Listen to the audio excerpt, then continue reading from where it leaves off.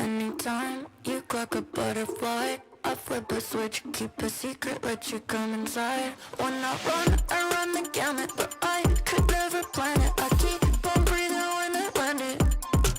When I run the gamut, but I could never plan it. I keep on breathing when I land it. If you give me a piece of your heart, you keep easy when you are a part of two worlds. It could be nothing, maybe it's something. Keep your eyes on me. Keep your eyes on me. Keep your eyes on me. Me. Keep your eyes on me. Keep your eyes on me. Me. Keep your eyes on me. Keep your eyes on me. Keep your eyes on me. Keep your eyes on me. Anytime you clock a butterfly, you flip a switch, keep a secret, let me come inside. When you run the gamut, but you could never plan it. You keep on breathing when you're in it. If you give me a piece of your heart, you keep easy when you are a part of two worlds. It could be nothing, maybe it's something. Keep your eyes on me.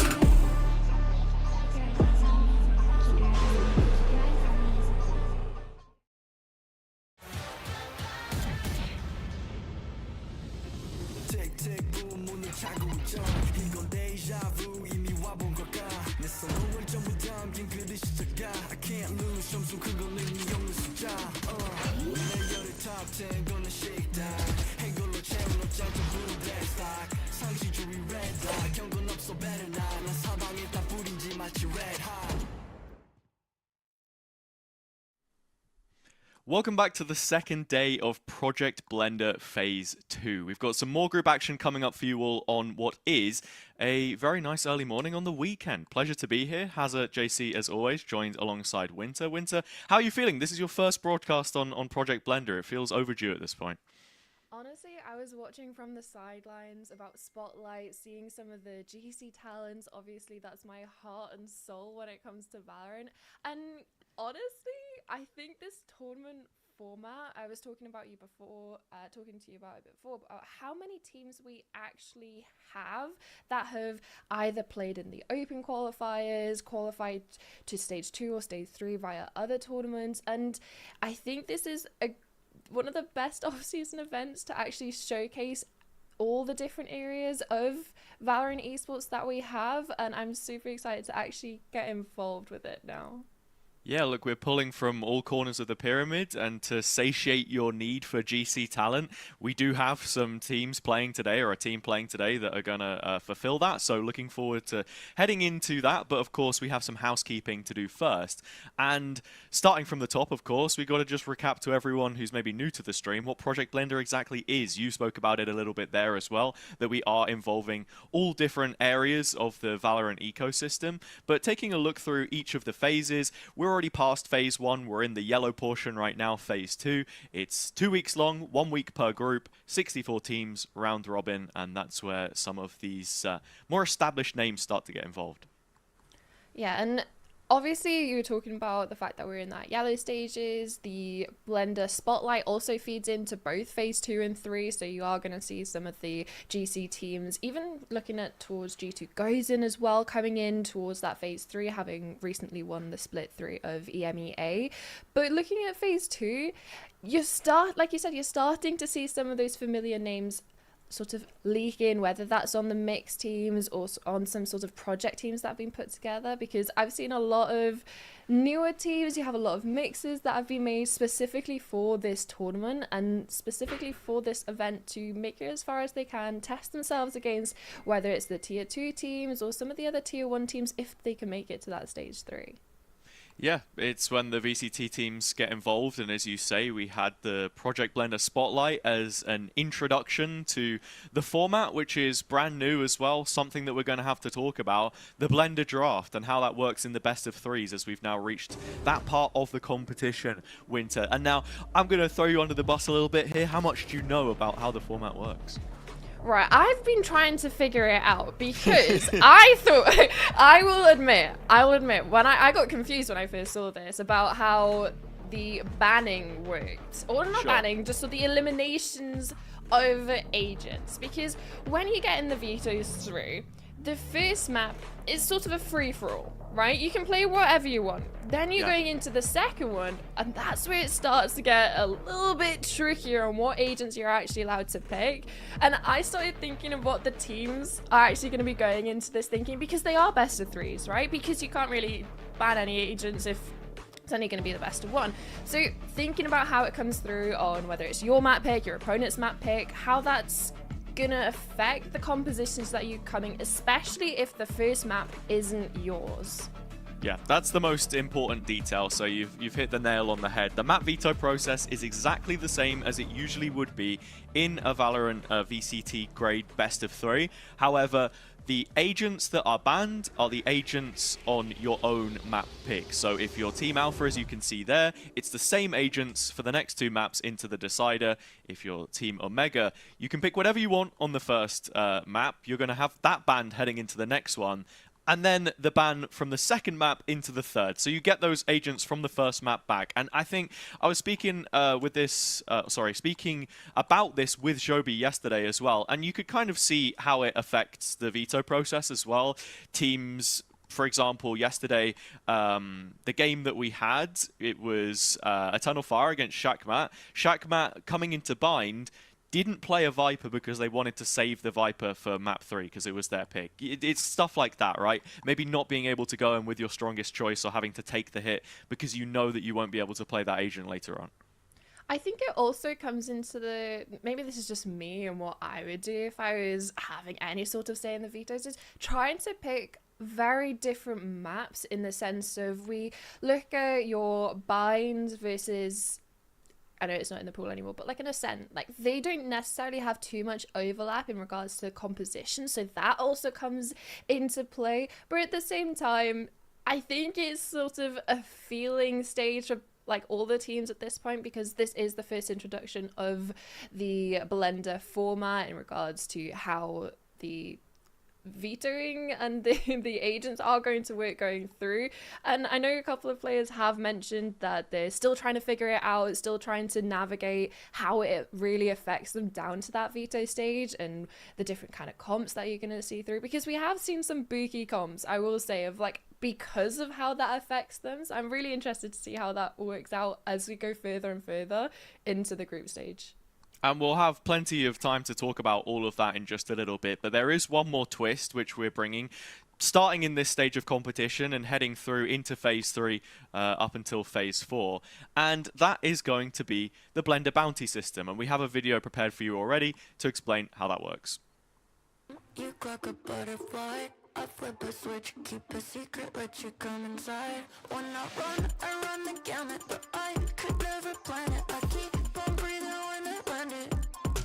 When I run the gamut, but I could never plan it. I keep on breathing when I land it. If you give me a piece of your heart, you keep easy when we are a part of two worlds. It could be nothing, maybe it's something. Keep your eyes on me. Keep your eyes on me. Keep your eyes on me. Me. Keep your eyes on me. Keep your eyes on me. Me. Keep your eyes on me. Keep your eyes on me. Keep your eyes on me. Keep your eyes on me. Anytime you clock a butterfly, you flip a switch, keep a secret, let me come inside. When you run the gamut, but you could never plan it. You keep on breathing when you're in it. If you give me a piece of your heart, you keep easy.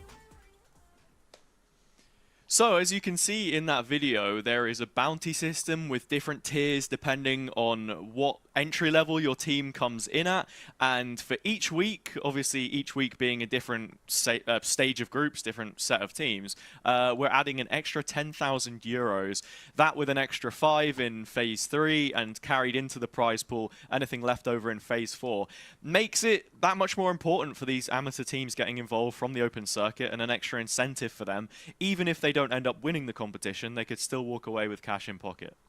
Yeah, because as soon as you get that bounty, it's completely cash to you. Like, there's no way you're gonna lose it, and it's to your name. And I think it's super cool, the fact that we have this not only during Phase 2, but also into Phase 3 shorts, a little bit less, and then everything gets added to the prize pool as well, so nothing's wasted in regards to this blender bank that we have going on. And it'll be interesting to see if we actually have any bounties collected when we start getting those mix of the higher and lower level teams coming up against each other. I think that'll be an interesting thing to see, but at the same time, it is going to be a challenge, right? Especially when you're looking at those high bounties to get the biggest amount of prize money locked in for yourselves. The T1 teams don't necessarily want to be losing to that. Yeah, and I spoke about this a bit yesterday as well, that some of the teams that would be classed as amateur are still a mix of established talent. So we have already seen a few bounties be collected. Only at the mid-level, the maximum amount you can get right now is the difference between the amateur and the tier 2 teams, 400 euros. But we saw Trashcan, Galatasaray and Bonk all cash in on those yesterday. So plenty more opportunities today for that to happen. And looking at the teams that we've got coming up, yeah, excited to see who it is that's going to make the most of that, at least in this second round, because we do have 3 rounds of play today, Winter. So it's only fair now that we fully introduce Phase 2 and start to go through some of the groups and the results that took place last night at 7 p.m. European time. So kicking it off with Group A, that was the group that we covered. It was Eternal Fire versus Shakmat as our opener. Eternal Fire taking the win there alongside Eintracht and Lost Puppies. I think I loved the match that you guys casted on stream. It was the Eternal Fire Shakmat game. I think it was a banger. We were talking about it earlier. Like, it's just probably one of the better matches that you're going to see from this group. And with Eternal Fire picking up that win, it's definitely going to be giving them a little bit of a confidence and a very good chance of making it out of Group A. Looking towards some of the other teams, though, that have faced their first loss, it's just going to get increasingly more difficult, as only 2 teams out of the 6 are even going to make it through, which is a tough format. It is kind of brutal, so any slip up is going to be very costly. And moving on very quickly to Group B, we can take a look at that one as well. And that's where we find ourselves for today's game, Novo Nightingale against Axolotl, a team with a win and a team that sits rock bottom of the group after having faced Leo, already making plenty of moves in the off-season, the Swedish core. And I have to say, Summer, I was pretty impressed with Novo yesterday as well, winning against Alternate Attacks, albeit it was the Spotlight team which secured their place already in Phase 3, but the Challengers roster getting beaten by the Spotlight team. So who knows? Maybe that is what we need a little bit more of. I'm all here for the Spotlight teams. I think it's going to be hard to hide my excitement for when we see teams like Novo doing well, especially against, like you said, like a Challengers, an Academy team of Alternate Attacks. And then also now coming into the matchup today, Novo versus Axolotl, you're definitely wanting to be favouring them after coming off the high of the victory that they've had against Alternate Attacks and kind of the low of Axolotl versus Leo. They need to start the redemption arc a little bit sooner than later. Absolutely. Heading into Group C, we can see Bonk at the top as they are another one of those names that made the home ground grand final recently in the EMEA LCQ to hopefully send themselves to New York City. They've already secured that, of course. And looking at the rest, 67 ping Enjoyers, not a name that I was perhaps expecting to see around, but they also picked up a win, as did Galatasaray, and this one was the biggest upset for me, I think. Winning against UCAM, looking at the rebuilds that they were offering and some of the names on that team, were a favourite for the group in my eyes. And while they weren't able to collect the bounty went against Esports Cologne instead. Definitely one to keep a watch out for, because Galatasaray is an organisation which we've seen in the past produce some talent, such as Levin, for example, in Turkey. It runs deep. There's a rich history there. Anyone in this group that you're particularly looking forward to seeing more of later on? I have to say, Bonk, obviously, it's kind of like a household name when you're looking at the Northeast broadcast that we usually work on. But like you said, Galatasaray, I'm just excited to see even more Turkish talent. There's like the saying, what was it, Minnie had about how to scout for Tier 1.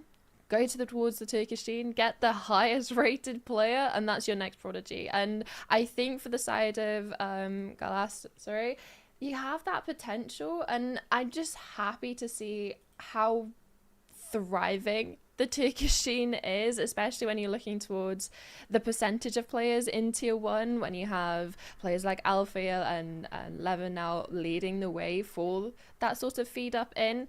But again, that's kind of like the 2 teams that you're looking towards making it out of the group. But in towards Group D, on the other hand, this is where I'm looking for maybe Gamax to do something cool. Like, they've already picked up that win yesterday, of course, but I don't know about you. Who are you looking to make it out of Group D?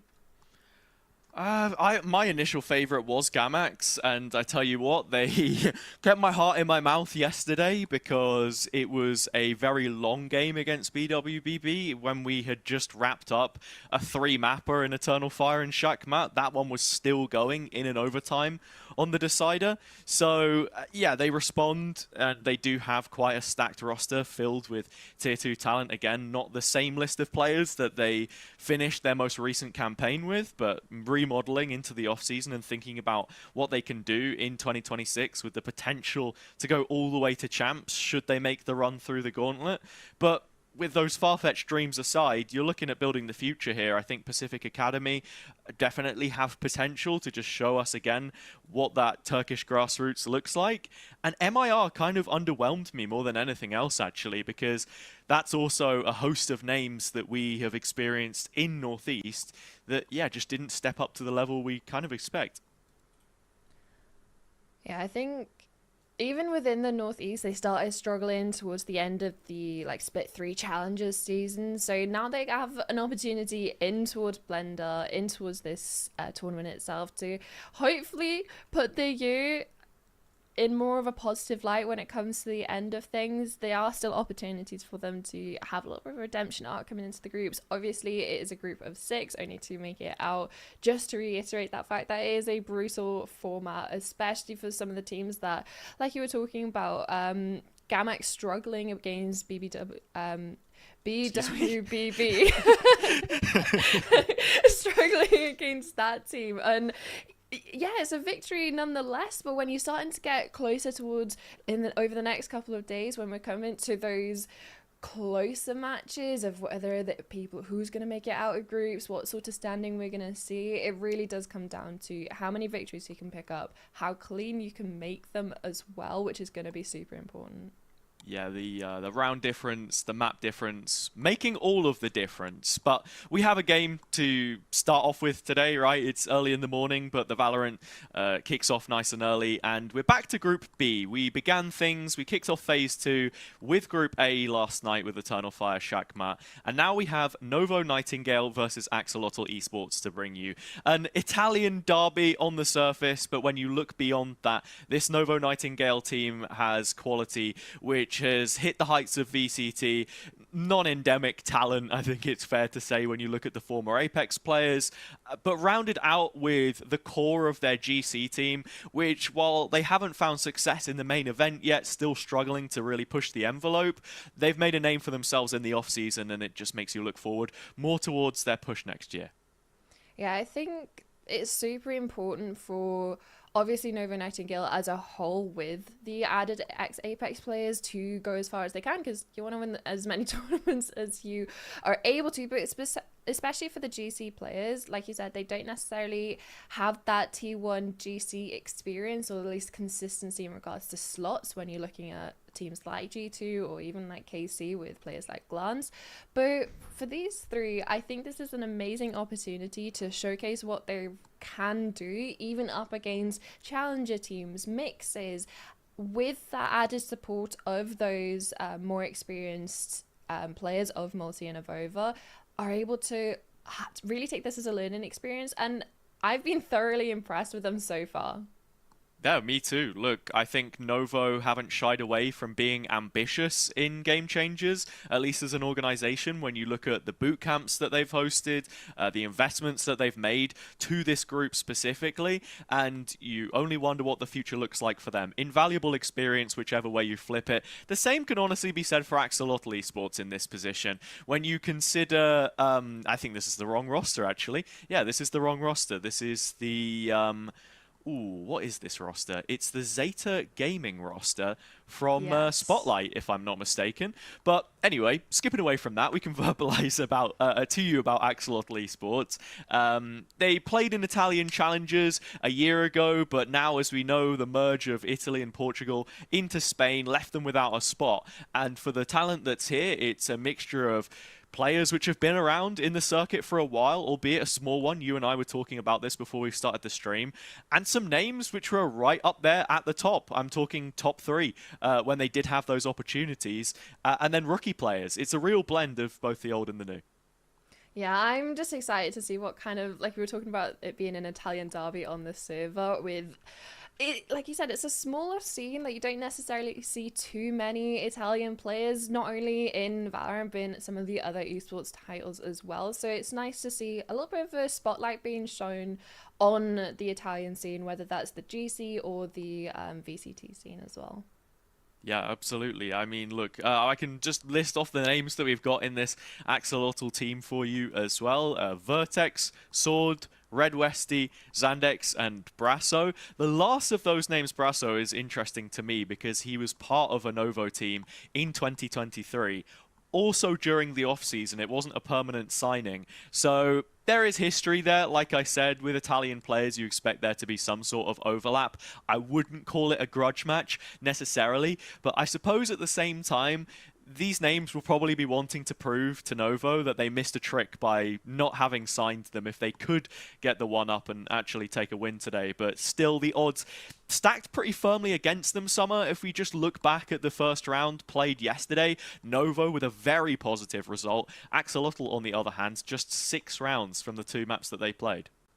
Yeah, I will say it wasn't the best showing for Axolotl as their sort of debut coming into stage 2, and it was the complete opposite for Novo Nightingales. So they're definitely going to be coming into this one with a little bit more confidence, I'd say, on paper at least, riding off the high of the last victory that they have had. But looking at the map veto, I'm really excited to be seeing Haven and Bind and Pill because, like I was saying, I feel like when you're looking at the vetoes, you're trying to look at a couple of different maps where you're able to have flexibility in regards to the agents that you can pick across all 3. And I think this is a very nice selection for both of the teams in regards to not realistically getting completely shafted with what sort of agents are going to get banned across the first 2 maps, right? Because you're looking at Pill is back in towards the pool, couple of changes in regards to the layout of the sites, especially over towards B. So it's definitely going to be interesting. Hey, that's one way to describe it. When you look at this veto, though, there are some reappearing maps from what we saw from both teams yesterday, and for Novo, of course, in their history from the Spotlight series that we saw from them. Haven kicking it off is going to be Axolotl's pick. They did find more rounds, twice as many rounds, against Leo yesterday, but that represents 4 rounds in total, 3 of which were found on their defender's side where they will begin things.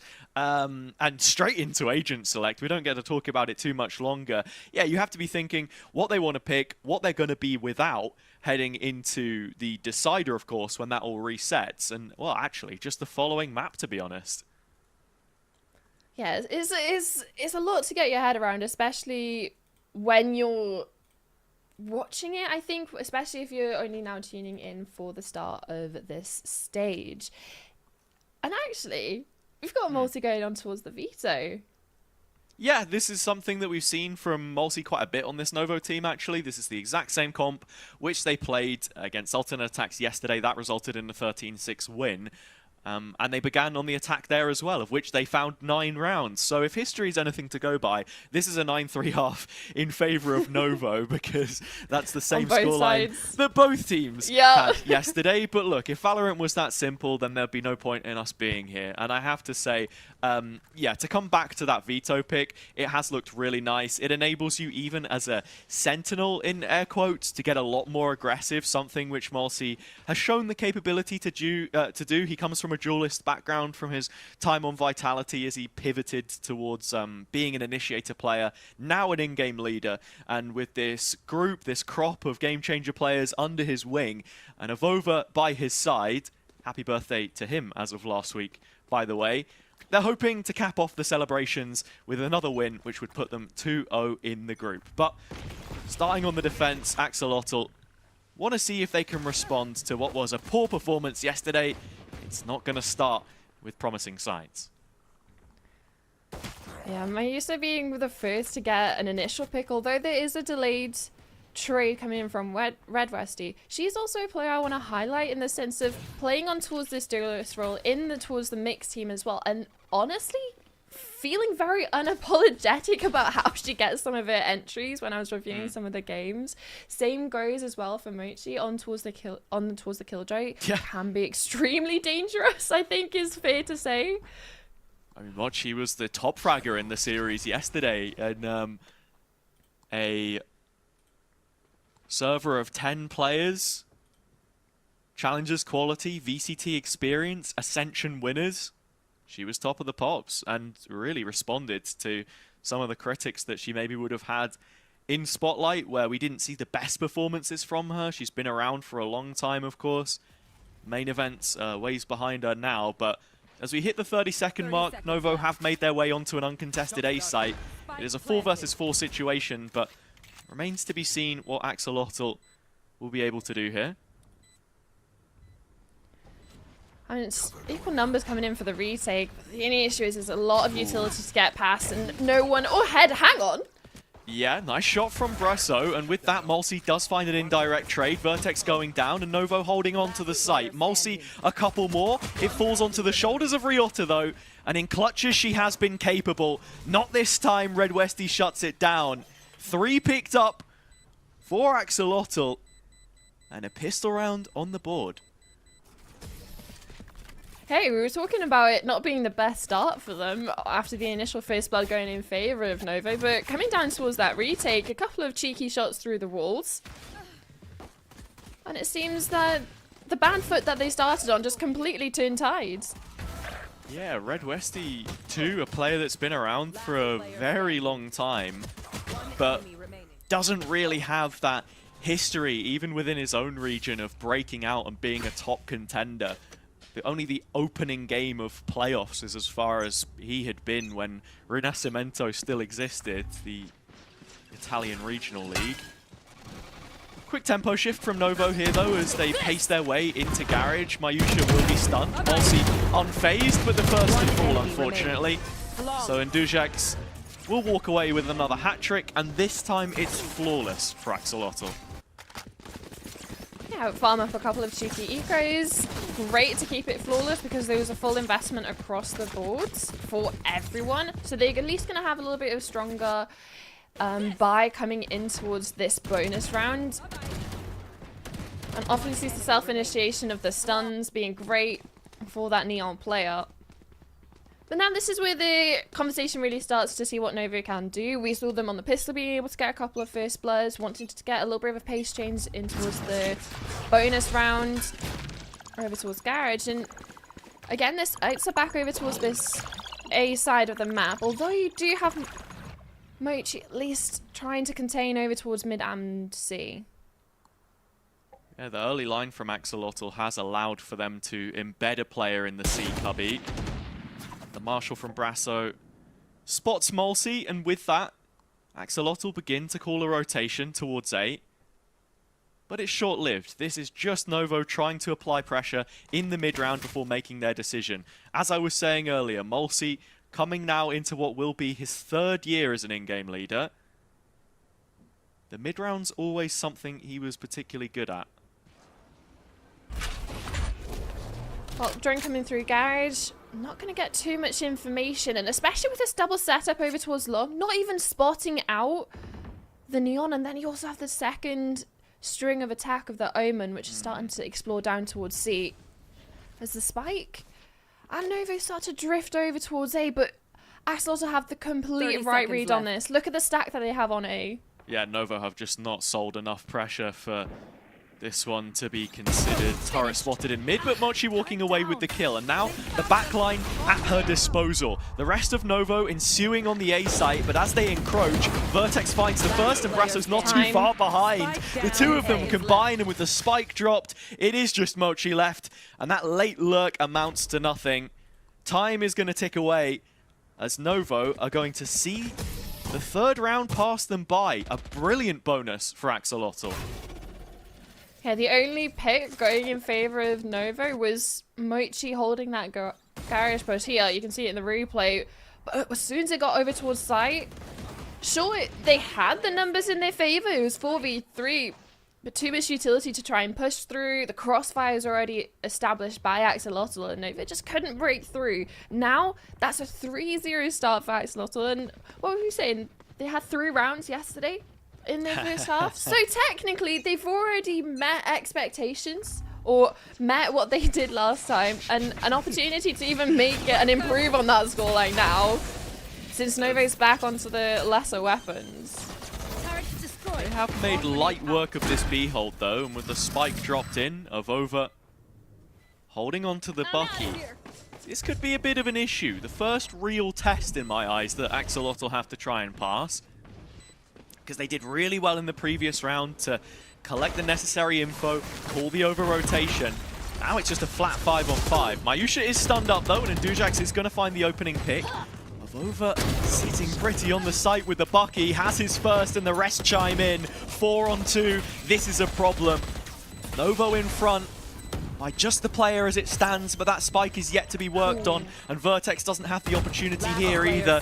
You can hear the harrowing echoes of Mulsey's TP as he repositions in the corner to pick up his third. I don't know, Winter, we tempted fate a little bit there talking about the 3 rounds, because that's all that Axolotl have. Hey, that was all they had in one whole half. We've already just started, Hazel. Give them a chance. Give them a chance. They've got their 3, okay? They have a couple more opportunities. How many chances to get more? But yeah, that was probably gonna be a round that they're gonna look back on and stinging a little bit, especially with what Nova were actually coming into that with.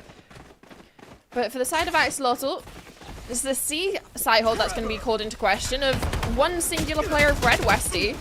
And Mulsey, having already evolved, doesn't get hit by the stun and is ready to trade out Mayusha as it's another injection of pace.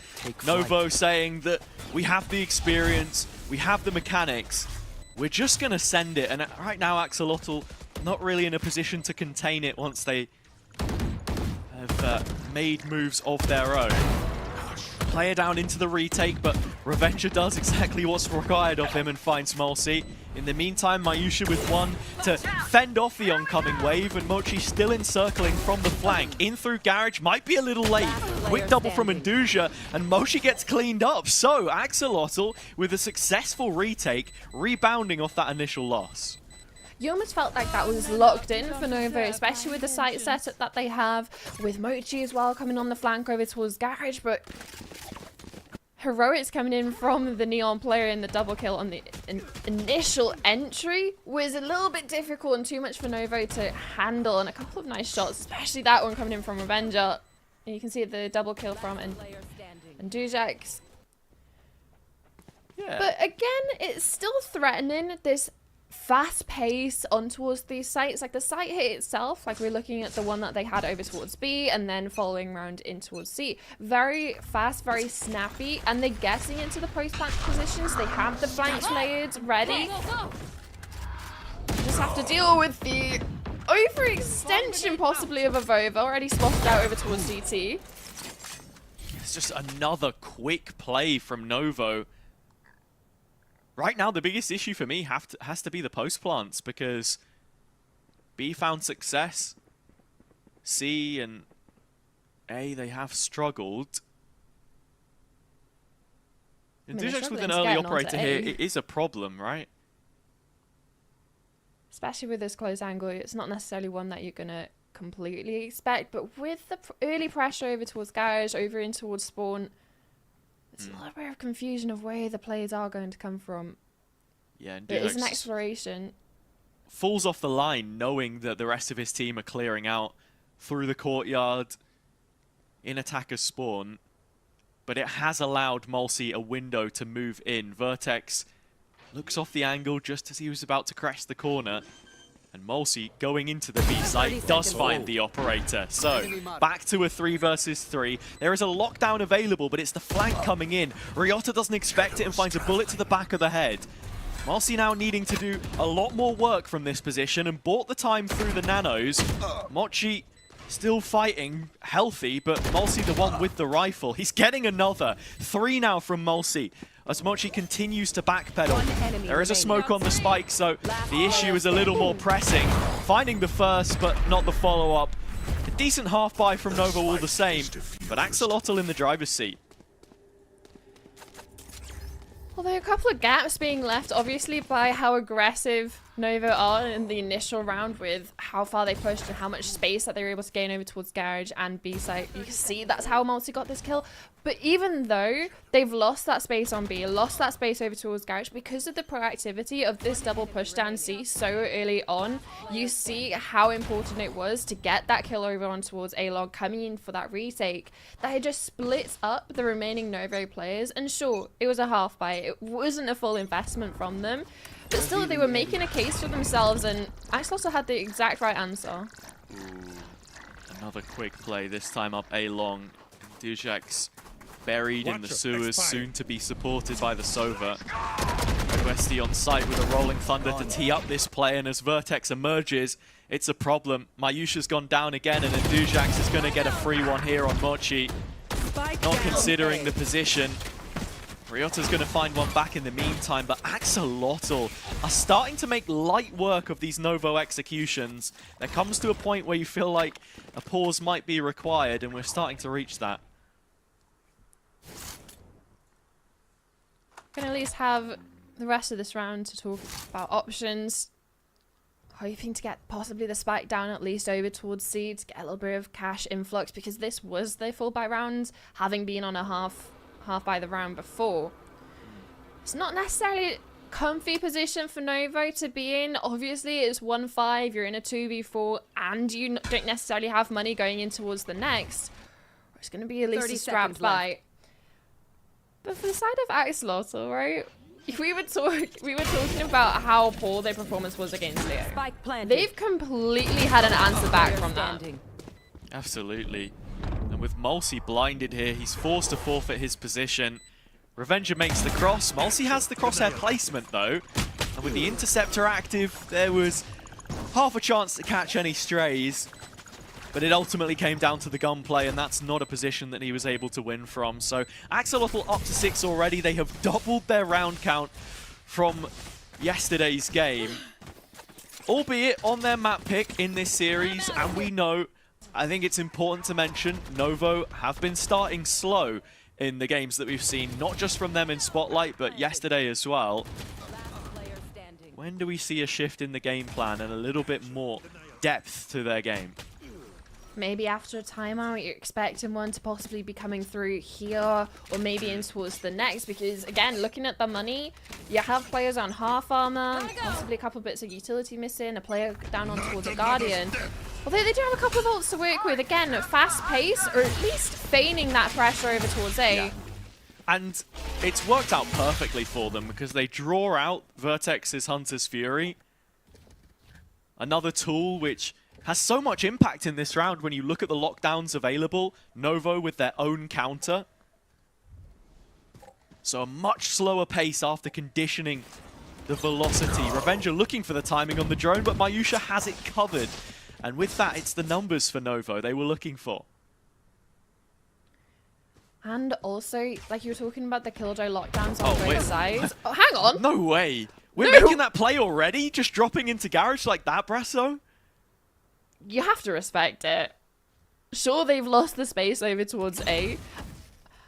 And Brasso is still exploring, at least deals with the turret, which now gives an opportunity for the B players to have a little bit of a walk down. You just gotta be careful here.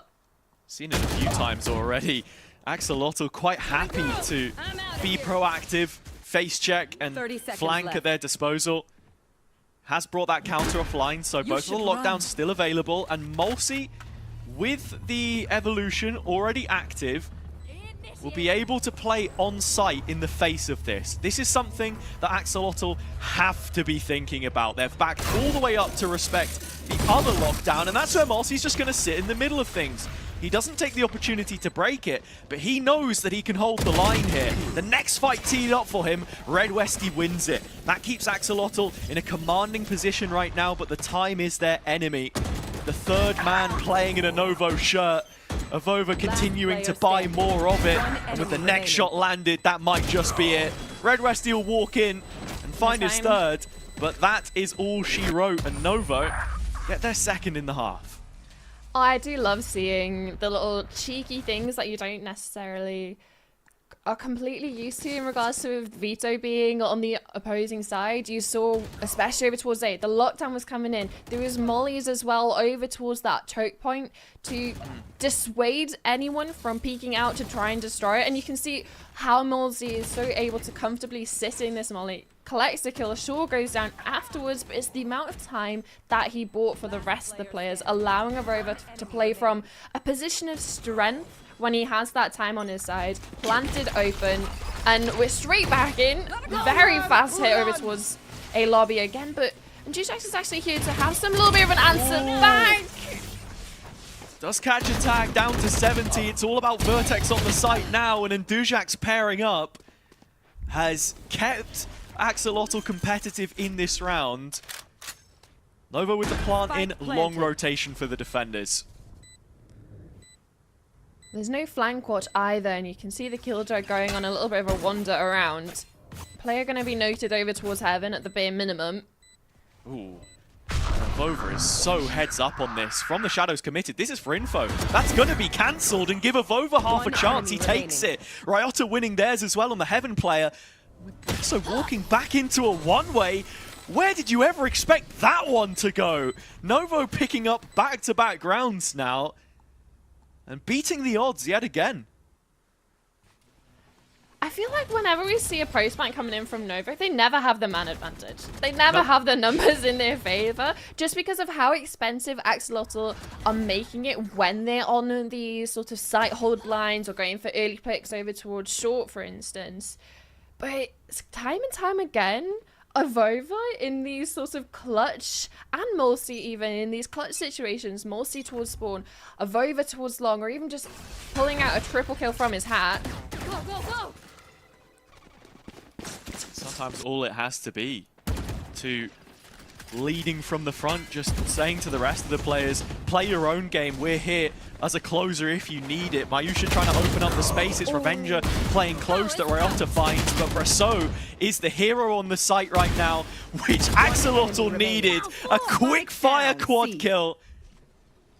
And with Mochi all that remains stranded elsewhere, another quick incision from Novo is blunted as Axolotl respond in kind. The 7th secured, the advantage theirs.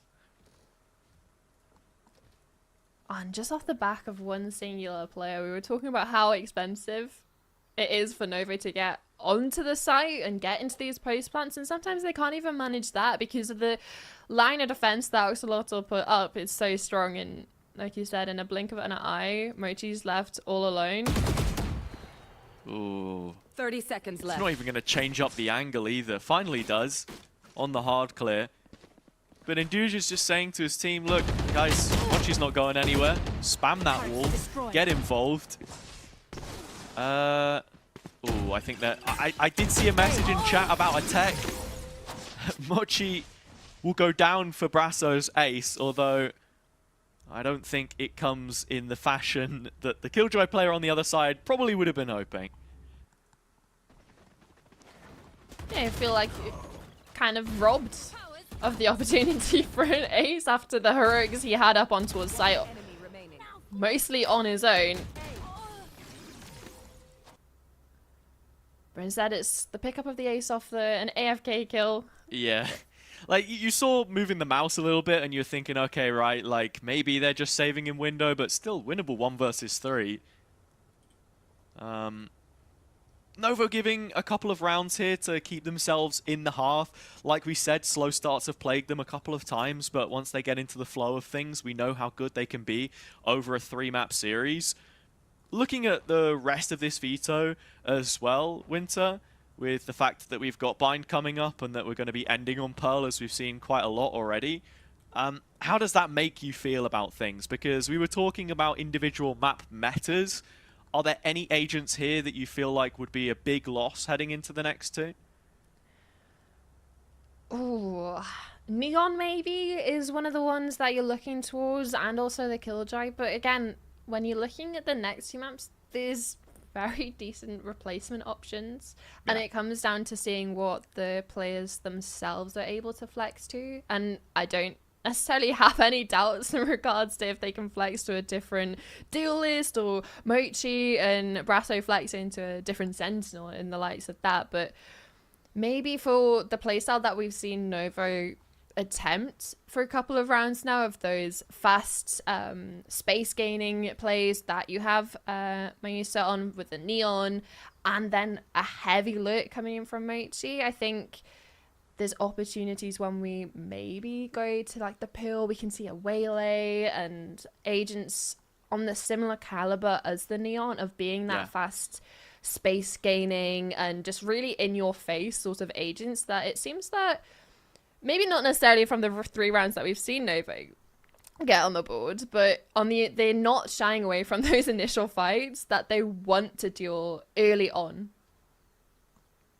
On Bind, for example, it would be the Raze, I think, for Axolotl here, knowing that they can't play these agents on the 3rd map if we get there is the most important thing to consider. I think that Sova is going to be a loss, but you look at everything else for both teams, really, and even heading into Bind, there are plenty of changes that you can make in terms of the controllers. I mean, even Astra as a pick by the time you get to Pearl. Yeah, there's plenty of options. We are just in a quick tech pause, as I believe one of the players, I assume it's Mochi, is having some connectivity issues right now.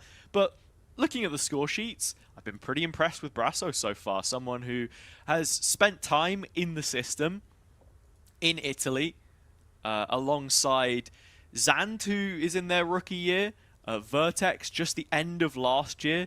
They made their debut in a lot of the same competitions.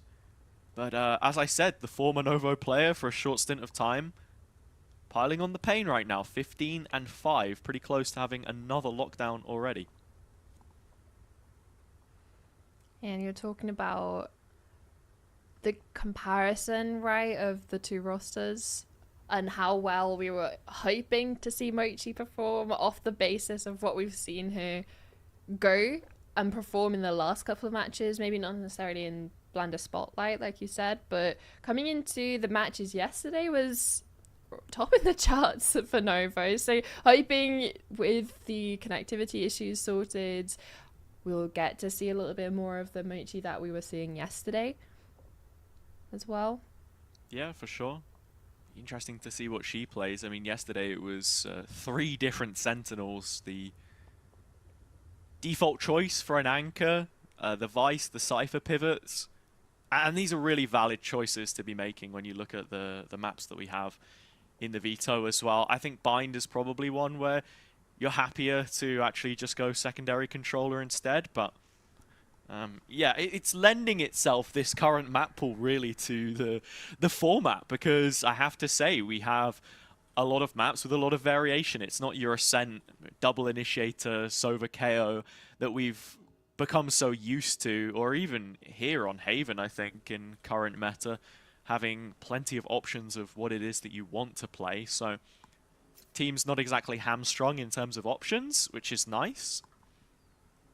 I will say, I was touching on it before we even got into the map veto section, of if you have 3 different maps, no matter if you're team A or team B, there's so many options for you to play, agents for you to play across them. Like when you're looking at Bind, like you said, you're looking towards the Raze, you're not necessarily going to be seeing that as much on Haven or on Pill, so that's a relatively safe map to be able to pick into as your map pick, as your agent bans as well. And it's the same thing with the Neons on towards Bind, on towards Haven. You're not necessarily going to see that on Bind. You maybe want to make a case for it going into Pill, but then you have varying options as well. So I think it's a very nice map veto that we've got for these 2 teams on regards to what they are going to be restricted from playing as we go forward. As you can see, we are back into the action. Although this round is still a bridge for Novo to cross. They don't have the best of weapons. I did see a rifle brought up there. But the silhouettes suggest that it is just pistols right now. Ryota and Mochi congregating outside of lobby. It's the standard Sova drone for the re-clear. And with just the Neon playing towards A right now, they don't call a massive rotation, Axolotl. Brasso's in the perfect position to find the first kill. I don't know if it was a gap in the smoke or just the right angle, but picked up nevertheless. And the B pivot called from Novo to try and get the spike down in a hurry. It's a Nova that trades off the back of Mulsi with a headshot onto Brasso. Ryota's there for the taking. Spike tapped on the next, still feeling the pressure and the heat of this Axolotl defense. And for good reason. Revenger is there as the safety net. Mochi the last player standing, but this time in fighting form, you could say. I'll tell you what, that's a nice shot onto Vertex. But a consolation nonetheless. Axolotl extending the lead. Last round in the half. Now it starts to get a little bit scary, right, for Novo. On the precipice of possibly even being 9-3'd after having such a great debut yesterday.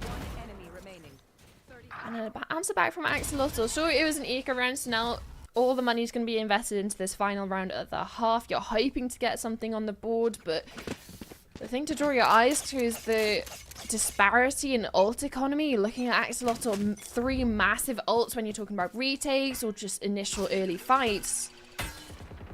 It's going to be a mountain out of a molehill for Novo to just try and get this 4th round on the board. Go, go, go. We saw some incredibly one-sided halves last night. And that owes to the strength some of these compositions have, but Axolotl with the right read so far and how to handle Novo's explosive capabilities. Mayusha leading the line. Mulsi so often that second in as you expect him to be. They've got free reign of the A site here, but it's the ultimates at the top of the HUDs that are the most worrying thing for me. You see the alarm bot placed by Axolotl and Brasso. He's just so ready to receive this. Cover going out. And there's just no point in them even fighting to hold this towards this site. Playing heavy over towards C and B, an early lockdown as well.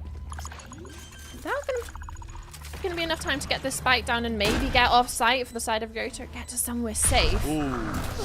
There are going to be players stuck out on long in this corner, and with the Rolling Thunder already in play, huge possibility to make this damaging. Oh, the aftershock. Avova TP's out, the aftershock is huge like you say, and with the spam coming in, Red Westy capitalizes. A second, in fact, a quick double dip, and the ult's still available. You've got to remember, Novo given the opportunity to play this out on their terms. And in such a regressed position, it's the space which Axolotl are welcomed in to fill. Red Westy finally getting involved, but Mulsi stepping up, and you can't help but feel they've taken their foot off the gas a little bit here, and that's the fact. Novo with 4 in the end. They clean up to finish the half and save some face. But a missed opportunity for Axolotl perhaps to make that a little more damaging. Yeah, you'd have thought that this was a shoe-in round, especially after the early lockdown. The aftershock over towards long, but Avova just being a menace, hiding from the clear that they had. The Rolling Thunder not being as impactful as they were hoping, and the double stack of players on towards short just running back in towards the site. And yeah, left it a little bit too late for Axolotl, grasping at straws as the time started ticking, but 8-4 is still a respectable half, right? Absolutely, it's damage limitation for Novo more than anything else. As Axolotl picked up the first pistol round in this map, this is an opportunity for them to double up and really pile on the pain on their own pick. Duzhnax is the first player into Garage, but all of this is just raising question marks which Novo are forced to address. Couple of jump peeks over to try and spot over towards mid, Ryota. And Multi the first line of defense over towards B, and they're going to have to be careful, especially when we're looking at the lurks of these Killjoy players. Mochi was attempting to do it on the first half. Now it's Brasso's game. And it's a brilliant shot from him as well, threading the needle on a running Ryota. The fast flood coming in from Novo on the C site, and Avova stands tall. 2 kills, but Mochi needing more. And with that, Axolotl move the needle in their favor. A 2 versus 1 up against Mayusha. She's fast to respond and has just spotted the back of Red Westy. It's one of the 2 players, but can she piece together the puzzle? That's the turret from Brasso. Now she should know. Breaks it, and well, so do they. The stun misses, can't find the target. In fact, no, Brasso is caught. And in the meantime, the teammates scarpered. Red Westy nowhere to be seen. Mayusha on a cover-up mission. And both Axolotl players swept under the rug. A 5th round for Novo. Their own defender side pistol won out in a clutch fashion. Oh, I need to see this on the replay.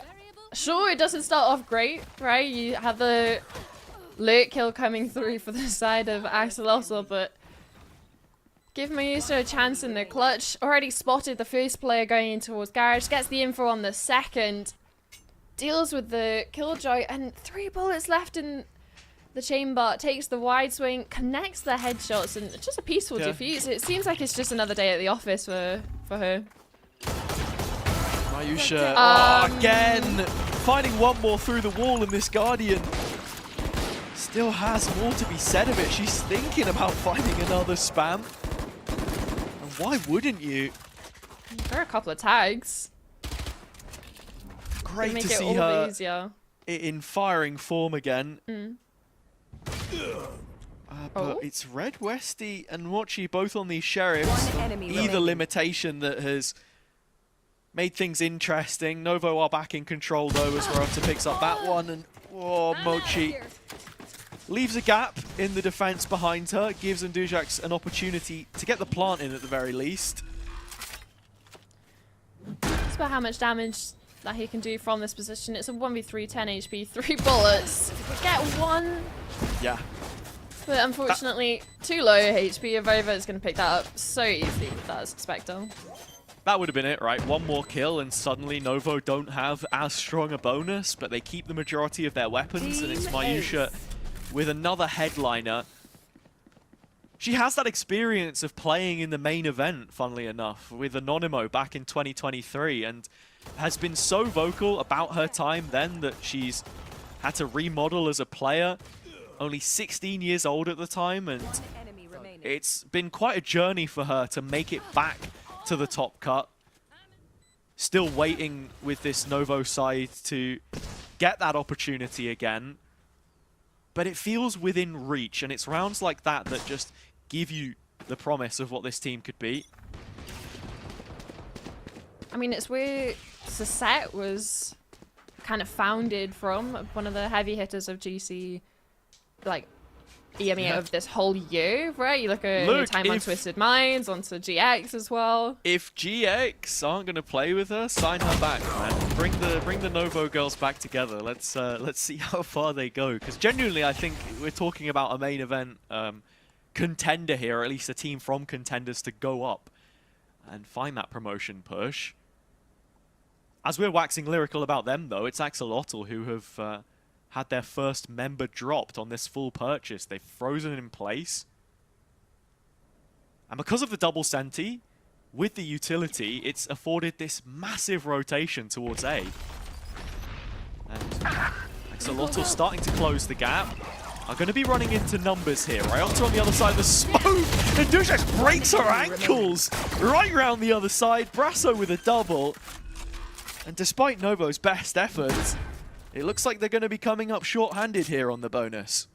I mean, that's a nasty little combination of how you want to take backside of A.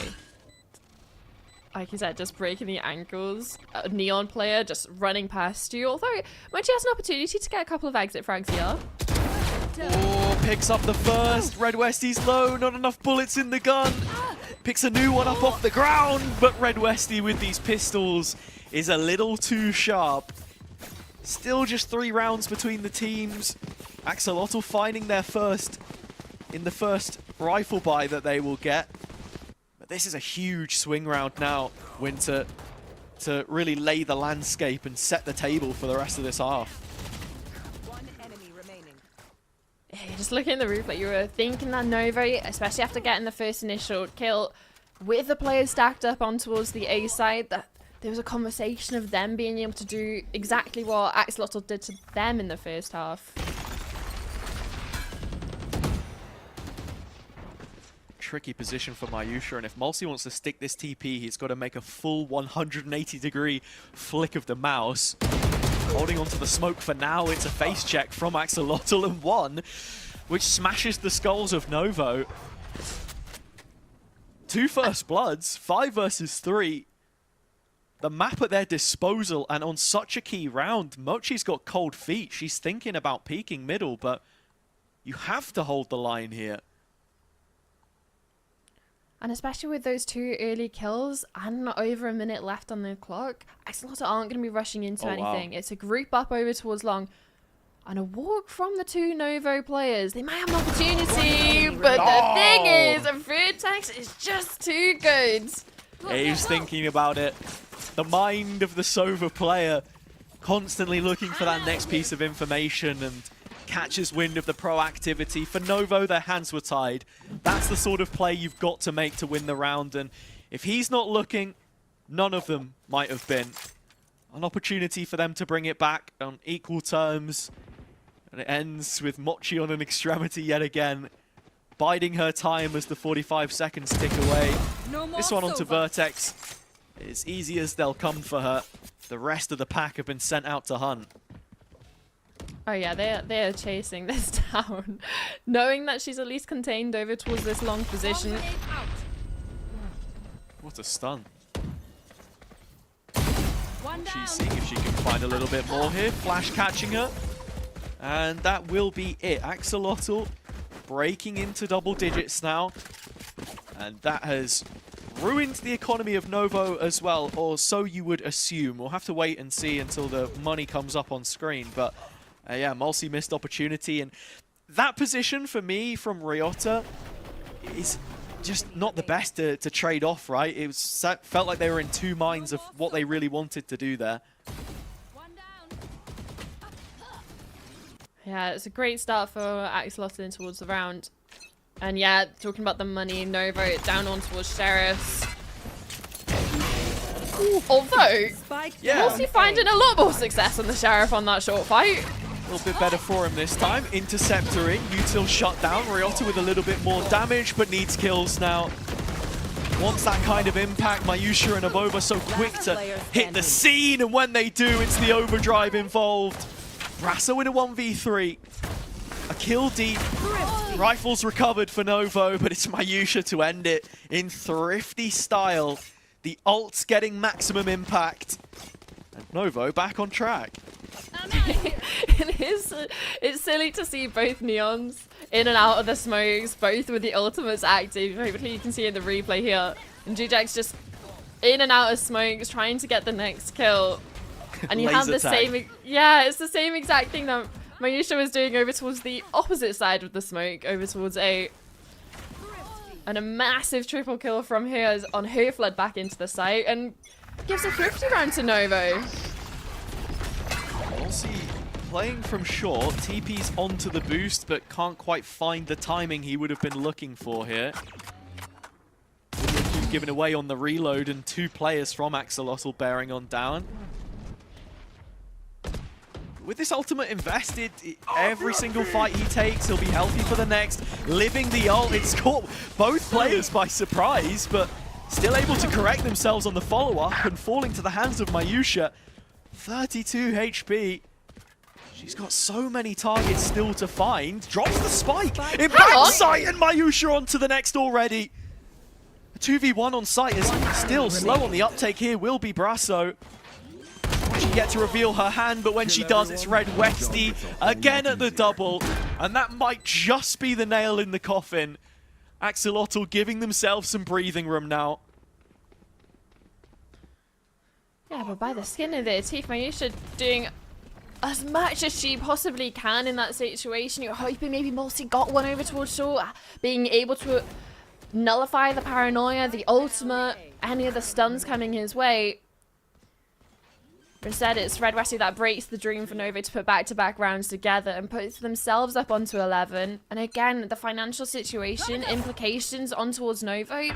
You have Guardians, you have half armor. fancying her chances of this mid play, and Avova is there to bail her out. A bad situation which Novo are able to profit from. And with Ryota extended on A as well, they have a monopoly on the information right now. The only gaping hole would be the C site. That is quickly met with a rotation. Take flight. But even this feigned pressure over towards A is going to be confirmed relatively quickly off the back of that Aldrin. That there's nothing there. There's no pressure. It's still over towards mid that they have to worry about. They still have utility on towards B. They have 4 players stacked between C and Garage, respectfully.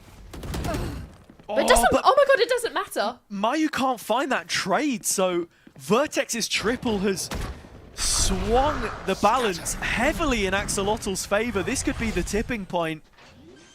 Avova crossing the site with the TP, but everyone on Axolotl involved now. And Ryota's recovery mission feels a little too far-fetched. She isn't going to consider the defender side angle. And Red Westy again in the feed. This guy has been doing the heavy lifting on the breach. Not just the utility, but the impact in terms of kills as well has always been there. Yeah, a little bit disjointed going for that trade. There was the 2 players on site fighting first in towards Garage, and an opportunity for the players inside, specifically Vertex, to adjust in towards window. But Novo had the right read. They had the players in the right places. It's just Axolotl being able to isolate each angle of the fight. Gets them 12 on towards the board. Now Novo fighting off the back foot once again in regards to the economy, in regards to utility, and now in regards to health. Avova already being put down low off the back of that initial spam. Big loss. Now Avova's walking on thin ice. Ryota breaks through, head beneath the waterline. Novo starting to run into trouble here. Pack of players grouped up in grass. You can see what their intentions are. Garage space attempting to be taken, but as the drone is broken almost instantly. Slight changing of the guard here, looking towards A instead now. But they do have the Killjoy lockdown to play with. Still some early utility signs over towards short that they are present. Are players of the Axolotl side wanting to explore over towards A. What is the call from Novo here? The lockdown comes in, but no intentions to fight the site early. A counter ult from Axolotl. So they can at least maintain this space for a moment, but the spike plant doesn't come in. There's a nano lineup in the corner. Oh no, this is detrimental. Avova's just queuing up for his opportunity. He knows they're all detained, but it's a stinger for God's sake, Avova. That's not the gun for the job. Oh no. The time. Brasso picking it up. Time is low. The attack might not have enough to get this spike in. Could Molsey win it here, really? Needs a few Guardian shots and can't get it. Pandemonium in the final round, but another missed opportunity for Novo. 13-7, and Axolotl respond to yesterday's result with an opening map win. Oh, and in the fashion that they do it on that final round, all five Hazard have been trapped inside that lockdown from Mochi, but the worst weapon, the worst possible choice of all 5 players that could have been on the flank. It had to be the player with the stinger and taking those long-range engagements down over towards long. It's just a rough way to close that one out. Treat it like an aim lab. Get the classic out and start clicking the heads. They're not going to move. They can't really. Man, I know that the stinger has had some changes to it on this patch, but that is very, very unfortunate. But I think still symptomatic of the overall Novo performance. Took a while for them to get going.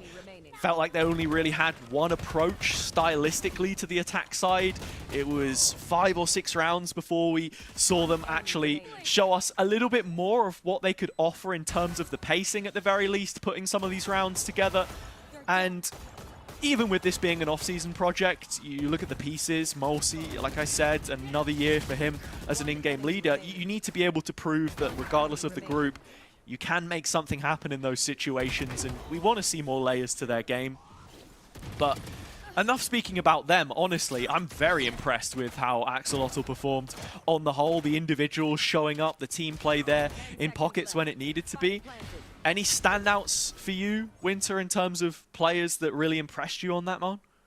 I mean, I think it's going to be easy to say Red Westy and Brasso, right? Topping the board, both at 23 kills each. But I do want to have a look at more towards Vertex and Red Westy in regards to the utility that they were able to use.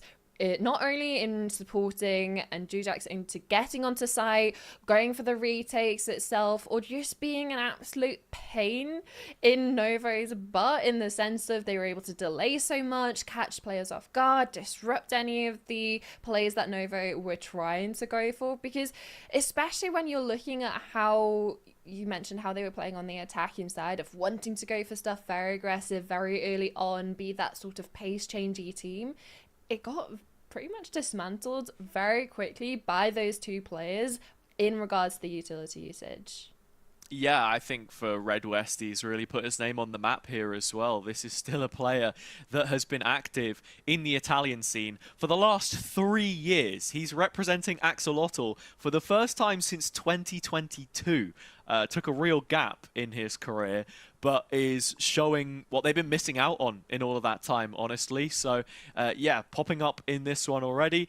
And for Novo, it's back to the drawing board, but they're heading into their own map pick. We've seen them respond in the following maps before. Even a bit of a write-off, but we're going to head to a break, and when we return, it's Bind on the horizon. Can Novo right the ship, or are they going to be taking a loss to Axolotl, who can move from the bottom of the group at long last? That's what we're here to find out, so we'll see you very shortly.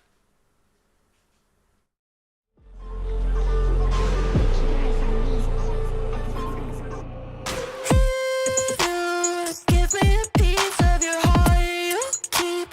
Easy when we are a part of two worlds. Give me a piece of your heart you keep. Easy when we are a part of two worlds. It could be nothing, maybe it's something. Keep your eyes on me. Keep your eyes on me.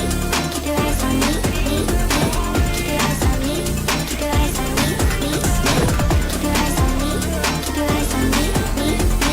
Keep your eyes on me. Keep your eyes on me.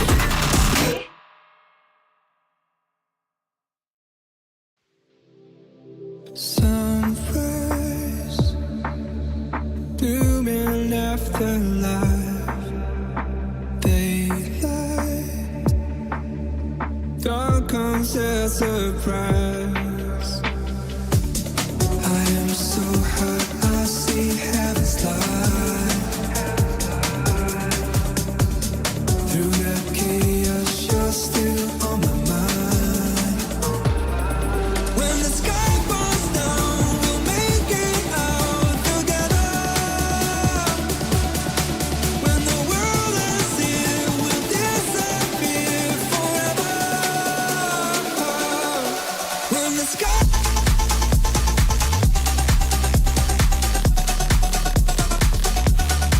when the sky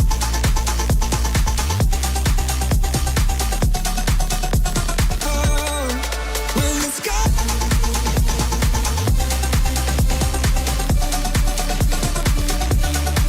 when the sky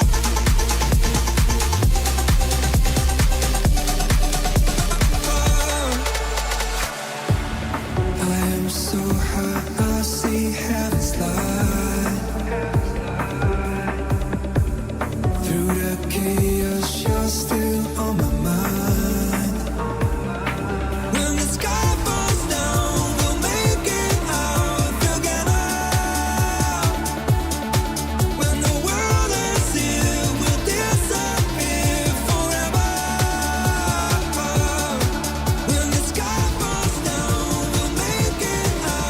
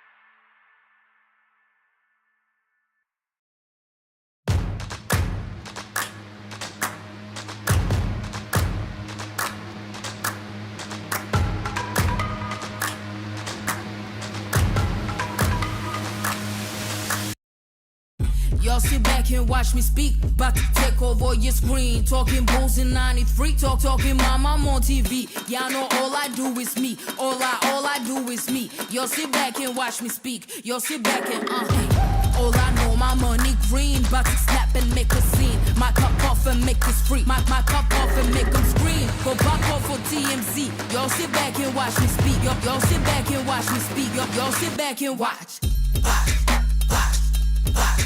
Watch me. Watch me. Watch me. Sit back and watch. Sit back. Sit back. Sit back. Sit back. Money long, nothing on credit. I got style, don't catch no feelings. All this bread ain't got no lettuce. I got style, don't catch no feelings. Watch me. Watch me. Sit back and watch.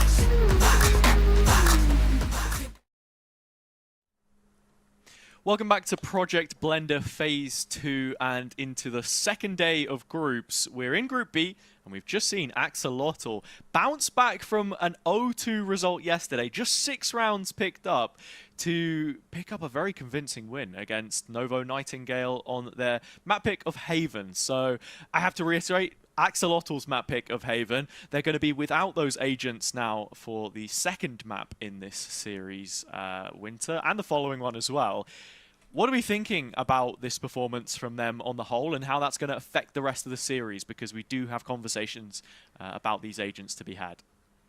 I mean, I just don't think it's going to affect them that poorly, right? Especially when you're looking at the players that had that sort of standout moments, whether it was on the Breach or on the Killjoy, you're not necessarily looking to be wanting to play the Breach going into Bind or even going into Pool as our third and final map. So in regards to like the pop-off ability of some of these players, I have no doubts realistically. I think the main one that is an issue or is going to be a little bit more of a workaround is going to be that Omen not going to be allowed to get played, especially when you get to the third map. But then you have options on Bind, like you'll run the Brim, the Viper as that double controller, or if we do get to Pool, you have the opportunities to play towards the Astra. So this is a very forgiving map veto, I think, in regards to the format that we've got.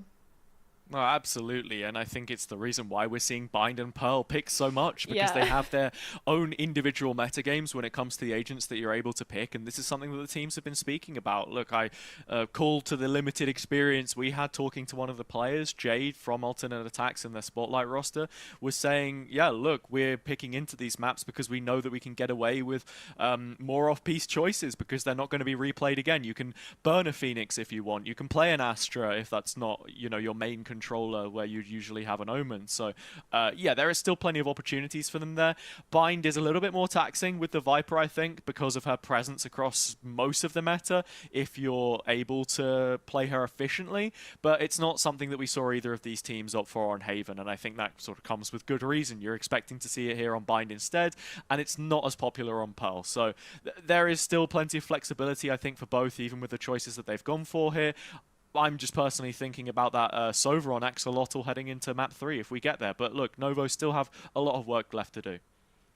Yeah, and looking in towards Bind, you're probably expecting a fade more for that initiator, or even opting for the Sky, like we've seen a couple of the teams go for already so far in towards this format of Project Blender. That is not necessarily something that is commonly used, right? Sky's falling a little bit out of meta, but seemingly coming back into it in regards to this sort of micro meta that we're kind of building coming into Project Blender, which will be exciting.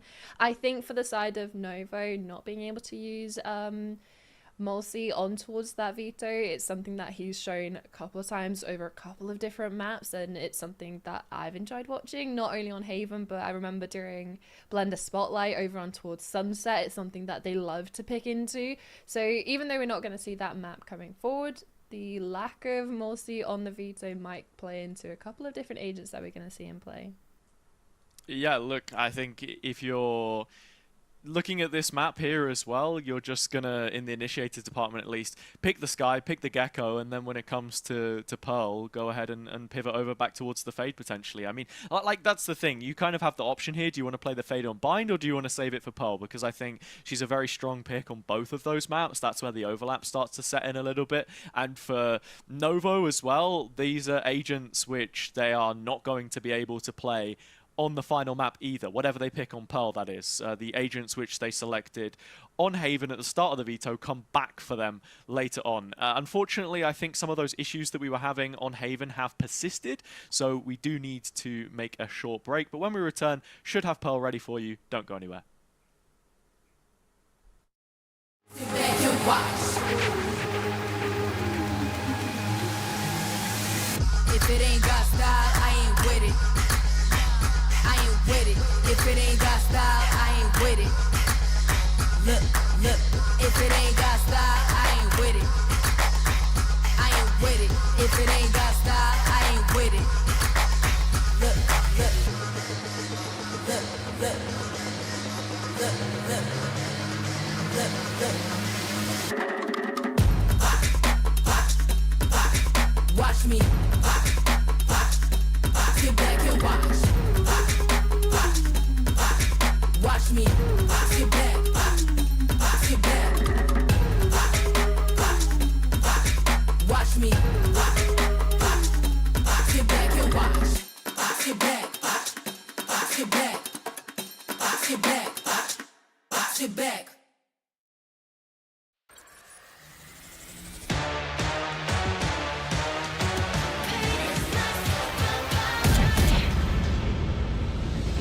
틱틱 문을 차고 있던 이건 데자부 이미 와본 걸까 내 성공을 전부 담긴 그릇이 작아 I can't lose 점수 그건 의미 없는 숫자 내 열의 top 10 gonna shake that 해골로 채운 옷잔 전부 that's like 상시주의 red dot 경고는 없어 better not 난 사방에 다 뿌린지 마치 red hot Broken embers, what's left to lose here on the edge of forever. I never leave, I'll never fight. We all sacrifice, but until the final hour, pain is my superpower. Keep my head up high, run through rain or shine. Can I see?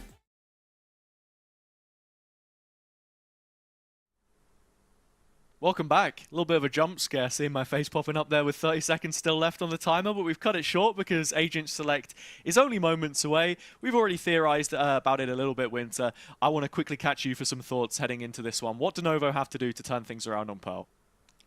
Oh man, it honestly, the attacking side is what I want to see, just for us to even have the opportunity of getting to that third map of Pearl. But for the attacking side, it just so expensive for them to get onto sites. The axolotl line of defense was incredibly good at making those initial engagements so costly that when they did get into those post plants, you're playing off the back foot, lacking utility, and well, axolotl were pretty clean on those retakes after the 8-4 half that we just saw. Yeah, look, forgive me. I'm thinking about Pearl already. It is Bind on map number 2. But yeah, in terms of what they have to do right, we are thinking about that attack side, especially with how this map, kind of like Haven, does have a bit of an attack bias, or at least you would assume on the surface. It's going to depend what compositions both of these teams go for, but I am expecting something similar from either of them, probably in the vein of the double controller, double initiator that we've seen in the past. Probably surprised if we see a Sentinel here, but they can go for one if they want to. I feel like it would make sense to sort of save that pick, right? Give yourself more room to use the field when you head to Pearl. If you get to it, I'm still got this obsession here that I feel like Novo are going to bounce back. I would be surprised if Axolotl 2-0 them, but it's definitely going to do them a world of good. You were speaking earlier about the group stages, how every round is important, every map. Novo, even if they go on to win this, it's a 2-1 for them. So minimal returns as it would have been in that alternate attacks game. And for Axolotl, it's hit the reset button. The 2 maps that they lost, immediately responding with 2 more maps back. And that's the issue there as well, is the 2 maps that they lost yesterday were In a nice way, they weren't in the server for those two maps, right? It was a very dominant loss in regards to Axolotl. I think they were around down like 20 rounds or something. And also the fact that it was a 2-0 is going to come into play when you're looking at those tiebreakers to make it out of groups, talking about how unforgiving group stages are. Every mistake, even just making it a 3-mapper rather than a quick clean 2-0, can come back to be an issue when you're looking at the fact that it's only 2 spots to make it out of the 6-team group. And looking towards Bind in itself, going back towards the conversation we were having earlier about the agents, I'm looking towards the Euros as well, especially with the changes. Maybe get a double duelist going in towards Bind. You have the opportunity to be a little bit more flexible coming into this one in itself, of that sort of Raze, Yoro double duelist, or the Brim, Viper double controller setups that you can run. So there's still a lot of flexibility for these players coming into this one, that with the first map being Haven, the banned agents don't necessarily feel that deep when you're looking at the conversations of what compositions they can run on Bind specifically. Yeah, and I've just taken a little bit of extra time here to go over what we've seen Novo Nightingale play previous, and funnily enough, they've never shown us a bind before, even though it is their pick. And when we're looking at Pearl, it doesn't exactly get any better. They played it 3 times already, twice in Spotlight in the qualification final, the semi, and then also once in Phase 2 yesterday against Alternate Attacks. That was their opener. 13-5 loss, 13-8 loss, 13-6 loss. It doesn't make for great reading. They have played a different composition every single time we've seen it, but the last 2 have both featured a Yoru. So if they want to use that here on Bind, they're going to be without it on the decider, and I feel like they need everything that they can possibly muster. Whether it's going to make a difference, should we get that far, considering the track record, I don't know. But yeah, lots to be thinking about, lots to digest. We still haven't reached agent select, surprisingly enough, so I'm not too sure if we've hit another hitch in the road or what exactly the situation is, but obviously we will post you updates here from the commentary desk as soon as we receive them. Winter, taking a step back then, I suppose, if we have the graphics on the production side, we can look at some of the other groups maybe. If you've got any teams that you want to take some time to talk about in the competition, who your favourites would be in the running for Phase 3? Oh, I don't know about favorites. I know which ones I'm trying to manifest making it though, especially looking at the Blender Spotlight teams, sort of FMCL, looking to see if they can go a little bit further. I think they're in Group E or something like that. But some of more of those different types of teams. But we are just in time getting in towards Agent Select.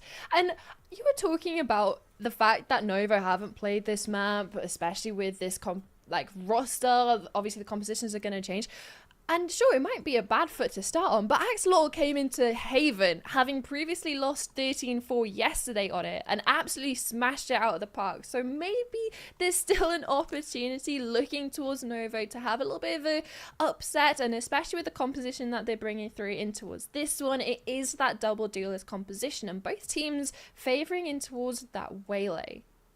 Yeah, look, maybe all they need is a fresh start, a new canvas, something to get stuck into.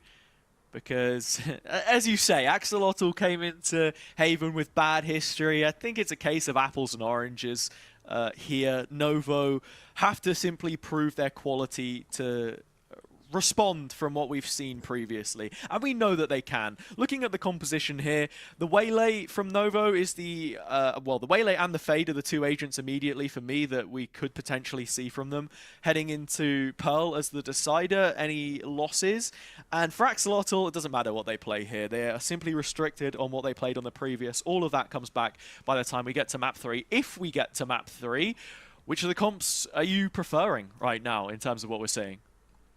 I think in regards to, on this map in particular, in that sort of isolated view, I love Novo's comp. Having that double duelist, sure, especially with the changes that's been made towards Yoru, favouring towards the Raze Waylay double duelist, and also pairing that with Ryota on the Fade. There's a lot of little micro things that you can get done, whether it's a fade pole, a waylay dash on top, or even using the paint shells from Mayusa on towards that race to deal a little bit of early chip damage, catch players off guard in certain positions, and be punishing of those corners or even early engagements when they eventually switch over towards that defender side. If anyone wants to go for lurks up towards A, a pull and a nade can be absolutely devastating. So I'm definitely favouring Novo, but in no means is Axolotls comp bad. There's a lot of things that they can work with on their side as well. Absolutely. And coming off the back of a win, they're going to be feeling confident. Novo have a lot of work to do in my eyes to put right this attack side. It's the standard Viper utility, as we do have a disconnect in the bottom left. I'm hoping that won't prove to be an issue later on. Novo are quite slow to scale in this position. They've already gotten up so far as Hookah. And I believe, yeah, Red Westy, the disconnected player, was the Brim on the B side. So with him out of action, Novo fully capitalizing on it. The short play not going their way. Revenger with a quick two-piece. And in for a third hit. No bullets, 5 HP. Ryota will claim 2v1. Well, we saw heroics from Brasso on the previous map. Now both players spotted out.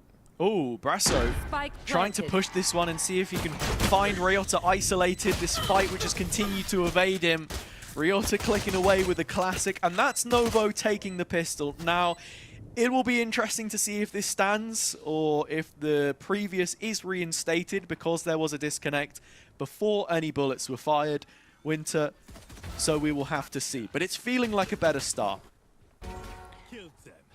Yeah, it's lovely to see how much space that they were able to gain. Even if there was a disconnect over towards B long in towards Garden, they still were able to scale up Hookah. They had the gaps notified, like they identified, took advantage of it, and sure, it was a shot in the back on possibly a disconnected player. But realistically, would have they been looking that early on over towards site itself? Yeah, it's a fair point. Novo did get themselves in position pretty quickly, and as you can see, we're in a tech pause.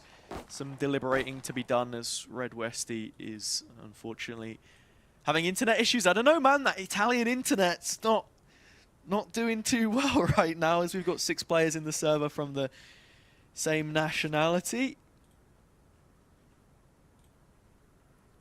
It is nice to see, though, a lot of Italian players in the server. It's not something you get to see too often outside of the designated challenges league combined with Portugal and Spain, so an opportunity for a little bit of a stage for the Italian players now coming into this opportunity, into this tournament as well.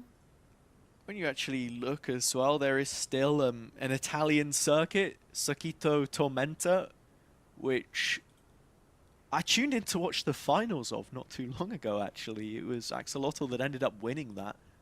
Red Westy lifting the trophy at the end of it.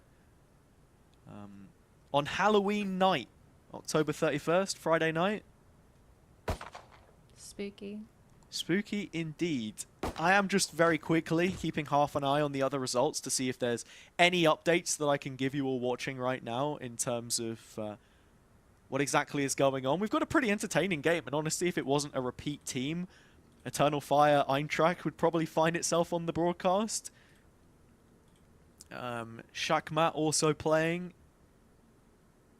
Gamax MIR, BWBB against Glacial Guardians.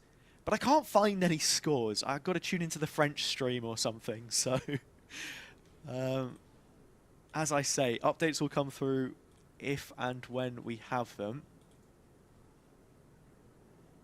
I mean, to be fair, we were talking about this match in itself of what our predictions would be coming through on towards this series, and I'll put us both in it. We weren't expecting, off the back of Axolotl's performance yesterday, to be, and how well Novo did play, that it would have been a series this close and tipping actually in favor of Axolotl. And looking at the other groups as well, a couple of unexpected results when we were thinking of the bounties that have already been collected. Sure, it's still that mid-range, were a couple of spooky things happening. It's not Halloween anymore, but still upsets available, and how close some teams in the competition are, how brutal the format is, and mistakes are going to get punished. But seems the tech pause is over, and we're going to go heading back into this one. Obviously, Novo did win that pistol, so they're going to be the ones coming in with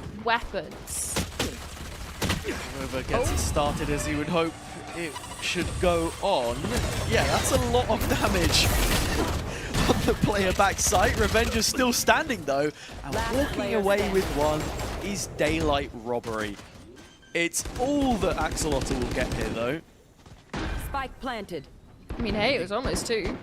Anything dramatic from Ndujax? Low HP player is Malsi. Classic 1v4. Yeah. I've seen stranger things. Or I haven't, sorry, because it's not out yet. But what I mean is, it's not impossible, but certainly improbable. And I think Novo have a pretty good idea of what's going on here. And so, back-to-back success in the attack so far has to be the main takeaway here, Winter, because it's something we've been waiting to see. That Novo had struggled so far on this half, but a bonus round would only make things sweeter, and with the amount of weapons they've kept, feels like a real possibility. I mean, hey, it was something that Novo weren't able to do back on Soul's Haven, of converting their rifle round into Axolotl's bonus at the very beginning of the game, which gave Axolotl that sort of springboard into the victory over on towards the previous map. So it's something to think of for the side of Novo, especially with how strong this buy coming in is. You still have a Vova with that Vandal, you have a couple of upgraded weapons alongside it, the Guardian, the Bulldog. Where are you? So it's definitely teeth to this attack, but hang on. Revenger just with an information gathering exercise. It did bait out the hinder from Malsi though, so that's a key piece of utility lost in what is such an important part of Novo's execution power with this composition. Red Westy face checking, has the info on Mochi, but it's the Viper player, and a telltale sign that it would be a lurk. Plenty more behind this. Especially it's the Viper player with a Sheriff. It's not something that's alarm bells going off in regards to the fact that it's going to be B, but the thing that is the triple push from Axolotl over towards A. Cleared showers, cleared shore, and you have the Viper now, possibly a Viper head-to-head on its way. As soon as Mochi realizes this, or even beforehand, the execution will be called. The B finish set up, and everyone on Novo getting something done. Mochi also winning that fight on the backline means that she should have upgraded to a rifle here. With a Vandal in hand, knife drawn for Revenger. Oh, would have had the drop on him. But he does win the fight, and now Ndujax has to do it all. It's not going to happen. Melts under the lights. And Novo are set up for their bonus round conversion. Winter, this has been a serious turn of events, but one that we foresaw, because Novo have been slow to start. Malsi saying, you know, gamers aren't built for the morning matches. And given a little bit of time, the routine has adjusted, and here they are. Some That's not decent bad. exit kills though, right? But the thing is it though, because Novo came into this was their bonus, right? They're gonna have money going into the next one anyway. They've had one free upgrade, sure, onto one of the surviving players. But it's more of the fact that I sort of had all the information of exactly what was going to happen. They've completely cleared out A, cleared out showers. They were closing in on this flank. And it's the site that falters first. Yeah, Bind as a map so integral to the core of its gameplay. The anchoring, it's always so difficult to retake, especially on B, so Axolotl trying to collect the information, but perhaps a little too slow, not receptive to what was happening. And here on pistols, Red Westy already quite expansive in his positioning. Only now moving into market, but the spike's been left behind, so any kills found on the front lines could be massively damaging. Quick double from Ndujax, and now that is a problem. 4 versus 3, and Red Westy is sat right on top of the objective. And do you think they know about this as well? Because you're looking over towards B Garden, you already have the Brimstone over towards that position of over, taking up that mantle. We'll catch them. At least got to be hesitant of it. Huge 1v1, Oh. and Mochi isn't even anticipating the player to be there. In my eyes, this round is wrapped up. Novo have little left to do. If they can get past Red Westy, maybe there's half a chance, but look at the amount of time he's going to buy with this molly. But the thing is, if it is the Brimstone Hang on. Avova fight, this is their way Yeah. back in. You can pick Okay. up that spike as well with the fade on towards that rotate. Avova had technically already cleared out B when he went for his lurk up through long and into towards site, so it's going to be a fast scale up onto site. But the only issue is the time. Obviously, they have the Brim ultimate to buy some time on towards that spawn, push out.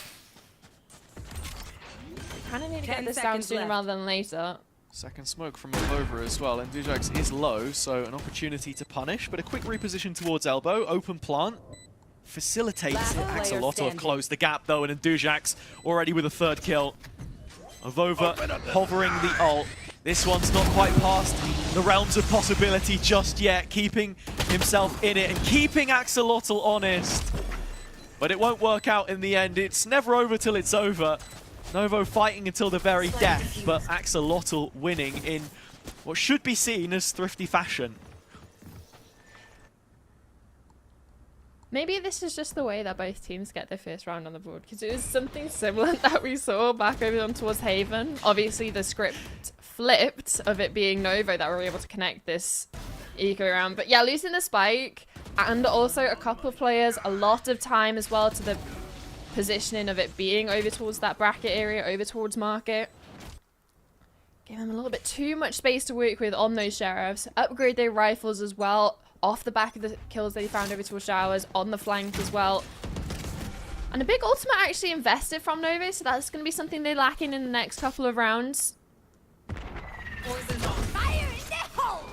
Yusha loading up the showstopper here to get into the site.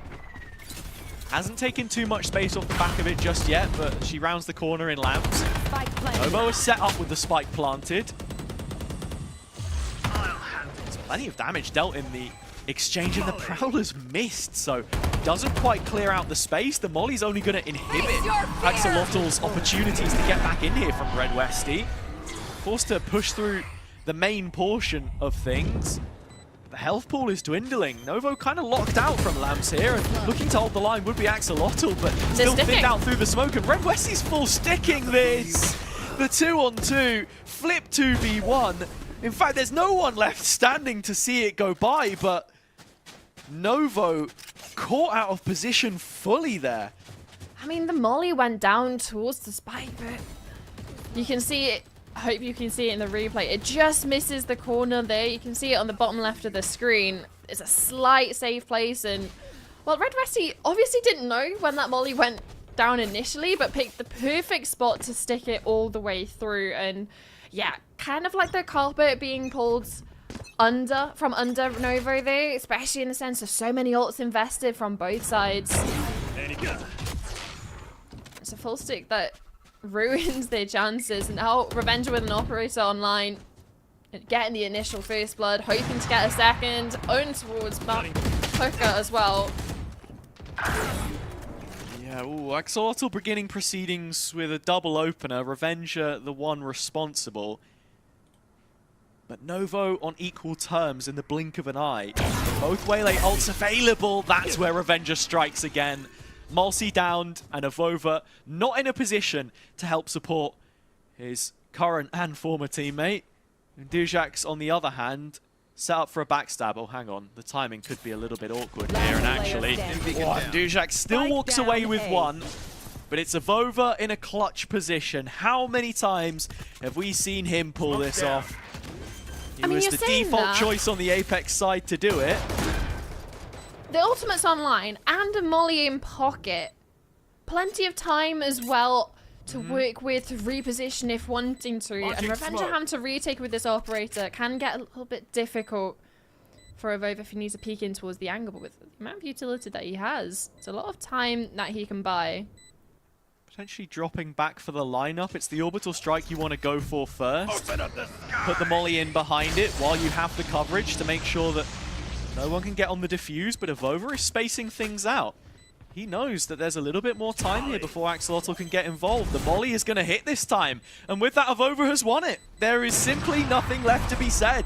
Axolotl not giving themselves enough space or time to get past the utility belt of Avova. So Novo continue to build their lead. And what a weird way for it to happen. Yeah, almost thanking your lucky stocks that it's Avova that survives that little bit of an awkward engagement over towards short of the wraparounds, and especially off the back of the heroics, realistically, that we saw the Euro going for with these multi-kills with this operator, which thankfully they are still able to keeping the hands of Revenger coming into this one. But it's not necessarily backed up by much. Revenger is the agent that can afford to get active here. 007 licensed to peak, but for some reason everyone else on Axolotl want to be involved, and that's what sells them short. It's another first blood for Avenger. Hasn't hesitated to open his account on the last couple of rounds, but Novo fight back from these positions. The only issue this time, they're heading into the stack. The pistol's propped up by the sniper, and a deadly combination of ults on the other side. If this Waylay and Brim can find a way to combine, it could be everything. It might not be necessary. Red Westy has found a kill. Multi in a dangerous position. The info sent his way. He'll find one more. Still Novo on the back foot. The weapons aren't necessarily recoverable, so they're still mainly only working with the ones that Brasco and Revenger brought into this. Ultimate popped out, and it's only going to note one of these players. So they still have to be wary of Mochi's positioning over towards Showers. She can be the hero here. Finds the first of the shots. It's slow to the second. And Royota, the player, put into the hot seat. Lamp's a common position for Novo in these post plants, but she makes her way through slowly. Revenger is looking out for it, though. Shot from behind the truck. Dug an early grave. Nothing more for Novo here, as Axolotl have brought us within one round. You almost feel like it should be them in towards the lead if it wasn't off the back of heroic clutches from Novo players, especially with how consistent they've been with this operator out and how much impact it can get. Looking forward to that, going further in towards this half to see if it can be more of an impact that we can see a little bit more consistently and getting in the right places at the right time, because Revenge has been so consistent at getting these entry kills. Yep. And especially at the top, not only top of the team, top of the server currently going 11-4. And I looked Revenger up on VLR, and it's an alias. He's one of the names we expected, but still I would imagine a rookie making a serious performance so far, but Novo have an equivalent exchange. Mayusha with the breakthrough this time. Ult still available for Axolotl. Novo the first to use theirs. The Waylay coming in, and it's with their own Brim ult on the head of Andujax that tees him up to find Avova untraded. Util combo in the corner, the strength of it we spoke about in the build-up. Mayusha with another, but still a 2-on-2. The spike yet to go in, heading for the hills. The thing is, Ryota is now essentially in a 1v1 with Revenger. Any sort of reposition, any cheeky walkout that we're going to see. Oh no. Remaining. And that's how it ends. That is how it ends. Nothing left to be played here for Mochi on the teleport. And a disconnect between the two Nightingale teammates is what lends us a tied game. Such an unfortunate conclusion there. Some of these rounds have been really interesting to that end. I'm talking diffuses right under the nose, advantages failing to be converted. Brim ults But this on your time, teammates. Axolotl get on the front of it, so they've been chasing the game, but now they're back on level pegging. And it's just knowing of the disconnect between the two players, knowing one was spotted towards showers, one's out on towards site, taking the initiative and pinning them in towards site. But talking about taking initiative is a heavy play down towards long. And Juicer gets one and he is out. And just Malsi not expecting to find him in the smoke either. Just wasn't considered even after the light speed came in. Mayusha's going to find another opening pick for Novo here on their attack, but it is the result of respecting the molly. Slow creep towards B, still inclined on this left-hand side. You're almost feeling as if they want to pivot back over towards A with the lurks that they've got and the heavy long, or relatively heavy long presence, obviously losing their initial player. Look at this from Revenger, though. Spotting out Mochi on one extremity, realizing to himself that this is most likely the lurk, so with the mask on, sent to duty, and spots the congregation of Novo players on shore. In the process, has forfeited the direct line and drops back on this operator with a shorty in the back pocket. First shot not quite landing. Still plenty of space for him to hold on to. Waylay ult coming in. Still no plant from Novo. Hit for a little bit of security. But everything on ice right now. Riding the knife's edge. Revenger through the ult with 2 kills. And Axolotl put in front through his heroics. Yeah, that is just obviously the first kill over towards short, taking the initiative, even knowing that there's a pit up, knowing that there's going to be some sort of safety to get back on the short line, hoping a player's late to rotate in, and that's exactly how you get Mayusa. But Mochi, just a bullet magnet over towards this ultimate. And again, it's the player that we're constantly repeating of how much impact they're getting and on the operator itself. Early picks, info with the ultimate, back on the line towards short. Oh. But this time, the long play doesn't necessarily work out for Induzax, but Vertex has his back with a couple of trades for himself over towards Hooker. Keeps the numbers in favor of Axolotl. Red Westy was there as well. That was the key point. Revenger in through the teleport. Mochi nowhere near it. So Axolotl, with 6 rounds already secured, have an insurance policy. They know that the half is at the very least going to reach equilibrium. But there's another opportunity for them to find 8 here. And for Novo, I mean, few and far between. Some rounds they're getting an opening kill, some rounds they aren't. But for the most part, Axolotl in this mid to late round are looking so much better in terms of the positioning. The comms, I think, look like a bit of an issue right now when you consider how Novo are playing off of one another. Team built on comebacks is just not delivering one right now. Oh, it's a direct hit through Hooker. A lot of damage taken by Mayusa just to get onto site, and it's through the smoke, through a wall as well. And now a shorty in the smoke. Just feels wrong. Novo ready for every single fight, but Axolotl one step ahead. A flawless finish to the penultimate round in the opening 12. Last round before the switch. And I've got to say, Winter, Revenger has looked untouchable at points. Red Westy lucky to get away with not dying to the showstopper here, and I just don't know how he does it. Such a... Oh my god. I was going to say such a 19-4. quick round. Yeah. That is an insane scoreline.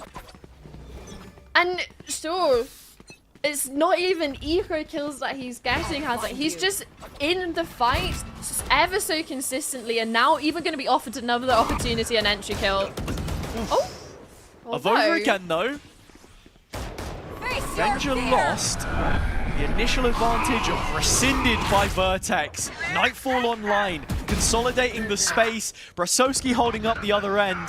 And now Novo are walking into a crossfire. The Double Brimble kill. brings the house down on their head. And when Mulsi comes back out of his own refract, Brasso is just waiting with him, Switching sides. having open arms. 8-4.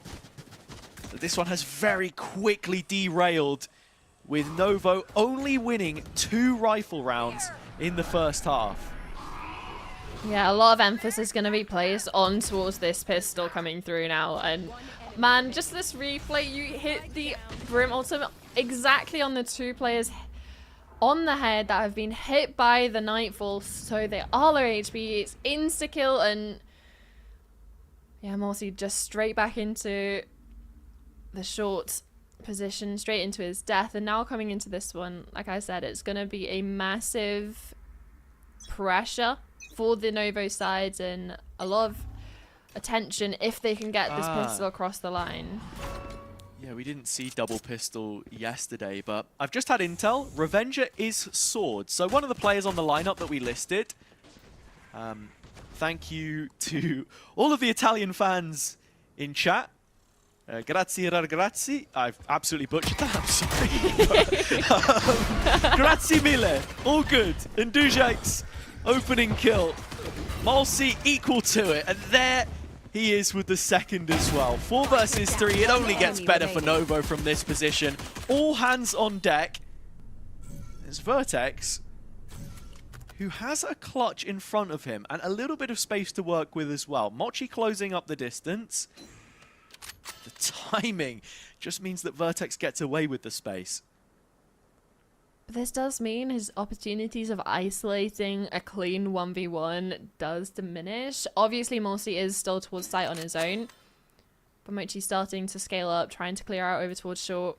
It's going to be alarm bell soon about the shower's positioning. 30 seconds Had left. an opportunity to go towards the B site, but that one was fleeting, now fully committed, and Mochi also involved. Morsi not offering a clean fight, just waiting for his teammate to get involved. Vertex chipped down to 26, and this one just feels like a far cry at this point in time.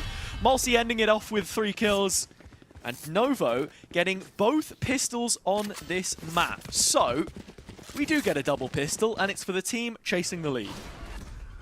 And it's a silver lining, right, for Novo coming into this one of they've been bolstered up by those 2 pistols. Obviously in the first half, giving them a little bit more breathing room than it could have been afforded if it was all down to those rifle rounds. Now it's the important question of if they're going to be able to convert in towards this one. It's not as if we've seen Axolotl heavily invest after losing the pistols, right? There's a couple of Sheriffs, Classics. There's nothing really to write home about. Maybe just try and overwhelm with numbers over towards the short position, but Avova doesn't even need to see them. Yeah, Avova unloading, continuing to build confidence here. It was towards the end of the attack half which we saw him take a couple of first bloods, get entry kills, and being the Brimstone on the defense, such a key role. Usually that first rotating player or first line of defense, depending on which site he plays. Does a brilliant job of it here and keeps the economy clean. Yeah, likely to be seeing him in this short position and over towards the pocket a lot coming into this half, especially with what you can do with judges as well, knowing that he's a player that tends to like to go for the more peculiar picks. And especially with a heavy fight over towards showers. It's a good opportunity now with me just like taking the Stinger fight. And Avova still again on towards the short position. Good for 1 and out for safety. Sure, he's taking a lot of damage in the meantime. Ooh. But Red Westy has punched a hole which can't quickly be filled on the Novo side. Malsi can delay this with the Hinder a little longer, but forced to play for the full retake. Drops back towards defender spawn.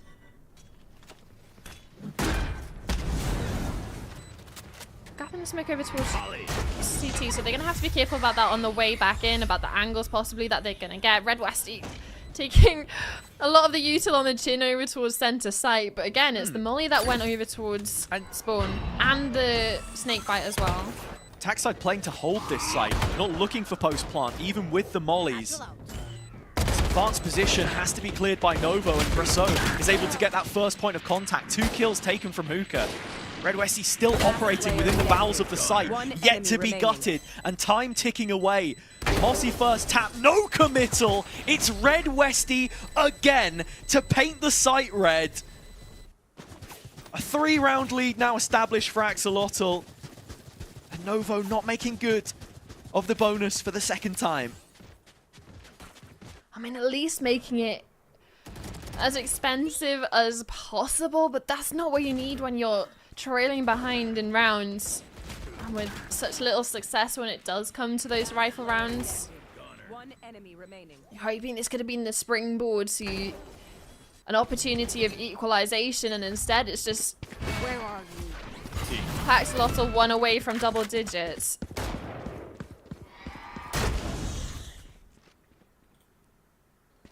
Prego. Into the next.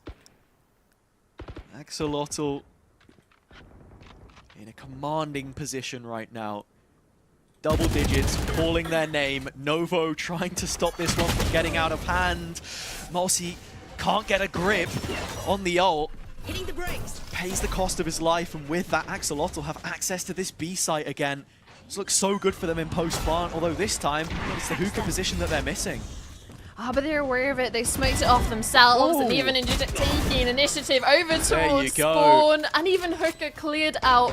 Just give them a time, and they will deal with players one by one, it seems, and now only 2 remaining. Avova has an opportunity. I love this. Discipline played by Avova. How many more can he get? It's annoying because Revenge is holding the one angle that you just can't cross. And as Avova pops up in the corner of the screen, oh, he suffers yet another pet hamster death in this series. Feels like Avova gives you the best of both worlds, but that was such an unfortunate way to lose it. You were hoping that someone else was maybe playing on towards top site. You could get no. a double kill, and yeah, But that's the walked thing, a little you bit too know- wide. When Revenger has this position holding elbow, the other points of contact are within the site or from long. There's no one else there, and it's so frustrating. But to sing the praises of Sword again, that recent Grand Finals win with Axolotl meaning a lot for him. Having peaked on the podium places in the last year of the Italian Challenger League with Outplayed. It's his Yoru ult online early here, and an opportunity to really carve out that lead. I mean, it's something that Axolotl have been challenging from the side of Nova. We've seen a couple of players want to get that orb over towards long, and Axolotl just goes the numbers advantage, bully them off the line realistically to be able to pick up those ult orbs. That's why you get some of these ults online early, especially in the round with the Yoru ultimate. Who's next? A lot of information can be gathered, especially going straight through Hookah. Avova and Ryota spotted out. Ooh.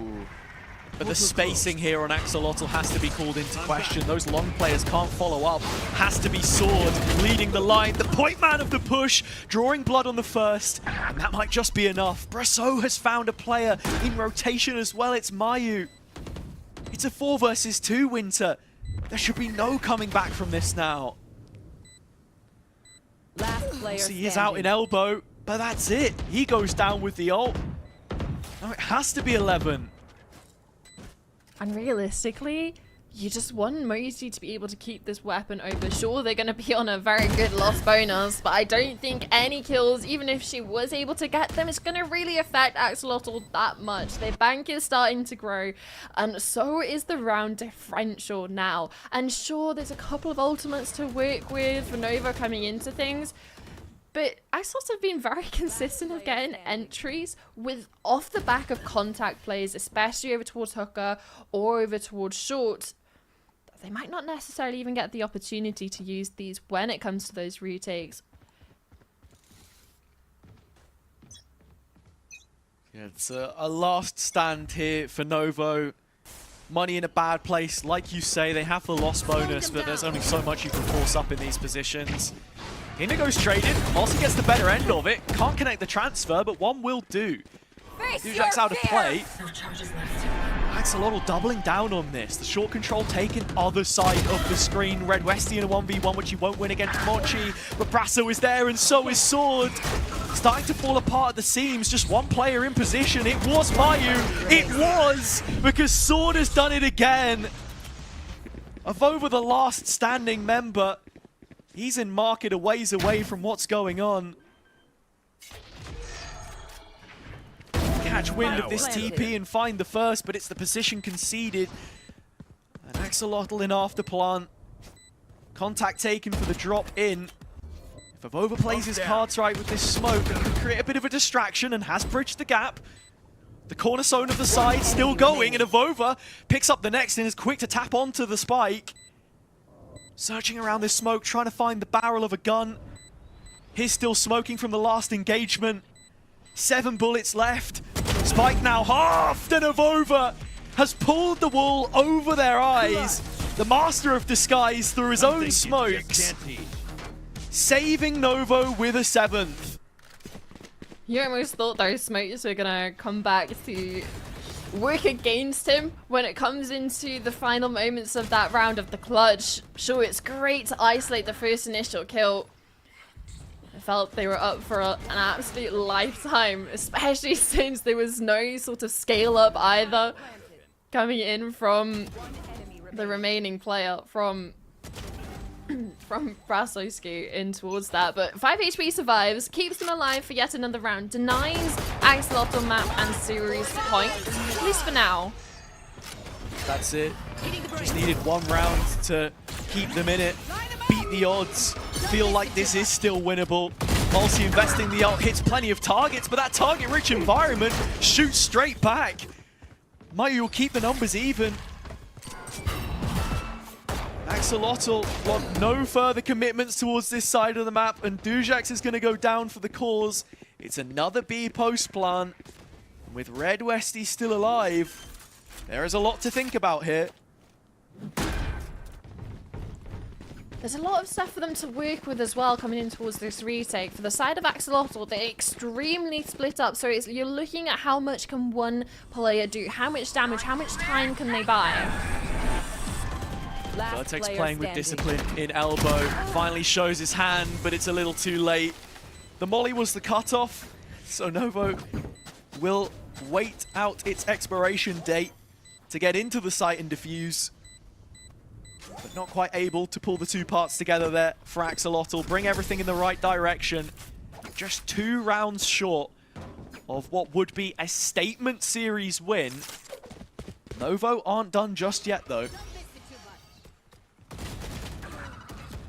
A lot of things invested in towards this one, and this fight over towards Lamb's getting a little bit messy. You have the hindrance on top of hindrance on top of ultimate as well, and flashes. So the fact that it sort of comes away from that in an equal playing field, props to Axolotl for surviving that initial engagement. But it's Nova on the retake. Find you. They're able to finally get that round together, but now this is where you're looking at the ultimates so in favor of Axolotl after many being expended by Nova in the previous. Yeah, Axolotl still have to check on this. It was Mayusha's raise spotted on the other extremity early. Now they set their sights towards B, where they hear an echo of gunfire. A full chorus. Many Novo players in hookah and buried 1 by 1. Ryota still here to zip up the body bags as it's just the double. And with that, Brasso has a brilliant position to counter in transition. You're seeing Mayusha running towards the A site, thinks that this is where it's going to end, and she'd be right. Vertex has pulled this one right back over. Brasso holds it off with a util. Mayu just walks into it, and that's it. 12 rounds secured for Axolotl. Match point. Wants to get ahead of the play, hoping that it's not expected. She walks through the Viper's orb and the Molly in tandem. But it's as simple as a spray through the smoke. Bold. I'll give her that. I feel like that's what's needed though. Looking at how the rounds have been going for Novo, like sure, you're getting a couple of plays in the right space, like the hooker fight, right? They had the trades there. But it's the mid to late rounding that Axolotl are showing the difference. Mayusha double satcheling down short with a showstopper. Something which Axolotl should have been very wary of, as it's the only ult available coming into the round. But as that space is taken, who have they signposted? Ryota is going to get caught here, just in that deeper position outside of market. Avova the same on his walk down, but Ryota does find 1 follow-up. And Mossy as well on the Sheriff, so still a 3-on-3, and Axolotl still kept honest in this position. With 2 players being spotted out over Force A and the TP back over Force B, it's kind of confident that they're wanting to rotate over, but since a lot of time has passed, they're getting a little bit slower on this scale up. Mochi is in towards site, so there's an opportunity to beat the stopping force here. Just going to find the first to open up the play. Only one out on the site, it's Sword, but wastes no time to capitalize from the hinder. And so it's a 2-on-2 to settle the fate of Novo, perhaps. And Sword is the one who continues to live and die by these aggressive fights. Quick reposition. Both duelists out of dodge. Marcy searching for that first rifle pickup. A GG already in the chat from Red Westy. He's feeling like they've won this. Fuel to the fire of Mulsey, who has plenty of work to do. He spotted the first of the targets, but as they circle on in, Axolotl make no mistake. A statement victory from them, and the Italian scene bouncing back from an 0-2 yesterday to take a 2-0 against the winners in our opening round. 30 kills posted from Sword. All you can say is bellissimo. Absolutely, because, and it always feels poetic that he's the one that truly carries that final round across the line of getting that final kill, because it felt like it was just the Revenger show throughout this whole map. Obviously, we've had some standout moments from the rest of the players on towards Axolotl, but it's the name that really draws the attention of the impact that he was able to get on the operator, in towards the clutches, and just, sure, he's managed to get 30 kills, but I don't think I remember any of them being any sort of eco or exit kills. He was just constantly in the action of wherever Axolotl wanted to fight towards Novo, putting him at the front of the line, and nobody really got past that first line of defense that Axolotl had to offer. Very often fighting in the eye of the storm with no recourse. Setting up Axolotl for a historic win for them against a regional rival in terms of organization. Only one other Italian in the server. Wasn't the best of performances from Mochi, but I think you can say the same for the rest. Novo had their moments individually, but the team performance, the cohesion not quite coming together, and this will feel like a really frustrating loss for them as well when you consider the fact that they won yesterday against Alternate Attacks, who in most people's rankings would sit above each of these teams. And those frustrations can't boil over. You have to dust yourself down and go into the next 2 best of 3s with the same kind of confidence. It's a long day of matches. Axolotl will be feeling the same, but this kind of a start is definitely something to revel in. 30 kills again from Sword, and the perfect start to their return, I suppose, in this campaign. Yeah, and like you were mentioning and touching on, it's going to be a long day of matches for both of these teams, right? You're talking about another couple of best of 3s to be played out, and like you said, for the side of Axolotl, getting this done with in a 2-0 fashion is not only going to be beneficial in regards when it comes to tiebreakers, possibly when we're looking at who makes it out of the groups, but also for sort of longevity of playing today. The quicker you get those matches over, the cleaner they are, the more energy you'll have moving on towards the next one. Yeah, well, there you have it. That is our first series of the day done. Big takeaways for you, Winter. For me, the Italian scene still has plenty of talent, man. They've got to keep pushing it forward. They might not have their own league, but maybe we're going to see a few more of those names in the Spanish one soon.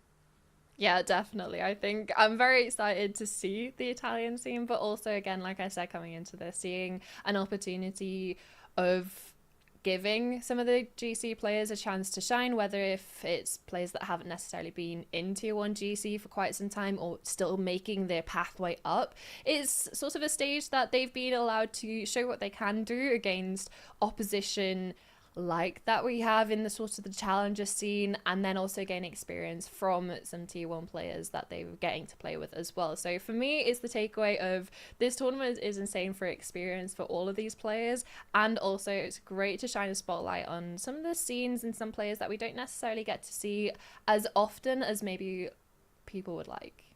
Yeah, and I think, look, they come from a region which is lucky enough to be supported with at least a few events, to my knowledge, such as that Tormenta circuit that I was talking about. We'd seen Milan Games Week have some action with Fnatic involved in years gone by, bit of a throwback there. But yeah, I think it's a roster, hopefully, which has promise in the future. I think Italian players want a team to be proud of again. Their representative in Ascension this year was just Tag in a Dynasty team, which is way, way different to what we came to expect from Desire in the past. Players like Caden have now retired. You've got to look towards what the future might be, and I think the future is in safe hands if we get any more performances like that from them. But we are going to head to a break now, where we have the second game coming up for you all in just a little bit. So hang tight, make sure you keep them peeled, and stick to the Phase 2 stream here in Project Blender. We're going to take a break. When we return, second game up for you. So we'll see you then.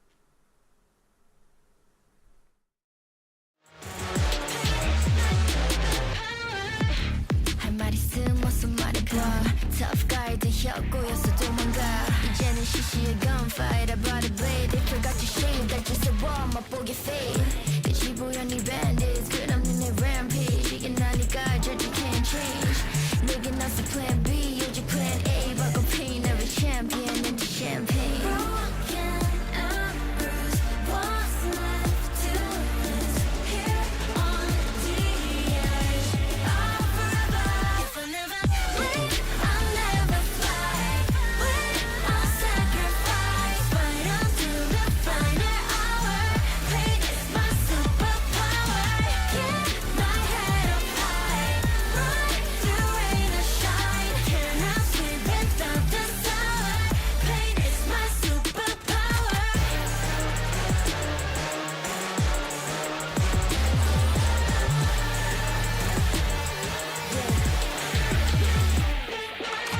This world never saw me coming. I kick down every door they lock. No rules, only gods can judge me. Only gods can judge me. Only gods can judge me. Only gods can judge me. If I never leave, I'll never fly Wait, I'll sacrifice Fight until the final hour Pain is my superpower Keep my head up high Ride through rain or shine Cannot sleep without the sun Pain is my superpower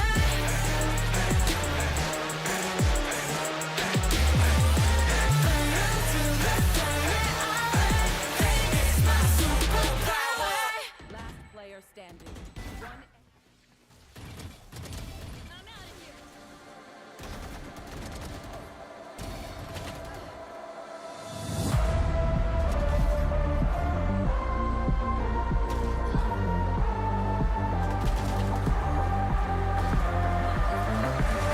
I need to keep you around with my feet tied,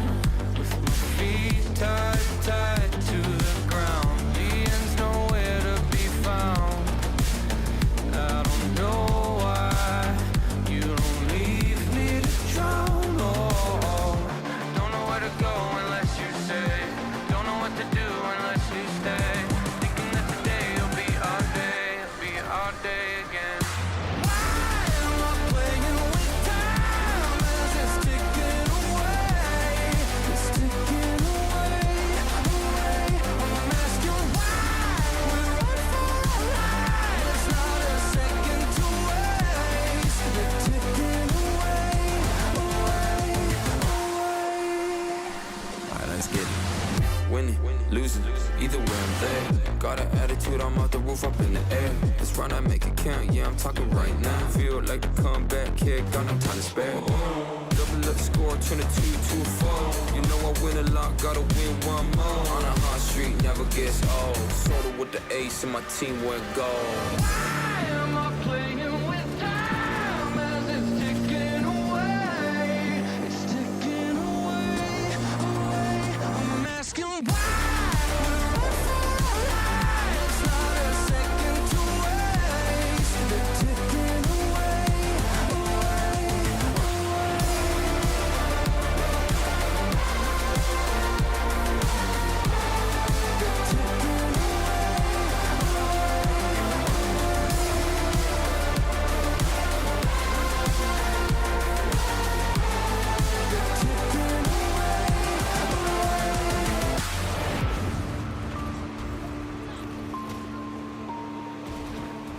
I'll give it one more try.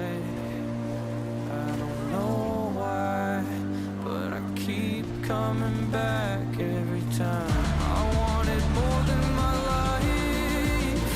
I don't know why, but it feels so right. Why am I playing with time as it's ticking away? It's ticking away, away. I'm asking why we run for our lives. It's not a second to waste. It's ticking away, away, away.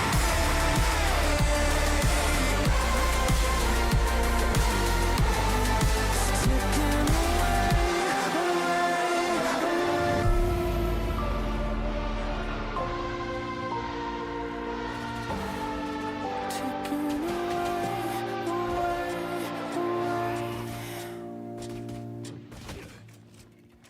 Last player standing. Planted.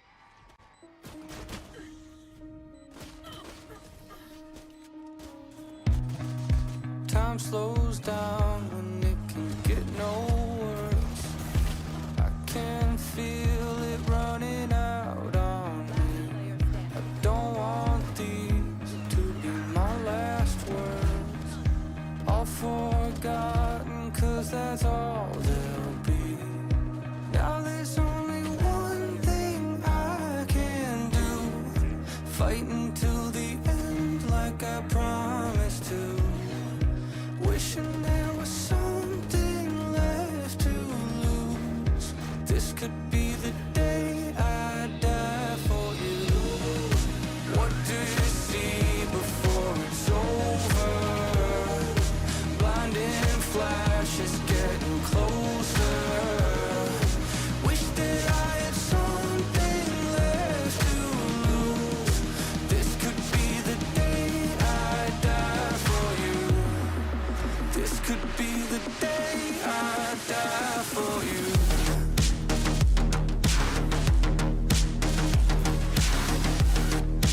This could be the day I die for you.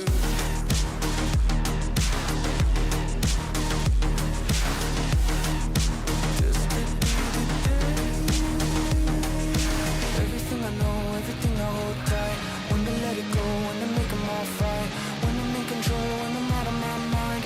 When I gotta live, when I gotta die, gotta die. Everything I know, everything I hold tight. When to let it go, when to make them all fight. When I'm in control, when I'm out of my mind. When I gotta live, when I gotta die.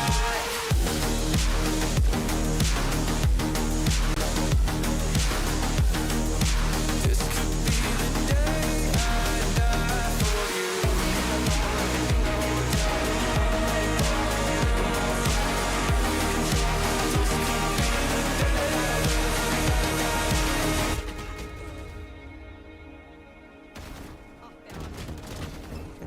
Spike down B. Enemy remaining. Feeling like there's nothing I can do. This could be the end, it's mine to choose. It's taken me my lifetime just to prove. This could be the day I die. Don't let it be the day.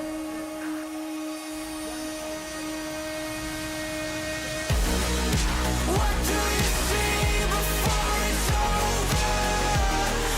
Blinded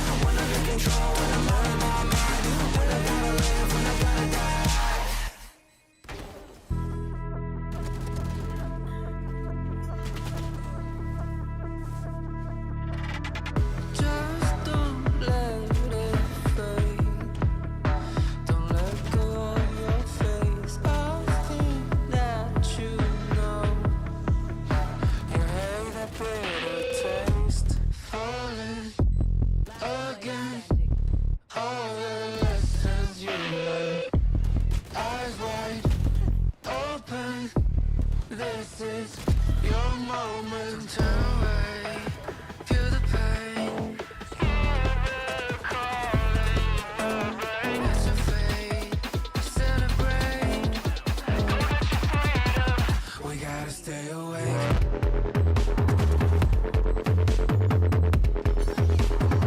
We gotta stay awake.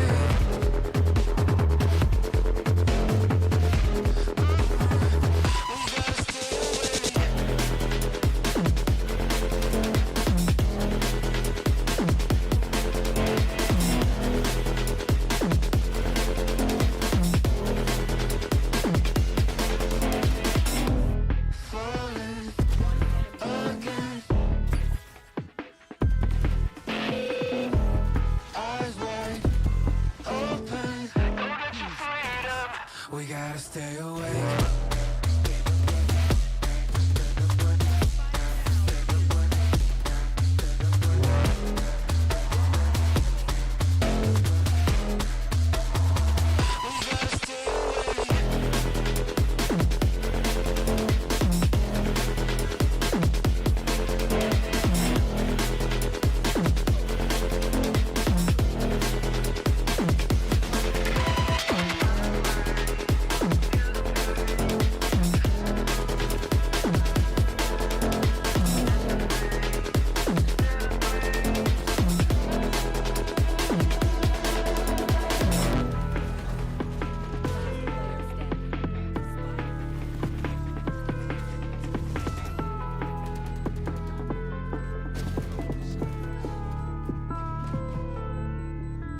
Last player standing.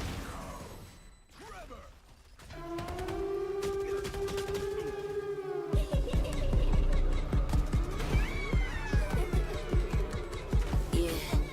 Pull up to the spot with the squad, let the bass drop. Laser on the up, brought the truck, this a K-Watch. Shimmy, shimmy, y'all, hit them talk, let them take shots. 007 on the block, keep the aim cocked. Pull up to the spot with the squad, let the bass drop. Laser on the up, brought the truck, this a K-Watch. Shimmy, shimmy, y'all, hit them talk, let them take shots. 007 on the block, keep the aim cocked. What? Check my pedigree, I got legacy in my pop. You playing hopscotch on that top notch on the block. Slimming slide like me, no. Spice it up with the sauce. Yeah, my lord said don't do it. I said bah, bah, bah.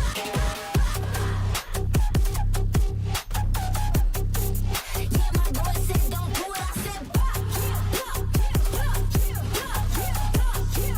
yeah, my lord said don't do it. I said bah. Call you up like what you doing? Ride around with the squad, no losing. Link you up with the reaper, keep it moving. Yeah, they can't do it how we do it. But I can keep up, play follow the leader. Big queso, I'm bold with the ether, but I still took a heater. No halo, I've been with a handgun. I've been on my King Kong, call Palo. I've been on. What? Check my pedigree, I got legacy in my pop. You playing hopscotch on that top notch on the block. Slimming slide like me, no. Spice it up with the sauce. Yeah, my lord said don't do it. I said yeah, my lord said don't do it. I said yeah, my lord said don't do it. I said what? Check my pedigree, I got legacy in my pop. You playing hopscotch on that top notch on the block. Slimming slide like me, nah. Chillin' with the sauce. Yeah, my lord said don't do it. I said Variable removed. Spike down. Last player standing. One enemy remaining.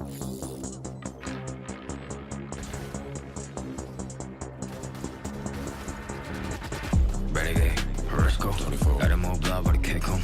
Pedal on a pedal with an O3 kit, room, boom, 400 dash roll. Got to see 100 the move. Get lifted, riding the big cool. Let's do flat over your head. Body got another on me. Oh, double nine. Telephone cut that rain. Shout out my son for the rain though. And I won't cut my line. Running fist fire, scared no rest. Go pop one ring, go break one bench. I pop missile if I wish I put one pistol on my head. Was popping and popping, love in the morning. Blue come over to come in the morning. Vogue in the flick, poster forming. Confident boy boy want a halo on me. Jealous in the NBO, feel up in the air. I be hitting minute more when I'm on the air. Y'all boys so pitiful, wanna be my pet. Oh well, good boy, cause you're born on the stair. Renegade, let's go. Got them all blood, but I can't come. I don't wanna pedal with an O3 kid. Boom, boom, up 400, that's roll. Got to see 100 the and move. Get lifted by the new big cool. Let's do flat over your head. Body got another on me. Scared of my life. Green pet flavor. Take all the vibes. Right side center. Pesky side. I need to spinner. Flying with a face spin relay on the slide. We gon' see where to take off. I ain't the chosen one, that's how I feel. I ain't tripping on rewind. The blessing I got from the angels around me are really some A1. I ain't the chosen one, that's how I feel. I ain't tripping on rewind. The blessing I got from the angels around me are really some A1. Renegade, 为心将我包围。Renegade， 弄我自我击坠。雨落下，扣紧我外套，鱼篮车穿梭在轨道。你不想成为我目标 ？Renegade， go on the more。Renegade, let's go. Got them all blood, but I can't come. I don't wanna pedal with an O3 kid. Boom, boom, up 400, that's roll. Got to see 100 the and move. Get lifted by the new big cool. Let's do flat over your head. Body got another on me. Oh, double nine. Renegade, let's go. Got them all blood, but I can't come. I don't wanna pedal with an O3 kid. Boom, boom, up 400, that's roll. Got to see 100 the and move. Get lifted by the new big cool. Let's do flat over your head. Body got another on me. Oh, double nine.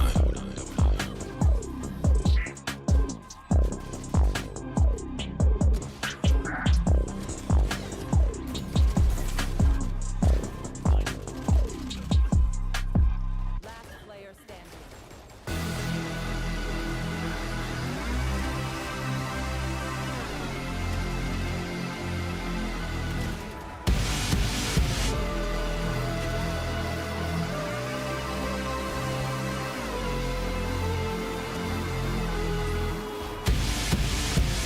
Am I learning my lesson? Never running from wreckage when it's getting too close.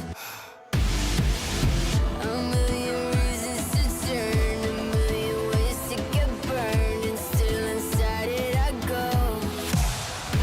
I'm caught inside the fire again. I'm caught inside the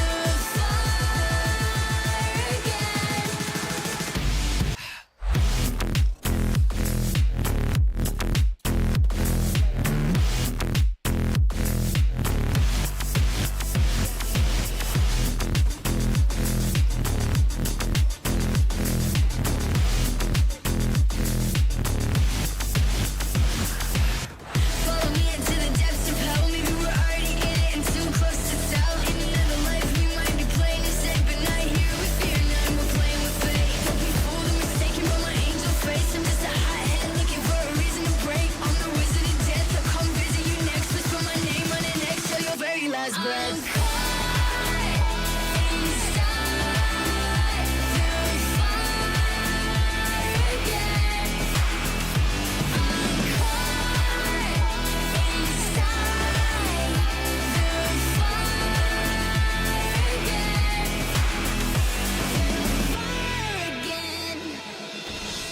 I'm caught inside of the fire again. I'm caught inside of the fire again. Follow me into the depths of hell. Maybe we're already there and too close to tell. In another life we might be playing it safe, but not here with fear. Now we're playing with fate. Don't be fooled or mistaken by my angel face. I'm just a hothead looking for a reason to break. I'm the wizard of death. I'll come visit you next. Whisper my name on an X till your very last breath.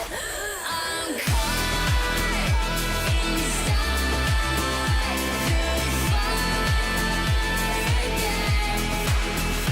I'm caught inside the fire again.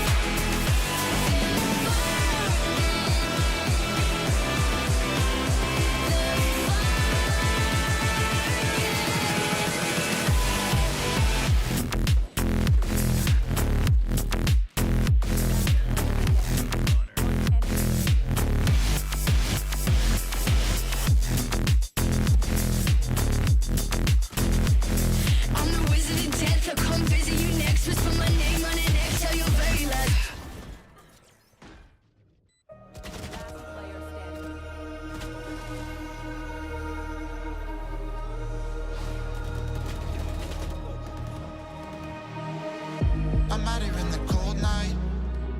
Run until I barely feel my feet. Wanna see it through my own eyes. There's no going back, and I'm not afraid anymore. Cause I know I'm gonna be the last one standing. Yeah, I'm not afraid anymore. Yeah, I don't wanna wait anymore. I'm ready to fall. I'm ready to rise up. I will do what it takes. I'll run blind straight into the flames. Watch me burn, alone in the shadows. I'll carry you home on my back. If it's you or me, then I'll take the shot. Still they say I'm the villain. I'll scream and nobody listens. Still they say I'm the villain. Too bad you can't take me down. See that I'm surrounded by predators. It's critical, they got me in my element. It's dirty how you trying to keep it elegant. Keep my eyes open wide when everyone around me is an enemy. See my life cross my eyes. I'm ready to fall. I'm ready to rise up. I will do what it takes. If it's you or me, then I'll take the shot. Still they say I'm the villain. I'll scream and nobody listens. Still they say I'm the villain. Too bad you can't take me down.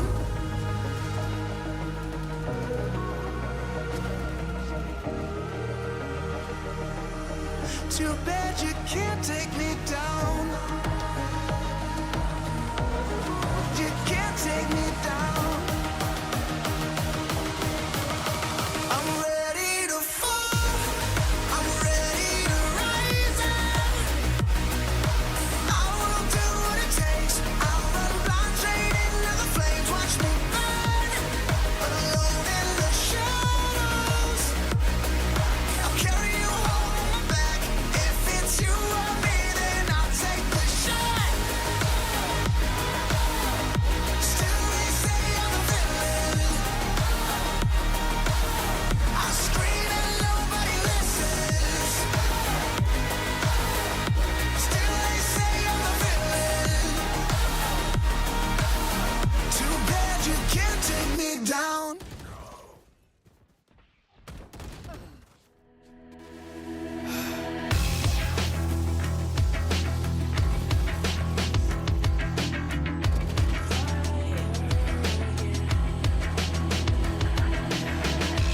Am I learning my lesson? Never running from wreckage when it's getting too close.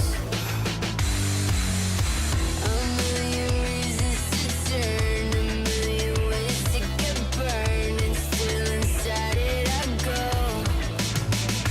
I'm caught inside the fire again. I'm caught inside the fire again.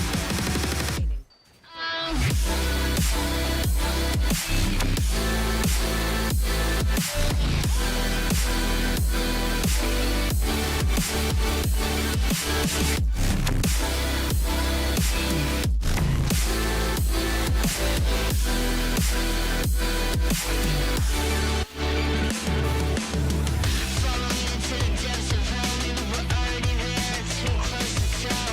Another life we might be playing it safe, but not here with her. Now we're playing with fate. Don't be fooled or mistaken by my angel face. I'm just a hothead looking for a reason to break. I'm the wizard of death. I'll come visit you next. Whisper my name on an exhale, your very last breath.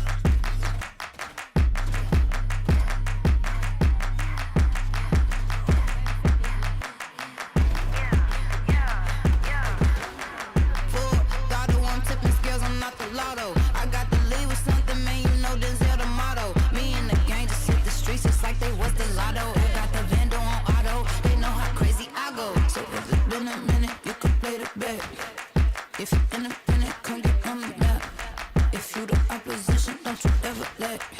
Bitch, when I get it, you know it's a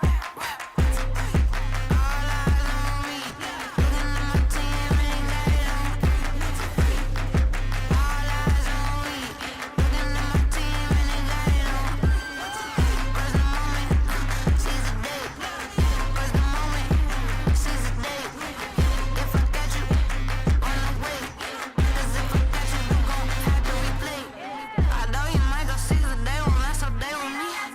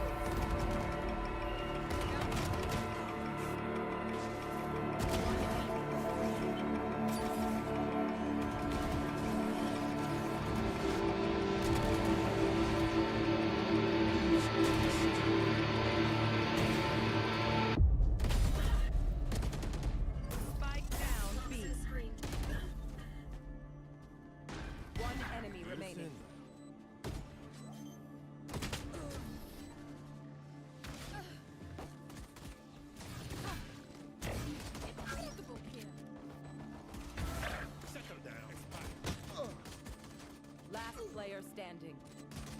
One enemy remaining. This. Bye-bye. One enemy remaining. Finished. Last player standing.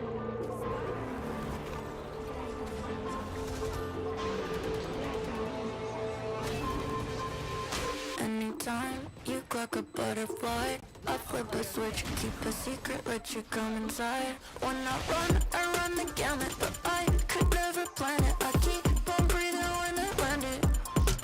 When I run the gamut, but I could never plan it. I keep on breathing when I land it. If you give me a piece of your heart, you keep easy when we are a part of two worlds. It could be nothing, maybe it's something. Keep your eyes on me. Keep your eyes on me. Keep your eyes on me. Me. Keep your eyes on me. Keep your eyes on me. Me. Keep your eyes on me. Keep your eyes on me. Keep your eyes on me. Keep your eyes on me.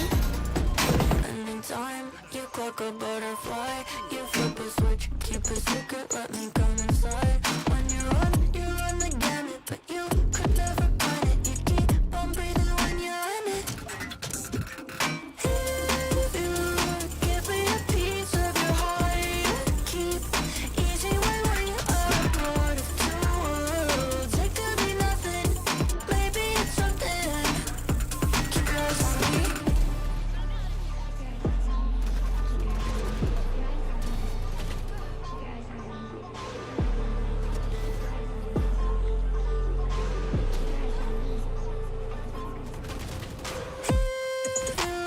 Give me a piece of your heart, you keep easy when we are a part of two worlds.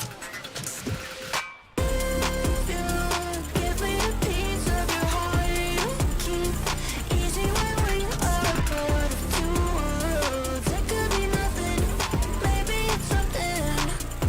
Keep your eyes on me. Keep your eyes on me. Keep your eyes on me. Me. Keep your eyes on me. Keep your eyes on me. Me. Keep your eyes on me. Keep your eyes on me. Me. Keep your eyes on me. Keep your eyes on me. Variable removed. Sunrise, doom and afterlife, daylight, dawn comes as a surprise. I am so hurt, I see heaven's light. Through the chaos, you're still on my mind.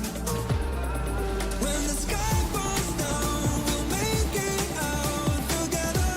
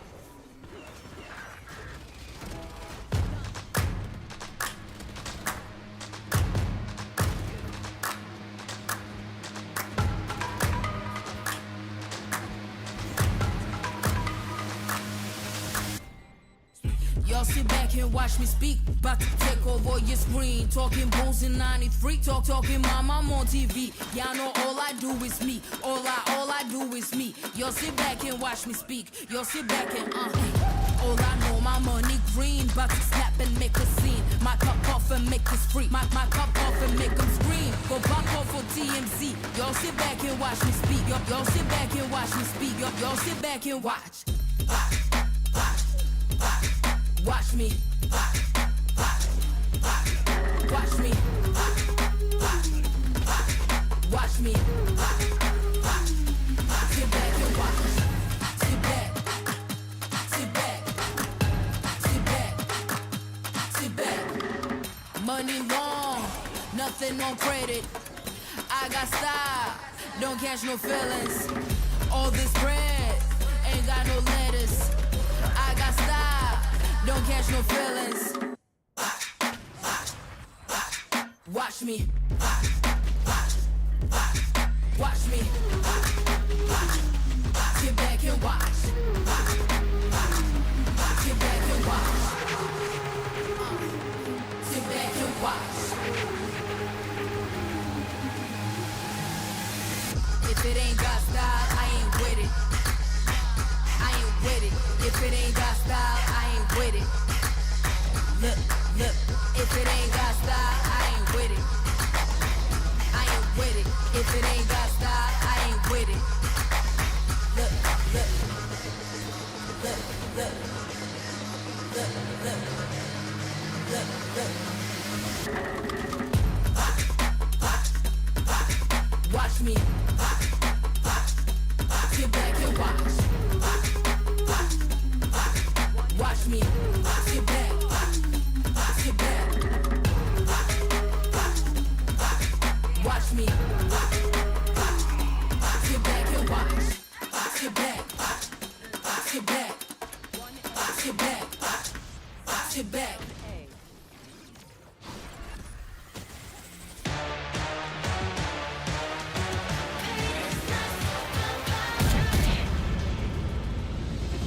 틱틱 문을 차고 있던 이건 데자부 이미 와본 걸까 내 성공을 전부 담긴 그릇이 작아 I can't lose 점수 그건 의미 없는 숫자 내 열의 top 10 gonna shake that 해골로 채운 옷장 전부 that stock 상시줄이 red dot 경고는 없어 better not 난 사방에 다 뿌린지 마치 red hot Broken and bruised, what's left to lose here on the edge of forever?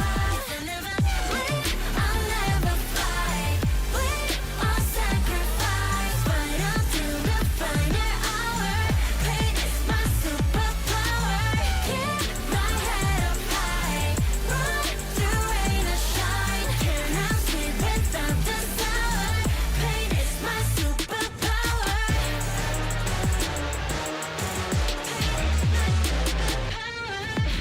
할 말 있음 어서 말해봐. Tough guy 되었고였어 도망가. 이제는 시시해 gunfight. I brought a blade. They forgot to shave. 날 주워와 맛보게 fade. 끝이 보여 네 bandits. 끝없는 내 rampage. 이게 나니까 저지 can't change. 내게 나서 plan B. 요즘 plan A. 바꿔 pain every champion into champagne. Broken and bruised. What's left to lose here on the edge of forever?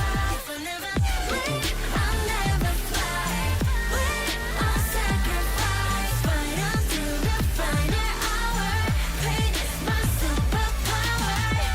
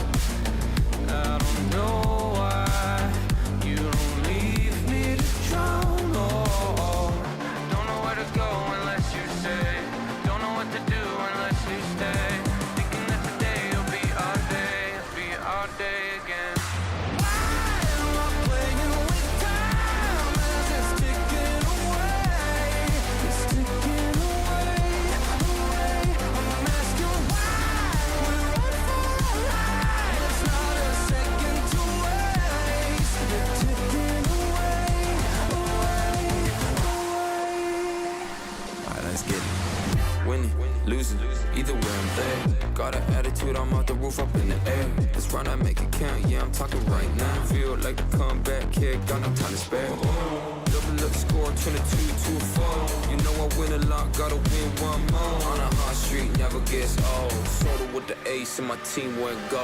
Why am I playing with time as it's ticking away? It's ticking away, away. I'm asking why.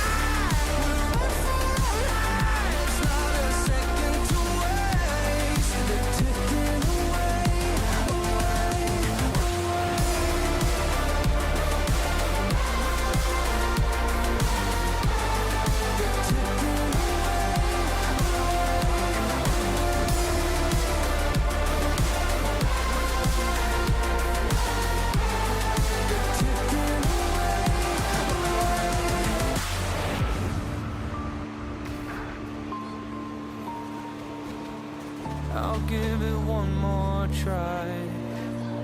I don't know why, but I keep coming back every time. I want it more than my life. I don't know why, but it feels so right.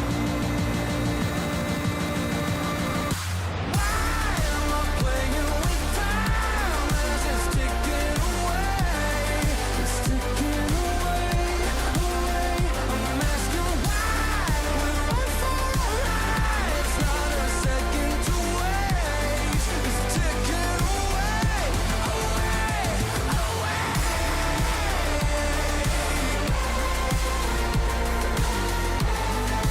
ticking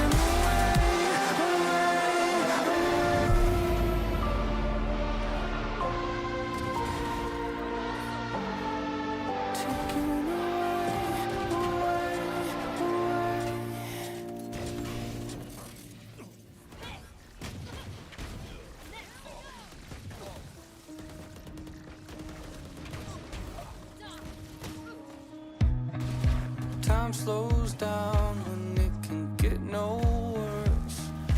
I can feel it running out on me. I don't want these to be my last words. All forgotten, 'cause that's all they'll be. Now there's only one thing I can do. Fight until the end like I promised to. Wishing there was something left to lose. This could be the day I die for you. What do you see before it's over? Blinding flashes getting closer. Wish that I had something left to lose. This could be the day I die for you. This could be the day I die for you. Last player. Tick tick boom 문을 차고 있죠. 이건 deja vu 이미 와본 걸까. 내 성공을 전부 담긴 그릇이 작아. I can't lose 점수 그건 이미 없는 숫자. 내 열의 top 10 gonna shake that. 해골로 채운 옷장 전부는 black stock. 상시줄이 red dot. 경고는 없어 better not. 난 사방에 다 뿌린지 마치 red hot. Hello, beautiful people, and welcome back to Project Blender. Suddenly, Hazza has disappeared magically, and I have taken up his place. Now, Summer, how has your day been so far? I mean, you've already watched the first match through the group stages. How's it been going?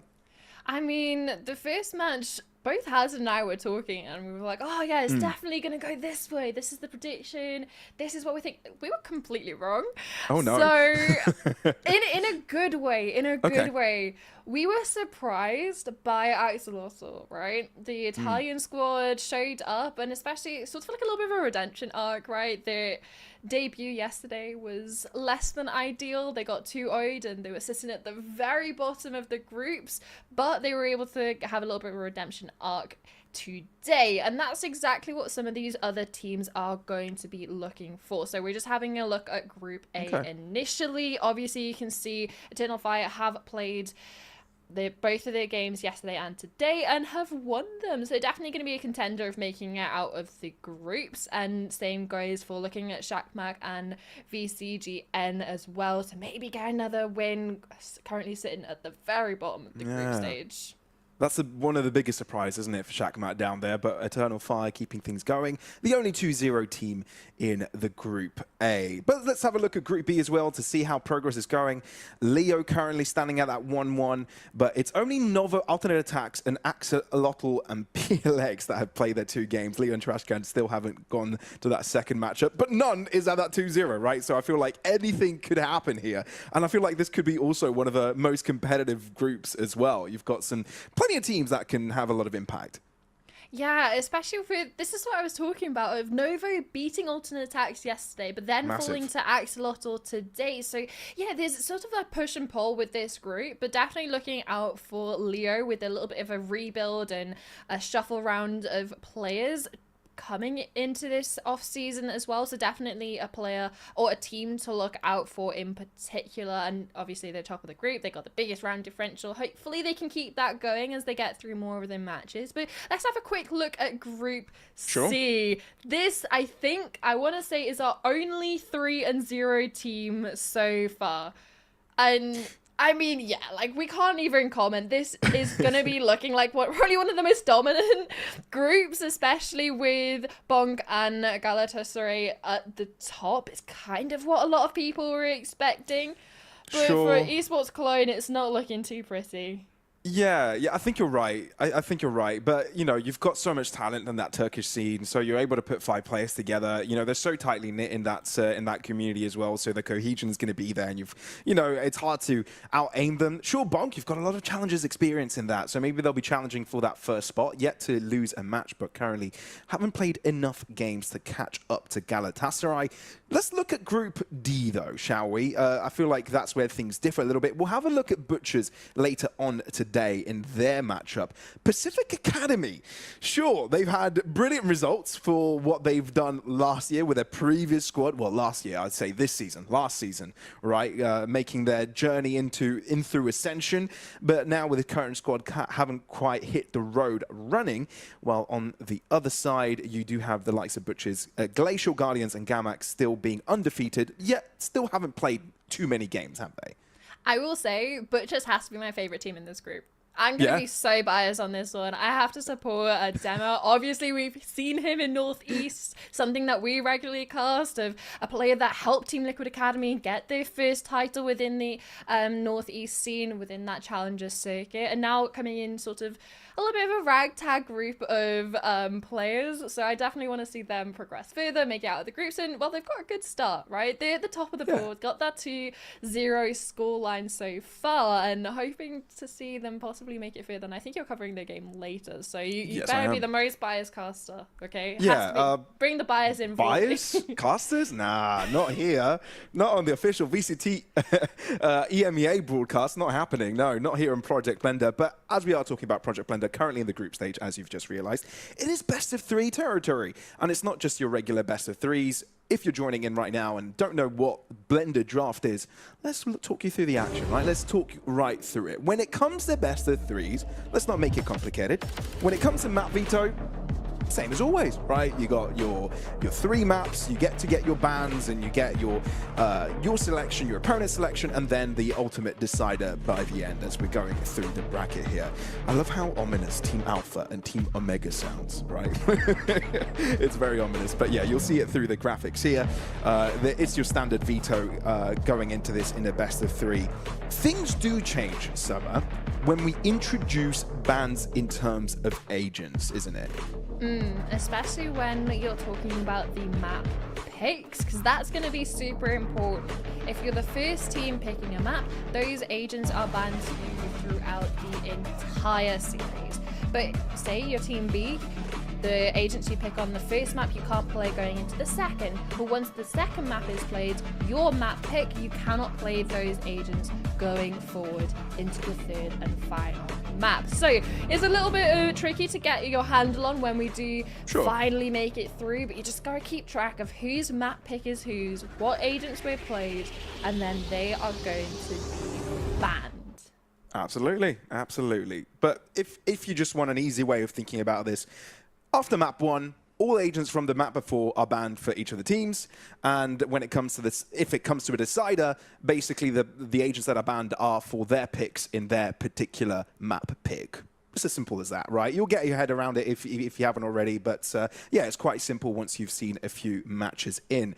All right, we are a few games in so far in Phase 2 in the group stage, right? We've had yesterday's games, we have a few earlier on today. I feel like we're entering that second phase of matches. Now, Summer, let's introduce our game, shall we? It's Bonk versus 1000 RR, and I'm excited about this one, right? I feel like Bonk have been a bit on a tear, on a bit of a tear, and they're looking to see if they can get their first seed out of Group C here. Yeah, I'm a fan of Bonk. Again, it's just the bias coming in from Northeast, right? Especially with Yanto being one of the few Welsh players we actually have coming into sort of challengers level and beyond. So Cardiff represent. Sorry. Yes, of course. And just looking at the experience, not only like individuals have obviously on this roster, it's not really crazy new names that we're seeing of like, oh, I don't know who these people are. How have they come here? They're names that have been around for quite a while, and they've got a breadth of experience, not only as individuals, but also as that core coming through into this one, that I think this is going to be a relatively comfortable stage for them coming through stage 2 into stage 3 when you start getting the tier 1 teams, and then you get seen the bridge across of tier 2 to amateur, and then those tier 1 teams colliding, and that's where the bounties come in as well, Pavlos, because that's going to keep things interesting as well. Oh yeah, when you talk about the bounties, we'll get into this in just a second, but looking at the roster as well from 1000 RR, this is where things are, become a little bit unknown. This is the ex-Demonics esports group, but as you can see, a ton of players. Anyone could jump in at any moment to stand in for the squad. But yeah, a little bit of an unknown entity, and are definitely hitting above their weight for this. You're right, Summer. I did skip a little bit on that runner's show and we're jumping into the agent, so sorry, production, for that. I appreciate you catching up with us, though, with the flow. These are indeed the teams we are talking about. But yes, let's indeed talk about that bounty system, right? Because teams that essentially join in from the previous phases, well, essentially they got a chance for an extra bonus of cash if they beat teams that got invited to that next stage, right? So, it's basically extra cash if you win against teams that are supposed to be better than you. And I feel like that's a really cool thing to have in a tournament like this. Yeah, I mean, there's well enough us talking about it. Let's have a look at that quick little video that sums it all nice and perfect with a cute little bow on top.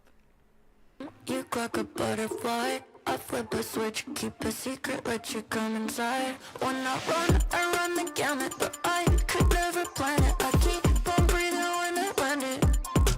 When I run the gamut, but I could never plan it. I keep on breathing when I land it. Give me a piece of your heart, you keep easy when you are a part of two worlds. It could be nothing, maybe it's something. Keep your eyes on me, keep your eyes on me, keep your eyes on me, me. Keep your eyes on me, keep your eyes on me, me. Keep your eyes on me, keep your eyes on me, keep your eyes on me, keep your eyes on me. Anytime you clock a butterfly, you flip a switch, keep a secret, let me come inside. When you run the gamut, but you could never plan it. You keep on breathing when you're in it. If you give me a piece of your heart, you keep easy Well, there you have it. I hope that makes it clear, but we'll go through the action and talk about it throughout the day as well, if it isn't. But yeah, it's plain and simple. You beat teams that are invited at a higher phase than you, extra cash, and it's that cool. And it gives you an extra incentive to fight throughout every single game, and that's what makes things so exciting. But let's talk about the phase themselves, right? Where are we at currently in the tournament? How many teams are currently competing? Because Project Blender is such an awesome project because you've got teams from all sorts of areas across the Valorant ecosystem competing in one tournament, and there's potentially a grassroots team making it to the top at some point, potentially competing against a VCT team. I think that's pretty damn cool. Shall we show that bracket? Shall we show that graph with all the phases? I mean, when you're just talking about the phases as well, obviously we're not necessarily at the phase 3 or 4 when we do get those tier 1 teams coming in. So it is only that medium bounty that will be available between amateur and tier 2 teams. Sure. But just look at the numbers, right? You start off with 1,024 spaces in that open bracket, in the open qualifiers, fighting their way through into phase 2, which not only do you see some of the spotlight teams that have qualified coming in, but also some of them, again, the direct invite to stay at phase 3 as well, where we get those VCT EMEA teams coming in. My favorite thing about this is, like you said, we see competitions and competitors coming in from all 4 corners of the Valorant ecosystem within EMEA, whether that's the spotlight teams. We have blended teams of GC players and tier 2 players coming through, even some tier 1 players when you're looking at the ex-Apex players on Novo Nightingale, which is super fun, and I think it's a great way to see some faces that we maybe don't necessarily get to see as often and have a little bit of a spotlight onto those. Same goes for phase 2 teams that I've seen some teams being made specifically for this. There's a lot of mixers involved in towards this aspect of competition, and like you said, it's kind of like a speed run of what we see Premier to VCT like, and it's in the span of a month, right? So we can crazy. See an open qualifier team make a LAN finals in Paris, which would be insane, I think, for that storyline aspect of it. But it doesn't matter about the storylines of all the teams. We're only looking at 2 teams right now, and I heard from a sneaky little bird that the map veto is ready. And this is what we were talking about, Hazza and I, earlier, is how important the map veto is in regards to getting varying maps. You can have those little meta, like sort of enclosed metas in regards to, you look at Haven, right? You're thinking your breaches, your Sovas, that aspect of things. Then you go on towards Split, there might be a little bit of overlaps. You need to see a little bit of varying compositions, and it all plays into the thought. If you're Team B, there's a lot of thought that has to go into your composition on towards the very first map of Haven. Yeah, and there's also that thought mechanic where, you either go into your first map and say, sure, let's go with what we are used to on Haven, for example, right? Let's go with meta, let's go what makes sense. But you also could look at the other way of thinking about it and saying, well, what if we need this agent a little bit more on Split, for example, right? What if we want to play with Cypher or Viper and you want to keep it into the next one and not kind of hold on to it already? You're going to have to think of that replacement early on. So what's really cool about this format is that you will see agent compositions you won't see normally, right? It's the type of thing that you'd watch in your matchmaking games. And I feel like that's really exciting because it gets us to see the creativity of the players trying to use agents where you'd normally not see them on particular maps and make them work, trying to min-max their potential in these maps. So yeah, this is also something that's very exciting. And as you said, Summer, it's completely correct to say that getting the diverse maps in there is really, really important. But first up, it is going to be Haven, as we're slowly seeing these agents being locked in. Often have we seen squads go in different directions, but it does seem that we are seeing similar mentalities as of the approach here. Only the Killjoy and Cypher differs, as there seems to be a similarity of Neon, Omen, and a Sova on each side so far. It's exactly the same sort of identity we saw the 2 sure. teams earlier playing between Novo and Axolotl. Loving the neon on this map, especially when you're coming into the thinking of, again, the future maps. It's not necessarily an agent that you would see that often on towards Split, for instance, or on towards Bind that we had in the previous series. So it's a relatively safe pick coming into this one, and both teams actually opt for that double duelist. So of course you have the difference between the Killjoy and the Cypher, but also if he locks it in, the Yoru and the ISO. Yeah, indeed. Okay, so we do have a little bit of a change of approach. That is with Sentinels and that is with Duelist. We'll be able to see how this one is reflected. Maybe 1000 RR could play a little bit more aggressively, you know, with that double, with that Yoru. And, oh, no, never mind. Hovering the ISO last second. Is this going to be a basically mirror comp apart from the Sentinels? Yes, indeed, it will be. How about that? That's going to be cool. And we'll see how big of a difference it will make, seeing what kind of Sentinels will be picked up on the maps later, specifically Split. But for now, it is Bonk going in with a Killjoy and 1000 RR with a Cypher. There are pros and cons for both, aren't there? You know, even in normal competitive matches, we could see the argument for either. I'm just happy to see ISO being played again on Haven, because he came into fashion as that ISO Yoru sort of double duelist, started to lose popularity towards the tail end of summer, and now with Yoru's changes, he's not necessarily the most common duelist to be used now, especially in that pairing with ISO. So running back the clock a little bit on towards this one. I am excited to see how they're going to be able to use this Neon without necessarily a flashes agent either to support in the attacking aspect. So it's going to be 1000 RR tested first on what they can do with a zero flashes comp. But a double duelist, they have plenty of things to work with.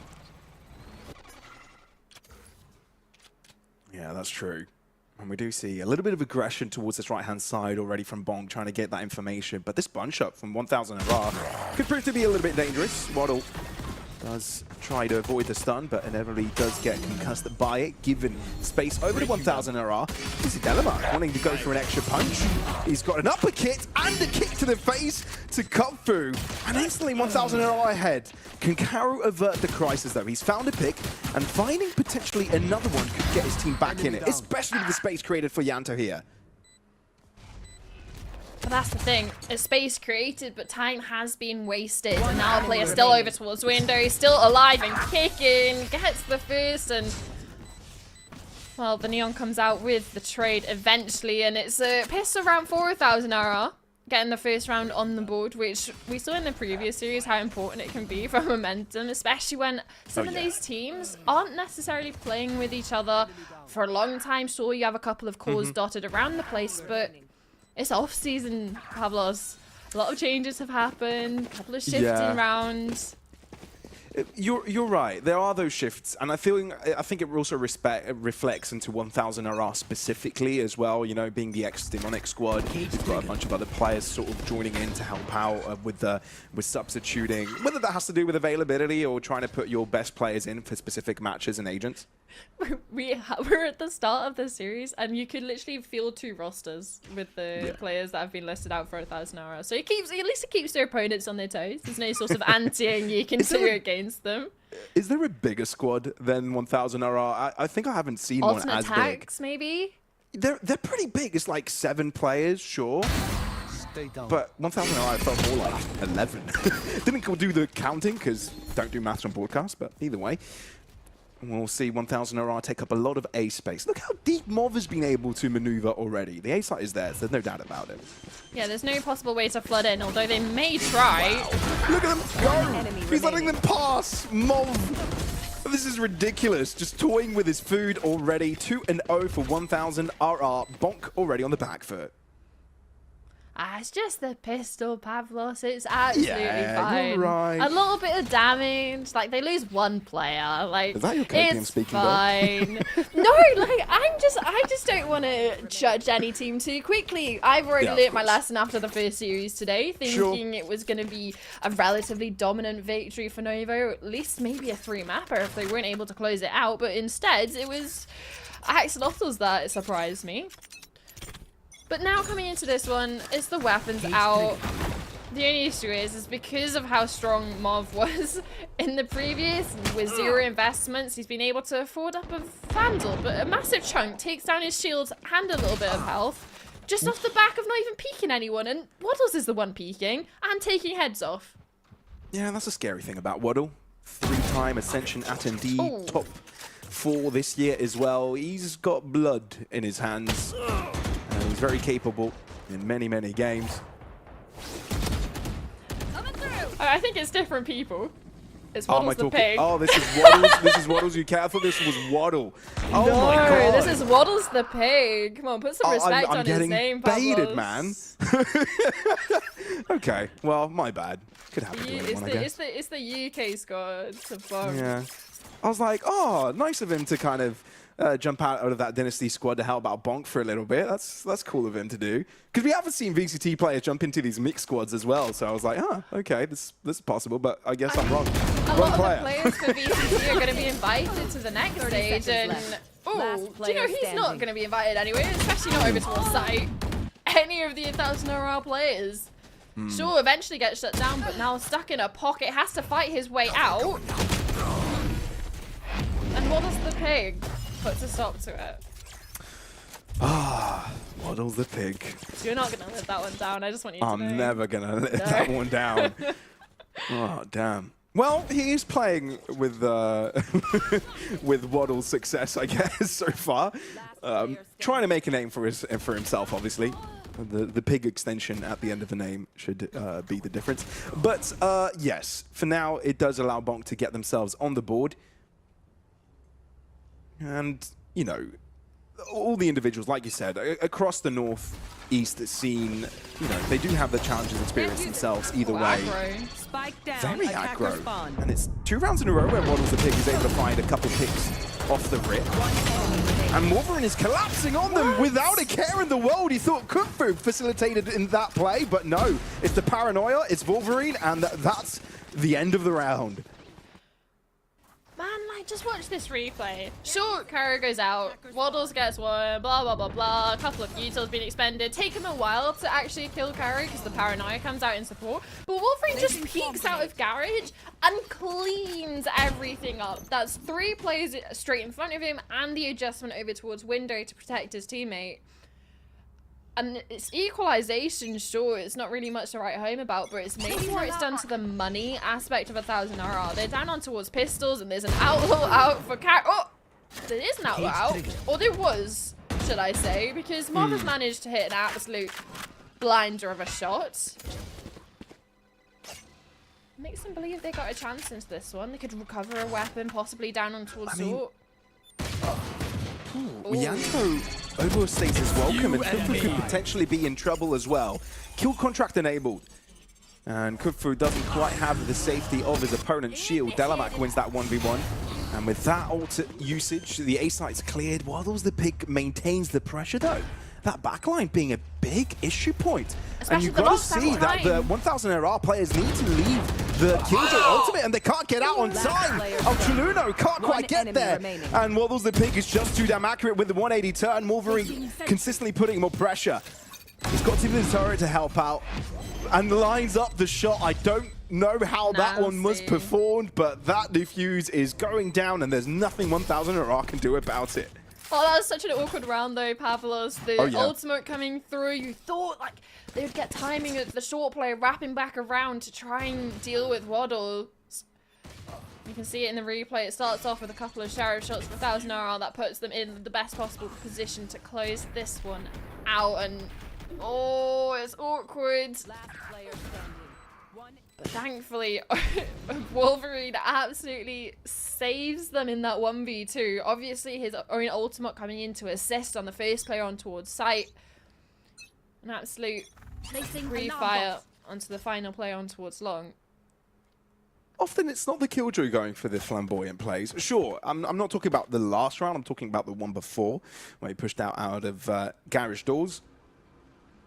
But, yeah, I mean, it was a 3-player collapse at the end of the day. It doesn't matter who be picking those one up, but it does net Wolverine an 8-kill count total so far. And we're only 5 rounds in. It's ridiculous. Starting to look at the ultimates, though, from the shadows available for both sides, Hunter's Fury and Neural Theft, respectively. You're mainly looking at the Hunter's Fury, right? Whether that's being used to deny a plan, but also if these grouped up players want to head out through, you're going to see exactly this, an ult on towards Garage, and it picks up 3 off the back of the vulnerable coming in from the ISO, and that's exactly what you were expecting. I just didn't expect it that early before they even went into Garage. I thought they were just going to, okay, well, Gary, when they come into Garage, we'll throw out then. So, preemptively, before they can even find any sort of footing in the round, spacing towards Garage, a peek even. You definitely called that one, and the impact Hunter Fury had in the round. Sure, maybe not expecting the timing of it, but we'll get to see that one again. How does even one shot get 3 picks? I don't think I've seen that in years, maybe ever. It's the vulnerable from the ISO. The utility put out, and then in tandem with Yanto's ult. Doesn't even need to see a single player, and yet he's able to pick up 3 in one fell swoop. That is a demoralizing end to the round for 1,000 RR, especially since they did have weapons coming into it. Fury is using retaliation, but not as much success found. Instead, it's Yanto to find first blood. Although with Wolverine being caught over in Garage, it begs the question, does this create a rotate opportunity for 1,000 RR? Moth seems to think so. There's some space that they're able to get, and especially since Moth wins out that duel, it just begs more questions for Bonk in regards to what space that they have. The only issue is they're going in towards C. Waddles the pig, he's caught between so many different angles, and Kara as well distracted, unable to convert on a single player. 1,000 RR, just take over everywhere on the map. How do you win when they're just everywhere?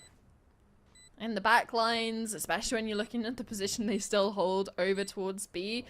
And then the 2 players on towards side just getting isolated. The timing's just not working out. You can see how awkward that fight was, especially for Kyro when he is on towards that operator. Or the Neon, sorry, towards backside. Hoping to do a little bit of damage on his way out. Already spotted. Down low. Has an opportunity to do a little bit more damage, but unfortunately it's just the one consolation prize on his exit. There's just a little bit of an answer back. It's not just a complete runaway with Bonk. Keeping it in 1 round differential. Yeah, just look how awkward this is for Karo. I don't think it was ever not awkward for any of the defensive players. That's correctly crumbled out of hand very quickly. And you did say that was a very pivotal round for 1,000 RR to get, and they did, so they're in the game. I wonder what the plan is with Odin on the ISO on C. Oh, Karu, this is risky. Gets away with 1, but Yanto doesn't have the same amount of luck. Ace like clear. Yeah, the player in long falling in tandem realistically with that short fight just makes it even more difficult. Sure, you have an ice wall to work with possibly for that killer contract to even the numbers on their way back in. So this is the opportunity, 1v1 minigame, but you've got the Odin and it's not good enough. It's not, and now you're trailing back by 2 players. You need to account for 2 per player to make this one work. Waddles a pick from a higher level, is able to square things up at first. Wolverine as well when there's the 1v1 with the paranoia. Maybe there's some space. Mob reveals himself. There's info on the player on Hell as well. Waddles a pig, hand in hand with Wolverine. Together clutch the 2v5. It is utter ridiculousness. Hey, you said they needed 2 each. Waddles just 1-ups it, gets 3 for himself and a 1v2 to boot off the back. And it's off of this incredible start from 1,000 RR. Sure, they lose 1 player, but they get the trade back 2 in kind. They have such an advantage in numbers, a 4v2. And even off the back of Wolverine not unable to connect in the 2, Waddles TP out onto side, and just perfect isolation of those 2 remaining players. They just had no business winning that one. Absolute no business. If 1,000 RR didn't have eco, they would be already down in the dirt. Overdrives enabled from both sides. That is risky, but Zzz wins that one. Waddles the pig can't stay alive for too long, but at least there's damage done. But Yanto and Kupfer on the case, and that long range scoped in on both the Vandal and Odin is how you bake the cake. I have a question. Yes. If when Bonk play all slow and steady, without early engagements, there's loads of gaps, right? We saw it in the round before when Moth was able to get on towards B, ruin out all these. Hang on, okay, I got a little bit worried then. We got a bouncing Odin ISO player backside on C behind his wall. That's fine. That's just It's a little bit normal. ridiculous. It's an off-season event. But that also plays into my point of it being Yeah. like when we don't see aggro stuff like this and early kills, not even necessarily going in their favor. Like they were 4-2, 4-3 down. That's fine. But it's the fact that they're able to adjust off the back of such early information that they tended to struggle with towards the mid-round before when players like Mov was Sure. able to lurk up through B. So that's going to be something 1000 Hour have to watch out for because again, they're going for something aggressive down mid. They can, if it works, they fix it. That's about it. Spike down. Might put mid. duct tape on it. Just rip it to Ooh. shreds. I know Well, maybe they've exactly got something where you explosive of their own. This is able to get that bucking shot through. And how do you pronounce his name without sounding like a B? I do not know. Cover just absolutely just protected Waddles, by the way, with his shields. Popped the ISO shield just in time, so the peek over the top of the box hits the shield, not his teammate. And it's so smart to smoke off B site as well. You know that you've got spy control. You know that you've handed over Garage, so the flank into the B site is very possible. So Bond covering all edges here, and you've got this position covered as well. You're not going to be winning this one. I don't think it's gone even excellent the smoke. That's just a random Hail Mary shot. I think he's got wide shoulders or something. Something had to peek Something out like that that. You smoke. know, he's spent a little bit of time at the gym. Well, the thing is, the spike is down. 5 HP. Oh! He's got 1. 1v2. You're fine. Yeah. remaining. He's got 2! No, it's a 1-on-1. 2 bullets. Okay, reload, mate. You've got 33 seconds. Get the spike. But Waddle's a pig. Not going to let him live. Why was this round scary? It should have been done and dusted. They just lost track of him. And that's another issue. Like I was saying, it proves my point. Oh, they tend to lose track of a couple of players sometimes, whether that's on the looks that they've managed to create for themselves, or just a couple of little bit gaps in their setup. I don't know where Kufu was going for like a leisurely stroll somewhere, but well played from Waddles Pig to actually go for that fight knowing he's so low. Don't want to lose track of him yet again. Let him get into a position where he's in the power position of the time on his side. And now, a little bit of a breather at the start of the round, or so you thought. It's an instance overall. It gets a tag, but no kill. So it's not complete horrible situation for 1000 RR. Sure, but nowhere near the impact he made us accustomed to earlier. They survived the first 20 seconds without losing a player. I think that's a good start. Karu. How does he get away with that? Oh, Karu. An absolute menace. You are, and the Hunter's Fury is still after you. Finally able to chip away at his head. Cover going up. Okay, 4 versus 4. Calm your tits. And then let's get into this one again. Okay, it's a little bit of a reset. A little bit of a breather. Still all the Killjoy utility up for Wolverine, which is not a good sign for 1000 RR. Any move that they make will be notified, will be known, especially now with the split through Garage into C, avoiding the utility being opted Down, C. and surviving towards backside. Good for 2, good for 3, and possibly even a 4. Just a complete cleanup for Wolverine. Unfortunately not. It's come through eventually, but the Killjoy towards backside on C just Last standing round in the tall. half. That is his side. You are not allowed in. Nah. No. Yeah, Wolverine, I feel like he's entered this game with a statement, right? Trying to show what he could do individually, skill-wise. Playing. I mean, this is, again, ridiculous how the round started from Karu. Oh. The thing is, it again gets scary by the end. Sure, Wolverine does so much to keep this C site under wraps, but then again, you just keep on peeking, you know, W1 here as he just keeps on dropping back, so able to find headshot after headshot and keep them close. Oh. 1000 are trying to play this one explosively, and it looks like it's sort of paid off. C open, at least for a little while. Kupfer try to toy with their back line, having the shield available to him to keep him afloat for a little bit more. But it is 1000 RR with the numbers. Do you know where Waddles is? One Now you enemy do. remaining. Oh, now you definitely do. Spike down, Ooh, C. thankfully it doesn't TP away, because that would have One been the enemy hands of remaining. That's 3. Go. So, And it's a 1v1 now. yeah, he ends up in the jaws of this Neon player either way. The only thing is he has to cross this line of sight. He has the opportunity now to isolate the kill, but he's backed off from the close angle. thinking he's going to readjust, maybe going towards B.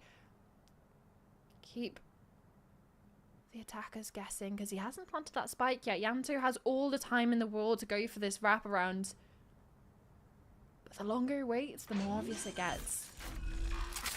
Sure, if you're this busy bee here, you consider there's a timing out here from long. And with that wall drop, Yanto is a little bit more wary. But he knows he hasn't gone towards long and know that it's feigning the presence. It's just when does he make his presence known? He has an arrow to work with, goes towards backside. It should clear out any sort of aspect towards plat. He needs to hard clear this. He does! But it's the Neon player for the 4th kill in the round to... Well, to get a redemption on the half, right? Because they were looking great to start with. We saw flashes of promise. But it was just the aggression of Bonk that they've been struggling to deal with early on. Yeah, it's definitely closed out the half with a bit of positives to look at, you know, showing that you can still hang about with this one. I mean, by all means, this isn't Bonk playing fully seriously, right? Round in, round out, they're just... throwing players in, see what they can do. There's not much macro to look at here and examine. But it is making for a very entertaining game. And with that 4th one, 1000 RR, at least keeping this one maybe not at arm's length, but within view, within sight. So Bonk now as the attackers, the aggressors, are looking to move into B. They'll move in and they'll realize coast is clear. But look at the 4 players of 1000 RR, now down to 3 that are going to be pushing out of lobby. The only issue is Wolverine, there's an alarm bot, yes, but he's also in spawn. So this is going to be something that they're going to have to worry about, whether they're expecting him in window or into the position that he is in now, while the rest of the team are exploring over towards C-Link. How many did you get, Wolverine? Just the 1 and damage on the 2nd. Mov surprisingly kept himself afloat for a little bit longer than expected. But as the 1000 RR players look to drop in, Bonk take care of business close to their opponents this spawn. Now their attention is spanned towards mid and it's blocked off on time. How does it connect that shot? One enemy remaining. Nice shot in chat as well, respecting their opponents' efforts. But Bonk able to take care of business on that pistol round. Spike ends up exploding. Well, not quite, but all their opponents were eliminated either way. It was actually quite interesting. Both of the engagements I was talking about of where one team is in a heavy favor of numbers actually go 1 for 1. So we saw that over towards C-Link and also the engagement we saw Wolverine have with those players that had pushed A lobby goes in towards that 1v1. But because of the rest of the Bonk players on site knew how many players were flanking, they isolate that kill onto the Sova in towards A Link. And then, like I said, it was the smoke down at perfect time. They can just easily deal with that crossfire coming through, even if some players go down to a spam through the smoke. Sure thing. And now, 1000 RR. Trailing a little bit further behind. Less than ideal, is it? At least as an indication of presence, but, you know, taking a gamble in this type of round, they decided B site should be where they put most of their forces into. Doesn't accumulate into something much. Wolverine surely gives up his life, but he doesn't give up too big of a weapon apart from a Sheriff, and the rest have got this one cleared. An Outlaw against no shields will be able to collect swift picks. Especially lined up in this position. It's really hard to handle here. One enemy remaining. Lovely connection. Double digits feel like an inevitability, if that's even a word. Didn't feel like it when I said it. There it is. Summer's nodding. Thank you. Yeah, it is. Just giving me the affirmations. You go, girl. That's how I felt on that moment. I was like, yeah. A support system behind you for cavalry. Let's go. But do you know who needs a support system right now? 1000 RR. Because sure, Bonk are players that we've seen in that tier 2 in the Northeast, even threatening, making towards challengers events and performing it. Yep. This is their map pick for 1000 RR. You're hoping they'd have maybe a little bit more of a fight coming into it. Yeah. So they've got a Vandal to work with, but Waddle's already over towards Garage. This is a sneaky little position. The time is going to be super important for Got one. Wolverine, and he comes out on top, which is just unfortunate. 4000 out. Wanted to get something sneaky going about. Well, it seems like taking these one-on-ones has always just worked out for Bonk. And what does the Pig found out about that very, very early in this game? And will continue to use that as a strat. W1. Ooh. Always dangerous, always capable of a multi-frag. Gets away from danger, but the thing is, you need to catch up to that spike, and it's getting so close to this explosion already. But it's making it possible. That was a 2v5. Now it's a 1v2. There's so much time still left to work with for El Truno. But the thing is, he has to make it out onto site. He has to cross over. And there's contact plays already set up. Molly at his feet. Now it starts to get difficult. Now is where the time becomes an issue. Starts over and over again. But making it doable with a one-on-one left. Kara just swinging by, dashing through. And on his merry way to success, Bonk on 11. Yeah, just 2 away from closing it out. That was a 2v5 though. It was. So maybe we're starting to see Bonk get a little bit too overzealous, a little bit too eager. We see a couple of 1v1s offered up to the 1000 RR players. I hope we see it because this replay of W1 here is absolutely insane. Instant kill onto Cover and then the adjustment onto Waddles the Pig. And a lot of isolated gunfights being taken. It wasn't only in towards the end that we actually saw some sort of cohesion from the remaining Bonk players. It's you and me. I mean, that's more like it a little bit here from 1000 RR, able to get a pick early on here. Early doors, Mob, and he keeps it going, using that cage to his advantage the one way.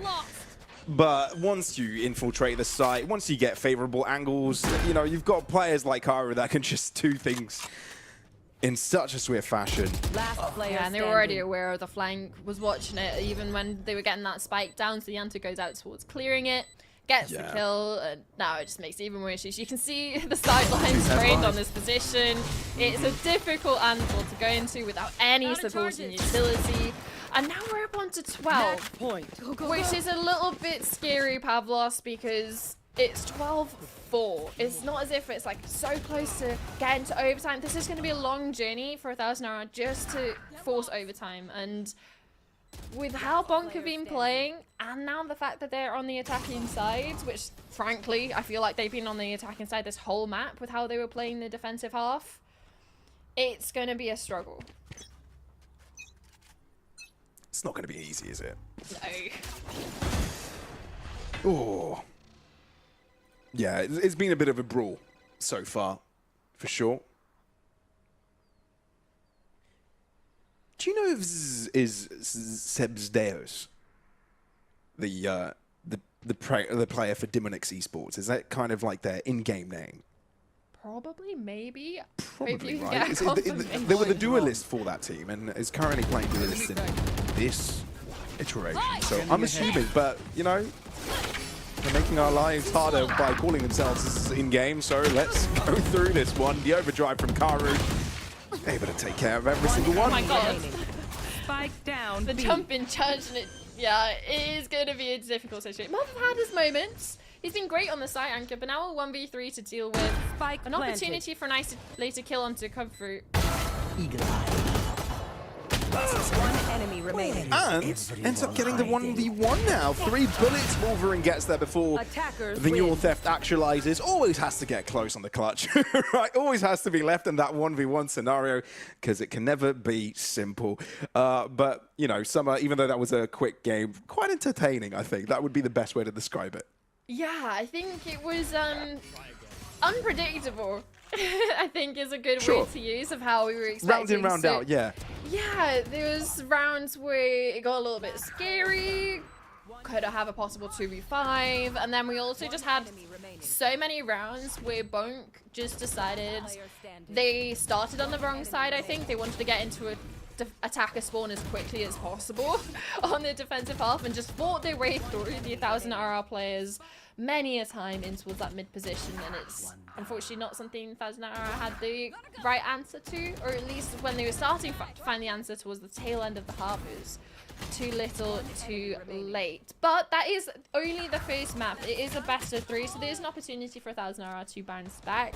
The only issue is it's not going to be on towards their map pick of Split. That's true. That's true.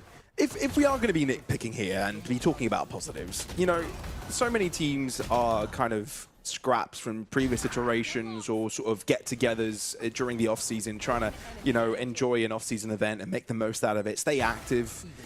So even when it comes to map picks, I wouldn't really put too much emphasis on, you know, this being a really strong map for each of the sides that select it. You know, sure, it can be a bit of a comfort ground, but I'm not expecting too many pre-planned strats, pre-prac going ahead of these. So if there's any consolation here for 1000 RR, doesn't matter that they lost their own map pick, because I don't think Bonk has come into this tournament coming up with plans all across the map pool. But it does mean that they're not going to be able to play these agents going into the next map. So it's going to be the same for Bonk, though. Like, no agents that you see right now for each respective team are going to be played going into map 2. So just thinking of Split, you're like, okay, you have no Omen. Like, you don't really use a Sova anyway. That's fine. But it's the Omen, the Cypher, I think, is the main concern for me for the side of 1000 RR Club. And again, it's the Omen for Bonk as well, but they have the opportunities to bring in players and agents like Cypher as well. Indeed. Summer, correct me if I'm wrong, but Split's up next, correct? Yes.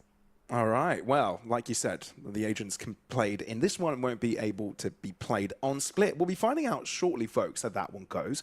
But yeah, I believe Break is ready, and we'll be throwing it to it. And we'll see you after we're back. Yes. This could be the day I die for you.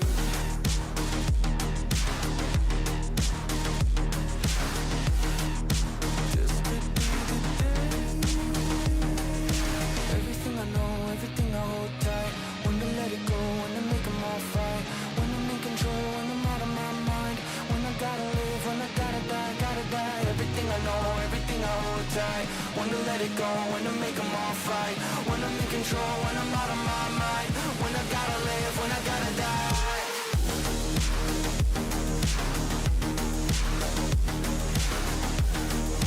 This could be the day I die for you.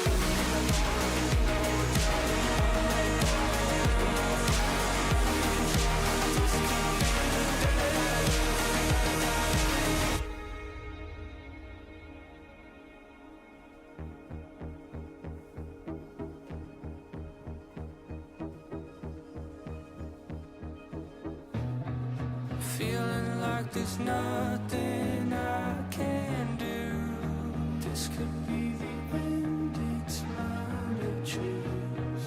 It's taken me my lifetime just to prove. This could be the day I die for you. Don't let it be the day.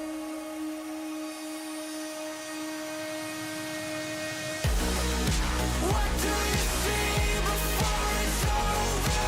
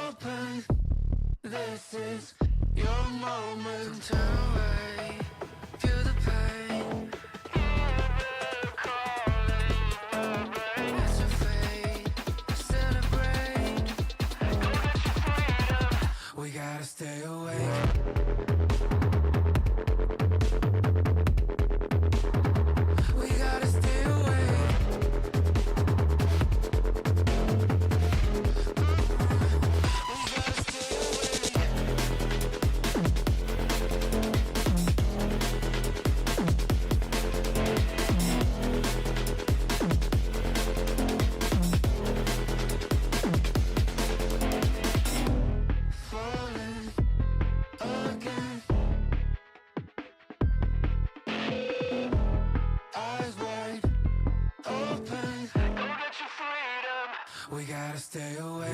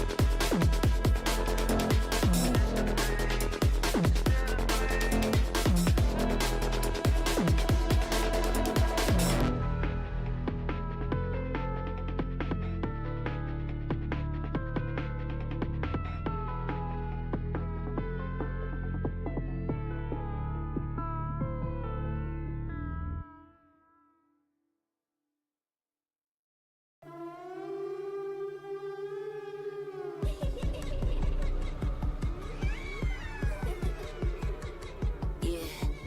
Pull up to the spot with the squad, let the bass drop. Laser on the up, brought the truck, this a cakewalk. Shimmy, shimmy, y'all, hit them talk, let them take shots. 007 on the block, keep the aim hot. Pull up to the spot with the squad, let the bass drop. Laser on the up, brought the truck, this a cakewalk. Shimmy, shimmy, y'all, hit them talk, let them take shots. 007 on the block, keep the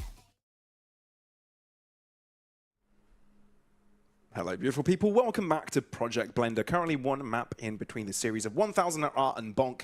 Bonk currently smashing competition in as they do, as challengers Northeast representatives. No biases here. But yeah, it has been quite one-sided on Haven. They've just taken down their opponents' map pick. Summer. Yeah, and it was in.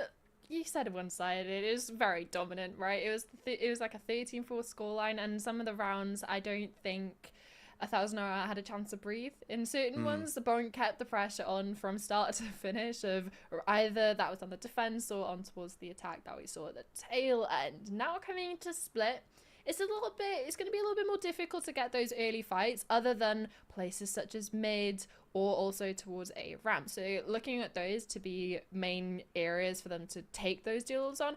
But the main thing is, what agents are they going to be playing on this map? Because you can see across the bottom, thanks to our lovely production, the graphics is showing the agents for each team that will not be available to them. So I'm starting to think, are we going to see maybe a double controller with the Astra and Viper possibly? Because we're going on to Split, bringing back a couple of the old metas. We're going to be seeing Sky, Breach, Raze is definitely one that's on the cards for both of these teams, right? And especially with thinking future to possibly a map 3, you don't necessarily want to shoot yourselves in the foot picking an agent here from the side of Bonk that you will need on that third and final map. So there's a lot of things to play for here, but obviously Bonk want to get it done and over with right here on Split. Sure, yeah. Yeah, you don't want to risk losing too many agents heading into that last map as well, right? I mean, it will be the same agents banned out throughout the series for them as... No, actually, no. They picked into Split, so it would be the Split agents that would be banned for the next. Either way, though, right? I told you, it takes a minute to get your head It takes a minute. It takes a minute to settle in, for sure.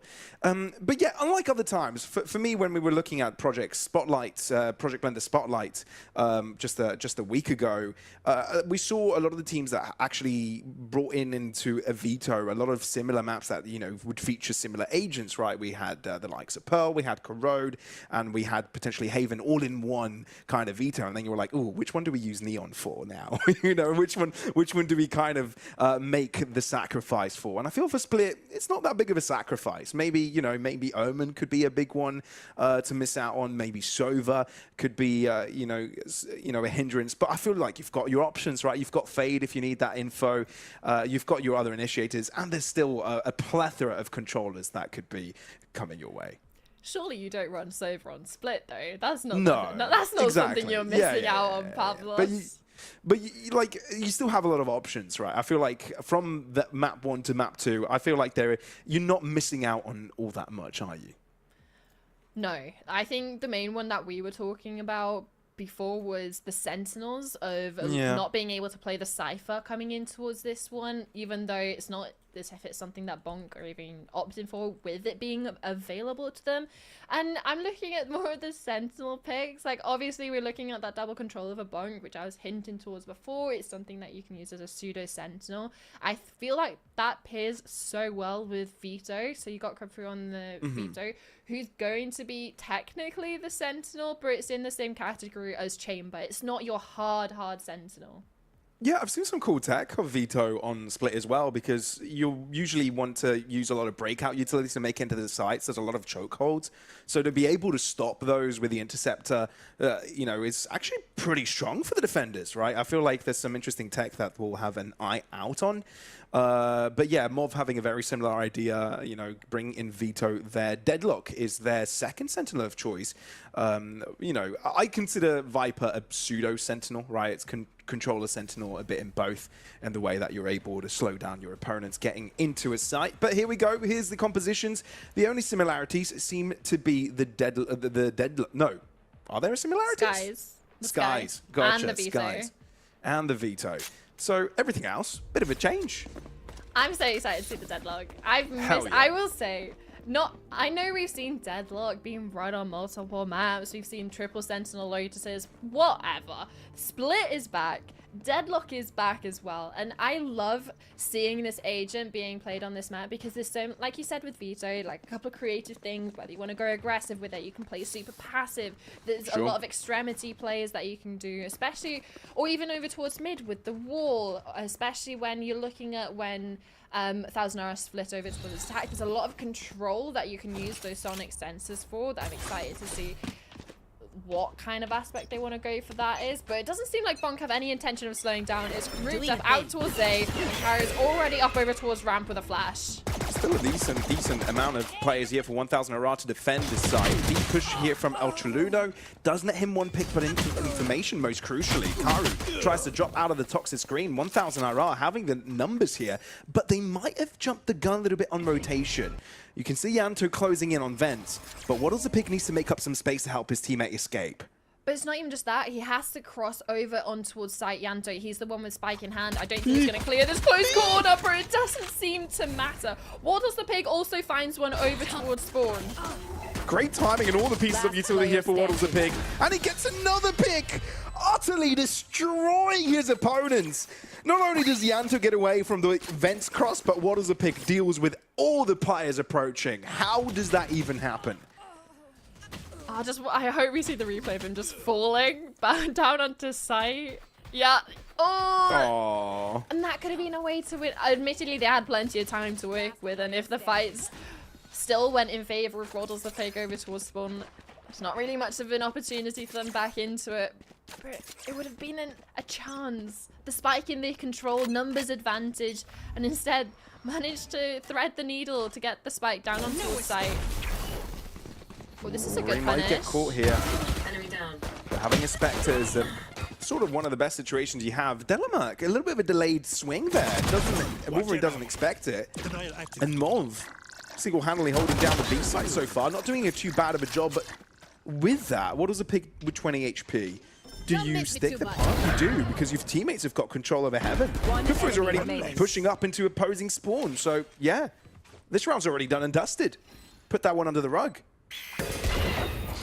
I mean, it's good stabilization because it was what, 3v3. HP was so in favor of 1000 RR, and they had a couple of weapons they were able to recover, but fortunately Bonk were able to slip into positions that were a little bit ahead of where maybe 1000 RR were expecting, especially in towards spawn, and just sat in mail. But a couple of cracks are showing. Sure, it's only the second round, but a couple of opportunities for 1000 RR back in towards that one. Even on the full pistols. You get to see a lot of talent, both from the grassroots and challengers level, and you see a little bit of the discrepancy as well. Be right back. Bonk with players that have been around the challenger scene. Well, 1000 RR with players that have tried to get in there for quite a while. You know, not too far off of the case, but you can definitely tell there's a bit of a difference in caliber. Yanto on many squads of unsigned teams to make runs in the challenger scene. 1,000 are finally with cash in pocket, making good use of the judge. Telemark even switches to the classic. A double right click and 3 kills already his way. So Kupfu, have you got a clutch up in your hands there? I mean, he's got an opportunity to do a little bit of damage, right? It's not as if you're going to be saving over this weapon. It's your bonus after all. Hoping maybe to be offered one up, since it is a 4v1 if 1,000 RR players do go hunting. That step should have been good, or at least he's going to have all eyes on him as he pops out. It's a dink through a wall, so it doesn't necessarily do anything crazy in regards to damage. Now it's just 30 a choice seconds of left. what can you do for 30 seconds, have a little bit of a chat with the team, figure out what you want to do. But off the back of getting a very clean entry, the first blood going in their favor, extremely clean. There was no sort of trade back or anything. Just to be absolutely demolished by a judge. 10 seconds left. Oh, no way they're going to make him have to save this weapon. Well, it's a bulldog. And that's just about it. So 1,000 RR, that's a lot more like it. A lot like what you'd want to see from them from their first buy coming into this defense. Bit of a rougher start over on Haven. Split seems, or possibly could be a different ordeal, but Delamark having brilliant timing there and playing off of playing aggressive. Yantu Kara a little bit thrown aback with how aggressive their opponent played there. Didn't quite expect it. Got caught pants down, so quick shutdown from 1,000 RR. Just the bonus. They're going to have weapons coming into this one. Sure, one of them's a bulldog being saved over from the previous. And again, it's a direct hit over in towards A. Pass through the sonic sensors and up in towards heaven. There's still player backside that has not been dealt with yet and is going to go down without a single kill. Good food. Already upgrade, even though the bulldog was held on from the previous. As a phantom from the start. Planted. So with the spike plant, we've got a 4v4 scenario. Just gonna have to wait for the Sky to approach, and she's quite far away.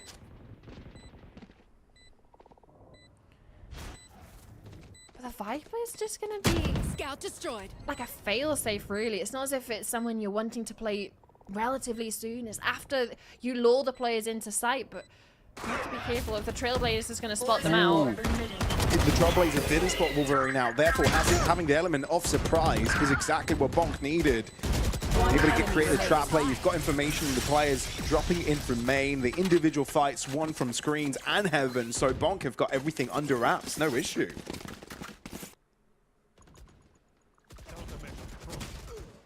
Yeah, an opportunity for a lineup from off backside. They would have been insane to just absolutely shut Bonk out of the round, already losing their heaven player.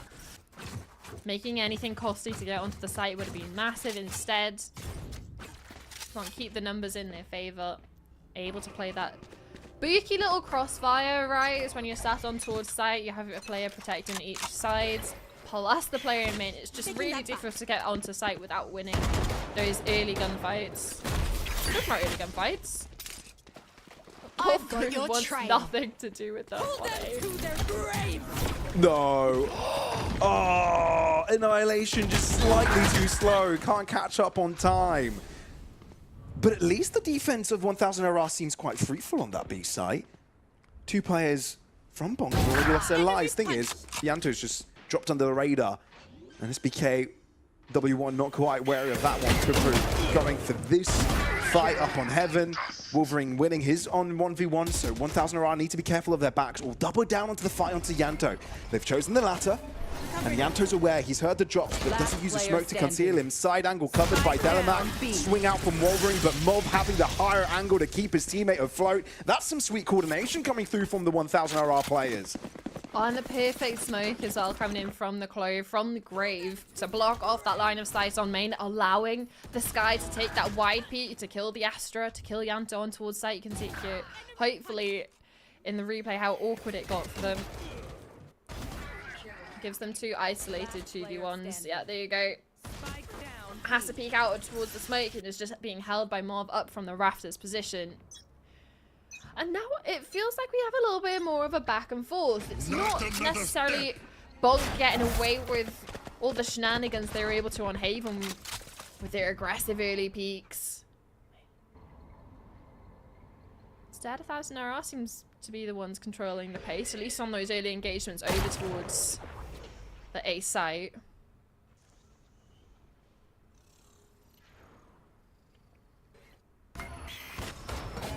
Well aware of Heaven in control here. That is so sneaky. To get rid of the smoke brought out from the from that cover, and instantly you've got yourself a bit of an interruption. You've got the information off of the Sky ult.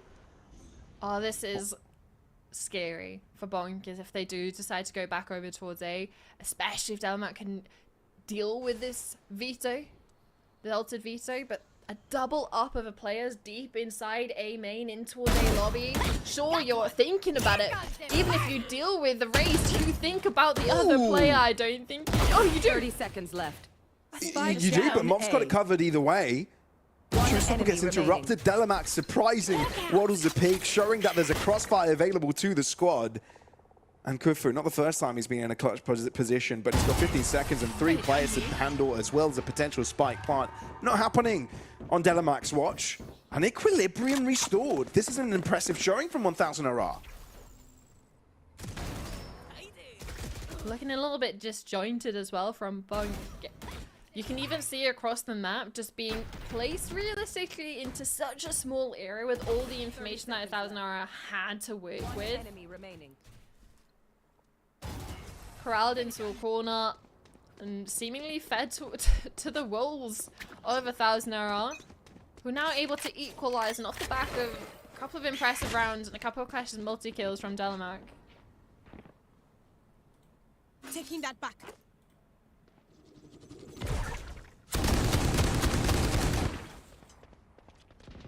Yeah, it's funny seeing the Sheriff spray at the deadlock barrier.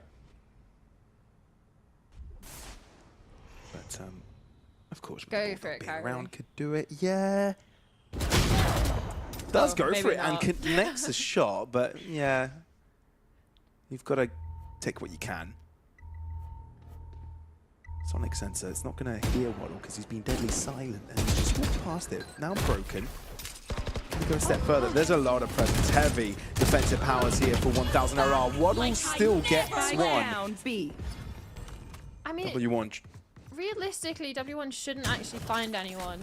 Although now sound has been made over towards Vent, has an opportunity on the jump down, isn't able to connect the shot. Last Still player a standing. doable numbers until Yanto falls.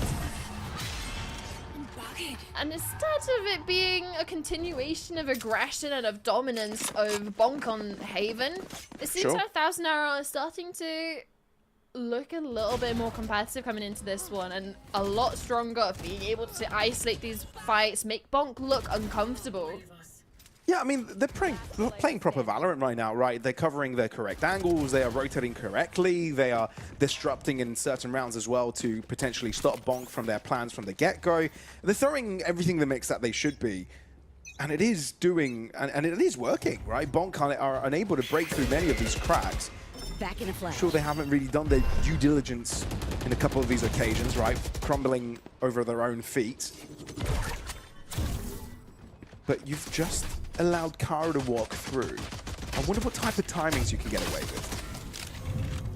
Realistically, nothing, because there's a trip from Vito up over towards Rafters as well. You can see it just in front of that Viper's wall as well, so there's not necessarily going to be any way to bypass that. Plus, they've already plugged the gap as well with their Clove rotating over, making sure nobody had come up from Heaven. Snare destroyed. And that's also a thing. It is a relatively defensive-sided map, right? It's one of the more defensive-sided ones that we have in the pool at the moment. And the fact that 1000 are running a double Fencer setup. A couple of rounds on the attack doesn't seem too much to scoff at if you're Bonk, and an opportunity to get 4 again, especially with this Viper's Pit invested. A lot of ults still available with a Waylay to slow things down, but Mob is ahead of this. Yeah, he's not waiting for this teammate to arrive, which is surprising. W1 able to get a spray shot onto Yanto, so it softened up the defenses here. Kara able to make that first shot work, but Delamac weaves in and out and is able to successfully pick it up. Wolverine keeping the Viper's Pit afloat is the only reason Bonk are hanging in on this round. You can hear the spray of 1. But Delamak is insane, all aware, connects shots through the smokes, and is able to follow it up with a shorty pump just like that. 1000 RR, very successful on the retake. I want to know how they were offered up those kills over towards Elbow, because I don't think we quite caught it doing as all the fights were going down. But yeah, it's this double kill from Delamak, seemingly just sprayed through the Elbow positioning and manages to connect to. Again, another random spray through, gets a lot of damage done onto Wolverine, hears it, pops through into the ult with the shorty. And I know on towards Bonk, we were looking at some of the players having an insane game, getting a lot of kills. That's exactly what we're seeing from the side of 1000 RR now. 100%. Bonk is definitely being tested right now, and they are not quite winning at that individual level they were previously. Kara, though, playing ultra aggressive, wheezes in, and even with Waddles double kill at the start, somehow El Shaluna's kept it competitive. No way. Moving out of the smoke like that, getting a double. Waddles the pick, can't account for the Heaven Cross. Yanto's alone. He's got 2 to deal with, and he's only got a Sheriff to work with. Surely, you know, he's on Heaven. At least the spike's planted for him. That's a positive, but do you look at ramp? I don't think you do. This is the easiest pick of Mov's life. A second bullet will do it. Will find his opponent's ear. And 1000 RR, slowly but surely, are mounting up a lead. All is well. It was a half-fight round coming in from Bonk, right? We saw a couple of players with Spectres, with a Sheriff. But still, it's not an ideal situation to be in. And I'm just thinking of whether we're going to get a timeout possibly from either team, especially with Bonk wanting to make the most of this attacking half. Admittedly, going into a double sentinel on the defense of Split. It's not ideal, it's not easy, but getting as many rounds as they can, even if it's just 4, aiming for 4, it could be seen as doable, a strong position. But now for 1000 RR, they have so much money saved up in the bank that they should be comfortable. Even to throw players at the problem when it gets down to a close quarter engagement and with an outlaw. Go get him. That's a lot of utility just to put a little bit of pressure on towards Yanto. And even then, Yanto's managed to gain most of it. That's true. But Waddles, no, Kara does clear up a bit of space on Heaven. I've got your trail. And finally, managed to deal with the chokehold. Blinded. Seek them out. Found one. Delamak, guiding light drawn out, and it's just the distraction to be able to 1v1 Yanto. Now his focus is fully on Bonk's attack. But you can see how quickly 1000 RR have rotated over. Thing is, Zuz doesn't quite have the right weapon for the case. It is chaotic, it is crazy, but Mov has kept it diligent. He's kept it close, and on the higher ground has the advantage over Wolverine. How about that? Not dropping at any hurdle, and I feel like it's been 6 rounds in a row where 1000 RR haven't lost a round. Even when it comes down to these messier engagements that we saw super early on in previous map, now it's 1000 RR coming out on top when it comes to those moments. When it comes to the multi-kills that are required, whether it is Delamak surviving in towards B main, being just an issue, buying enough time for Mob to rotate in just in time for this retake, for the cleanup. Bonk and Happy, they go back to what was working before. Heavy ramps pressure. Trailblazer comes through, and I don't think it's noted out that judge, but the Sheriff shot should be a little bit of a warning sign. Giving away the auto queue that you've dropped, though, and coming back up again, surely you must realize there's the possibility of that judge here. But I think Bonk get away with the timing. This is when they choose the cross, and nobody's watching their position. This is massive. Look at the space they've gathered. Do you know that they could be in vents? I don't think you do. Delamak pays attention to it. The potential of play is definitely around. Guiding light following through. Delamak with damage, but Karu answers back. Bonk, they've got eyes set on A, but they haven't quite finished up the puzzle yet. But this is one of the more favorable positions that they've been in for a while. Look how spread apart the 1000 RR teammates are. There's a double up over towards B, which if Wolverine peeks into this and the spike is headed that way too. Oh, wait, hang on! How's he got 2?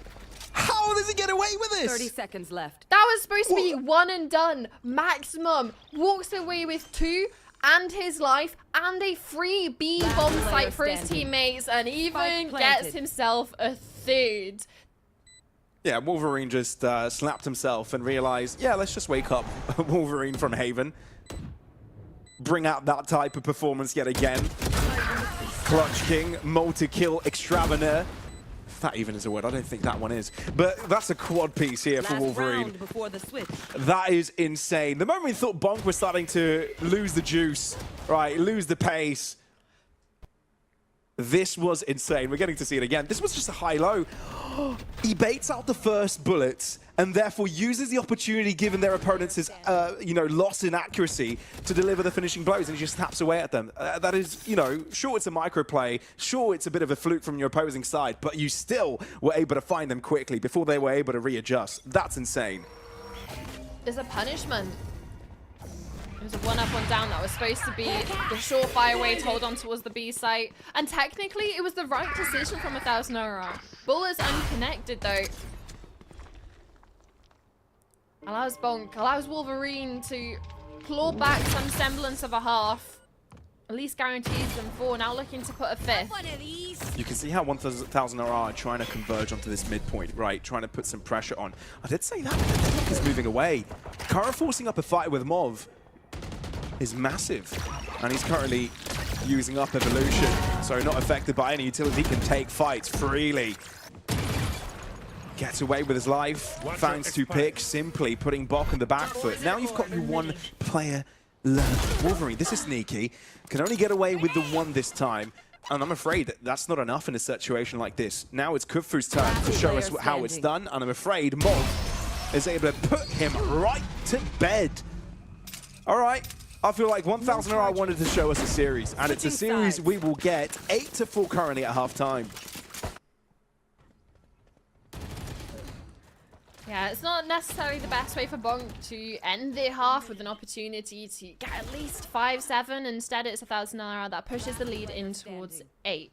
And looking towards the pistol, it's going to be a surefire way for either team to put 1000 RR up onto towards double digits, or to give Bonk the opportunity to close that gap into something a little bit more manageable, a little bit more doable, especially when considering they're already a map up in this series. They don't want to have to go to a 3rd map. And again, both of these teams are playing like 3 best-of-3s today, Pavlos. They want to get these games over and done with as soon as possible to give themselves a longer break, to keep their energy for the 3rd and final series. Have lunch after your first game, dinner after your second. Pace yourself. Not rush through things. Otherwise, you'll be limited to energy drinks and whatever else you use to energize yourself. I don't know, I'm a gamer, Summer. I don't know healthy lifestyles. I thought you were going in the complete opposite direction with that. I can't lie. Oh, no. Oh, God. No, I was not going there. No, stay away from that chat. Coffee. What's wrong with coffee? Coffee, yeah. Yeah, What's wrong coffee's with sugar? fine, guys. You can go grab a cookie. Just, of course, don't overdo it. Well, 1000 RR, they tried to go into B, spotted out and here's some veto utility, thought better of it, but they're walking around as a pack of 5, and Bonk haven't necessarily gained too much information elsewhere, so they're definitely going to be down in numbers. But the rotates may come in fast. There's a lot of chip damage being done, so there's opportunities for Bonk to fight back. There is. But the fact that Waddles is still a looming danger in the site itself makes it a difficult endeavor. And you've also got Khufu closing in the distance on that other line. So you've essentially pincered them in. And with that pistol win, Bonk may have a chance after all, may have another hope in this half. 8-4 is not the biggest of difference. And with a pistol win and a potential follow-up, that gap closes quite quickly. It's defense side split as well, Yeah, Pablos. it You have really to is. remember. We haven't seen split in the map before. It's been a long time, hasn't it? Yeah, I mean, it was in around for split 2, right? Of challenges in, what is it, stage 1 of EMEA. Yeah.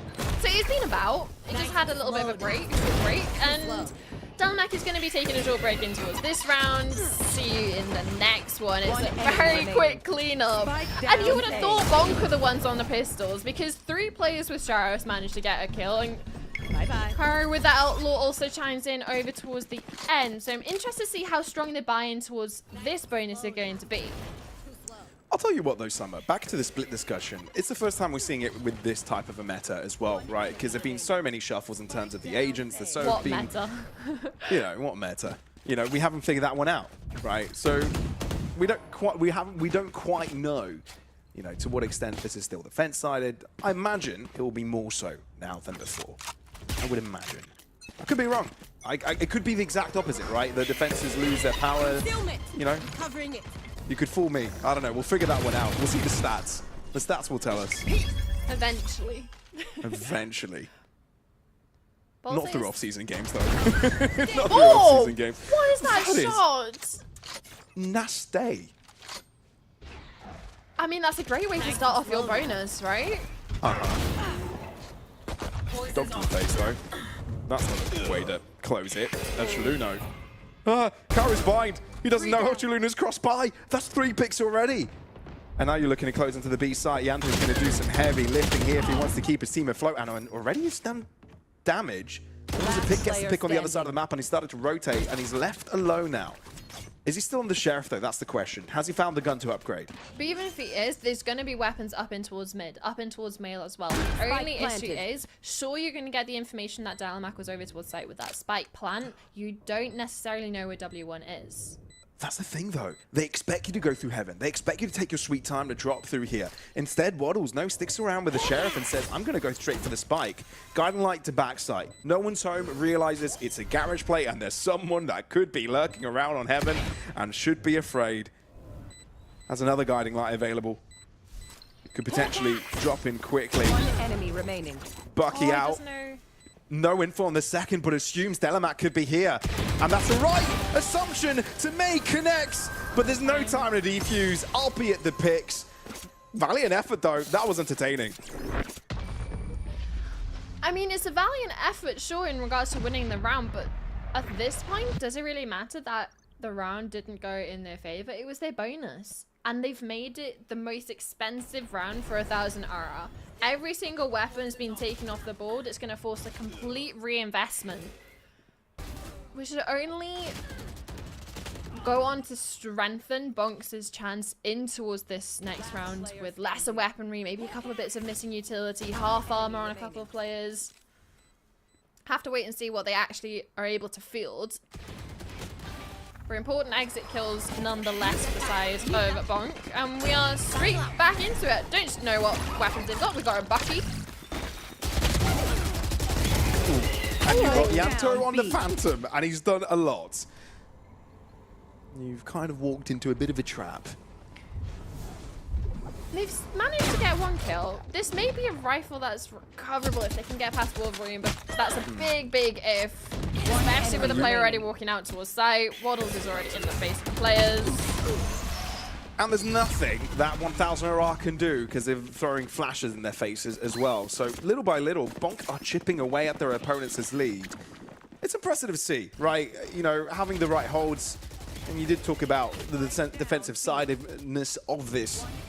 But the response was there. It was quick, it was rapid. You did have Waddles tuning in at the right time, pairing that up with flashes. Little micro plays that inch your way ahead in the round, and it's given Bonk a way back in the game altogether. Makes it a little bit more of a believable scoreline. 18-10 on both top fraggers, by the way. A little bit of consistency across both teams. It's a bit of a tip of the fedora. Well, ooh, a little bit of tip of, I don't know, peek out towards mid. Chip damage being done, and a lot of players spotted out. But there is a decent amount of delay that they're going to have with this Viper's Orb over towards mid. They have used the Trailblazer to clear out over towards vents, so they know that that's a safe position for now.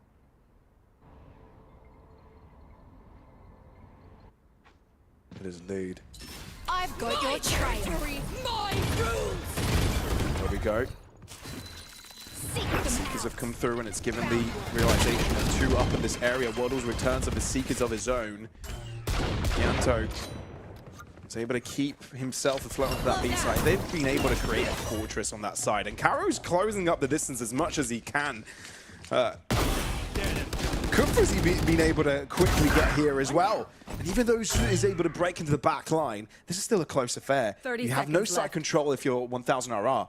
But that's the point. They have nowhere to go where they don't have to fight forward. So it's going to be important engagements. The one over towards spawn, Karo wins it out. 2 players left now for 1000 RR. They have to make their way in towards A. They still don't even know if A is free. There's 13 seconds left on the clock. They have to get the spike 10 down. seconds Both left. players now unknown. One peeking spawn, one enemy planting the remaining. spike. Don't miss me. One more Crazy.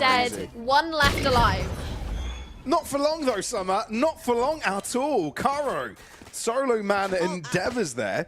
You deal with the first one on screens, you just jiggle peek, you swing peek and connect shots through walls and just quick scope your way for the third. That was stylish, I'd say, from him by the end. Very stylish. Forces out a timeout as well. Let's see this one again. It all started with a quick exchange of the Seekers, early doors on Heaven. Kufu, quick rotations. You've got to admit, Bonk had been quick on the case.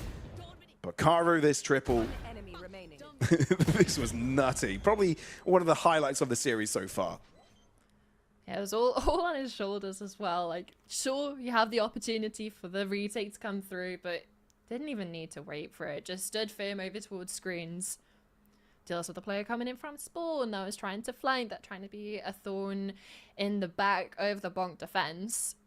And instead just offers up free engagements, a free collection of further advantages in numbers. And now, sure, the timeout comes through from the side of 1000 RR because, well, you were leading 8-4. And now they're on the verge of equalizing with you to make this a 9-9. It's definitely not how 1000 RR are hoping their attacking gambit would be starting off with. Obviously, they have time to adjust to course correct, but it's going to be difficult when you don't necessarily have the breakout ability in regards to agents. You're mainly looking at the Rays and the Sky working in tandem to be able to be breaking the lines of defense of Bonk if you want to go for something aggressive, something fast.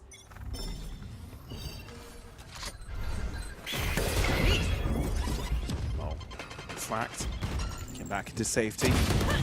Waddles. Whoa. Thankfully for him, Kudfu is there. And so is Wolverine. How about a 3-player, maybe 4-player stack up on ramp? How about that? I mean, there is a gap exploited towards the B site. Yanto will get shut down and therefore a spike plant and a retake isn't required. And there's a weapon as well on this low positioning layer spawn, but the only issue is it's not great shields for them. Instead, it's a cleanup of the last 2 remaining players. And honestly, 2 kills, a spike plant, that's a lot for 1000 RR to be getting away with off the initial engagements that happened over towards ramp. Very true, very true. And the thing is, I don't think Bonk has needed to use any of the ultimates that they've been building up to either, so they're starting to amount to them quite a bit, you know, building up that. And that's just an excellent setup, right? Sure, there is some luck involved with 1000 RR sitting a lot of the players where you've got the stack, but you've got to try these things from time to time, you know, to stabilize your opponents. Don't let them know what's coming next. And always make them think that there could be a stack anywhere. 1000 RR looks like they'll be setting up a strong push together here. Yeah, talk about what's coming next is the ultimates, right? You're talking about how many ultimates that Bonk has. Kudfu here can just nullify any of the attacking ones that 1000 RR want to do. If they want to satchel in with a showstopper possibly in towards A, Kudfu can absolutely firm it if he wants to activate his own ultimate. Well, he won't be immune to bullets, so if 1000 RR try to pursue him, that's the way they're going to have to do it. Showstopper enabled. I wonder when this is, you use your ultimate. He doesn't use it. He knows that he can just hold on to his ground because his information isn't handed over. Doesn't give over his position. And he's got the help of his teammates over on Heaven. The trust is there. Bonk say, thank you very much. We'll take the lead off your hands. Yeah, that's insane. That one, he doesn't even use the ult, and 2, that he doesn't even have to. You send that showstopper back screens, which often at times you see it. That's the entry path thing Raze players like to take, or even over towards elbow. doesn't even get the opportunity because the rest of his team have already rotated in, have already put a stop to the main aggression of 1000 RR on towards this hit. And you can see some of the remaining players at the end. There's too many angles to check for, getting shot from heaven, from screens, from backside as well. And in a turn of events, Pavlos, Bonk have taken the lead. They're the first to hit double digits. And 1000 RR go onto an eco, carries back out with the Outlaw. There's definitely confidence restored. 1000 RR in the first half just told their opponents pay attention, and that's exactly what they've done. They've reciprocated. Oh boy, those paint shots hurt, but Kufa's bullets hurt a little bit more. And this time he does use his ult. Evolution and able to avoid all paint shell damage. Not stopped in place either. 1000 RR trying to switch up the pace a little bit as well, trying to continue their efforts in mid, but at the same time it's left positions open.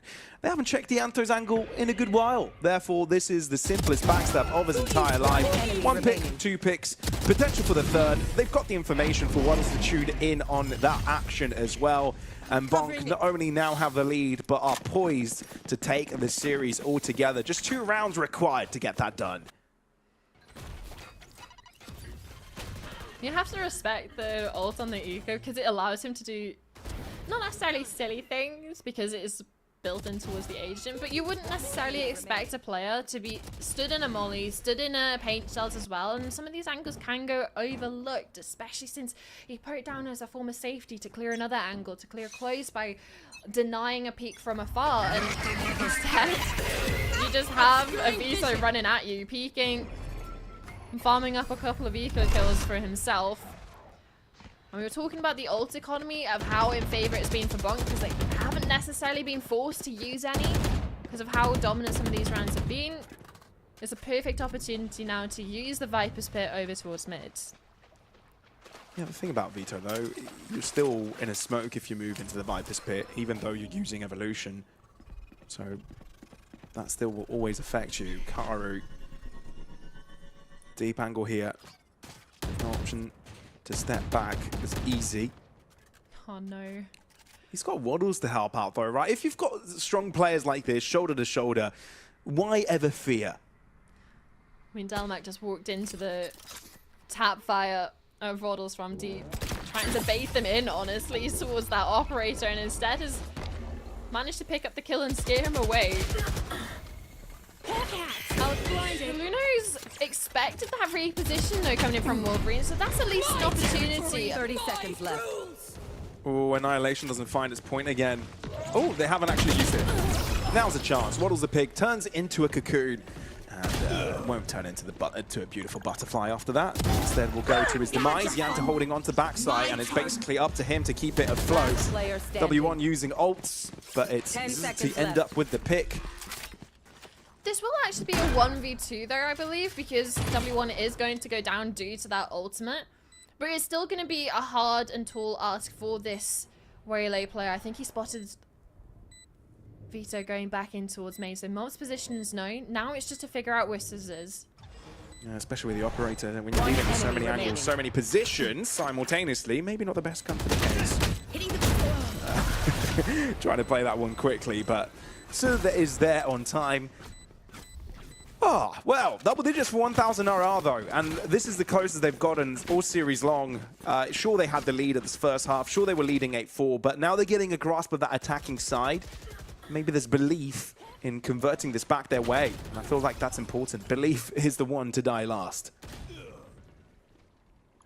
And talking about how brutal the format is, it's 2 teams out of 6 that made it out of groups. Bonk already at the top of that leaderboard, already have 2 victories, I believe, hoping to put the 3rd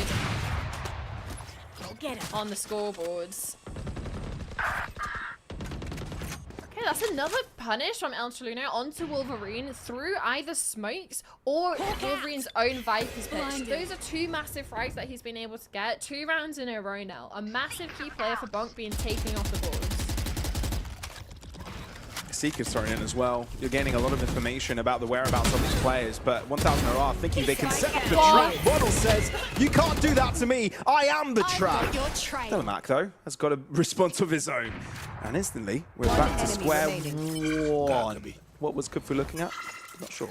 Maybe expecting a player that has already lurked out on towards site, but instead, just patience from the 1000 Hara players. And again, Kari in a 1vx situation managed to make it a 1v2, but I don't think the hash and finances are in favor too much.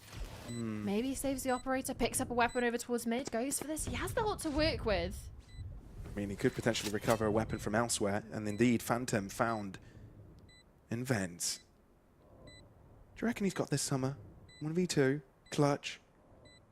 It's going to be a difficult one because Clove over towards Elbow has the opportunity to peek off any sort of contact as soon as Delamak gets it. Karu One enemy has remaining. the timing on the first. Now all he has to do is read the position of his opponent, tap on the defuse, and W1 swings out and doesn't give Kara an opportunity to blink. That was lightning fast. And albeit making us believe there, it wasn't quite enough. An equilibrium restored. But for the sides of the attackers of 1000 Hara, only now being able to get your realistically third round of the attack on towards the board. And it's again off, spams through smokes on towards the Viper player towards mid, hoping maybe a little bit of an adjustment coming through in towards this round from Bonk. A little bit of support instead. Oh my god. The turnaround from 1000 Hara, the rejuvenation. Able to Gravnet a couple together, tie that in with a spray down, double kill instantly. 1000 Hara rotate over and can reset, having 2 players advantage. And they even used Kara's ultimate, hoping to slow down the players, that they weren't going to get punished in that situation via that Gravnet, and instead, ultimate expended, 0 return, 2 players lost in an instant, in a blink of an eye. And sure, you know that they're going over towards A, but it's 5v3, you need heroics from someone. Revealed himself. Struggles a little bit with the first exchange, but at least he's softened up the attackers here. And look at the deadlock util. It's everywhere. Sonic sensors, walls. They've given up that indication, now dropping in from both main and heaven. Karu hoping he can connect with a shot, but Mov is able to find the pixel of his head first. It's ridiculous. All eyes on main here. If you're Bonk, you realize there's no chance, but you've got to give it your best go. Holding out, hoping there's some aggressive maneuver from 1000 Hara, but they're just holding their position, sticking to their guns. They're going to let this one roll over. Bonk have to save 1000 Hara after a brilliant rejuvenation attempt by Bonk in the second half. They will not be able to get on match point first. Instead, it's the Spanish squad of 1000 Hara to be the first one at that point. Yeah, you can see Wolverine wanting to get back up into heaven to retrieve that operator. So that could be something they could work with in this round. The last round of regulation. Yeah, just look at this. Absolutely perfect deadlock utility. W1 runs ahead of any sort of anti-back or counter ult that you were hoping Kara could get out in time. And finally, 1000 Hara are able to string a couple of rounds together. Obviously, they were able to re-equalize and now put themselves back in the lead. Looking at the money for Bonk, you have a Judge, a Guardian. Ouch. One ultimate as well to work with. Like, this tools. It's just whether they're going to have the opportunity, especially with Delamak with an outlaw. Although, Slither of Space provides cover for First Blood. Sure, it's far from optimal in terms of kills, but with Vandal still available to them, still can inflict damage if they're placed in the right position. and the judges don't seem so silly on towards split when you have angles such as vents, or even where you can see Karo playing towards ramp entrance in towards heaven. They've managed to gather the showstopper for points for orbs onto S, and grouping up over towards B, not wanting possibly to go towards the veto player where they know they are vandals. This might be the right call. Luna throwing in some util, so it's taking away rotations from that B side. That's not too bad. They've been able to sell it. Showstopper coming through. Sure, there are smokes available, but they've also thrown in some of their own. There's going to be a site take from 1000 RR without casualties, and also mid-control to pressure the rotates. 1000 RR, they're lower in players, but they've got this site under control, and they might even have control of the round and map itself. Wolverine able to answer back. This is going to be a close one. This is not giving them space to play this one up. Not giving them space to prepare. Cosmic Divide unfolding, but no one is playing in their garage position. Everyone is holding to the devices on the side. This is to keep things equal. Waddles tries to blind them, goes in, gets the info, gets the retrieval, and now it's a one-on-one. Mov, all he needs to do is hold on. 7 bullets, re-swing, and 13 locked in for 1000 RR. A map of their own, and we're going to a third one, a decider for 1000 RR. It almost felt like it was too little too late when 1000 RR started getting their rounds onto attack, started connecting a string of rounds, and instead it's 4 rounds in a row to deny any sort of 2-0 and push us to that third map. And honestly, Pavlos, I will say it started getting a little ropey when we were looking at it being an 8-4 half, and sure, it's defense, they had a double sentinel composition. But you're looking at Mov in particular just being a standout player for the side of 1000 RR for what work he's done on the defensive side and also on towards the attacking final half. 30 seconds left. That's ridiculous what was pulled off here. It was definitely a lot of emotions throughout the game. But I feel like the buffer that 1000 RR were able to get from that first half was one of the most important factors as well. Sure, the step up on the attack, able to just reset your mental after, you know, nearly being overturned. I feel that's also really good. But you've given yourself an opportunity in that second half with the buffer you've created to sort of come back. You know, even though your opponents get a pistol, even though they start chaining things together, you've got an opportunity to recover yourselves, you know, take a couple of rounds to rebuild that economy. And 1000 are able to not only, you know, collaborate on their economy, but ultimate and util usage. And you can see it used time and time again. Small set pieces, small micro plays, set plays, and it's everything that's needed, and a bit of clutch magic as well, as it's illustrated at the end. 1v1, and when it was to clutch as Bonk took the cake in the previous map, this time around 1000 RR beg to differ and want to be competitive in their group. Yeah, it's an extremely close map just to push us to a third. So I'm super excited because we all start to see how the Blender draft really works, because we're going to get to see that third map on towards Pearl and the difference of agents that are going to be banned for each team as we obviously go into Pearl. For Bonk, the split comp will be banned, and for 1000 RR, the bind comp will be banned. So, Haven, sorry. So it's going to be interesting to see how that really affects things. But it's Pearl, it's one of the newer maps, a couple of little changes on towards how the A site layout is as well. So I'm just going to be interested to see what kind of little mini metas we're going to get coming in from both these teams. Yeah, because you'll be affected by 2 different pools on that third map, right? And I wonder maybe Haven will be a little bit more impactful with the agents that you're taking away from, as it, you know, when it comes to the layout, a little bit more open as well. But we'll see, right, coming into that one. But folks, thank you very much for tuning into this one. This was entertaining, but there's more action to follow. Decider up next. Don't miss it. We're back in a bit. Legacy in my pop. You playing hopscotch on that top notch on the block. Slipping slide like me, no. Spice it up with a sauce. Yeah, my Lord said don't do it. I said bah, bah, bah.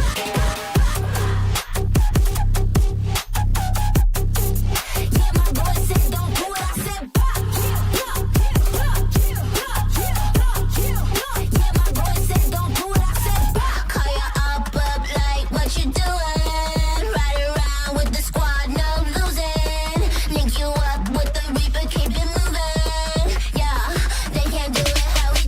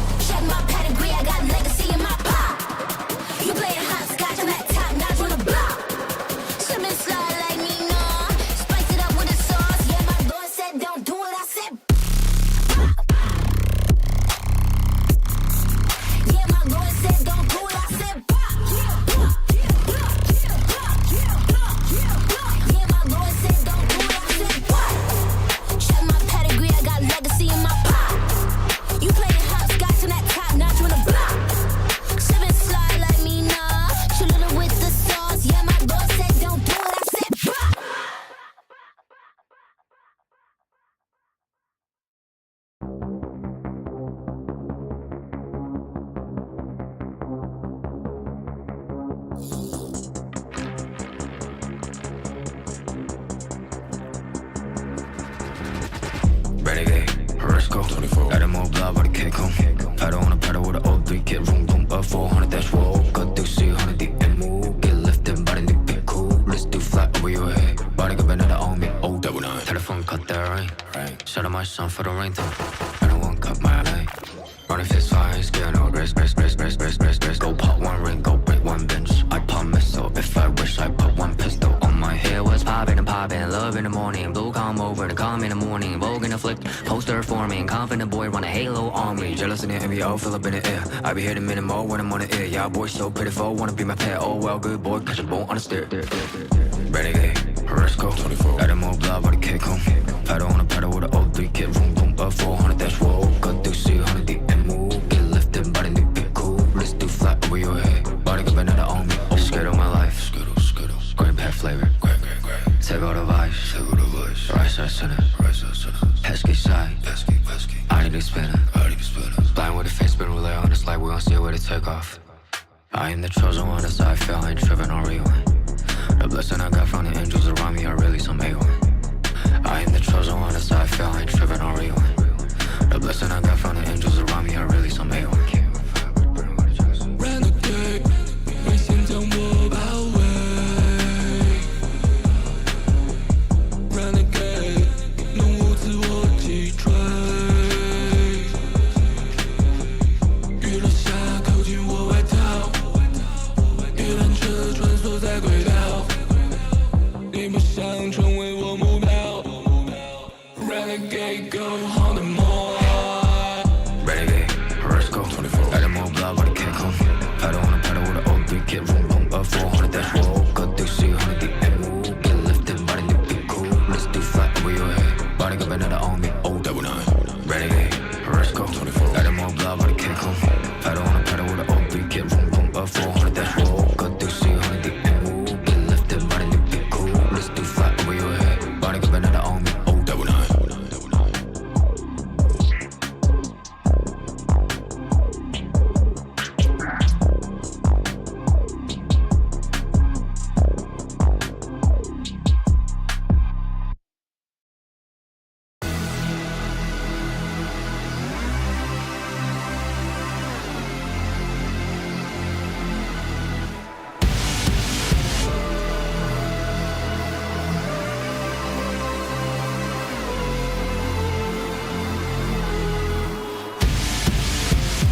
Am I learning my lesson? Never running from wreckage when it's getting too close. A million reasons to turn, a million ways to get burned, and still inside it I go. I'm caught inside the fire again. And welcome back to Project Blender, everybody. Currently 2 maps in on our series, and look, it's been an interesting one, right? We thought that we could consider 1000 RR out of the fight against Bonk, but no, they fought back splendidly on Split, and have given us a decider, Summer. Yeah, and I'm actually so excited that we get a map through, because this is where the different comps are going to come through and what's going to be banned in each one. So you can see at the bottom, it's a little bit of a different set of compositions that have been banned. For Bonk, it's the ones that they had played over on towards the first map, and for 1000 RR is what they played on towards Split. I believe it should be the other way around, but either way, there's certain agents that are banned for each team, which will affect the compositions that they're going to be bringing into Sunset. For instance, one team have Clove banned, one team has Omen banned, or even Astra, and like it comes into play of how they want to approach it and what they have, what tools can they put together to make a composition that's going to work for them on this third and final map. Yeah, it's definitely interesting because you get to see where you're most affected with. You get to see the decision making when it comes to the veto sort of now actualizing the game itself. So, Summer, just a question here, just to theory craft this. We can go through this together. We'll go through this together, right? But which team do you think is a little bit more affected when it comes to that final map, right? In regards to their own picks and what they picked there. Who do you think is more limited than the other when it comes to the agent pool? Well, I think if the graphic is correct, which I'm still unsure if it Yeah, is, I'm a little because bit unsure it about that was as well. 1,000 Irish Haven composition should be banned, which I think that's going to be the most impactful in the sense that they shouldn't be able to run the Omen. They'll be struggling to get a Sova on board, so maybe opting more of they should be able to play the Cove again, maybe an Astra playing towards that Fade, which is doable on towards Sunset. It's not completely out of the realms of possibility.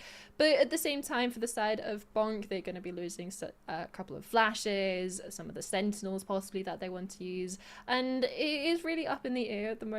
That I think there is a lot of things that can be used. It just depends what combination that they're actually able to field, whether they want to go for a double duelist composition, double controller as well, because that's still going to be possible with the Vipers as well that we've seen across a couple of compositions in the recent meta. What about you? What do you think? Yeah, to be fair, I feel like there's still plenty options open for both sides, right? I feel like you could still draft a pretty good agent comp either way, right? You look towards 1,000 RR, and I'm going to, just like you, split which side is affected by which side. Yeah, I feel like you definitely have that Astra availability to you for both sides. So controller-wise, you're not limited. Even if you want to go for the Viper approach, that is definitely a decent option for you. And then again, when it comes to flashing initiators, you haven't even touched KO, you haven't even touched Breach, which I feel like both could have their impact here. But, depending on how you want to go duelist-wise, that could, make a difference. That Neon, I feel like, is something that can be missed in this way. But other than that, we would definitely know that these two sides will be drafting something completely different. So seeing how they maneuver across that is definitely interesting. But yeah, 1,000 RR, either way, they've shown us some resurgence and, getting us away from that veto discussion, getting us away from the blended draft discussion as well. Let's talk about that a little bit more of the performance we've seen, because I feel when you look at that first map, when you look at Haven altogether, it felt like Bonk were just taking fight after fight. There wasn't too much macro thinking going into it, right? It was just take fight, play aggressive, and you could win those 1v1s. 1,000 RR warmed up, and on the second map showed you can't quite do that, which I feel has definitely kept Bonk back a little bit, don't you think? Yeah, I think it comes to the difference between what kind of map you tend to see Haven and Split as in regards to how many avenues you can crunch on a situation where on Haven it was very much Bonk we're trying to get into the attacker spawn as quick as possible via mid. So you have the players coming out of garage, you have players walking down from B site, and that was that sort of area to fight. You didn't necessarily have that on Split. It's a lot more of a contained map in certain areas where you tend to see those fights go down, especially with those numbers. Sure. Although we did see them try it. They had like 4 players on ramp one round, so that's interesting to have, and it did work out for them a couple of times. But going into this third and final map, I really do think it's going to be a little bit more similar to what we saw in Haven, of the opportunities for those sort of bar fight scraps gonna come through in regards to like a little bit more cheeky fights. Brawly, Players gonna be able to get away with a little bit more than maybe they should on a usual day. Yeah, the way you said bar fight, I feel like it's a perfect way to describe it, because I could see chairs flying across the room, bottles, glass, and being shattered everywhere, because that's basically how it was. It was just like throw everything in the fight and everything create chaos. in the kitchen sink. Yeah, absolutely. Throw the kitchen sink at them as well, right? So yeah, no, it's definitely been really entertaining seeing these two teams go back to, back and forth. But that split looked a little bit more organized, right? It looked a little bit more methodical. Both teams knew that they needed to change up their approach to, get things going in the right direction. So I wonder how things kind of unfold on this third one, whether we'll be seeing a bit of a combination of both. I think that's the most likely thing, right? I'm sure we'll still see Bonk go for the things that they know they can succeed with, but at the same time, ex-Demonics Esports, aka 1000 RR, I feel like they figured out that. So now that they'll be limited to other agents, we'll see what kind of solutions we'll get. It seems we've got a little bit of a tech delay, folks. We'll be jumping into the game shortly, but bear with us. We'll keep you updated across it all together. But Summer, I just want to get your thoughts in general so far from Project Blender, right? Because you've been on broadcast yesterday, if I'm correct, right, and today. No, just this morning. just this morning. Yeah, just yeah. so today. What's your you're talking impressions about of the my Blender thoughts. draft? You've been here what's for your a lot impression? longer. Yeah.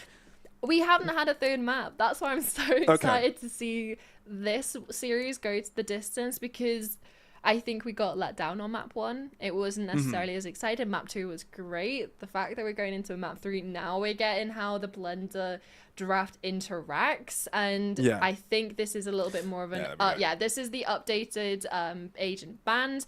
Obviously this is for 1,000 hour at the bottom left. That is what they ran on towards Haven. They will not be able to use any of those agents on their composition coming into this third and final map. Same goes for Bonk. It's going to be the composition that they run over on towards Split. And that's something that I want to mention. Just sort of rewinding to go back talking about comps. Yeah. The difference between Haven and Split. Do you remember what Bonk ran on Haven?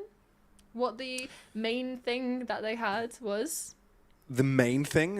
What's the linchpin of their comp? They had a double. Do you remember?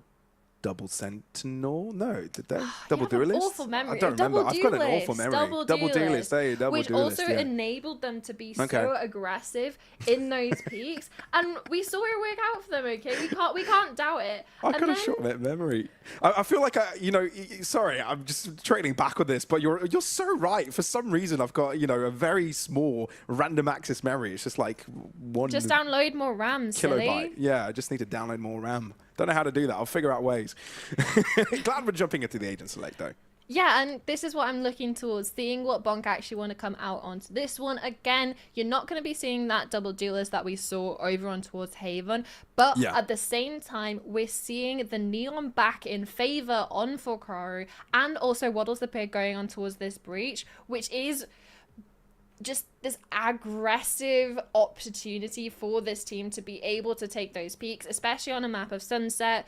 There's so many viable options for little pockets of aggression with the stun, with the Neon, and then also with the self-initiation of the stuns that Kara is also going to have in his field.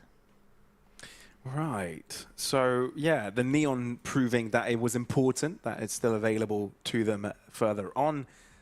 So yeah, we might see the importance of being the team that selects a map first, as they get to decide what agents are available to them for the rest of the series.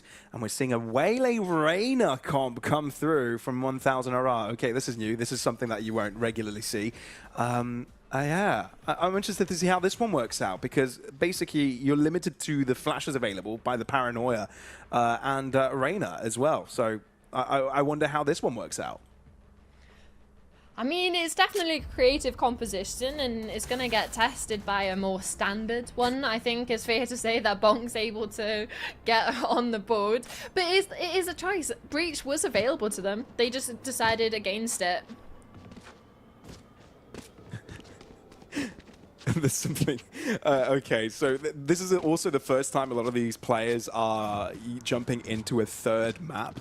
So they're wondering as well, what exactly is the ruling in terms of the agent bans? And I think there's a bit of a misconception going on that it's going. There's a misconception that all agents are banned from the previous ones, but that is in fact not the case. So I think the players are going to rethink their strategy here a little bit as well. And I think 1000 RR got a little bit confused as to how many agents were available. I think they thought both first and second map was where they limited, so they might have an opportunity to fix that up a little bit.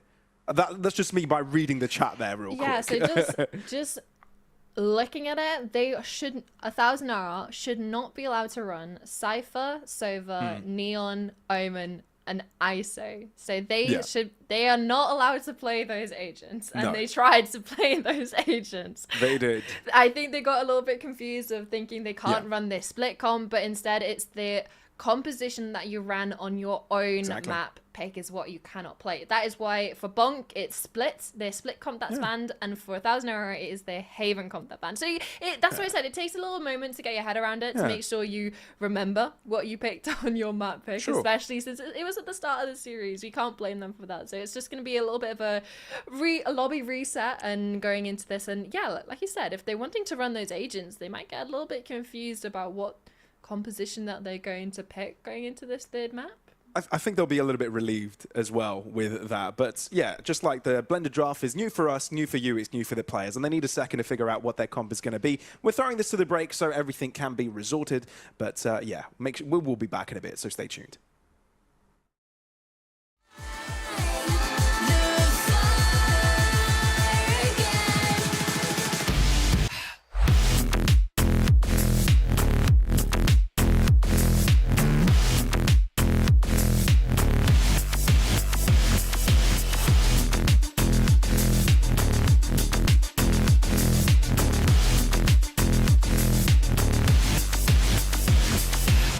Follow me into the depths of hell. Maybe we're already in it and too close to tell. In another life we might be playing it safe, but not here with fear none. We're playing with fate. Don't be fooled or mistaken by my angel face. I'm just a hothead looking for a reason to break. I'm the wizard of death. I'll come visit you next. Whisper my name on an X till your very last breath. I'm caught inside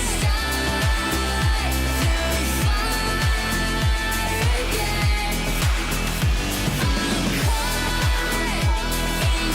fire again.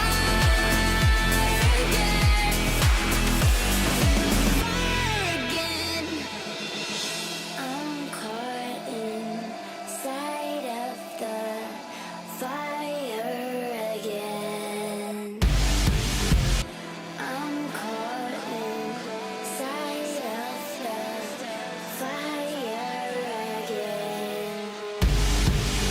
Follow me into the depths of hell. Maybe we're already there and too close to tell. In another life we might be playing it safe, but not here with fear. Now we're playing with fate. Don't be fooled or mistaken by my angel face. I'm just a hothead looking for a reason to break. I'm the wizard of death. I'll come visit you next. Whisper my name on an X till your very last breath. I'm caught inside the fire again. I'm caught inside the fire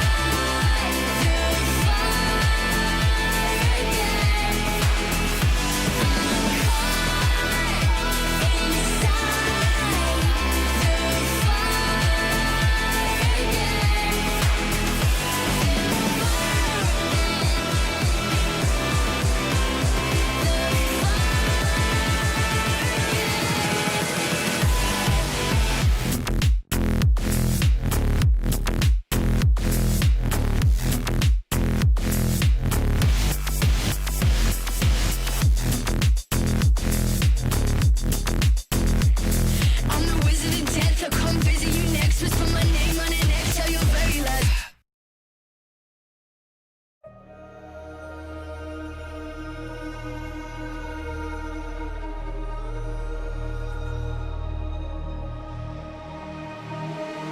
I'm out here in the cold night, running till I barely feel my feet. Wanna see it through my own eyes. There's no going back, and I'm not afraid anymore. Cause I know I'm gonna be the last one standing. Yeah, I'm not afraid anymore. Yeah, I don't wanna wait anymore. I'm ready to fall. I'm ready to rise up. I will do what it takes. I'll run blind straight into the flames. Watch me burn, alone in the shadows. I'll carry you home on my back. If it's you or me, then I'll take the shot. Still they say I'm the villain.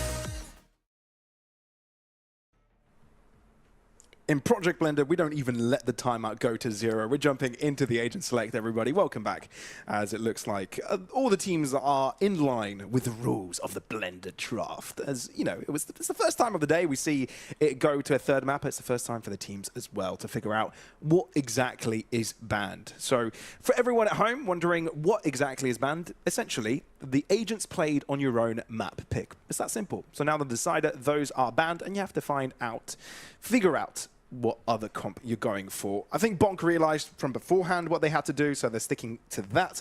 1000 RR on the other hand, and now trying to figure out what the best attempt is.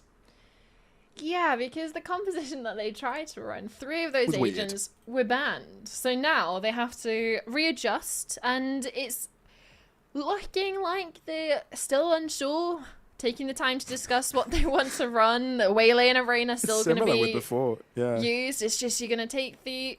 Oh, you can't go Sova. Yeah, okay. You have to stick to the Fade. But it's just like swapping in and out of the Omen in place of the Clove in place of the Omen, Fade in place of the Sova, and then Veto in place of the Cypher. The two duelists are going to stay the exact same as they both get locked in. So it's a little bit of an interesting one. It's not an ideal comp, to say the least, for a final map of a best of 3 when you're going up against Bonks' comp. If you look at that, that's bread and butter of Sunset. That's the thing, right? I feel like Bonk came into this one doing their homework, saying, okay, well, if we're going to have this and it does end up being Sunset, we'll have the right agents available to them. 1000 RR, on the other hand, you know, it gets a little bit more tough there, doesn't it?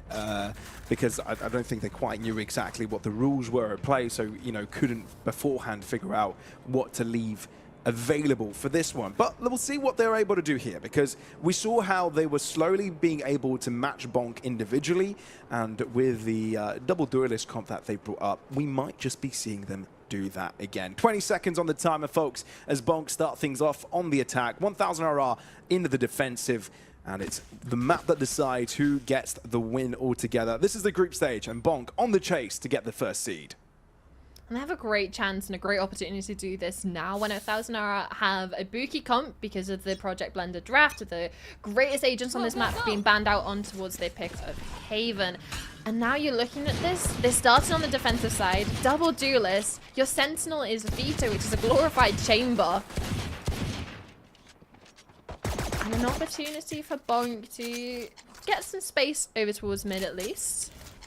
Manage to gain at least the courtyard area. But there's 4 players ready and waiting on the side of 1000 RR, hoping to get a pick, get an early kill in their favor.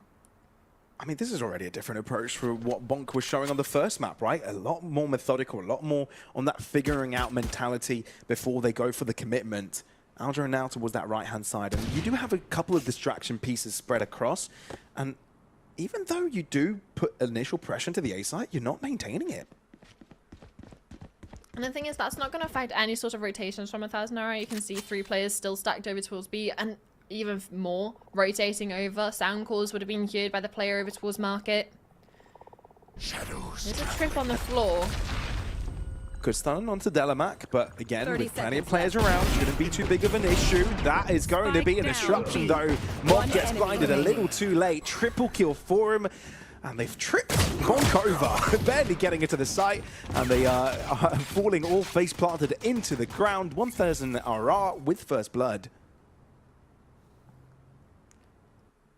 And in the way that it happens, of it just being a walkout main kind of situation, Mov getting double lineup connecting onto the third as well. And sure, not much utility being used by either team after the initial expenditure. You saw the stun going out, but there was no follow-up. I'm talking about how the disjointed Bonk from Split. Don't necessarily want that to carry on in towards this decider of Sunset.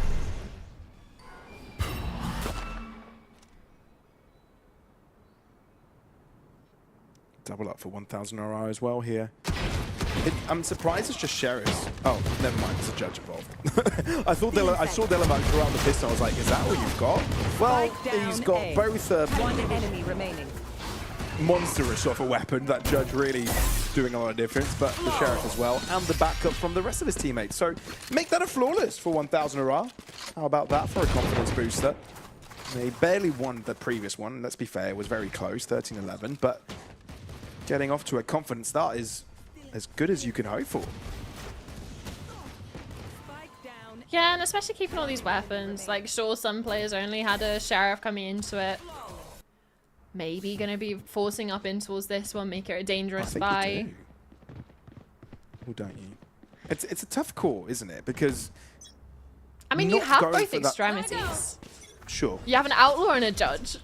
And, like, 3 other weapons in between, but it doesn't seem the Outlaw's gonna have an opportunity. Seb's down for the count. That's a big weapon to be taken off the board of the bonus. The Outlaw can do a lot of damage, especially when some of these players are on those half shields. Yeah, and for 1000 RR, sure, you've explored deeply towards this A side. You've cleared a lot of ground for your teammates to transition towards the B side, but it's a bit of a ruse, isn't it? Because it is going to be a late fight into the A side. Alchaluna not able to get away with his life. Spammed out by Karu. And even with Bonk getting the numbers advantage, they're not doubling down. This is a completely different look from Haven. If it was Bonk from map number 1, they would have gone in already onto the A side, made it their own, disrespected. But it's actually given an opportunity for 1000 RR to rotate over. They've got a decent attempt at this. Delamac with the judge doing some damage. It could have been the collection, but the panic jump gives Bonk another living, breathing chance. Flash, Mov couldn't see that bullet come. And for that reason, Bonk, albeit the casualties, will be securing the B site.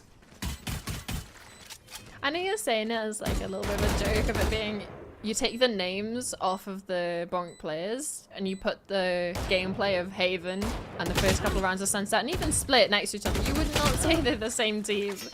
No. W1 taking a lot of damage, maybe wanting to keep this weapon alive, carry over into the next, choose any sort of damage further on towards Bonk, and instead just an opportunity for Covey to take a free upgrade.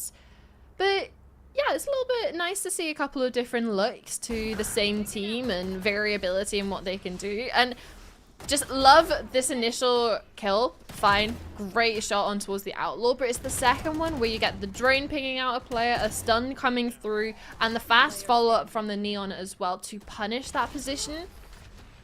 It's looking extremely on point for Bonk so far, at least in the couple of moments that we've seen. Yeah. I feel like there were a couple of moments, though, still in the round that were kind of hanging on the edge, right? With 1000 RR, you saw that judge kill sort of barely not picking up the Sova, with Mov also finding a pick onto B site. It could have been a completely different story here. I still wouldn't consider this as a good showing by Bonk. I don't think they've quite figured out how they should be attacking. But at least they've got a more traditional comp to work around with, right? They don't have to do a lot of mental gymnastics to work this one out. An opportunity to rely on utility a little bit more, I think, is fair than 1000 RR, who's going to be looking more about teamwork and individual excellence of connecting kills, rather than being able to use utility to punish as much as they may normally like to do. Gotta go. There we go. Karu blinded. Mov able to consider the first one, but Wolverine's crouch pick is enough to keep him alive and trade back. So through market they go, and B site opened up. 3 versus 3. This could get close. Look 30 at the back as well, seconds though. Both 1000 RR and Bonk have players in mid, and neither catch the right timing. No. Does Kufa get there on time? He doesn't. Instead is the one to get the pick.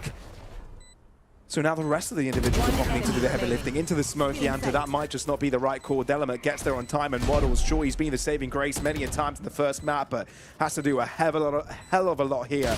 Damage onto first, but won't even be able to get onto any fragging here. W1 with a swift headshot. And 1000 RR putting a stamp on this defensive side. 1000 RR, one Bonk to know it as well. You can see here in the replay, it's just difficult interactions, I think is fair to say, with the Omen Paranoia hitting his teammate instead of the enemy. Made a little bit of an awkward engagement over towards market, but looking towards what they did on towards site, it was a 3v3, but each one solo engagements being taken and the 1000 RR coming out on top, whether that's based on positioning or just out aiming. Fast play here for Bonk. A little bit of a weaker buy. A couple players on the rifles. You're hoping they do most of the damage. 1000 RR with an opportunity to rotate over. Karu was one of the players with the big guns. And he doesn't manage to make that one work. At least the Anto is able to collect it and answer back in kind. Thing is, the rotates are already here. The defensive lines have been bolstered back up. And even though Bonk have gained a lot of space, they've used up all their util to do it. So dry pick onto the A site is not the right call right now. And it's double up as well over towards backside. Not only do you have the initial crossfire between Vito and Rona for the elbow push out, you also have Clove watching towards main. They kill the Clove. Even if they get past Clove, you have Veto to deal with. But instead, they decide to explore other ventures. What possible positions that they can go for. This double up is still going to stay over towards A, but you can see Reyna having a little bit more of an exploration. Delamak wanting to get early 30 information seconds if left. they do end up out towards B, but they still have the Veto utility up and ready. Well, it is best case scenario for Bonk as the B site is opened up for them. Recon comes through once again. So the spike will go down. Wolverine considering an aggressive Spike approach planted. to this and will be backed up by his teammate. Stun coming through. Headshot connects. 2 versus 2. Bonk might just have this one locked in. Wait for the 2 players approaching. And now you're looking at the utility that they both have, right? Waddles doesn't really have anything, but he's one off the Ultima. Same goes Last for the player Sova. 2 standing. shock darts available, but now it's all down to Waddles, what he can do. There you go. That's the Ultima online. Time's now ticking. A player stuck. He's going to get hit by this. Rolling Thunder. Stunned up, but at least with the smoke for cover. Walks out of it, but that's the wrong call. Hoping you could snap on his head, but it's not going to happen easily. Waddles clutching it up. A 2 versus 3 working in favor of Bonk. And after the heroics of Seb's over towards elbow here, gets the 3, but it doesn't seem to be enough. It was a half buy for Bonk. Recovered weapons, recycling, making good use of those dropped by former teammates or opponents. Knowing they have to take the initiative over towards Boba. And the Rolling Thunder coming up just in time. Okay. Oh dear. I was about to ask you what the vibe check Hang is of on. this game, Summer, but Ultra Luno is creating his own vibes, his own groove. He's feeling it. A triple to boot. And Three even for though one. Bonk felt like they were getting it back into the game, instantly crushed Delamak, showing similar aggression as his teammate did, and 1000 RR, giving Bonk a taste of their own medicine. Oh, and you can just feel, I know that the fact that they have a double duelist, but the fact that it's the Fade out of everyone that's running down elbow at the very initial start of the round, getting 2 with the Judge, swapping to the Guardian, getting another with the Guardian, you can see it in the replay here.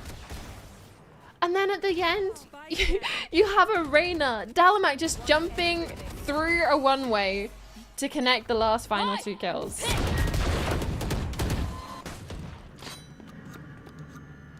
Oh boy. It's crazy how this just starts so quick. Oh my goodness. Enemy remaining. Oh, stop it! Delamak, down what is mid. going on? Bonk can't catch a break. Does this count as a break? I don't know. Maybe if you can connect another one. How have the roles reversed, Summer? How has this switched so quick? The only feel like issue Bonk- is there's 3 players sat on this egg like a mother hen. Yup.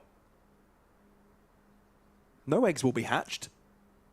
But this round win, that will crack in 1000 RR's favor.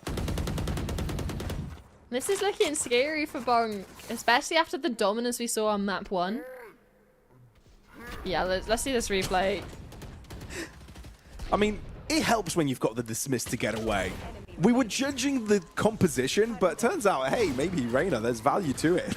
If you're able to play as aggressively as that. I mean, that's the thing, right? When you look at agents like Reyna or Chamber, it's hard to find benefit unless that player is fragging out, unless that they can be the major entry kills. Because it's not as if you're going to be able to get much space off the Reyna compared to a Jet, compared to a Raze, or compared to a Neon with a Judge, but it doesn't matter if W1 just has an answer back. Heal up as well. Yamju tried to TP into spawn, but he's been noted. I'll tell you what though, Summer, Bonk are flustered. They're not checking their corners. They're making silly mistakes. But there are a few individuals that are answering back in their own way. Flash through. What? W1 though, having none of it. It's ridiculous, Cutfoot. How many picks have you gotten so far? That's 2. You need 2 more. They know your position. You're stuck in place. Converging past, keeping you slow, but now having chance to reconfigure back to the reload. Can you bait these isolations? It's an off angle. Just be able to, but just indeed sticking into a difficult position. Not easily read by Bonk. And time again, Bonk are being bonked on the head. I mean, you get the initial kill coming in from Karo, but unaware of the close corner, dealing with the player on top first, and they make a conversation for themselves in the late round where it's coming down to these individual gunfights. Sure, Sebs doesn't even go to join up with his teammate who had the spike over in towards Market. They split up, and yet they still come out on top because, well, frankly, these are players playing with so much confidence right now. Paranoia through towards the right-hand side, so Bonka trying to use that as an advantage. But again, the setup is superb. They're not given a chance, an opportunity, an avenue to breathe. It's complete suffocation. And no wonder a tactical timeout was required after that. Let's see this again. This was so damn quick. The collapse, the stun, the disrespect of the smokes.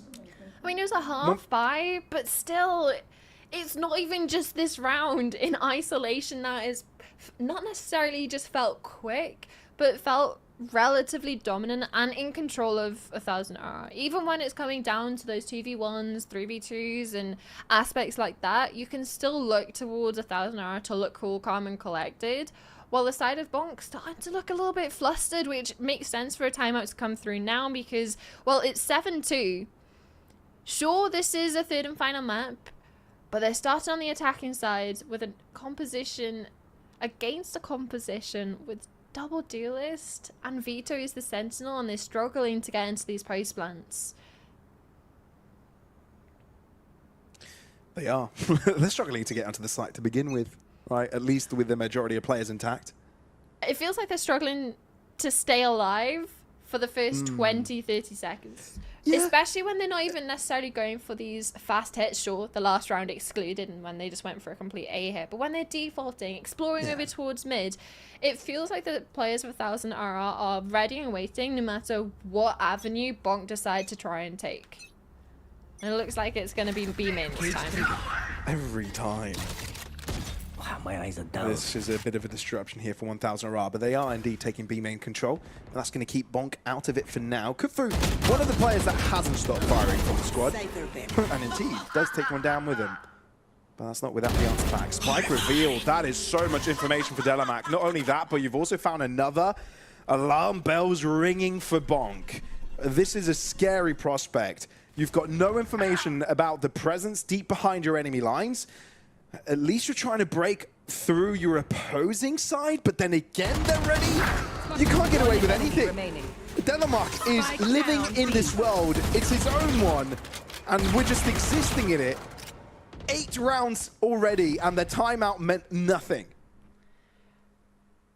Yeah, it's not ideal at all. Still a lot of damage being done on the initial kill, gets the trade, and it's the spike that gets spotted out here, and everything else for the rest of the round is solo engagements of these 1v1s. Marv even catching the shot into the back of Karo as he's trying to punish Delamek as he comes out of that dismiss and instead turns his back on the real aggressor of Marv. What do you do if you're Bonk? I feel like you can't help but feel disheartened. Huh. Get an aftershock kill. I didn't see how that happened. Was that off the back of some C's? Don't see the assist on the kill feed. Probably a stun, aftershock. Yeah. But the thing is, there's a judge close here. Alcholino could get 2, and that's exactly what he gets. And he even spots out the 3rd. You know, both of these players are here. You're now on a 2v4. And instead, you put Sebs there. Takes the contact, takes the flash. Refracts back out. Boy. I mean, you have Wayla, you have Reyna. You can afford to play like that. Look at where Mov is. All the way they are around completely the world. locked in. And with the judge being up so close and personal, Dalamak already spotting and corralling Wolverine into a corner. Goes down to a sheriff at the end. And for 1000R wanting to come into this with a different comp and having to change it last minute after not fully understanding the blender draft rules on how it works, is your map pick that gets banned, and instead they come into this, it's like, do you know what? fine. We don't actually need the Sova, the Omen, the Cypher. We just need Dalamek and Sebs on the Waylay and Reyna. That's it. And look at them. Look at them go. 15-4, 13-3, I think, maybe. Didn't quite see the death count on the Waylay. Either way, though. Oh, Bonk starting to enter the world of insanity a little bit, trying the thing over and over again, and expecting different outcomes, but seeing no different results. But the A site this time is taken over. Rolling Thunder respected him. This is the first time we've seen them with an opportunity 5v5. But the thing is, it's a 5v5 retake against a Waylay and a Fade ult. You can Waylay ult the left, Fade ult the right. There's a lot of ability to cover so much. Look at this utility on towards site. There's no chance for these players. There is none. Anza is so quick to get into the site and punish them. The information handed is everything, and the firepower is grouping up with it as well. It's superbly done. Mov, as well as the rest of the 1,000 RR squad, have stepped up completely. Confidence galore. Adrenaline rushing through their veins. But Bonk, it's starting to get a bit stale, and it's not only visible in the rounds itself, but it's reflected on the score. Halftime ends 10-2, being the end result. And you're talking about benefits of it. Oh, it's 5v5. It's the best chance they've got in the praise plan. One person dies, Pablos. It was a 5v5 turn 4v0. And for that to be the tail end of the half, it was 7 rounds in a row for 1,000 RR. Just a couple from Bonk dotted here and there. One bonus round 1 and 1 rifle round. That's all there was to speak of. And sure, some of them got close. We got a couple of clutches, post plants dotted around as well. But it never really felt like a conversation really to be having that Bonk had a grasp of this game. It's been 1,000 RR all the way. Too slow. It has been indeed. I mean, if a comeback is possible, it all starts from here, right? But it's safe to say. Whether we believe that is possible is a different matter, but if you put your head down, think about it step by step, there still is a very real possibility. And Bonk do win the pistol round here. Well, they haven't yet, but, well, now they have. I should. Kara with a triple. And Kara was one of those players that were, you know, disrespecting opponents. Not in a bad way, but as in, like, taking fights that you wouldn't expect and winning them on Haven. But he's been put to rest now. Maybe on the defensive side now, we will sense some rejuvenation from the Bonk squad. Well, it's definitely going to be required if they want to make a case for themselves on towards this third and final map. Makes sense for 1,000 RR not to do anything in regards to investments, knowing that they've got such a strong lead, right? In the sense of they have 7 rounds of a difference between them and their opponents. Barely even any investment into util, right? Like, I don't think a single player's bought anything. It's just classics. And the default util.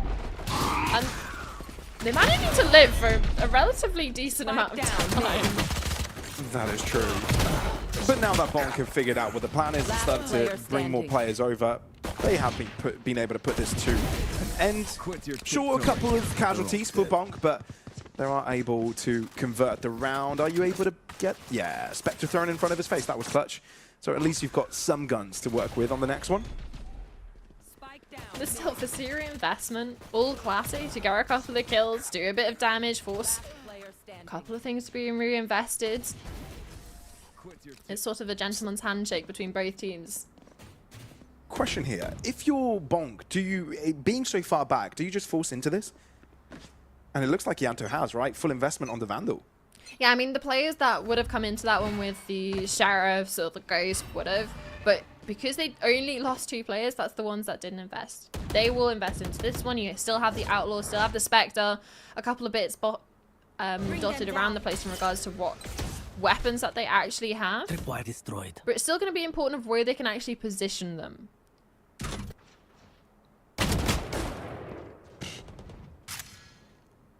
Waddles just showing up. Also one of the highlight players of map number 1. Bonk need him to do what he was doing in that first one, to be fair. But he is on a solo venture and realizes he is a bit too close to his limit. Drops back, respects the presence, but at the same time, 1000 RR approaching Yanto. Great first connection. Shrouded step away. And he's back into safety. 2 picks to boot. And no answer back yet from the 1000 RR players. They do pace up though. Yanto gets caught. Refract back, so not sticking around into that one, but at least you know what sort of presence lies in B. Yeah, but you're talking about presence in B. 30 Look seconds over left. towards A. Oh El my Caluno God. in towards spawn. Waddles is aware of this. They know. They know there was a question mark in that position. They know there's a real chance. It's checked, due diligence taken, and eliminated instantly. So the A site no longer open. No longer there for the squad. 13 seconds on the clock. You've got to save. Bonk win the bonus. 10 seconds left. Yeah, you just want to deny any sort of free upgrades at this point, right? Being low HP. Or at least attempts it, but Mov is going to be really lucky if he survives that shock dart. Make sure to keep the weapons alive because that was the buy round, right? They want to keep something dangerous because Bonk winning their bonus off the back of Waddles and, well, Yanto off this, just these 2 extremity kills. Just stunted any sort of attacking plan that 1000 RR has.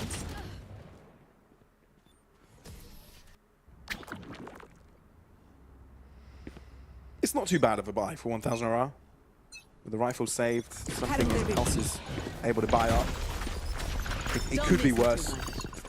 And it's a collective push now towards this A site.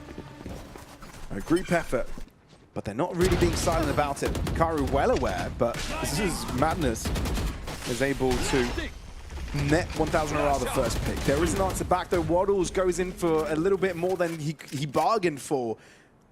Destruction, Bonk on the back foot. 1000 RR pause a little bit to see how they could use this. And that's the thing, they can pause because not only do they have the numbers, but they have trip on towards the flank. They're happy to settle into this position, make Bonk make the move. And that's exactly what's going to happen over towards Elba. Yanto and Wolverine go for the fight, and they actually come out on top. Wolverine does go down in the process. Bro makes it manageable numbers for Bonk. It's now a 2v2. 50 seconds. You've got time. You can go back to B and back again. Oh, but with Kutfu catching the timing, this puts it all on W1's plate. Sticking to A. And look, Bonk, no! Or at least I felt like they did. There's not much to know, right? It's a bit of a gamble, and it's best to keep your 2 players together. And W1 now approaching this A site, 20 seconds. You've got to be thinking about that spike plant, but this position is covered. And it's so hard to figure out the deep position from the Omen as well. This is such an off angle. You're not going to expect this. But you can use the back box for cover. So spike plant. The information's there. Yanto with a paranoia in W1's face. He's given him the 1v1. Oopsie whoopsie. You may have just handed this one over. It's not over there. Because Kutfu is quicker to the trigger than his opponent. Oh, but that did get gut-wrenching close. I don't think you can afford to BM here, Kutfu. I don't think you should be. Either way, though, the round is theirs. He'll defuse soon, and it'll be Bonk on 6. I don't think. Nah, he's just dancing in the rain, you know? Yeah, sure. No. No. No. I mean, it all starts with a comeback, right, Pavlos? You have to start down to have the legendary comebacks people talk about, right? Trying to rage bait them. I feel like that's a funny part of this game. Like, I'm not going to talk against it, but know when you're ahead, mate. Know when you've been schooled, because currently you just won just a few rounds on the defensive side in a row. I don't think you've got the right to BM just yet. Or maybe you do. I don't know how these things work. I mean, with the context, that was a 10-2 Yeah. The fact that we're now seeing a 10-5 scoreline, It's a bit funny, yeah. there's an opportunity. They converted the bonus, converted the round after as well. Now it should be, if we can get a quick look at the economy situation for 1000 RR, whether that they're going to be on the full buy because they were heavy investments into the previous, and yeah, you can see it's a chalked little buy. This is similar to what we had in the previous round in regards to you had players going in without armor, you had guardians, sheriffs, specters, and yeah, be interesting if they save this round maybe so they can buy into the next. I mean, experience tells me here that after a moment like that, Tech Force is like a slap on the wrist for the VM. I feel like this is kind of a warning moment from the admin team. I don't know. This is pure speculation. This is just experience speaking.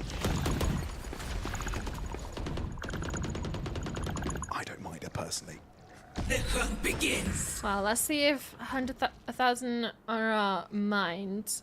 Since they don't necessarily have the weapons, don't necessarily have the shields, and going up against an operator in towards elbow against a that's been warming up in towards this map. This is the first shot. Fully spotted though. You've got to vacate the premises, especially with a prowler after you. Got to create some distance. Whereas fighting his demons on that utility.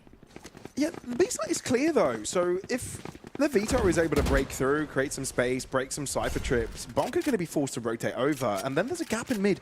Delamak knows of this. You can hear the movement, and he's trying to exploit the timing onto Wolverine. He gets away with it, and Delamak goes deeper. Ends up picking up Karu as well. Utter annihilation. Sure, decent hold here, but you've got to account for so many different positions. Delamak pre-fires that angle, knows that there's someone in that corner. This is utter ridiculousness. Waddle's last man standing. And I'm afraid, mate, this round is not one you can recover. Too far gone. 1,000 RR answering quickly. After that previous one. 11-6. Actions speak louder than words. And 2 rounds left to put this series behind them. Put a 1 in your bag. Yeah, Dalamak is all down to Dalamak. Literally the first 3 kills all in favor of the 1,000 RR side. He was the one that came into this with no armor. Thought the Empress was enough. He just gets the first kill. He'll be absolutely fine. And well, he showed us. You should never count 1,000 RR out. They're starting to let the Bonk get a couple of rounds in the streak and a 4-0 lead to the start of the second half, and instead aggression. Bonk are not happy with losing the last round, waiting to get pushed. Instead, they're gonna take it, the fight to them, and it's just utility on top of utility. But somehow, Bonk failed to get a single kill in all of that mess. In all of those duels, it's a flawless round for 1,000 RR to put themselves up onto 12. Map and series point. After a comeback on the second map, denying any sort of 2-0 from Bonk, after a dominant first map on towards Haven, they got 13 forwards. And now they are playing like this on a composition that they didn't even think they were intending to play. And Dalamak and Sebdeus are 20-8. 20-8. It's crazy, right? More than double KD. Oh, no, not taking sides here, but vengeance is sweet. Oh, that is crazy from 1,000 RR. The reverse sweep. And it seems that Bonk can't quite deliver the same way. B-site access fully granted. Spike down. 2 players left for Bonk. You've got a Rolling Thunder and the pick. W1 using the ultimate though. Not dead yet. And he's going for the chase. Of course he is, but Waddles is there to retrieve it. 2v2 now. If that Rolling Thunder is well placed, this could be doable. But with Zubing hiding, and the Aldrin, oh no, the Aldrin does spot him. It does catch Ultraluno. But Bosa and Ultraluno do enough before the Rolling Thunder has impact. 13-6. And just like that, reverse sweep made possible. Who would have thought after Haven ending that this would be the outcome of the series? I didn't. Yeah, I gotta put your hands up to admit when maybe a team got doubted, or it was just a warm-up map for them in towards this series, because this was a completely different 1,000 RR we saw on both Split and into Sunset than we did on Haven. Didn't feel like they had a chance, and when we see Dalamak making plays like this, you have to beg the question, what happened between map 2 and 3? What gave these players such confidence to play like they do?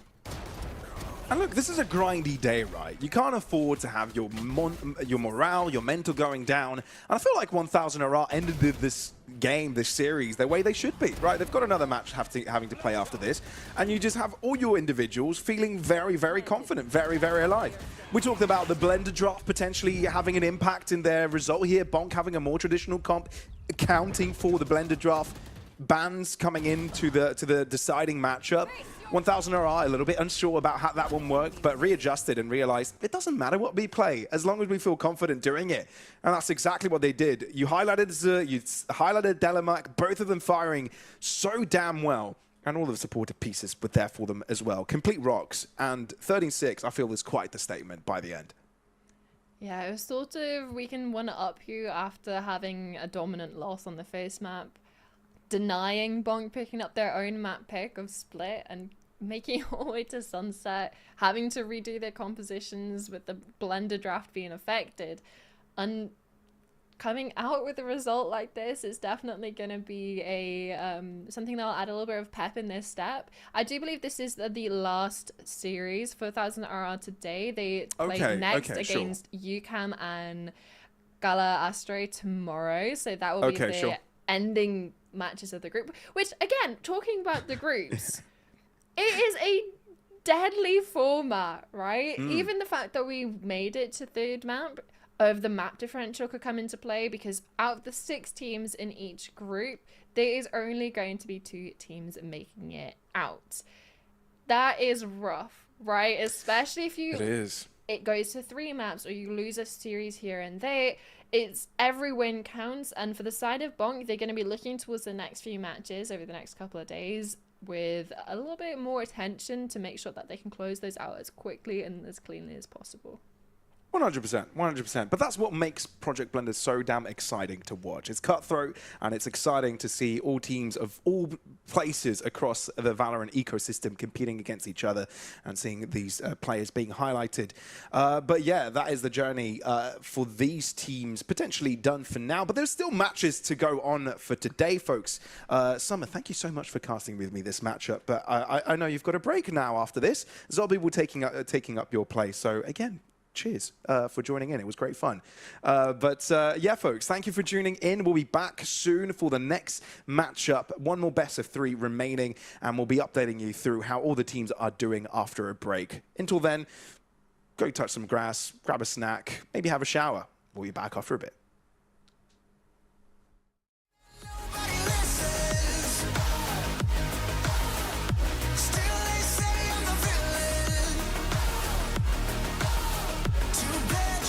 Take me down. See that I'm surrounded by predators. It's critical, they got me in my element. It's dirty how you trying to keep it elegant. Keep my eyes open wide when everyone around me is an enemy. See my life cross my eyes. I'm ready to fall. I'm ready to rise up. I will do what it takes. If it's you, take the shot. Still they say I'm the villain. I scream and nobody listens. Still they say I'm the villain. Too bad you can't take me down.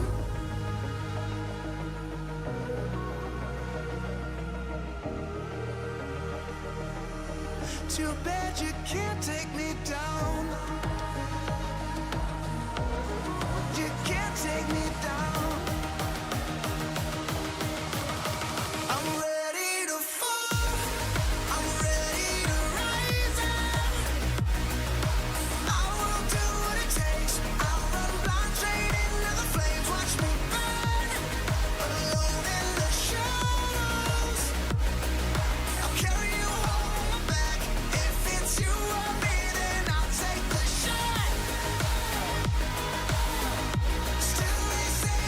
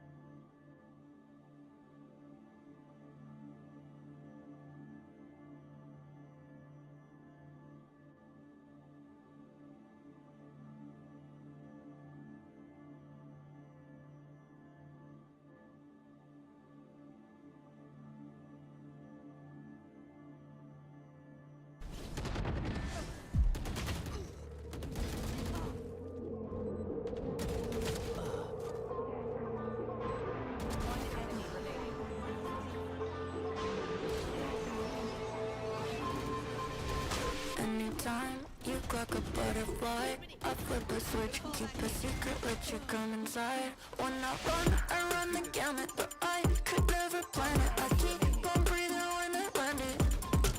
When I run the gamut, but I could never plan it. I keep on breathing when I land it.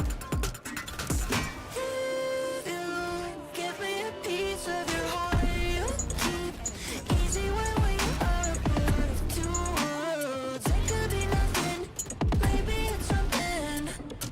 Keep your eyes on me. Keep your eyes on me. Keep your eyes on me. Me. Keep your eyes on me. Keep your eyes on me. Me. Keep your eyes on me. Keep your eyes on me. Keep your eyes on me. Keep your eyes on me. Anytime you clock a butterfly, you flip a switch, keep a secret, let me come inside. When you run the gamut, but you could never plan it. You keep on breathing when you're in it.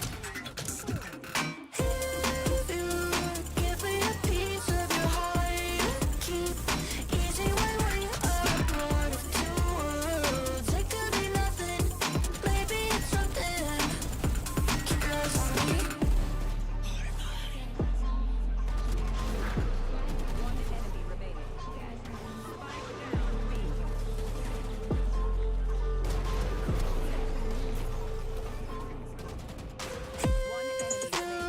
Give me a piece of your heart, you keep easy when you are a part of two worlds. Give me a piece of your heart, you keep easy when you are a part of two worlds. It could be nothing, maybe it's something. Keep your eyes on me. Keep your eyes on me. Keep your eyes on me. Me. Keep your eyes on me. Keep your eyes on me. Me. Keep your eyes on me. Keep your eyes on me. Me. Keep your eyes on me. Keep your eyes on me. Quit your tip. Sunrise, blooming after light, daylight, dawn comes as surprise. I am so hot, I see heaven's light. Through the chaos, you're still on my mind. When the sky falls down, we'll make it out together. When the world ends here, we'll disappear forever. When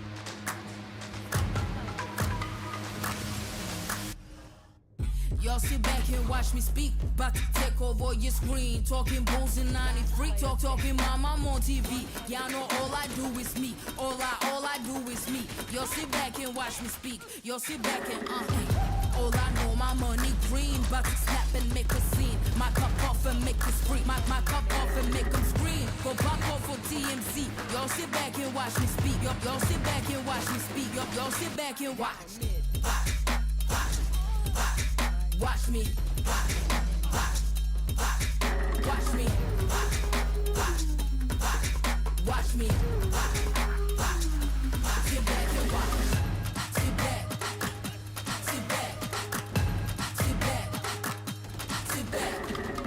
Money long, nothing on credit. I got style, don't catch no feelings. All this bread ain't got no lettuce. I got style, don't catch no feelings. Watch me. Watch me. Sit back and watch. Sit back and watch. Sit back and watch. If it ain't got style, I ain't with it. I ain't with it. If it ain't got style, I ain't with it. Look. If it ain't got style, I ain't with it. I ain't with it. If it ain't got style, I ain't with it. Look.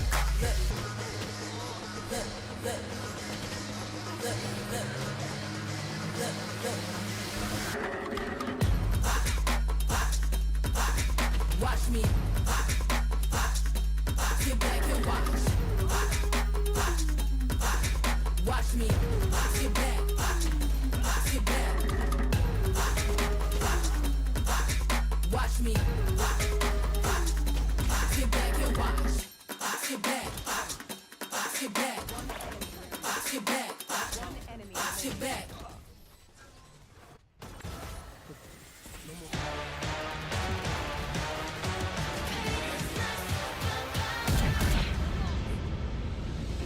틱틱 문을 차고 있죠. 이건 데자부 이미 와본 걸까. 내 성공을 전부 담긴 그 리스트가 I can't lose 점수 그건 의미 없는 숫자.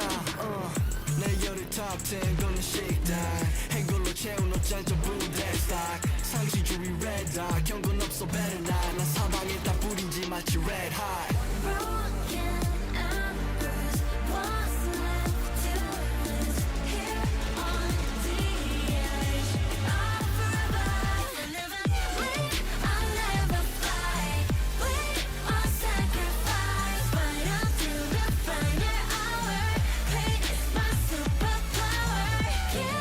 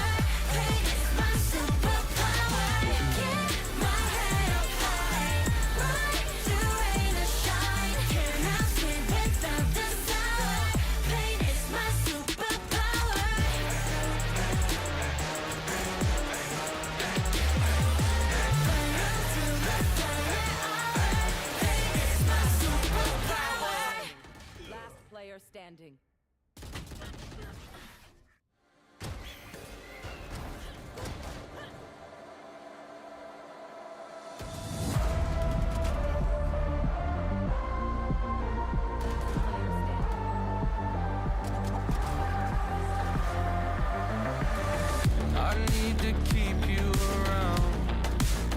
With my feet tied, tied to the ground. The end's nowhere to be found. I don't know why you don't leave me to drown. Oh, don't know where to go unless you say. Don't know what to do unless you stay. Thinking that today will be our day, it'll be our day again. Why am I playing with time as it's ticking away? It's ticking away, away. I'm asking why we run for our lives. Not a second to waste. They're ticking away, away, away. Alright, let's get it. Winning, losing, either way I'm there. Got an attitude, I'm off the roof, up in the air. Let's run, I make it count, yeah, I'm talking right now. Feel like a comeback kid, got no time to spare. Double up score, 22-4. You know I win a lot, gotta win one more. On a hot street, never gets old. Soda with the ace and my team went gold. Why am I playing with time as it's ticking away? It's ticking away, away. I'm asking why we run for our lives. Not a second to waste. They're ticking away, away, away.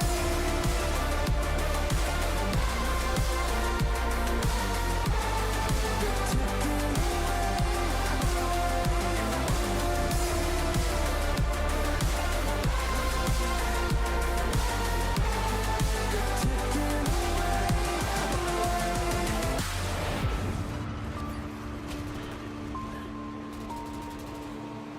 I'll give it one more try. I don't know why, but I keep coming back every time. I want it more than my life. I don't know why, but it feels so right. Why am I playing with time as it's ticking away? It's ticking away, away. I'm asking why we run for our lives. Not a second to waste. It's ticking away, away, away.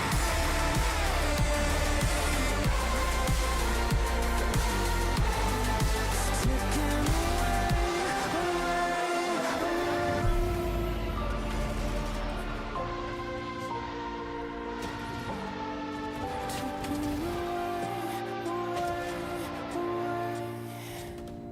Last player standing.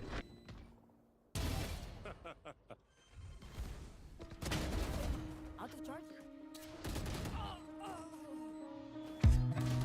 Time slows down when it can get no worse.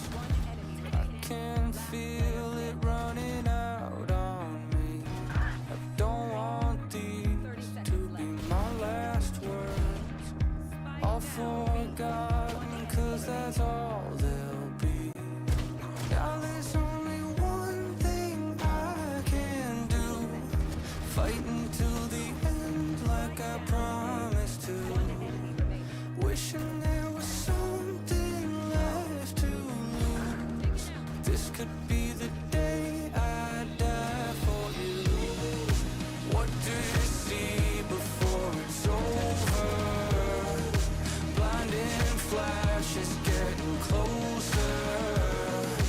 Wish that I had something left to lose. This could be the day I die for you. This could be the day I die for you.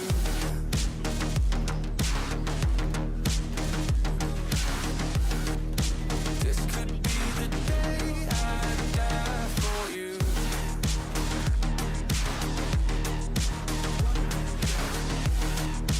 This could be the day. Everything I know, everything I hold tight. When to let it go, when to make them all fight. When I'm in control, when I'm out of my mind. When I gotta live, when I gotta die, gotta die. Everything I know, everything I hold tight. When to let it go, when to make them all fight. When I'm in control, when I'm out of my mind. When I gotta live, when I gotta die.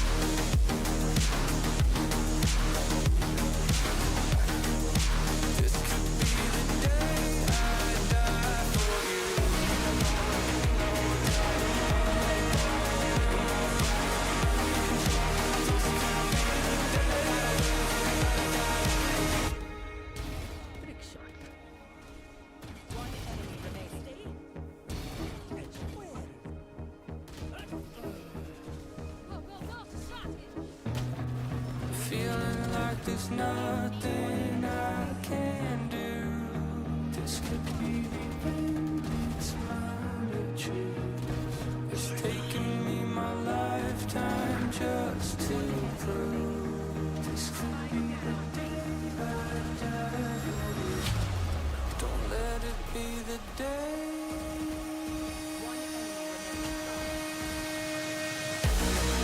What do you see before it's over? Blinded flashes getting closer, sacrificing everything I knew. This could be the day I die for you.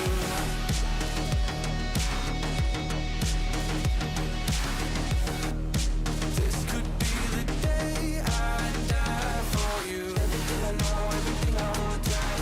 When to let it go, when to make them all fight. When to lose control, when I'm out of my mind. When I gotta live, when I gotta die.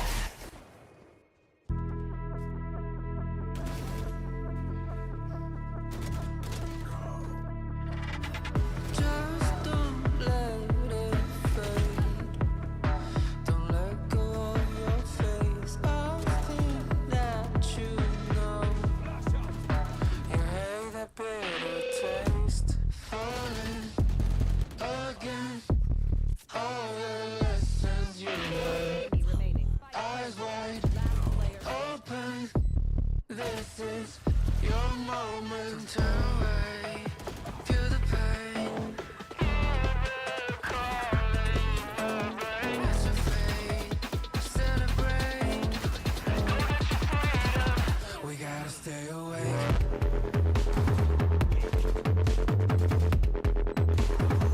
We gotta stay awake.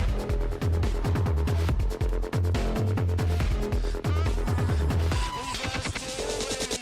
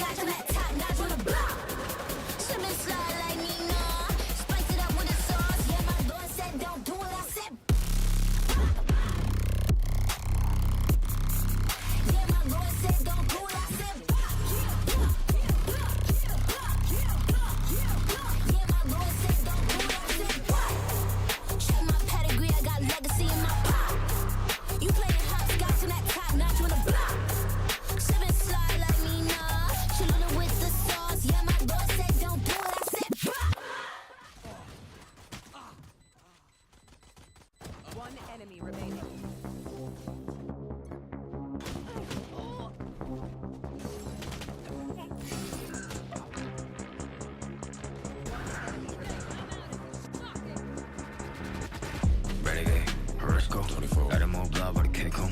I don't wanna pedal with an old 3 kid, room, boom, up 400, that's roll. Got to see 100 deep and move. Get lifted, body look bit cool. Let's do fly over your head. Body got another on me. Oh, double nine. Telephone cut that rain. Shut up my son for the rain though. I don't want cut my lane. Running fist fire, scared no rest. Go pop one ring, go break one bench. I promise so if I wish I put one pistol on my head. Was popping and popping, love in the morning. Blue come over to come in the morning. Vogue in the flick, poster forming. Confident boy run a halo on me. Jealous in the envy, all fill up in the air. I be hitting minute more when I'm on the air. Y'all boys so pitiful, wanna be my pet. Oh well, good boy, catch a bone on the stair. Renegade, let's go. 24. Adding more blood, but I can't come. I don't wanna pedal with an old 3 kid, boom, boom, up 400, that's roll. Got to see 100 deep and move. Get lifted, body look bit cool. Let's do fly over your head. Body got another on me. Oh, scared of my life. Grape hat flavor. Take all the vibes. Right side center. Pesky side. I need to spinner. Flying with a face, but relay on this light. We gon' see where to take off. I ain't the chosen one, that's how I feel. I ain't tripping on rewind. The blessing I got from the angels around me are really some A1. I ain't the chosen one, that's how I feel. I ain't tripping on rewind. The blessing I got from the angels around me are really some A1. Renegade, 会心将我包围。Renegade， 弄我自我击坠。雨落下，扣紧我外套，一辆车穿梭在轨道。你不想成为我目标 Renegade go hold them all Renegade, let's go. 24. Adding more blood, but I can't come. I don't wanna pedal with an old 3 kid, room, boom, up 400, that's roll.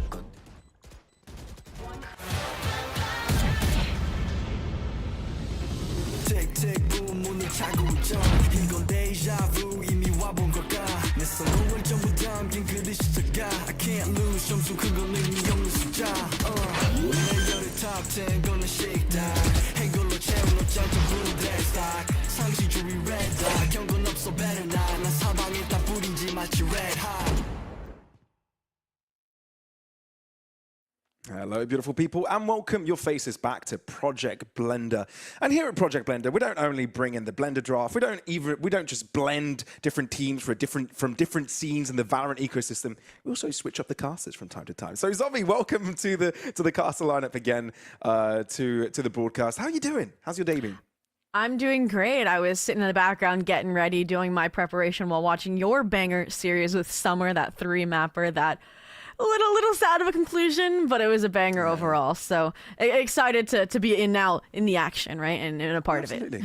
Yeah, I mean, a lot has gone on today, right? A lot of these teams will be playing 3 best-of-3s, or at least are going to play 3 best-of-3s. So how about we just go through all the groups, see what the progress report is across the field. Currently, we've got Butchers leading the charge. We'll be talking about Butchers very soon, and BWBB.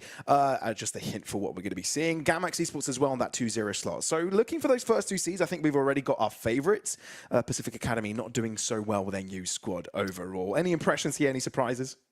I think I expected MIR to be a little bit better, like being in that 1-2 contention point, just because they had a really strong, I think, phase 1 run, and I think as well as some of the other off-season events they've been participating in. But I do think that they just need to upset either Gamax or Butchers, right, in these next few matches to try and like steal that undefeated spot. And that's where, again, the matches that we're going to be covering today could be that kind of breakthrough moment for the top 2 of the group. Shall we look through the other groups? Yeah, thank you, production. That's awesome. Eternal Fire 3-0 currently. That is an insane result. We've seen a few of the Turkish squads do really well. I think Galatasaray as well at 3-0. We'll be talking about that later. And Lost Puppies 2-1. Shakmat not quite able to keep things consistently, but they've got another match going on simultaneously with this. We won't be broadcasting that, but we will be updating you through the report, Trashcan, and alternate attacks. Again, a very close group, wouldn't you say? Yeah. No, absolutely. This was like my nightmare group to do predictions on. And I just ended up leaning towards the spotlight groups and all these alternate attacks, I think, playing with their full V-Steel roster for this phase 2 run as well. I don't know how that would work if they both make it into phase 3, which it looks like they're kind of kind of setting themselves up for. Maybe they would just branch it into just Ruby and alternate attacks VCL. That'd be kind of cool. But I did see that they had a rough start, right? That one loss was up against Nova Nightingale, but now things have, I think, settled into kind of the expected here. I know Haza was really like invested in Leo and them being that upset that could make it as that 1 or 2 seed, and they seem to also be fallen a little bit to the wayside. And we did talk a little bit about Group C earlier on, folks. So we're talking about that. Yeah, Galatasaray also doing a brilliant job at the top of the leaderboard here. 1000 RR Club, I feel like, is the big surprise. We just saw that. If you missed the action, folks, the VODs exist. You can go back and watch it. But maybe stick around because we've got an interesting match in our hands as well. They just beat Bonk. Even though they're equal in score, due to that head-to-head, they are currently still in the lead. More matches to be played, but hey, you've just put a massive spanner into the mix. So things are exciting generally here across the board at Project Blender. Oh boy. And look, we've already touched on the fact that this is an off-season event. There are different rules in play. So how about we introduce the banned agent rule here, the Blender draft system. Why don't we, Zobby? Absolutely. Well, you got Team Alpha and Omega. They go through a pretty typical map veto process. Veto, veto, pick, and then ban down to that final decider as well. And the only reason that's going to matter later on is it really does change when your composition is banned and what map it translates to that composition. But again, here's an example veto process just to get us down to an example map pool of Split, Abyss, and Sunset. Just gotta let it do its thing first, which, yeah, it is valid because in this example, right, Split, Abyss, and Sunset, you look at, okay, where the agent overlaps, right? Like an Astra, for example, right? Like maybe a Cypher, and that's where, again, we'll see consideration later on. But this is where things get interesting. Agent select, the Blender draft format, where for map 1, no agent compositions are banned for Team Alpha or Team Omega, but when you get to map 2, as you can see, both teams have the map 1 composition banned, but this is where the Blender comes in, our little smoothies. When you get to that map 3, it is the agent composition from your map pick that is banned. So Team Alpha, that's map 1, Team Omega, that is map 2. So again, super interesting, and to me, I've noticed a few things. Now that we're a little bit deeper right into this group stage, we have a little bit more reps and saying, okay, are they changing composition like between series as a result of the Blender draft? And I'm surprised to see fairly consistent compositions, right? I think teams are just putting a lot more thought into the veto process itself, right? And seeing those overlaps between map 1 and map 2, or 2 and 3, depending on if you're Team A or Team B. And I think that's allowed them to find that level of consistency. And then there may be that 1 map or 2 map that you already are in your repertoire that you're going for these crazy compositions. I think you guys saw a little bit of that, right? With the Reina pick on Sunset in your last best of 3. A lot of mind games, for sure. It ended up working, that Reina pick, but there were some question marks during that pick phase. So, well, this is awesome to see. It switches things up and makes teams get creative. But there's also another benefit of having Blender Spotlight here, because while we join teams from different places, they get some bonuses. They get themselves some bounties thereafter if they play up against teams of a higher caliber. We've got an explainer video coming right up to show you exactly what that's all about. You crack a butterfly, I flip a switch, keep a secret, let you come inside. When I run the gamut, but I could never plan it. I keep on breathing when I land it. When I run the gamut, but I could never plan it. I keep on breathing when I land it. If you give me a piece of your heart, you keep easy when you are a part of 2 worlds. It could be nothing, maybe it's something. Keep your eyes on me. Keep your eyes on me. Keep your eyes on me. Me. Keep your eyes on me. Keep your eyes on me. Me. Keep your eyes on me. Keep your eyes on me. Keep your eyes on me. Keep your eyes on me.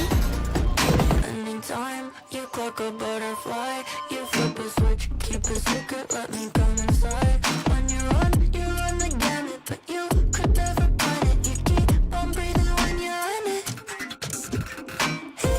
If you give me a piece of your heart, you keep easy. Oh yeah, it gets exciting. It really does. An extra incentive for the teams of a lower level to try throughout every game, no matter who the opponent is. And Zobby, you just mentioned to me while we were watching that video that actually the game we have right now has a bounty in play, right? They do.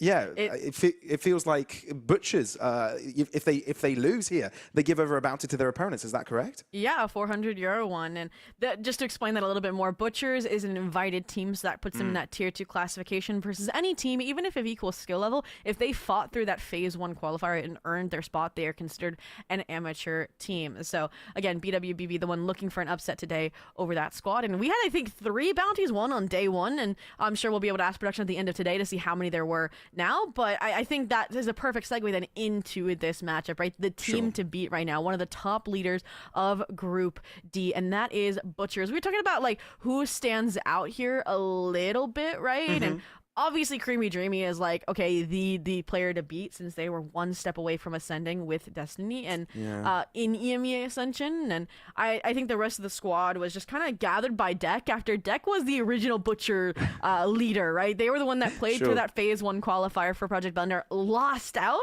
and then it's almost like they just assembled this super team to come back and be invited to perform, and they are proving it every step of the way. Yeah, you've got some aspects of all across the Challengers Northeast space in this one, and I feel like that's really cool. You know, you've got the cohesion, and you've got the friction with each other, even if that's with teammates or as opponents. They've played both ways, so it's cool to see, you know, trying to pick up a Challengers Northeast representative in a way, and under the banner of Butcher. So interesting to see how this one works out. And indeed, if they lose this match, they'll be playing up against a potential bounty, which BWBB could be collecting. Now, look, BWBB is also one of those mixes that, you know, kind of brings in players across the Challenger seed all together, which is giving me some excitement watching this, right? It shows me that this could potentially be a very close game.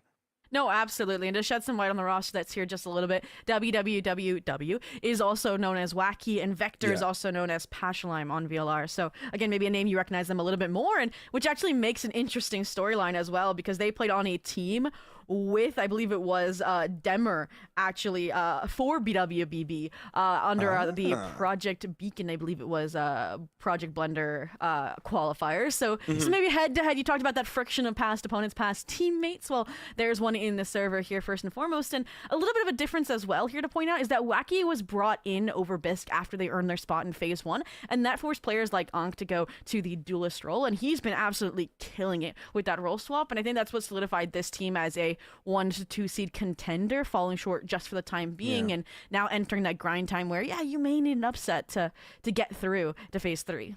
Just to highlight as well, Zeddy is in this team, and to realize how OG of a Zeddy of how OG Zeddy is, you got to roll back all the way towards First Strike. And not only did he compete in First Strike, he won the damn thing. He was playing in Forza in the squad that included players like, let me get that on my screen real quick. Suigetsu, you of course know of this. Artist, Coffee, and Hudgy, and sure, some of those names have kind of fell to the sidelines, but Suigetsu, one of the big ones. But yeah, being an OG and you know, his name still appearing, I feel is really, really cool. Sure, he's had some limelight moments as well over the Spanish Challenger League, winning that once over in 2024 in one of those splits. But yeah, it's cool to see him on this, because I feel it reflects, you know, whether it's a fall from grace or an attempt to reappear at the top levels of competition, seeing Zeddy back in, IGLing a mix of Challenger players is a really cool way to see this unfold. But let's jump into the veto itself, as both teams will be paying attention at what could be used further along the line. I feel like the teams that have been able to find success in this is use a variety of maps that don't require the same, you know, the same type of agents across all maps. And I'm a little concerned for BWBB in that regard, just for the Project Blender draft, because Split and Pearl, I'm seeing some blaring overlaps, right? Like your Astra, like your possible Viper. So even maybe like a Fade. So you'll have to, again, I think, pick your strength, and I think that's what the map veto itself did. Split, best map right now in Project Blender for BWBB, 2 wins on it. And then Sunset and Pearl are kind of uncharted territory for them. And for the side of Butchers, Sunset, they got a win on it up against MIR, a 13-11, and that was again one of I think the more contentious matchups in Group D. And then if we make it to Pearl, neither team has played at this event. So again, I think this is something we noticed as well from Project Blender and the draft system is that it really does put the pressure on Team A to win their first map pick, right? Because it's easier, I think, to control like the overlap a little bit more in the front spanner of things than the later, and just having that composition ban out on the 2 consecutive maps can be trying.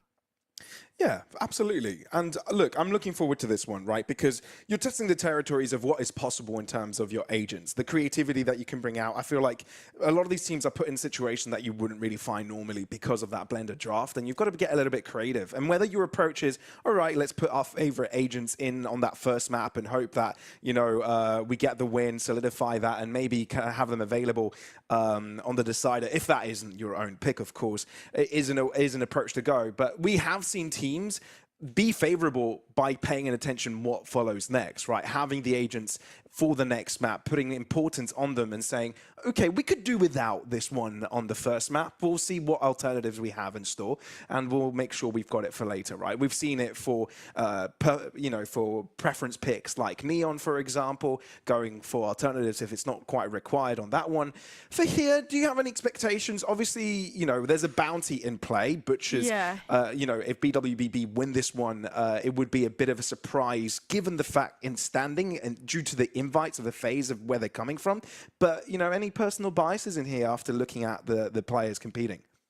I mean, personal bias, I love a good underdog story, so I think I lean towards BWBB in that regard, but I think just the names that are stacked on the Butcher's side, it clearly favors them in that regard. But I think the map pool and the way it's starting out could be a benefit to BWBB, again, starting on their map pick. You know, uncharted territories, they might have footage on Butchers on Sunset that they looked into a little bit if they had time. Like we mentioned, a very stacked schedule, might not have time to focus on individual opponents. But this is something I do want to talk about as we jump into Agent Select is we saw a Clove pick in our group, one of our Group A matches, and we doubted it. We were like, I don't know about it. And then that player was just an absolute brawler. And you're gonna add that as well with the double duelist of Ankh and Moner, and it can go hard, especially when you think about the fact that BWBB is starting out on the attack. Indeed, they are. So this will be interesting to see. 2 different approaches generally, but we do see some shared elements that won't be available in the next map. Viper, Raze, and Fade seem to be those. But a different choice in regards to the duelist, right? You've got the Euro and the likes of Ankh, Dema, considering that Raze. A bit of a change of hover for the smokes. Yeah, okay. So sticking to the Brimstone choice. So, yeah, okay. When it comes to the control aspects as well as the aggressing aspects, there's that bit of a difference. But I feel like BWB have got a bit of a pacier matchup having that dual duelist available to them. No, absolutely. They're going to have to hit the ground running, right, on that attack half. Hopefully have a more dominant showing, you know, better than a 7-5, I'd argue, to have that grounds. Or, you know, if you are confident in just winning your engagements, then maybe when they get on that aggressive defensive style, it'll work out for them. But I definitely agree the more well-rounded one right now here. It does feel like the Butcher's composition, right? The Sage, the Raze, the Brimstone has a nice post-plant element to it.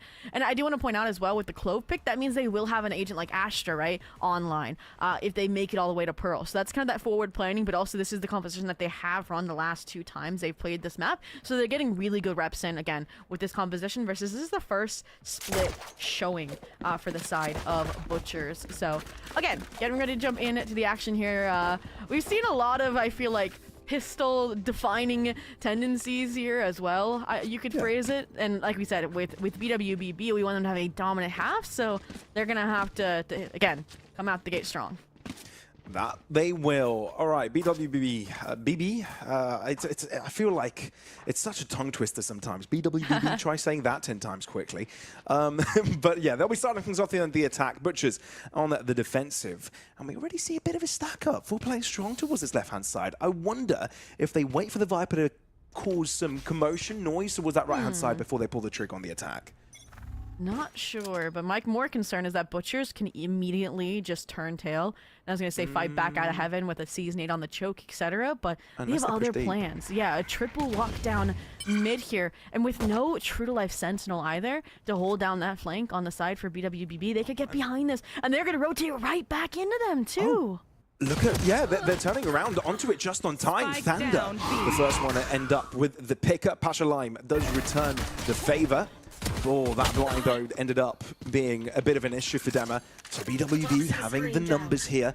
How do you play around with this though? Because you have been blocked out of the sites, you haven't gotten too much ground control, but the pick on Soren completely opens this map wide open. Yeah, I mean, they have just under a minute left. I think that's enough time to kind of see where things are going to settle, right? I was hoping that we would get to see if the Viper on the side of BWBB would find that kill over towards A that would allow you to go from mid-vent, right, to that A side. And that still may be the late round call, right? A little nade fake has pulled Creamy Dreamy over from ramps all the way to this mid-space to accompany Deck, who only had that shorty on the close angle. And I think they've dodged a major bullet in that regard, not fighting into this, left. right? The Sage Wall should dissipate by the time they get there. They should be able to scale up and get a deserted site, and now even have the Viper Wall to play off of. That they do, that they do. I've got a feeling, Zobby, this is going to be one of the most interesting games we've seen all day, maybe in the entire weekend, right? You've got some pretty high-level players, you know, playing quite deep in that tier 2 scene. A lot of challenges experience. Sure, it's a bit of a mixed match in different players across different teams, but the expectation of level, the set plays, the understanding of these maps is quite deep. So I'm really looking forward to this one and already seeing some mind games at play. 2v4 attempt, but I agree. Impressed that a double duelist and clove composition put that much care into a pistol round, right? Outbraining Butchers, and this rate, not even trying to give any isolated fights over. Should be a pretty done dusted deal. They know exactly where Creamy Dreamy is. It's swift, it's clean, just a single casualty. Sure, a couple of players that a little bit lower and closer to death than they would have liked, but hey, job's done. Bob's your uncle. 1-0 on the board. And Butcher's trailing. I did like Butcher's trying to take things by the hand straight away, though. Playing aggressive from the get-go. It kind of sets a precedent. Absolutely. And like you mentioned, I did catch BWBB off guard to a certain degree. I think it was just that kill from, I believe it was on the fade in mid that kind of flipped the script, right, when Soren fell there. Because, right, if you got out, right, then I think it was a 1-for-1 trade at that point. And it just continued to fall even deeper into kind of no man's land, unrecoverable territory for the pistol round. But again, it's a pistol round, right? We said BWBB at this composition, they need to be dominant. They have shown that thus far. Buy up good, util plenty. Deck is going to find that out the hard way. Great flush out here, but the rotation's now called as a result. Look, and there's also the core of, you know, holding back on buying on all players, right? You see, wow, Wacky on the Ghost. Even on this rotate, you saw as well one of his teammates on a Sheriff. They'll have enough to buy into a rifle, which gets things scary. The lurk is crazy, though. Yeah, I don't know if they just didn't buy a wall or if they're saving the wall for Creamy Dreamy, but it has made major gaps in this defense. And Wacky, yeah, because you're not handing over a lethal weapon to the enemy team, you can go for aggro plays like this, right? And the Haunt is the perfect sell as well, so you don't think that Wacky is there. They're just waiting for this race to peek out, and with the Viper Wall popped, here it comes. Oh, yeah, it's He's still the spotlight. True. And indeed, Wacky ends up with one, albeit his teammate just taking all the attention away from him. Oh, that is a swift Sheriff shot onto Creamy Dreamy's face. Flawless as well. Did they take any damage at all? Oh, I feel like Zeddy might have maybe like a chip on the shoulder, maybe shot, something like that. They have to, right? There was 2 players there, but we'll probably get a whiff of that in the replays to know if it's true. Here comes the timing. No, yeah, some shield damage. Shield damage, yeah. Shield damage. We were right, just a chip off the shoulder. But it was from the toxic screen, though. It wasn't from the classic shot. So it regenerated. It was full HP.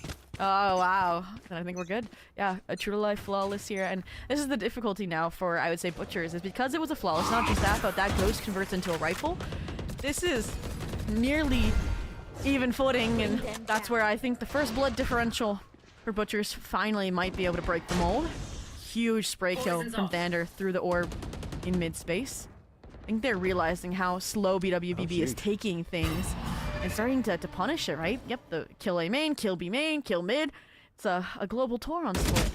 I think the wonder would be was through a smoke. A site, not quite sure how that one went down. All of these fights taking place at the same time, but knowing you've got the numbers and the collapse from multiple directions allows you for an aggressive play again towards the latter stage of that round.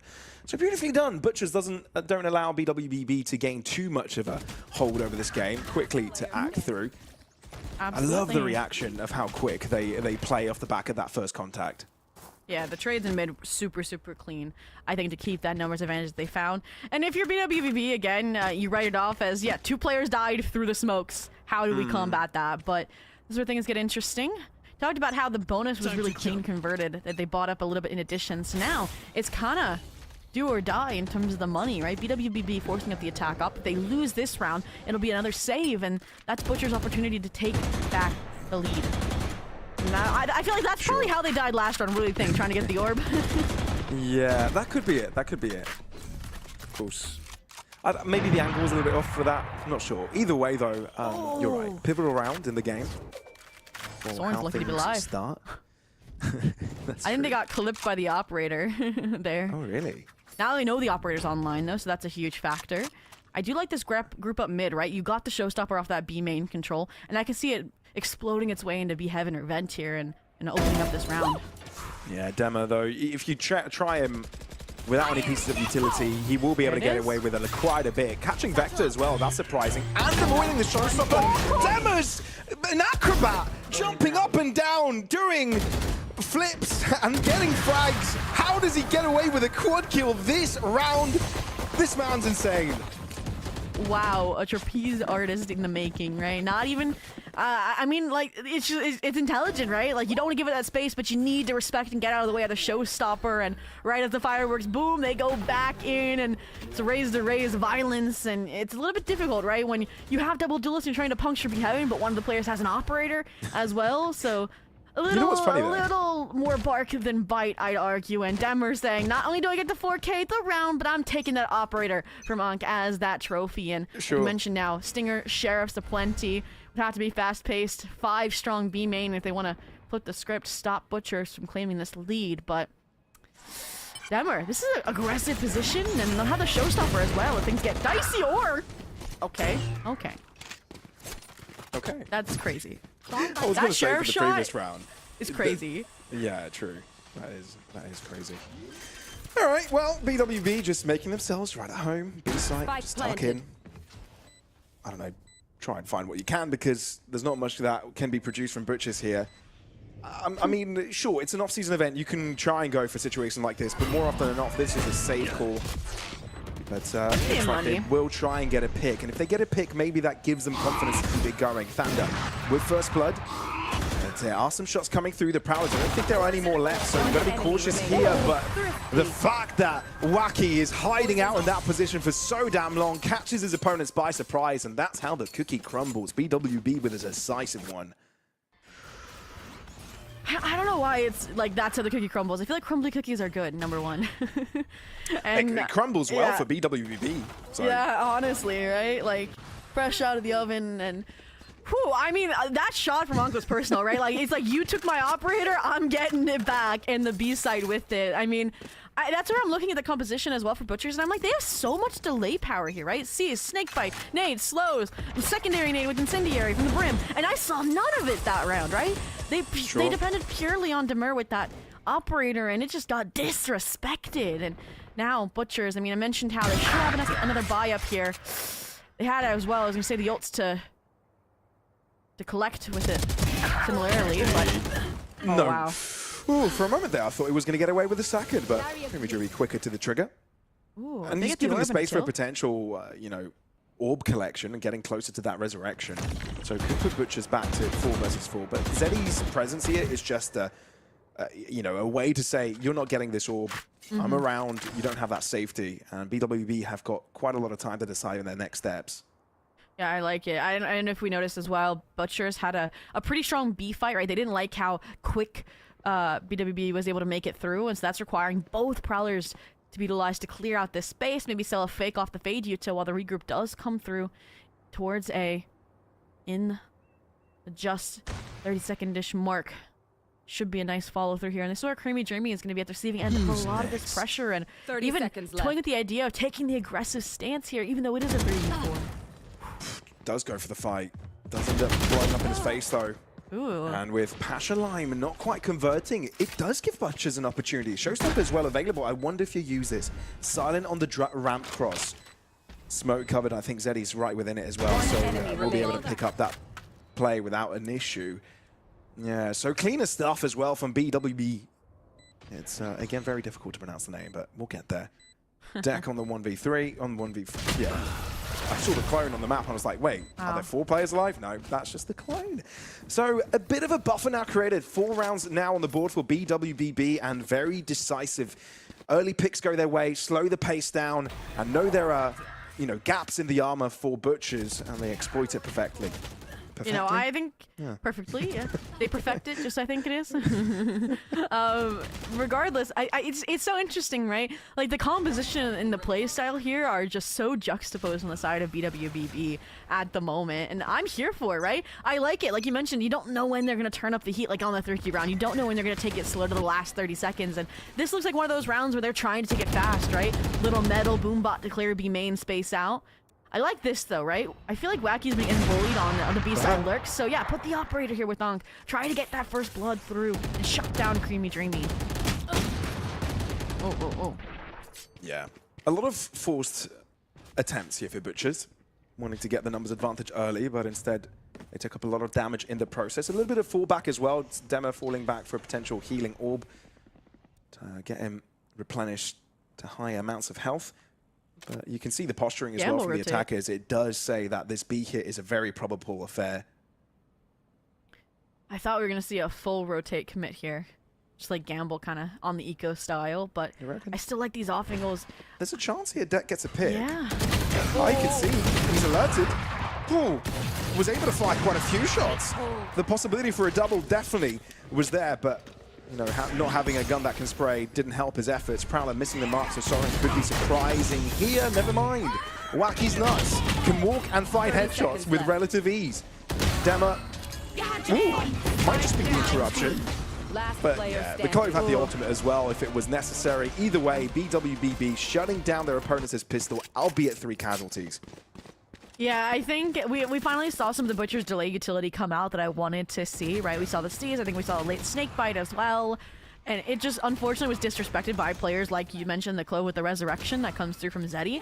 I also did like Demur investing the showstopper here, right? It was that linchpin to get those players back out of heaven, but again, they stood their ground, they disrespected the ult as well, and as a result, they kept the numbers, they kept to the round in attack, denying the eco attempt at a Butchers.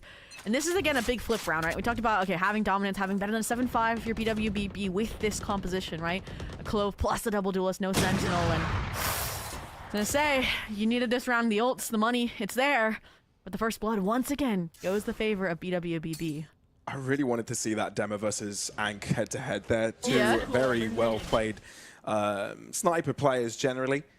So it's really cool to see how that head-to-head goes. Didn't last long for this one. Obviously, we just saw the first of potentially many fights to take over. Face your fear! BWBB will be on the winning end of that one. Nightfall drops on Heaven. No one around, no one affected. Resurrection coming through, but there is a lurk in the making. Wacky just hiding. The Prowler not catching him. This is massive. This is huge. Thunder being right above him, able to sniff him out before too much damage is inflicted. But there's a second on the flank. Go down. BWB play this one aggressive. And you're right, another flank is in the making. Look at that. Pashalime not giving up. And his mere presence is troubling for Butchers. Pressure from Zeddy below. Patience will not put him to sleep. And now that's when Pashalime shows his presence yet again. Butchers don't know where to go, don't know where to hide, and closing in from spawn and crunches their hopes into pieces. I mean, with each passing round, we're just seeing new colors, right? For the side of BWBB, right? We've seen the intricacies in the calling in the pre-round, the mid-round, and now we're seeing it in the post-plant, right? From the double flank idea through mid, right? Like you mentioned, Pashalime, insane here. To then even Onk behind them as well, right? And it did come out of, again, I think Zeddy with this consistent plat pressure as well. Or you saw, they were trying to ignore Vector or Pashalime and get out onto the site because they knew that, you know, maybe they could flip the map and before they got that control, but 2-6 here, BWBB. The reps on this map are shining, glimmering at the moment, and I like this idea from Butchers, right? They've been losing players like Deck really quick trying to deny this B space. It's, I believe, another eco attempt as well, so let's recycle the pistol strat. A little walk down mid, see if we can catch Zeddy off guard. Yeah, and if they're there to receive him, the round would just be over sooner. So I guess there's a positive in that. But yeah, Ang scoped in as well on the operator. Had a decent year, but of course, getting only first in France in Split 2, even though it sounds like a good result, it's not where you wanted to end up, right? Having such a good result, you want it to be an Ascension qualification by the end, but it doesn't quite go Hank's way there. So there's pain involved. Wait, what? Butchers are competitive in this? They've got a chance? There was a double look over towards A. Again, that mentality of the BWBB, we want to keep all options on the table, and both of those got taken out by some succinct Guardian shots from Creamy Dreamy. Now, they're in the 1v2. They're not looking! Miscoms? Chaos, and now wall, a potential defuse. There's going to be a spray, at least it'll be defused halfway, gets away from it. No. Has another piece of cover for him, and Anxlo, one bullet should do it on either of them. This is so close. Slight rejuvenation, but I don't think it is enough. Halfway defusal, Ank on it, and closes up the gap. Creamy Dreamy aware, but knows there is just some extra space for it, but Ank catches his opponent by surprise. The mind games in that, but BWBB coming out on top. It hurts if your Butcher's coming this close. Wow, I mean, from, again, a mid-fight handled beautifully and refought for by Zeddy and Ong, to then, again, that round was almost gifted by individual heroics, right? You have Thander here, who shuts down the B main control, at least temporarily, and you have, again, that double kill from Creamy Dreamy over towards the A site, which is supposed to be, I assume, a late round backstab, and even this, the Sage leverage, I would say, beautifully in a 1v1 clutch attempt, but Ankh, again, that player I said that on the duelist has become, a demon in the server. And I mean, the attack operator, because you have the double duelist and the Clove Zeddy, who's been that secondary entry instead, it's been really, really hard to get around. And as we've seen, a First Blood machine as well, so much so that Butchers are scared to even peek mid for the info. Yeah. I'm glad to see Ank return to EMEA though as well. It's cool to have this talent right back where it started, back to the roots, and instantly First Blood found. And what do you do if you're Butchers here, right? How do you spread out your pieces? Do you take risks in moments like this and, you know, try and overstack a site? It looks like that's what they're doing. Oh, they have the Odin, but Dimensional Drift coming online at a key moment here is going to expose the stack, and that's exactly why they go the other direction, right? Gatecraft to get back out, or maybe you can even play from spawn, decide the safer route, play from main to regroup, but this is where the Sage Wall comes in clutch. The full pivot, right, with 40 seconds left. Creamy Dreamy again, depend upon here to anchor the side, and it's an early Nightfall to try and counter. Yeah, Joseph falls short of the mark when they're around there, but at least the ledge from his Vandal is making holes into skulls. What is this? Butchers crumble instantly. For some reason, BWB have been able to find the off switch and have pressed it so damn much this attacking side so far. Yeah, I mean, are they Butchers or are they the Butchered, right? It was like lambs to the slaughter there on screens when we get to that replay, right? Literally, you had 3 players staring them down on the side of BWBB, and one after another, right? Creamy, Dreamy, Soren, and Deck just swung to their death. And mentioned that backstab on just the final nail in the coffin after selling that B fake, keeping those players positioned there. And we asked, okay, what can Butchers do?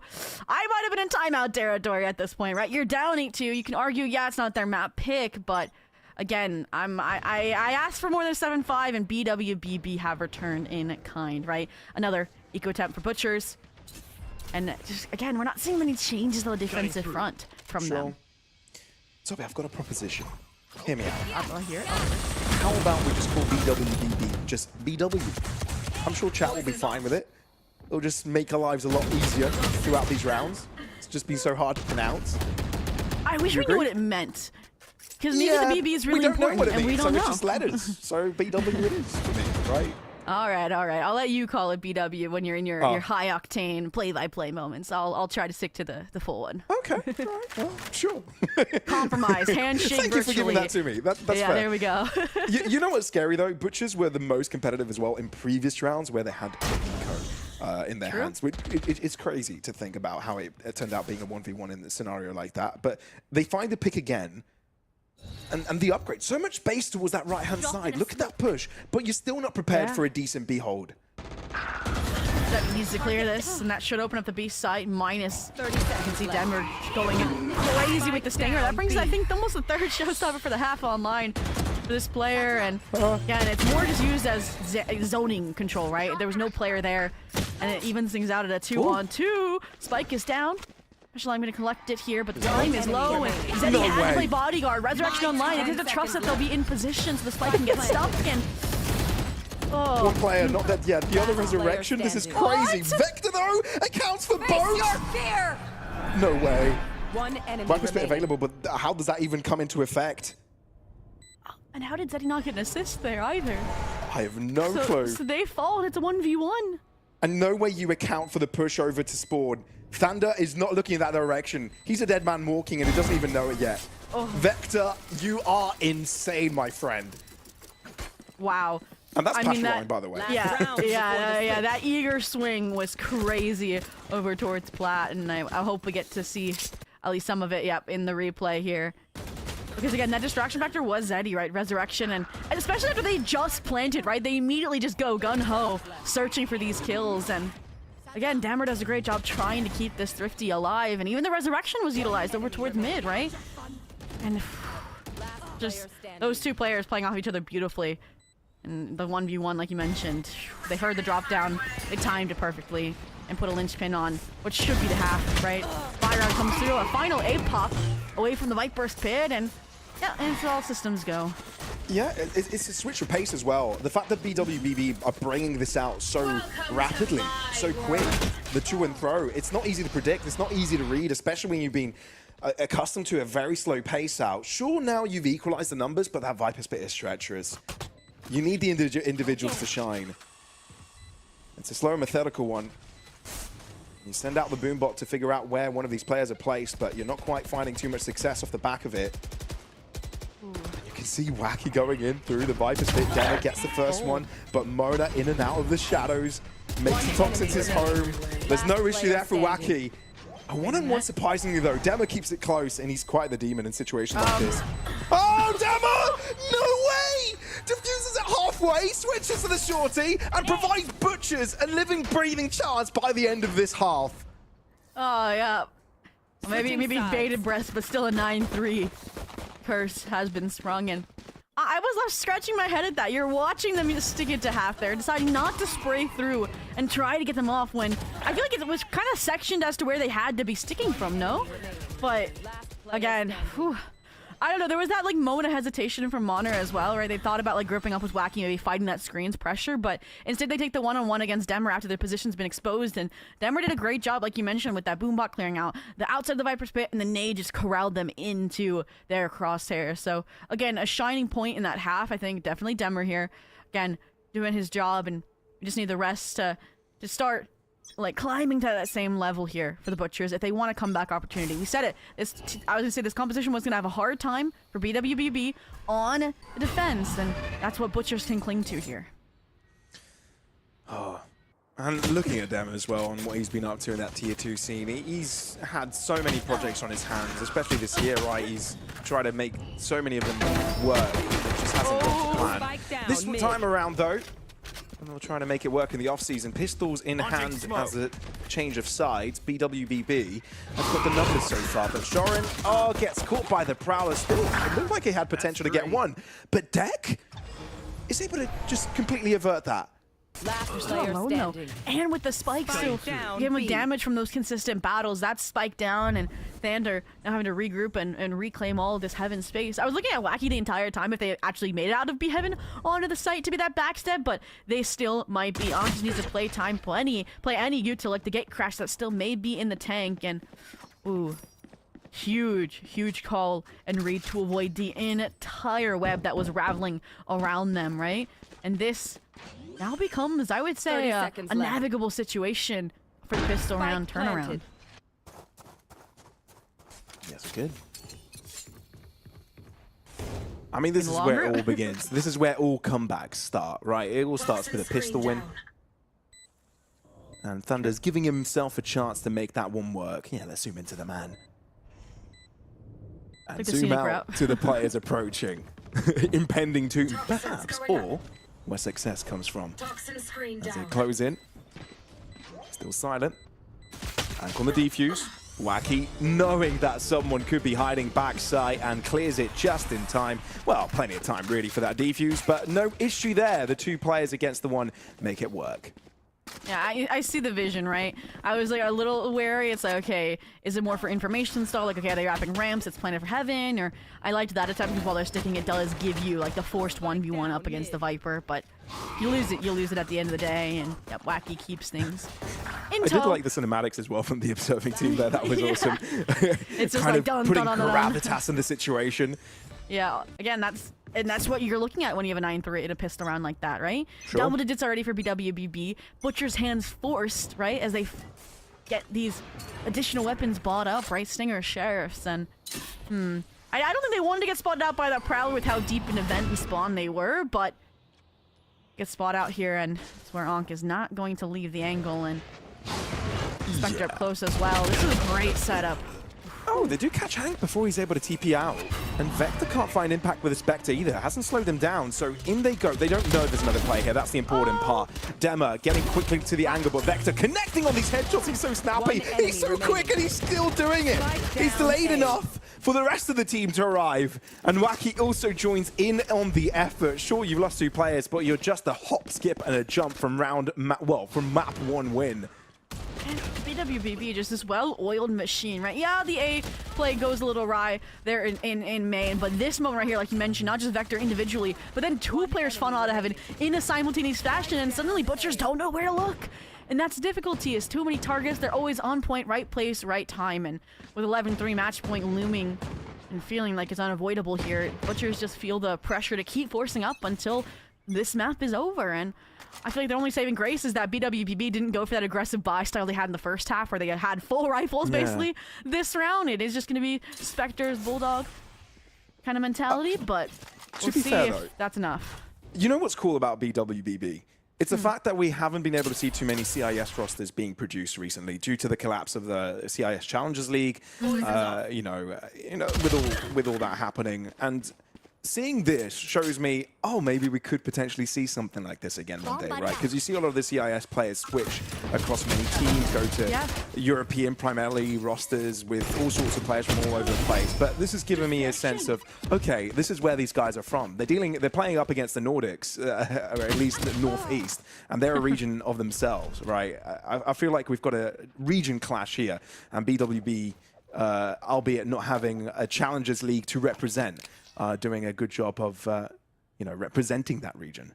Yeah, I definitely feel like BWBB is a nice mosaic of like different regions and pulling them into this team. And BWBB as well, they've had a consistent project. Like it's been this shifting roster, the shifting system, and again, it feels like this iteration has just clicked, right? Phase 1 and now here as well. Just the integration, like I mentioned, of Wacky's doing a great job, right? They're that stability point, and Ankh switching to the duelist has also been lights out. And so just that dichotomy, that switch up has, I was going to say, allowed them to get moments like this through. The final 2 Outlaw shots ring true, and BWBB sit at 12-3 on their map pick. I mean, one of the reasons I mention it is because I see it across other games as well, where, that CIS scene that maintains that identity of building teams comprised from players of that region completely. Sure, you've got Pasha Lyman here, who's from Switzerland, but by majority, right, you've got that CIS aspect in there. All right, we've rambled on and off about that, but this is still quite an impressive affair, right? I don't think coming into this one we ever expected this to be so one-sided. 12-3 with potential to shut things down right here, right now. And that's why the amateur teams with the bounty system may not be amateur by any They're means. not amateur at all, right? A lot of challenges experience in there. Led by Zeddy of all things. The player that won the first thing that was available to be won. Yeah, great veteran voice, I'm sure, in the server here, but Butchers are not backing down. They tried to go aggro here in the mid, and this is again that big difference that I've seen in the defense, right? Butchers were afraid to invest stall utility, it felt like. They were playing a lot of contact, just relying on their gun skills, and BWBB here, they used every util just to flush out that mid space, and now that that layer has gone away, Butchers refight to reclaim this space, and it's still being denied. It's Wacky's last bullet on that spray that finds the headshot, by the way. That is crazy. And with that, BWBB crossing through the finish line. Maybe not quite. Not without his trials and tribulations. Soren, come on. You have been quite the clutch man this year, haven't you? And you want to continue that through the off-season? Maybe not. Catching the timing there. Of course, Zeddy closes things out anticlimactically, but yeah, what a fun game. Not that fun, though, for Butchers, I'd say. No, 13-3 victory on the map pick of BWBB. And I made this joke in the green room, and I didn't think I would get to use it because we were like, we don't know what BWBB means, right? Let's make it up. And I said it means big win, baby. And I think that's exactly what we saw out of BWBB on their map pick, right? 13-3, a statement for the amateur team. They want those 400 euros. That's how they are playing. And I mentioned not just because of the Blender draft, right? And that they need to win their map pick, but also because it's uncharted territory with this core 5 moving forward, right? On to Sunset, on to Pearl. I do think there is that opportunity for to be like, okay, both maps are one-sided towards the opposing teams, but with how this team was playing, and I feel like Sunset can very similarly, I think, favor a double duelist and an operator inclined player like we're seeing from Onk, I think. That bounty's looking pretty good right now. You're right. You're right. And there's no denying it. You know, they've completely took us by surprise. We knew that they definitely, weren't going to be complete underdogs into this. This wasn't going to be a one-sided affair for Butchers. We knew, though, at the same time that Butchers would be putting up a little bit more of a fight, and we haven't seen that in the first one. I guess we'll wait and see how that second map goes. But, even when Butchers had advantage in the rounds, some of these individuals just went berserk, right? Turned things around. You'll see it in this one as well. This is where Wacky changed the status quo. Because there is a potential. There is a world where Butchers sort of line a few rounds together. Yeah.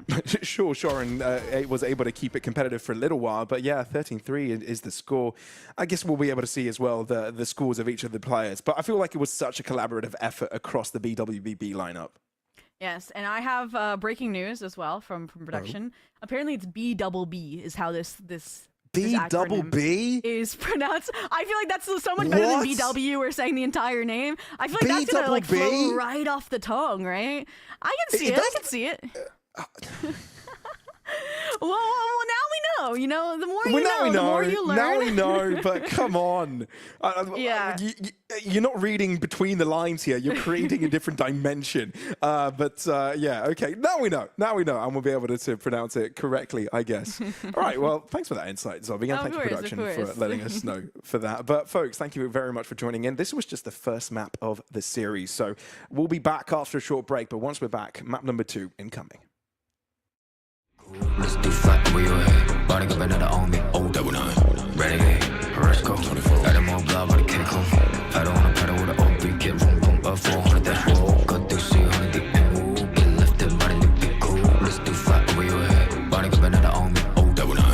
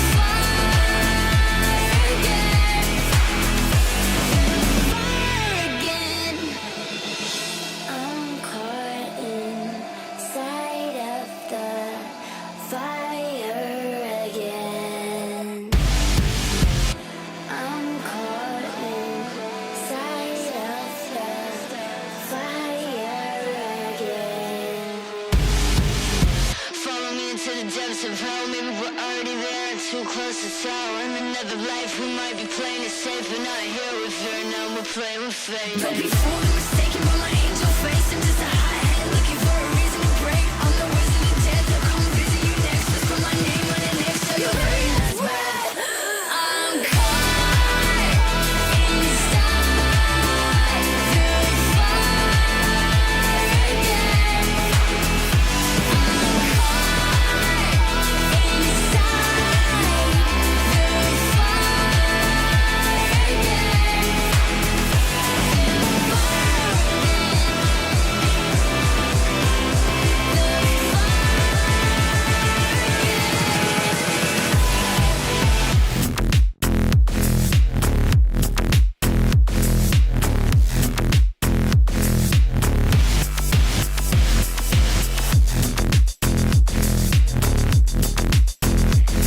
I'm the wizard of death. I'll come visit you next. Just put my name on it next till your very last.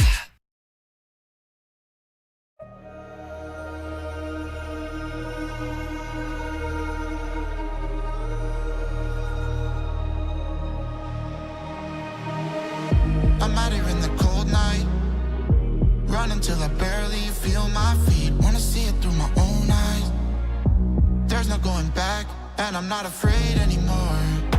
Cause I know I'm gonna be the last one standing. Yeah, I'm not afraid anymore. Yeah, I don't wanna wait anymore. I'm ready to fall. I'm ready to rise up. I will do what it takes. I'll run blind straight into the flames. Watch me burn, alone in the shadows. I'll carry you home on my back. If it's you or me, then I'll take the shot. Still they say I'm the villain. I scream and nobody listens. Still they say I'm the villain. Too bad you can't take me down. See that I'm surrounded by predators. It's critical, they got me in my element.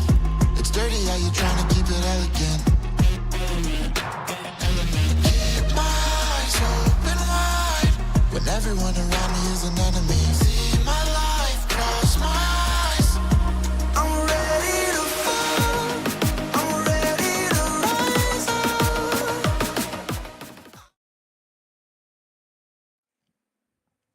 We said we would be a double B right back, and that we are. My name is Obed. I'm joined by Pavlov, and we just took you through a banger map 1 for Project Blender Phase 2, where between BWBB and the Butchers in Group D Round 3, the amateurs have come out swinging, trying to gun for that 400 euro bounty here. And again, I don't think that split was expected by any means. Yeah. I mean, look, the fact that you come in from the previous phase from Project Blender doesn't make you an amateur. Of course. No, sure, it got them in that invite there, but getting here, it gave them an extra chance to, gel with each other. I feel like that cohesion is really strong with one another, and definitely has been a massive aspect of this match, right? That first one. So a little bit of a rude awakening. Up until this point, the Butchers have had a good result in their group, right? Have been winning all of their games up until this point. So this is just the first time they've been interrupted, right? Because they won every single one in 2-0. So now heading into this one, having that loss inflicted, a bit of a switch, can be flipped. A bit of a change in mindset. But at the same time, we've got the banned agents we need to be thinking about coming into the next map.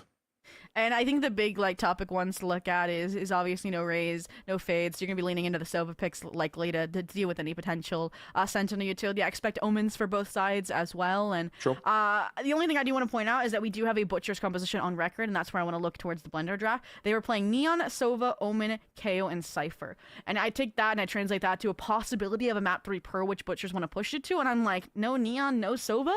That could be a bit rough later down the line if that's what you want to lean towards on Pearl, which we have not seen, but you've got to get there first. And again, that's where Sunset is uncharted territory for BWBB. So super excited to see if the coordination and decision making is as clean on a map that they have less reps on as a Core 5 compared to Split, which they have played multiple times already during the off season. Yeah, there's definitely that interest in this one, but you know, due to the blender draft, things always switch up. You know, it's always going to be that aspect because then again, if who picked up the first map? Could you remind me again? BWBB. I said I said the wrong thing, didn't I? BWBB. Yeah. So BWB.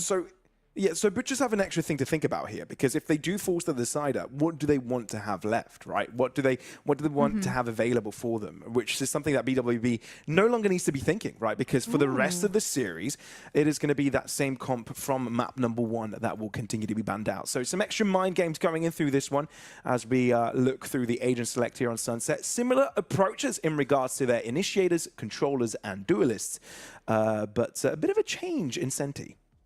Oh, absolutely there.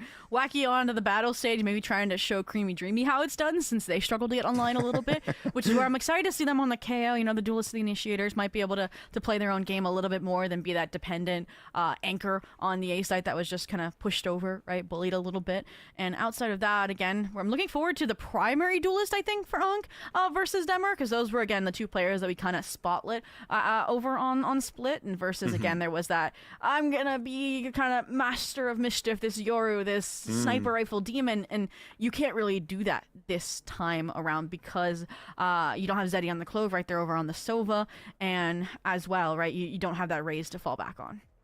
That is very true. That is very, very true. So locking things in here, we're going to be seeing an Ankh versus Demer head-to-head on Neon. Again, things are very interesting. We're highlighting about both of these individuals and their journeys in the Tier 2 scene as of late and what their capabilities are, right? They've been highlighted a few times from the rosters they've been in. They've stood apart as well, but we've yet to see them reach glory. Not that we're going to see them get to that point in Project Blender, but at least they can get more attention for themselves, right? Because that's another opportunity you get in situations like these. You play in mixes, you play in squads that you probably won't see repeated during the regular season, but you've got a chance to show you can hang about with the best with the blended format and the phases, introducing teams of a higher caliber over a period of time. But let's jump into the action. Butchers on the attack, BWBB on the defensive, as they currently lead the charge in maps with a very decisive map number 1. Yeah, we didn't get to see much out of the defense from BWB, right? It's because it was that 9-3 affair starting on the attack. So excited to see if it's going to be as thorough, as thought out, or if it is going to be more that gun-ho fight for space style that Sunset brings to the table. But for the time being, little B split in the making out of the Butchers. Say that 5 times fast. There's too many Bs in the lobby, but Sage Wall to cut off the B-man control so they can instead double stack and hopefully contest this even while suppressed. Cool, yeah, the paranoia won't affect you if you're that close, right? You'll be able to see your opponents without an issue. Still, though, the fight still ensues. And the spike is in the ground, right? BWB have full control over that area. Butchers need to find some miraculous pick, but BWB, the way we've been seeing them playing, they're not going to be handing that one easy. You can see them sort of grouping up together, bunching up, watching all positions, a bit of a jiggle peek to figure out where they're coming from. Soren trying to distract them as Thunder looking for the picks. Both succeeds on their first fight, and Soren connects with the last. 3v2, no issue. Butchers are alive first.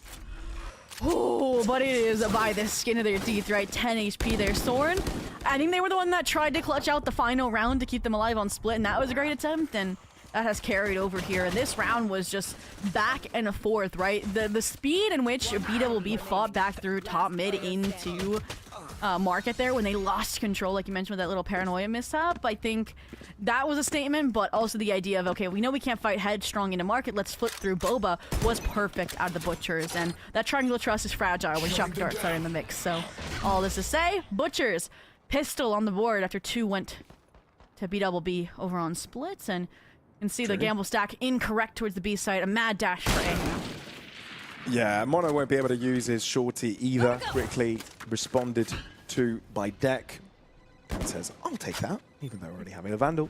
Shorty sounds like a nice secondary to have close. And you see the response as well, having the lurk by Thunder. The B site opened up. This is a clear opening, and realizing that this coast is open, it's going to call the rest of the team to join up. Thing is, question marks in mid. You don't know how deep BWB have crossed, but now you know with a break of the cam, but you need to be cautious. Absolutely. I like how careful they're being, right? They don't want to win the pistol just to throw it away on a second round thrifty here, and Thunder just further widening that player gap here. They've even taken a dive once again to find Wacky here, but they have support. The trade would have ensued for Ankh, and now, I mean, they're still running into just a narrow advantage right at 3v4, and again, there's already BWB knocking on their door, but suppression to keep them at bay. They're probably going to wait on the Omen and hope to get back over, but Butchers may have other plans here. Indeed. Wacky and Ankh get caught very quickly. Butchers very prepared for that. Quickly moving in as a unit, 3 players strong. The stun came in as the help. Definitely helped in that endeavor, as their opponents couldn't really do anything about the incoming players. So there you go. That's going to be a 2-0. It's a confidence booster, right? They got 3 rounds of previous, so getting close to it already is a positive, to say the least. Ooh. Now you're just trying to look for that final player, that final orb as well. Dreamy. Get towards no command. Obviously, Ashline just wanted to die to Spike, and that will be heated off there. And as a result, near flawless round. The only gun you lost was that Ghost, right? And I'm expecting to see Thunder, since they're already showing these lurking tendencies, maybe force up into the Vandal, so they can hold their own in a fight, even coming into this bonus. But again, praise for how careful Butchers played that out.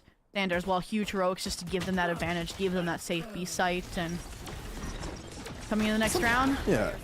Sorry, something you mentioned as well previously was the fact that we didn't really get to see BWB's defensive side. But in conjunction, we haven't really seen Butchers attack inside.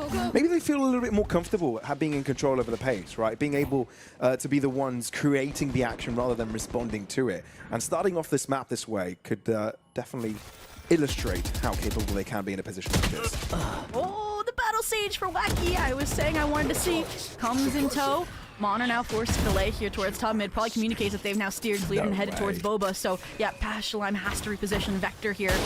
The timing of everything, possibly. Yeah, there it is from Deck. Third shot lucky there for Deck, for sure. First shot's not quite doing the job. Wacky so close to the action. He's already had a lot of impact. Just the one for now. 2v3, not impossible. This is very much within the realm of reason. Oh, and once again, this is the proactive post plan we've seen from Butchers now. Last round. They're going to flip Boba, and now that flank, the impact it would have had, is essentially neutralized, and you can see head on a swivel. Yeah, Mona and Ank are both looking. Yeah. And Soren going back to... Ooh, into the corner. Dash in. They know they've closed in on the distance. BWB on side already. Both spotted, though, and Dema sees that chance to play aggressive. Soren has got to play with that spike plant. As soon as it starts to get diffused, one at least will be distracted, looking to isolate when that happens, but not successful in that endeavor. Smart to approach, but not the way he wanted it to unfold. Therefore, the win goes to BWB once they get guns on the board. Yeah, I will say they did a good job, I think, doing damage to that money on the side of BWB, but I don't know. I wish they maybe had committed to the Boba wrap there, because at that point you're fighting a 2v3 while they have all the site space, so you kind of got the worst of both sides of that coin, right? In terms of giving up the space and then having to fight back into it, and again, very difficult in that 2v3, and it then gave Zeddy, right, that impact of being in that main position, so very, very well navigated, I would argue, by BWB, like I said, to get that on the board. After what was a very creative top mid flip out of the Butchers, but now the first time I had a Hell A challenge. Can't use it. Yeah, we're talking about, Dema and Ankh head to head. The Demo to win it this time around. Ankh just having too many victories on that level on the previous map, so Butchers looking to turn that one around. They are approaching the A site, but have paused their play for a little bit. Wanting to see how BTB react. Out of charge. Okay. Well, this is how they react, right? Hunter Fury comes out for confirmation for chip damage to lighten the load of what would be this site exec. Almost getting even a second ping on to Deck there after the kill. And all this has done is now just forced Butchers to pivot from what they wanted to do, which was re-hit A into exploring other parts of the map. And the big difference this time was Stander wasn't deep A, right? That stage wall prevented the lurk up, right? Because it was so proactive towards the beginning of the round. BWB are pushing. They're gaining a lot of information about what the play is. It's no longer A. Process of elimination. It's going to be a B hit. Preparing your B anchor to keep that one under wraps. But at the same time, that could be a lot of mid access to Butchers, which is what they're respecting. They've realized what the play is. Spike is on its own. 30 seconds left. Oh, that is risky. Thunder shutting down Ankh. This is still a close affair. 24 seconds and the spike still needs to be retrieved. 2v2. This is chaotic. It's gone a little bit out of hand. Smoke to provide some cover. You know there are players around. Dema collects it and rushing as fast as possible towards B. Oh, 10 seconds plant left. over in the overdrive online as well. So again, the If he player's wasn't in Neon, this disconnected, but wouldn't that be may possible. be to their advantage, right? Designate this backstep opportunity perfectly. Should be able to track these players to the flank, and I like this idea as well out of Denver. Just stay alive, right, until they have the information as to where these players are coming from. Cover going out. Butchers have got the time to group their players together. And that's the important part. BWB, no info in the world. They've just found out where the spike is planted. So now you need to adapt on the fly. Butchers have got everything they need to get this one done. Smoke to provide Zeddy some extra cover. Vector hoping he can land up the spray conversion. It does land eventually. That's TP. Oh, trying to get away from the bullets, but no, Zeddy connects. Is there time for the defuse? I think there's just enough to get that one done. Oh, a quarter of a second is the difference as BWB end up equalizing the score. Wow, and again, you think both of those teams, their coordination were tested there. I mean, we can. I don't even look past all the chaos, but it's just that hard to track, right? Like you mentioned, I think BWB recognized just a little bit too late that this was going to be a late A split because they gave up all that mid space and control, and keeping Thunder main there kind of turned, like we mentioned, that clearance of A main on its head as well. But I think my big question this round here is, where did the paranoia from the Butchers end up there, right? They had a perfect setup with Deck to set up, right, Demer there on Boba, and that fight just never ensued the way I wanted it to. And whether that came from the side smokes or not, we'll have to wait, because I love this. This is the Sage tech we want to see. Oh, it doesn't work out. With so many players forcing that push as well, you've got to respect it. But you're right, Sunset is one of those where you have sneaky Battle Sage moments. I like that it was very altruistic as well. It's like, I'm not going to wall myself up. I'm going to wall my 2 initiators up and get back to supporting our operator. Imagine losing those early. And that's the thing I wanted to mention as well, right? Both of these teams opting for double info initiators. Again, they're leaning away from the flash-intensive approach in that regard because, again, you don't want your information cycles to be thrown off by the nerfs, right? You just pads an additional timing. You just have to layer them a little bit cleaner. So I think that's why the Chaos picked up over the Breach here in particular. And I mean, you still have the flash drives. You still have the paranoia. It's not like you're going in dry every single engagement. It's good medium ground. That's fair. Ooh, shot does connect, but it's through a wall, so therefore not quite the collection. Thunder wins his individual fight, and albeit the overdrive headshot, Ank is able to shut Demer down. B-side takeover though in the meantime. Butchers get the spike down, and BWB trying to group up their players. Yeah, they have numbers because Thunder, even though they got a kill over towards A, was treated out really, really quickly by Wacky, and now, I mean, that's a play and a half, but it's been read like a book. He could hear there was a TP around. They knew they had a lot of market control. He was patient, and it paid off. Creamy Dreamy caught off. Tough times. Soren, heroics necessary. There is a world a couple of those are aligned, but especially with that Sage dropping in from Spawn as well. There was a guarantee available to them. So even though Butchers win pistol and follow-up, BWB not slow to turn back the favor.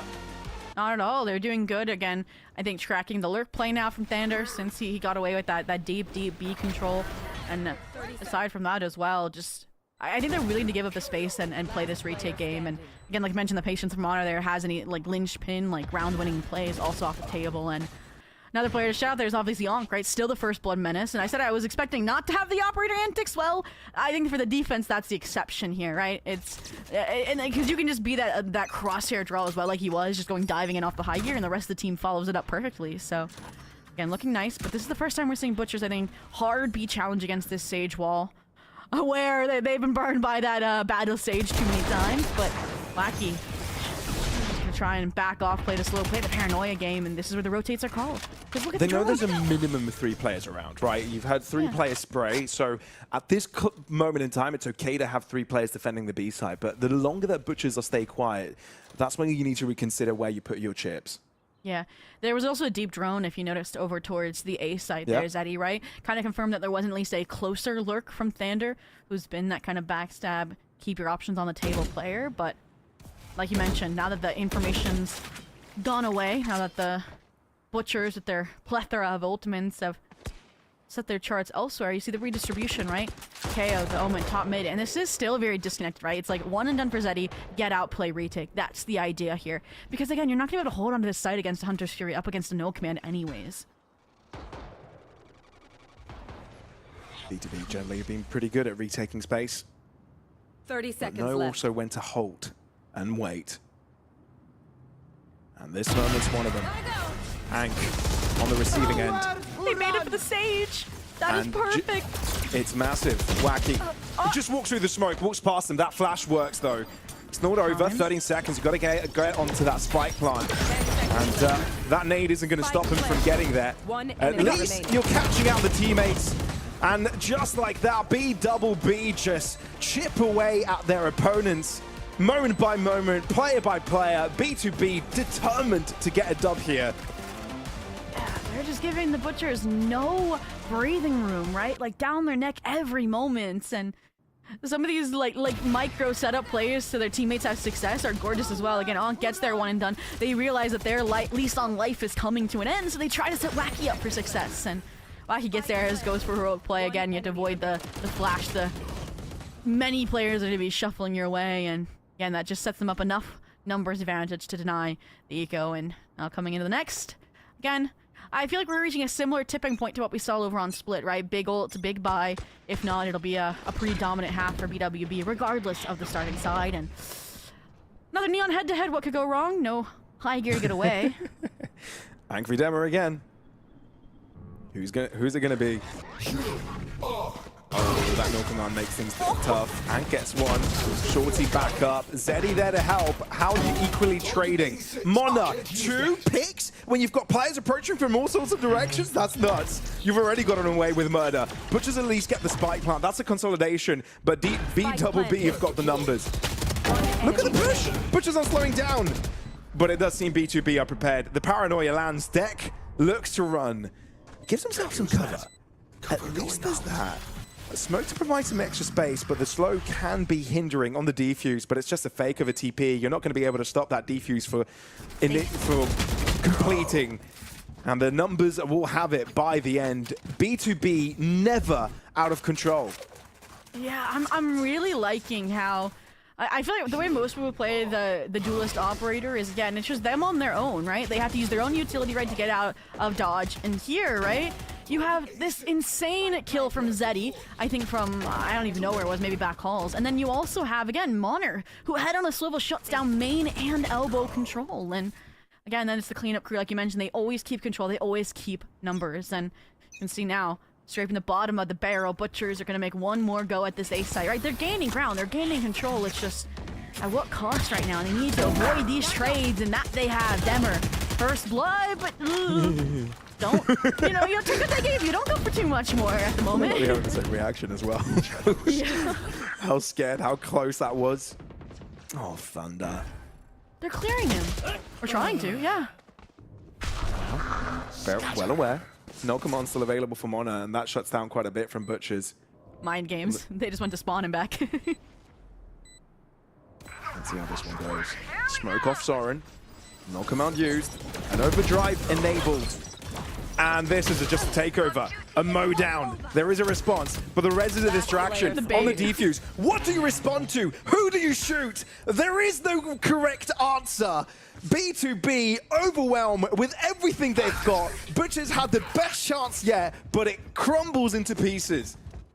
Yeah, the Butchers have just not come up with a solution. As soon as that stage wall came up, Demer's like, I'm getting out of dodge, I am saving it. And Demer went for a super early wrap attempt as well, being 10 HP from this engagement right up against Modern. They knew they weren't going to win anything else. And honestly, it feels like Butchers have gone from one end of the spectrum to the other, right? They were playing super slow, super default heavy, waiting on Thunder to open up the round for them. And now it's just death balls into sights. And they haven't been able to find that happy medium between the two. And I kind of liked the former. I think it gave them a little bit more grounds, made the rounds a little bit closer. But yeah, BWBB, right? Or sorry, BWBB making it very clean, even just with the double ultimates invested to stay in the lead. 6-2, an eco round for the Butchers. They are just going for a kind of typical B split, and again, op right place, right time. It is found. See, Vector, this is a surprise. They don't expect this. Drop. There is a retrieval in the end, and upgrades available. The 2 picks make this doable, but with Zeddy being fully equipped for what's about to follow. There's no issue there. Thunder. There's a chance for a pick, but his position is still being watched. Okay, yeah. Zeddy maintains his control over the Vandal, so albeit butchers his picks, even though they're with the Sheriffs, BWB still end up with quite a bit there. Yeah, that one hurt just a little bit, I will say, using the Neuro Theft while trying to go for the 1v3 clutch. But I did notice here, and this is what I want to, again, praise Butchers for, is they're starting to realize that, okay, no player is ever undefended, right? It's like a game of chess, right? Like, you can't take a piece untraded at the moment. And this time they punished that, right? They forced BWB into a blunder. That's where they got the 2 kills of the Sheriffs. But, again, that backside control, the forces were rallied immediately. And as we saw, Zeddy held his own Shock Dart kill, Vandals, and all denied Eco. So 7-2, Operator, first blood. It's just a consistent cycle that this point Butchers can't break out of. Maybe now's the chance. The blind is perfect, and Dema capitalizes upon it nicely. A-site clear. They don't know it yet, but they'll find out. But it's Soren's lurk that is all the difference. Ank expects it, but it's still not good enough. Yeah, even if he falls, which he won't, he's done enough. And finally, Butchers able to break the silence. It feels like BWB have had control over this game. You know, have had this game on a leash, essentially. They've been its master. But finally shut down, finally showing us a glimmer of hope on the attack. But with 2 rounds remaining on the half, they've got to win them. And again, Butchers there, that round, I feel like they always had an answer back to try and prevent the trades from coming through in a BWB's favor, right? From that flash catching off both players to top mid, to even right after we see Soren get that insane kill on Ankh, it's immediate, the dart, right? Because you expect somebody behind, like Wacky, to be going for the refrag. So, nicely done there, and very chaotic round, I feel like, to implement itself, because they did just go very gun-ho top mid heavy fight. And you can see now they're framing, right, a little bit deeper away from top mid. They don't want to get run down again. And see here, Lots of Fear trying to deny this A pressure, but it's being kind of faked out, right? It is just Dimmer alone, and as a result, On can piece that apart, and yep, it's a race start for Butchers once again. They've maneuvered across mid so far, but they are considering this B push. Sure, BWB have got a player far placed, so we'll find out whether there's going to be a B main approach sooner rather than later. And there is a lot of response for a potential mid crunch as well. And 2 players on a high-low. Yeah, Wacky doesn't end up winning that one. Unfortunate. They were on the far right side of the wall. They hear him there. as well move, so they're able to punish. Well aware.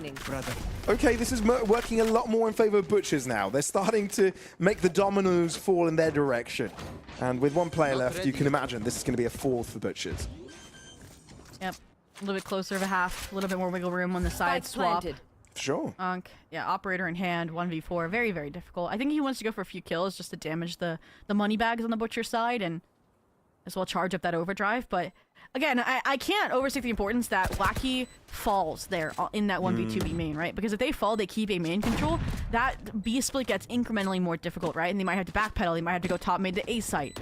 And that wouldn't have let them have, again, the double kill and spawn, right? So, well done there, the double up clean, the follow through nice, and it's almost like BWB overfighting just a touch now, right? They're feeling that pressure to close things out because it has been so dominant from start to finish, and yeah, they're not having any of this tomfoolery, and the pinch from behind is good. That's huge. I don't know what it does to the economy. I guess we'll see soon how big of an impact that has. But BWB have lost a few in a row, so I wouldn't be surprised if they have a bit of a struggle in this one. We'll ask the observers to press tab in a second to see how that one goes in terms of credits.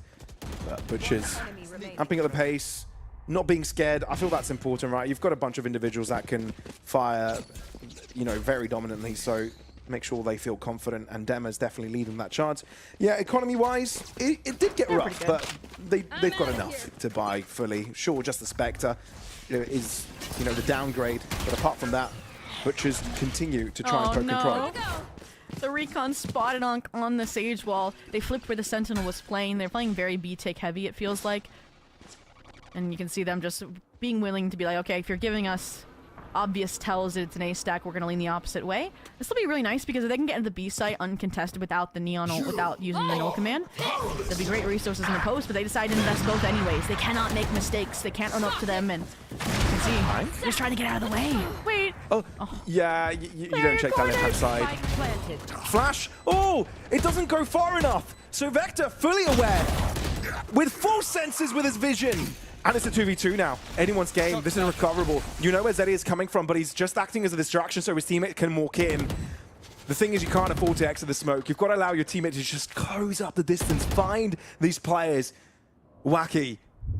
When would he choose to cross? Smoke fades and Zeddy still trades his life. And now it's a brawl.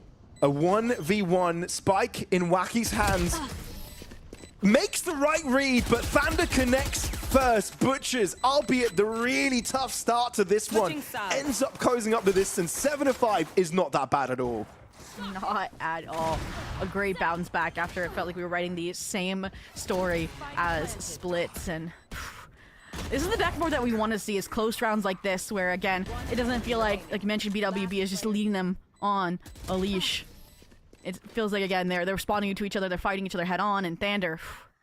And the impact in the middle stage of that half was maybe a bit muted, but then they bounced back really, really well in those clutch moments. So 7-5 here, and we'll see if we can tie the pistols to a piece here, because Butchers took the first one, and over on Split, BWB took both, and that would be, a one-way ticket back into this game, right? A 7-7, very likely any thrifty shenanigans warranting it, but meantime, we've seen BWB, their attack. It was fearsome over on Split. Again, the calling really, really strong.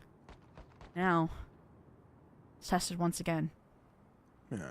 And the big difference, and we'll see it come into effect as well from the two comps, is that Sentinel pick, right? We'll see Cypher having a bit of a better hold over site. You'll see him left alone more, and you'll feel more comfortable having him there. But it's already Butchers with first blood. A lot of control in mid here for BWB, but it feels like Butchers are just allowing them to have that. And if they do end up pushing a little bit further, they've got responses to it. Shorin needs to be careful. Nade coming through, and it stacks up damage, jumping up with a right-click classic. Okay, this is a bit funny. I'm sure BWB aren't seeing it that way. Zeddy's keeping them afloat for a little while, just to entertain the idea of a potential win. But indeed, Butchers go 2-2 with pistols with their opponents. Yeah, might need to scrap that Sage Wall from the strap book after that moment.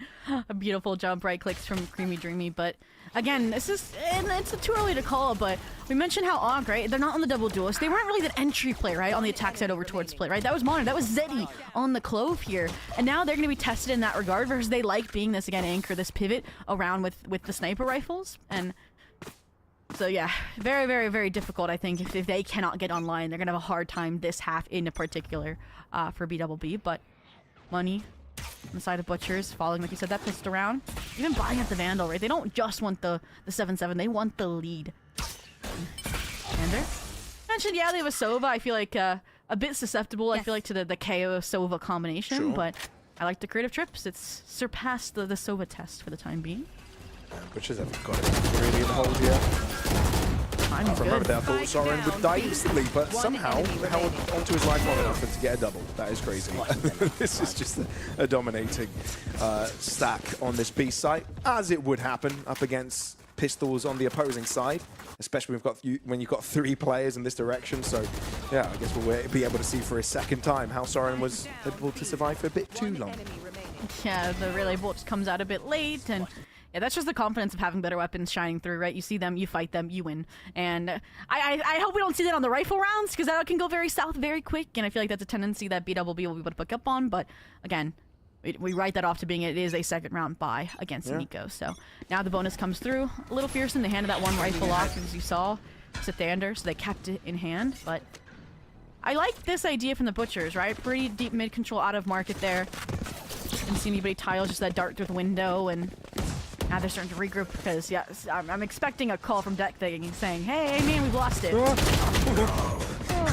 Spike down. At least it takes Ang down in the process, right? You're making the bonus work out from the first instance, but Butchers again, the response. It's already here. The take hasn't even come forth and just forcing them out of the site, not even allowed to step foot near it. That's decisive. And wait, that was their bonus. Yeah.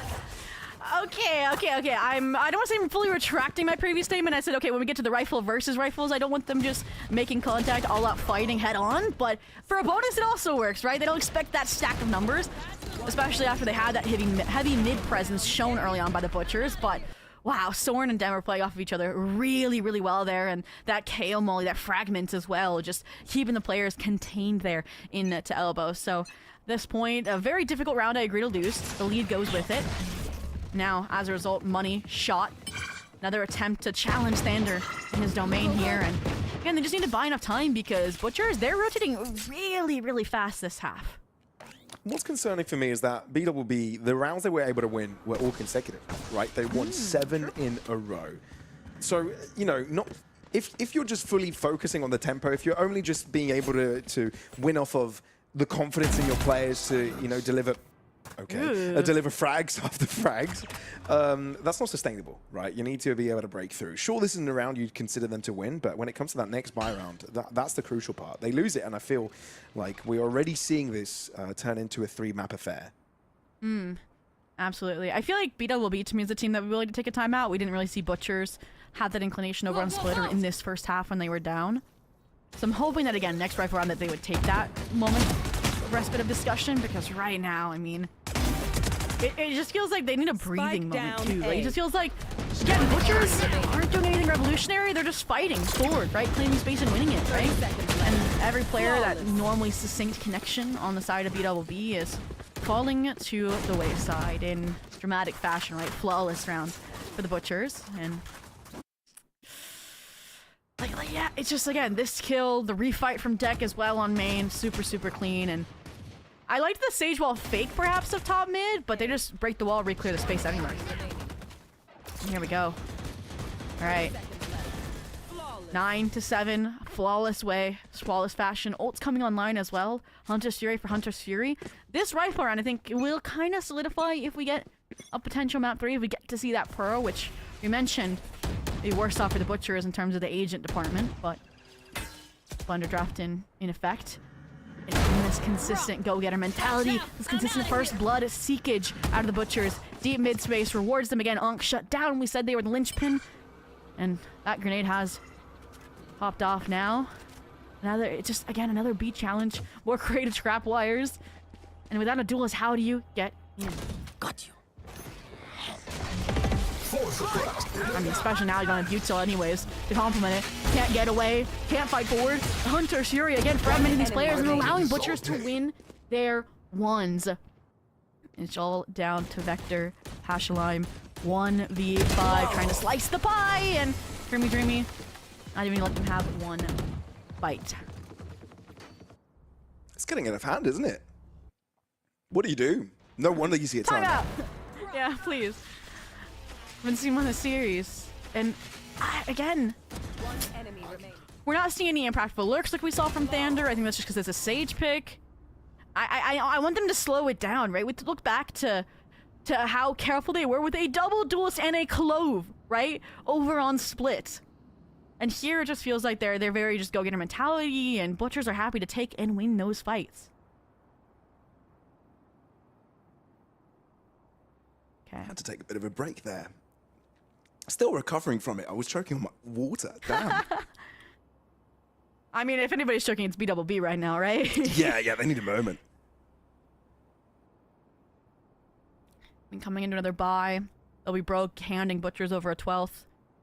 And I did say that they had to win their pick because Sunset and Pearl were uncharted territories, and they haven't been, I'd say, terrible showing so far for BWB, but again, I think the timeout itself is evidence. The last few rounds, the stale calling has been evidence that they don't have an answer because they don't have the reps to reference on what works and what doesn't work for this map.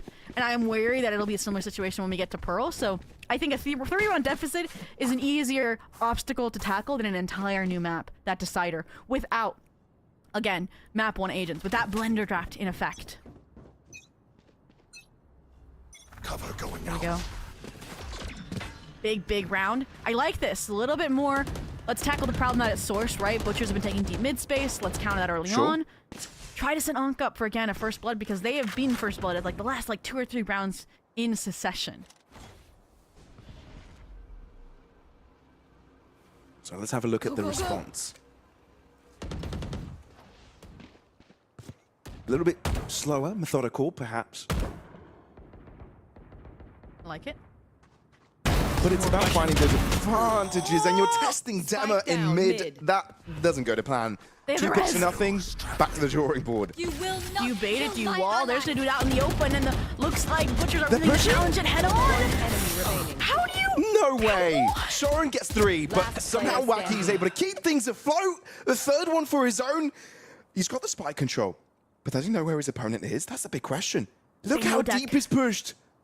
As I say, they know Deck's been playing A main, been playing elbow, but I don't think Oh, they they've know that missed they each could have other. gotten a timing all the way into spawn. My bigger question is, Wacky, why haven't you used that heal yet? 30 seconds You're gonna have left. like a second heal online soon. What is this? Well, it's closing into the A site, and that's open. Best case scenario, no way. Imagine if this is the way BWB get back into the game. Just Very enough time to seconds get the left. spike down. Cool. I mean, a wall versus an omen, I feel like it could be a better head-to-head. You can just TP past it. My question is, what Sure. utility does Deck have? Do we still have a paranoia? Do we still have those TPs? I'd assume yes, since he doesn't usually invest them unless tested on the A side. But this is nice because Wacky gets the heal, gets the framing of his choice. Ooh, smoke. This is interesting. How does it work? They both know where each other is now. They both looked at each other. Paranoia misses, but not Dex bullets. Wacky, you think you've got a chance? Think again. Butchers are on an absolute tear for the past few. Wow.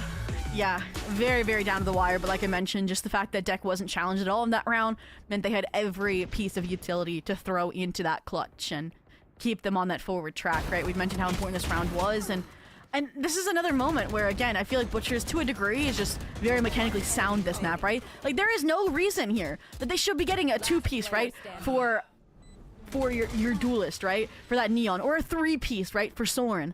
And the fact that there weren't those trades that are usually so fast, so clean, like they were on Split out of BWB, that's where this map has fallen apart.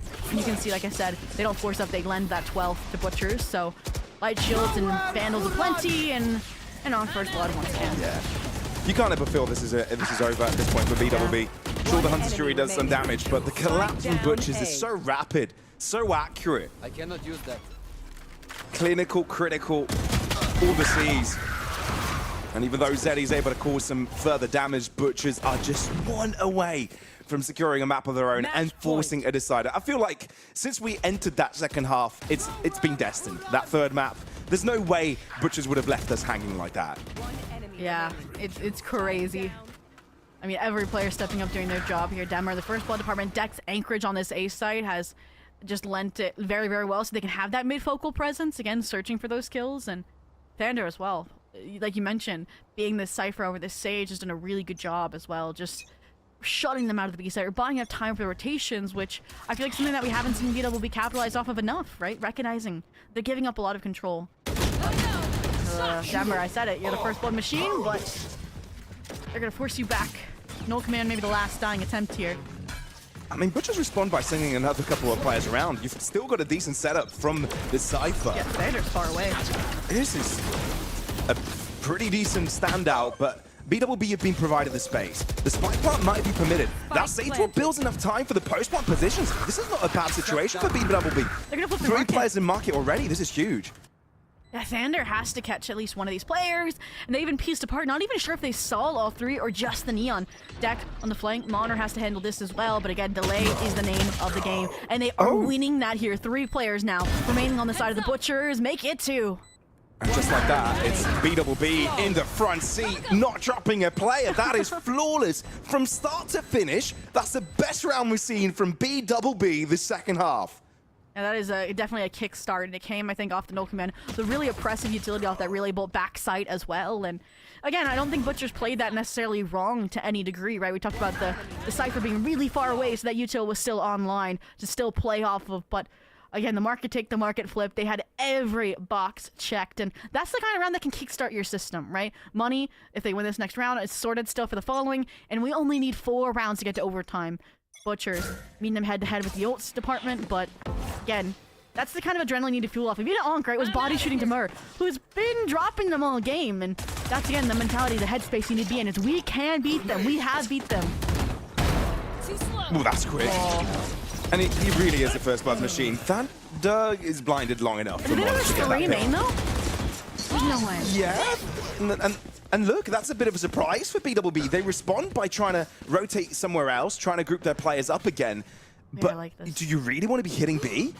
You're afraid of deck, you're afraid of A. I like just holding where you are, right? You're waiting out this no command. You're trying to punish maybe an over-rotation when they think that you are fully committed to A, but because exposed. deck is playing this backhaul position, they've called it, they haven't quite come link, they haven't quite come A, and that's where it's just a full-on halt for the Butchers. Rez comes through trying to punish it with a fragment, but we're back squared away, 4-on-4 with 45 seconds left. And sort of normal positions for the defensive side. But blocking out the B players now, starting to cross towards A. That's the right call to make. You'll realize where Deck is. Ank will lose his life. Deck finds so much! And Wacky, he's already used his res. He doesn't have a heal either at this point. No, he's just used it, but that's only 80 HP. He's got an opportunity to get the spike in the ground, but 3 players by himself might be asking too much. And he's using knife for a gunfight. Butchers close it out and force out a decider. Wow. I kind of said, like, I was like, I had a premonition where I was like, it could be one-sided each way. Obviously, no 13-3 like we saw in a BWB on split, but Butchers, again, this is the map that they had a rep on. We kind of saw them very confident in how they were taking these fights. Again, the tag team nature to the rotation calls that they were confident in. I think any other team going against them on this map, maybe there are some tells that they can clue into, but again, with lack of reps on this map from BWB, they just weren't able to adjust fast enough when truly tested. Indeed, indeed. So I'm actually glad we see a little bit of rejuvenation from Butchers. It feels like they pressed the reset button from that first map. It's easy to say, okay, let's hand that one over, and that's the type of maturity you expect from players like this, right? To be able to say, bygones be bygones. Let's focus on the next one. Let's focus on our own pick, and it works nicely for them. And look, they showed not only can they out-strategize their opponents, but out-duel them as well. The confidence built up for Dema. He started going in for more and more of these entry picks, whether that was on the attack or the defense. And I feel like the game's highlight reel is Dema's highlight reel, because round after round, it's him getting picks. Yeah, no, he was the only shining spot on that dominant split loss, right? Like, they were still 16 and 14, right? And this kind of goes back to what I was concerned for even from Agent Select, right? Onk on the solo duelist just isn't as dynamic as the double duelist that we saw. As Zeddy on the Clo, completely unhinged, right? Instead of in this core info gathering role on the Sova. And that's where when we head over to a map like Pearl that you can get away with similar style double duelist compositions, that's really what I want to see, is again, somebody to relieve that pressure for Ank, because they kind of buckled under it here. Even there, right, that deep dive that should have been their way back in up against Deck. It should have been their 9th in that 12-8 scoreline, trying to fight for overtime that went south. And yeah, that I think to me is the big difference. 10 and 21 versus 16 and 7 over on split, and Zeddy was 16 and 9 alongside him. So again, I think that composition didn't allow them to lift each other up, and I need them to get back into that style of play. Okay, well, the thing is, they'll still have the same agents band when it comes to BWB, but Butchers, now the ones they play just now, where they've just felt confident, they won't be able to use this on for the next one. So that's where things get a little bit interesting here at the blended draft, everybody. Again, this is just the second map of the best of 3. Decider coming soon. We're throwing this over to a break, but we'll be back quick for the next map. Now take the shot!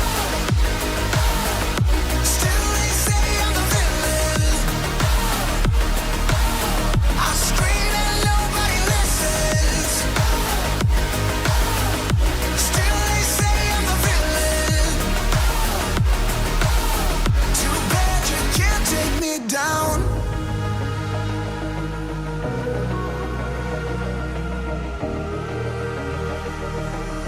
Too bad you can't take me down. You can't take me down. I'm ready to fall. I'm ready to rise up. I will do what it takes. I'll run blind straight into the flames. Watch me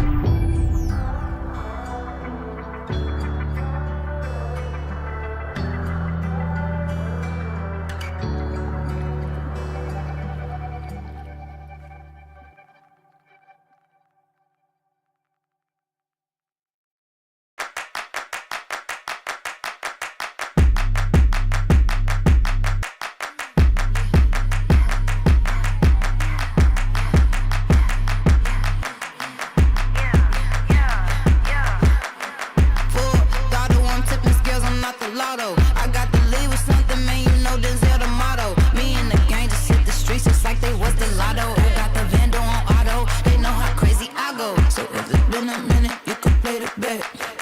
If you're independent, come get on the map. If you the opposition, don't you ever let. Cause when I get it, you know it's a rap. All eyes on me, looking at my team, ain't got it on. All eyes on me, looking at my team, and they got it on. Cause the moment, seize the day. Cause the moment, seize the day. If I catch you on the way, cause if I catch you, you gon' have to replay. I know you might go seize the day, won't last all day with me. I want the smoke, you know the matchup is okay with me. Yeah, y'all can play with me, but please don't ever play with me. That phantom always stay with me. This battle, I'ma play for keeps. Go ahead, bring him in. Think I might be we telling them come again. You could have a good night, please. When I win, I don't talk. I don't know. It's unlikely. It's pedal to the brain until it's dirt up on my white tee. Been a minute, you could play the bet. If you're independent, come get on the map. If you the opposition, don't you ever let. Cause when I get up, you know it's a rap. All eyes on me, looking at my team, ain't got it on. All eyes on me, looking at my team, and they got it on. Cause the moment, seize the day. Cause the moment, seize the day. If I catch you on the way, cause if I catch you, you gon' have to replay. You know why I'm on that beat like every time. I'm in that physical blend, the line is top, I see it every time. I've been that beast, I make the haters fall in line. I keep my teammates on their guard, this because the victory is mine. Oh yeah, I know they shook up when I'm letting down my hair. I need 10 minutes, then I'm leaving levels clear. Oh yeah, time to pull up a chair. I know you feel that fear, we ain't going nowhere. Yeah, so clap it up. I roll with savages, talking cause we can back it up.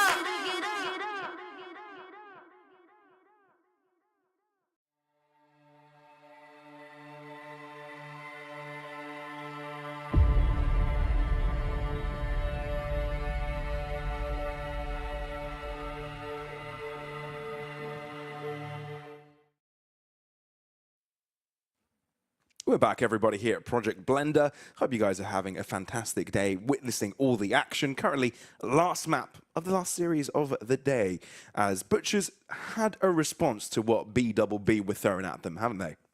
Yep, a little 13-8 winning out their map pick and sending us to Pearl, where we already are jumping into the agent select, and we actually get to see what those agents that are banned come through as. Now, I posed the suggestion to BWB to pick up another kind of double duelist like they had over on Split. It seems like they have respectfully declined and are still sticking with the double initiator. But on the flip side, this is where I knew things were going to get a little shaken up, just because there's some overlap, right, between Sunset and Pearl, right? That Neon, right?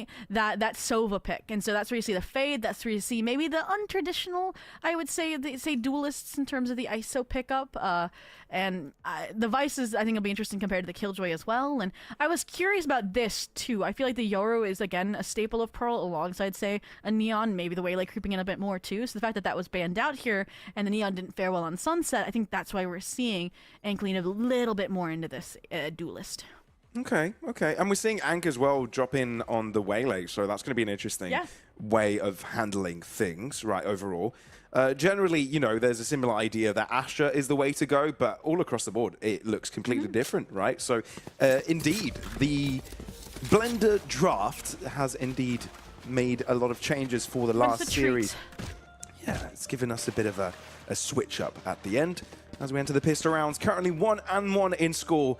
Butchers, up until this point, undefeated. BWB, though, are looking to cause some more, alarm on their group and maybe fight for the top two spots in their group. The bounty, too, on the line, right? For sure. BWB coming from the Phase 1 is quoted that amateur team up against invited team Butchers, so that'd be 400 euros in their pockets, or divide that by 5 or 6 if you include your coach. And it's a great way to kick off your weekend, but they have to win this map here and now, right? Starting out on the defense for BWB, Butchers on the attack, and Gonna fall back here. didn't get to highlight some of the role swaps, right? You have Creamy Dreamy now on the duelist, right, alongside Simmer.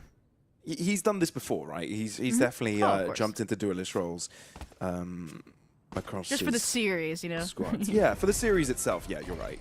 But it's good to have, like, especially in the blender draft, it's good to have flexible players. And I think we found teams that have, you know, players that can jump into any role, have benefited from it. One of those is Zeddy, right? I didn't like them on the Sova. I like them on the Bow. They're back on controller. And with the Astra, you're able to hold your own, right? Take these engagements. Be the solo anchor on the B site. Demo, though, is able to answer back, and the B-site takeover has already taken place. Spider go down, 4v4 potentially, and the Waylay's really far away. Demo doesn't care, though. He's going to disrupt them, and Butchers want to continue from right back where they left off. Soren joining in on that effort, and by the time Waylay joins in, it's all over. I mean, sure, in Valorant, you don't see the bodies on the floor, but you can imagine they're just everywhere at this point. Looking back, past fallen teammates. Maybe given a 1v1 there against Soren, but wins that out as well. And yeah, well, we were in Agent Select, and I saw that ISO lock in. I'm like, this is purely off of the aim and the mindset. Like, this player is locked in and is going to be a menace. And double tap on a pistol, it goes great combination here. This 2K. You could see that. I think BWB was going to wait right for the Waylay. They were just going to set themselves up for a little flood retake. And it was just completely interfered with by the Butchers. So another pistol now. And again, this aggressive style buy-up, right? The Guardian, the Vandal, and those two Ghosts that can convert in a third. And that's maybe part of the consideration for Butchers, right? Start on the attack, you want to play aggressive. You want to be up in your opponent's faces, especially knowing that you've been able to ego them for the majority of the previous map. So that maybe, you know, starting the attack has played a part into the decision-making behind the agent selection here. Either way, though, BWB, fast push out of the A site. They realize no one's around, but it doesn't mean they'll have a quicker rotation on time for that B site. It's just going to be permitted for free. Nova Pulse corner cleared, Demur making it look easy. And again, it's like, how far do they want to go? Are they going to respect it this time? You can see monitors waiting, the flank to clear out to come through. And this is great for Thander, right? They trip that Vice wall, you just go backtrack through shop, right? And clear it. And you communicate that to your team as well. There's a gate crash as well if you want to have Grammy Jeremy combat it head on and play that turret. A lot of choice on the table to counter this kind of flank play. If they follow through on it, might just be playing for exits. You're just waiting for it to happen. It just doesn't. Yeah, I mean, this is smart too. It never sets off Thander, right? Doesn't set off that gate crash. I would say it would be able to do exit damage, but they're all going probably through spawn. Yeah. Oh, Moner, that's nice. Trying to die to spike, prevent the orbs. Yeah. And look, Soren's only got a pistol, so it doesn't care if he falls down to the spike explosion. Stick around to see if he can get the orb point. That's exactly what happens. They do lose quite a bit, though. Either way, though, it is going to be a bonus round. The next, they were just hoping they could have had something more available to them, but at least the Phantom is around for them. Actually, was that just sport? Either way, though, a decent round to pick up. Yeah, no, Demerda does keep his weapon. And you could see them trying to rush back. They're like, oh, maybe we can recover the Guardian, but nope, that's in the Yoru's hands. That is all the way down B-Long. So I think the exit pick strategy, I think, is a very long-minded attempt there from BWB. They don't want, again, things to snowball, especially in a reverse sweep fashion. So, again, like you mentioned, it's not going to be 5 rifles. It's only 2 that you're going up against now for this bonus. And see the wariness here. Slowing things down just a bit. Have the Ash Stars for support here. Ankh is in a dangerous position. I don't even see a refract active. Stop. But they're using the shield to close up the distance, and it is respected from BWB. The drop back. Look at the pace up, sure. You've got a pick going on the other direction, but it's this hold that has most important. Soren gets that one. Creamy Dreamy as well, backside. Thing is, you haven't crossed that spike on yet, and Wacky is trying to stop it from happening. In fact, won't be able to do that. You're hoping that Creamy Dreamy does the heavy lifting, especially with Vandal in hand. But it's a simple trade, and Soren's left to his own devices. I really like this. You're waiting for the spike point, or you're waiting for that alarm bot on the aggro 1v2 to go off, right? So that's why they were playing a little bit deeper into Con here. And now, just going to be hand in hand, going back to split what worked, trying to get each other's trades, have each other's backs, and Soren, this is the timing. Or sets up a different one. A different path. A re-wrap through flowers could be effective, but they're staring it down. They're gonna hear the drop. Ooh, no way. Well, they both turned around in time. And you are denying off the site for a little while. You're left with 5 bullets, though. You're going to have to be very accurate with your shots here. 3 bullets. Remaining. The third one will do, but the defuse has already taken over. A close one. A lot of damage done for Butchers. I don't think they should be mad about that one at all. But they did get close and let BWB get on the score sheet sooner rather than later.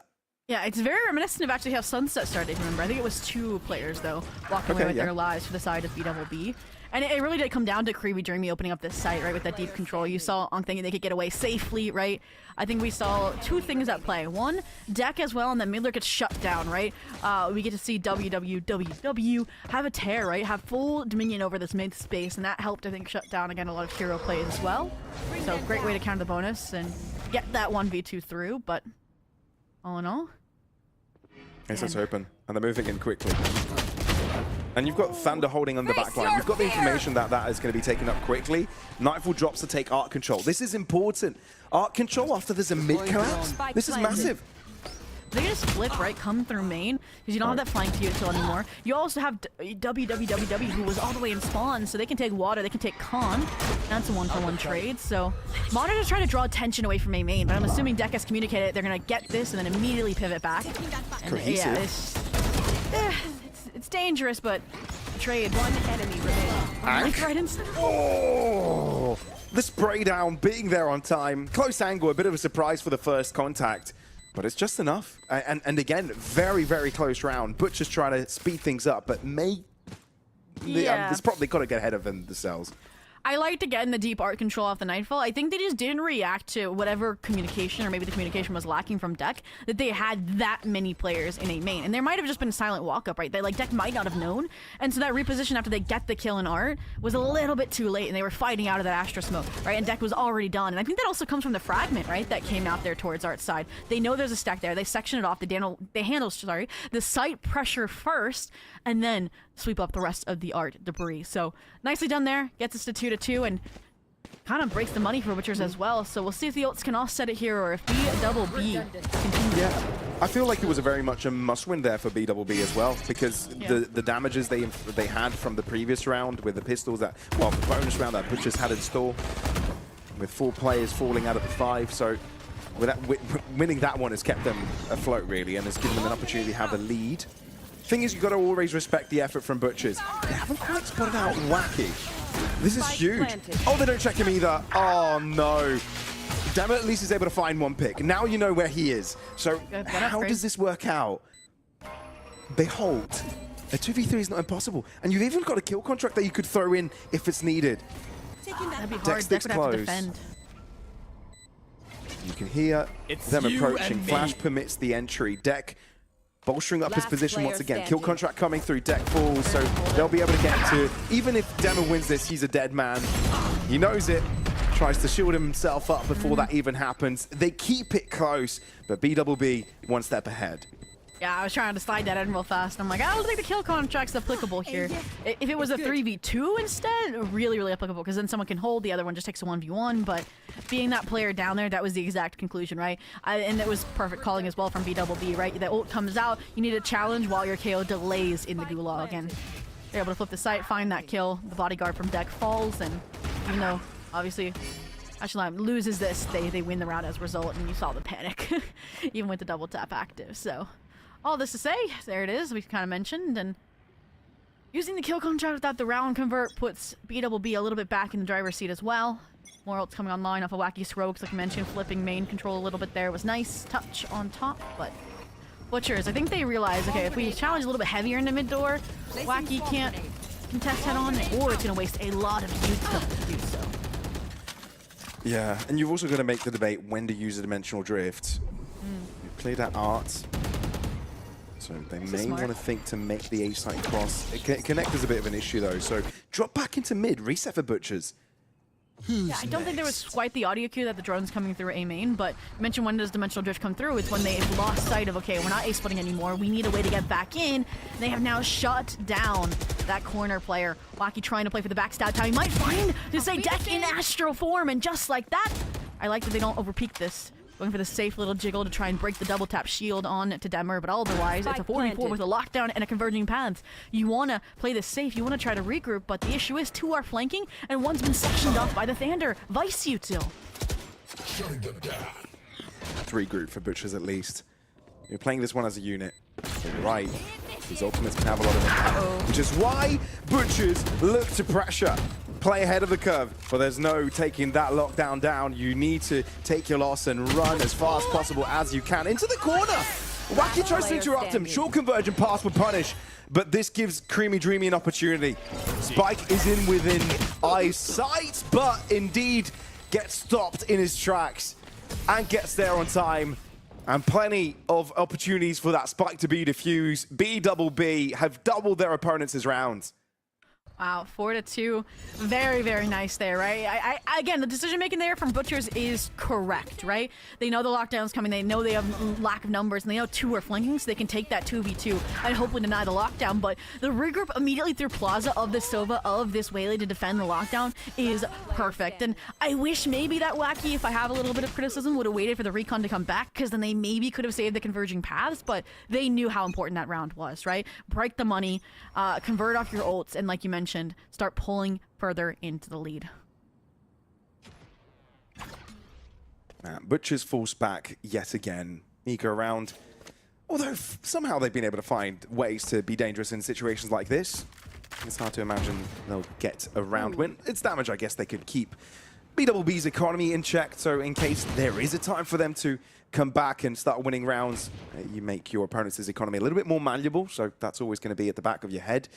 But BWB so far have said, all right, we see your second map, but we raise you a lead at the start that you'll have to meet.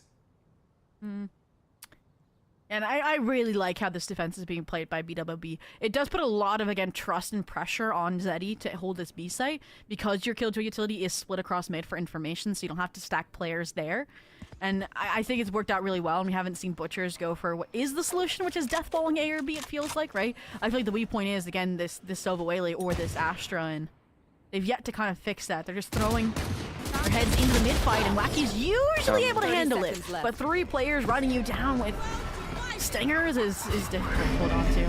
I think the Cosmic Divide is massive, though we're split into 4 different Cosmoses all of a sudden, with Zeddy using his own ultimate, and now Butchers might just have a chance to get the Spike down without an issue. Tech so close to punishing his opponent, but Butcher's still in pole position. They've got upgraded guns, flash affecting, but Demer sprays as soon as he gets given a chance, gets a freebie, and Creamy Dreamy trades off the back of it. Butchers, even with weaker buys, are always dangerous. And this time, they've made it work. BWB aren't given an any easy time here. Yeah, and you can see Wander debating the trade, or at least checking out where Thunder might be, but... Wow. I mean, the team fights were clean through mid door. I have to show respect there. Good disrespect as well of the Killjoy utility. Sure. Wacky gets overwhelmed, but it was more just, I feel like, the technical play around the Cosmic Divides that flipped that, right? A beautiful flashpoint comes through, and you still have Creamy Dreamy trading out Demer. So again, very nicely done there. That's the kind of, again, prowess you need to bring into a thrifty round. And when we mentioned BWB, that was their moment to start pulling ahead. Butchers just reel them back in. Down they're doing. Yeah. Let's witness this one again, how quickly that unfolded.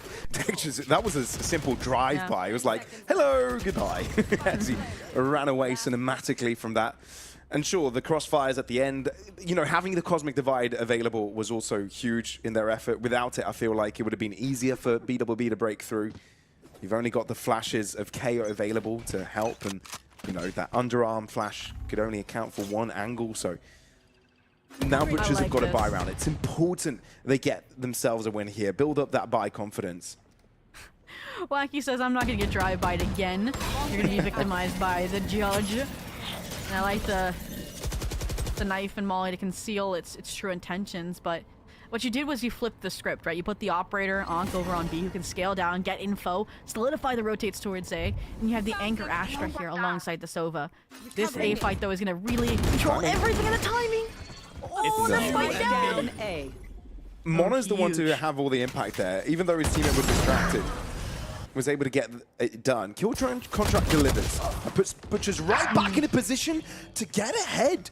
And they're proactive as well. Make sure that any player, any sort of corner left unchecked is cleared. Yeah. And you don't have any players pestering in your back lines. Now you can focus on a few directions and get the numbers advantage as you get the spike in the ground. Sander fell, so Ankh can pressure the flank just a little bit, but you see that gap has been patched up by a gate crash and Creamy Dreamy. Gotta have to see a flick. Whoa. Nice hinder. Little dash up with the shorty. And but the trade, immediate from deck, and yeah, it's just Wacky isolating with only one backside blitz against Demmer, of all people. The one who opened up this round, broke down the A main control with that kill contract, and tied us up 4-4. And that's where I feel like, yeah, number one, yes, timeout here. You don't want them to run away with this half. Number two, I feel like Moner is in such a difficult position after this, right? Like, kill contract pulls Zeddy in. I think at that moment, like, it's such a hard decision to make to give up that control, but I feel like you're fighting a losing battle. I maybe would have just gone deeper towards spawn, right? And just given up the spike, right? Played for the late round backstab, because then you would have had numbers there. But they hold their ground, they get double swung off the flash, and this is where we sit. It is indeed. So BWBB needing extra time here to think. And look, it's not like Butchers have gotten away with the game, but you saw how, you know, momentum favored them in the previous map, right? You hate to, you know, use momentum as a reason to why you bring out a timeout. Maybe there's some sort of a reason why, you know, some adaptation they'll need to bring out, but you know, it's so simple if you're feeling comfortable to keep things running in the right direction. And Butchers currently definitely feel online are starting to replicate the similar style we saw out in Sunset. And you definitely want to put a stop to that as soon as humanly possible here for BWBB. Absolutely. I mean, if things continue trending down this path, this will be the first map that Butchers would have a lead at the half, right? And this is something you mentioned over about Sunset, how all of their rounds that they won were in that center, like, continual point, right? They were back to back. And that's what we're seeing here, but just less of a margin, right? Sure. It was those 7, and then the closeout came from Butchers. So I think that timeout's at a very well-placed time. The switch-up, though, here is interesting. A heavier fight towards A, and it somehow would have been correct, but that's why, the contingency, that's why you can get away from this fight if you choose. Yeah, it's avoided, it's quelled. They're still thinking about going for it, and I'm probably thinking twice about it now. Tema is only at 15 points of health. BWBB might actually make this work. They found upgrades. Whoopsie doopsie daisy. This is not what they intended. This is not what they needed. Butchers, this should have been around they got cleanly, but they got a little bit overzealous. And now it's costed them a round and the lead. Yeah, I said it. There you go. Yeah, they were kind of given that decision to fight. They chose, and this is the repercussion. Right, the Thrifty comes through. I think they did a good job leveraging as well the one hero rifle that they were bringing in, right? It was that Sova taking first contact off the util. That worked out really well, right? Moner, Zeddy follow up good too, and I think this was good that they kept fighting forward, right? You have the numbers, you're trying to get the weapons upgraded, and Wacky here was perfect as well on the backstab before they can re-centralize, before we've seen those kind of stabilizing heroics from them prior, and just like that, they are back into it. Versus, right, if Butchers lose this round, they are going to be broke, and we are looking probably at another 7-5 or worse for them. So big ults online with the Vice with the Fade. We've got to see them help fuel this B take. Who's next? It's Pacey.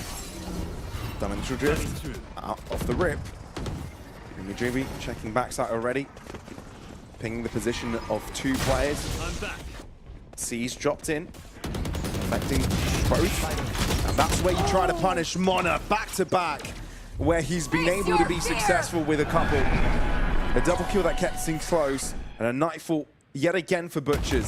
Again though, you're waiting for the alert to come through from double doors, and indeed it might come in on time. Wacky could get caught, but he's got cover for now. And I'm not quite sure you know how far he's looking to push. Wacky, this is massive. He's gotten away with so much space. The pick, and is bringing in his teammate Ankh though. Own Operator is not the gun for the case, because it's a crossfire setup.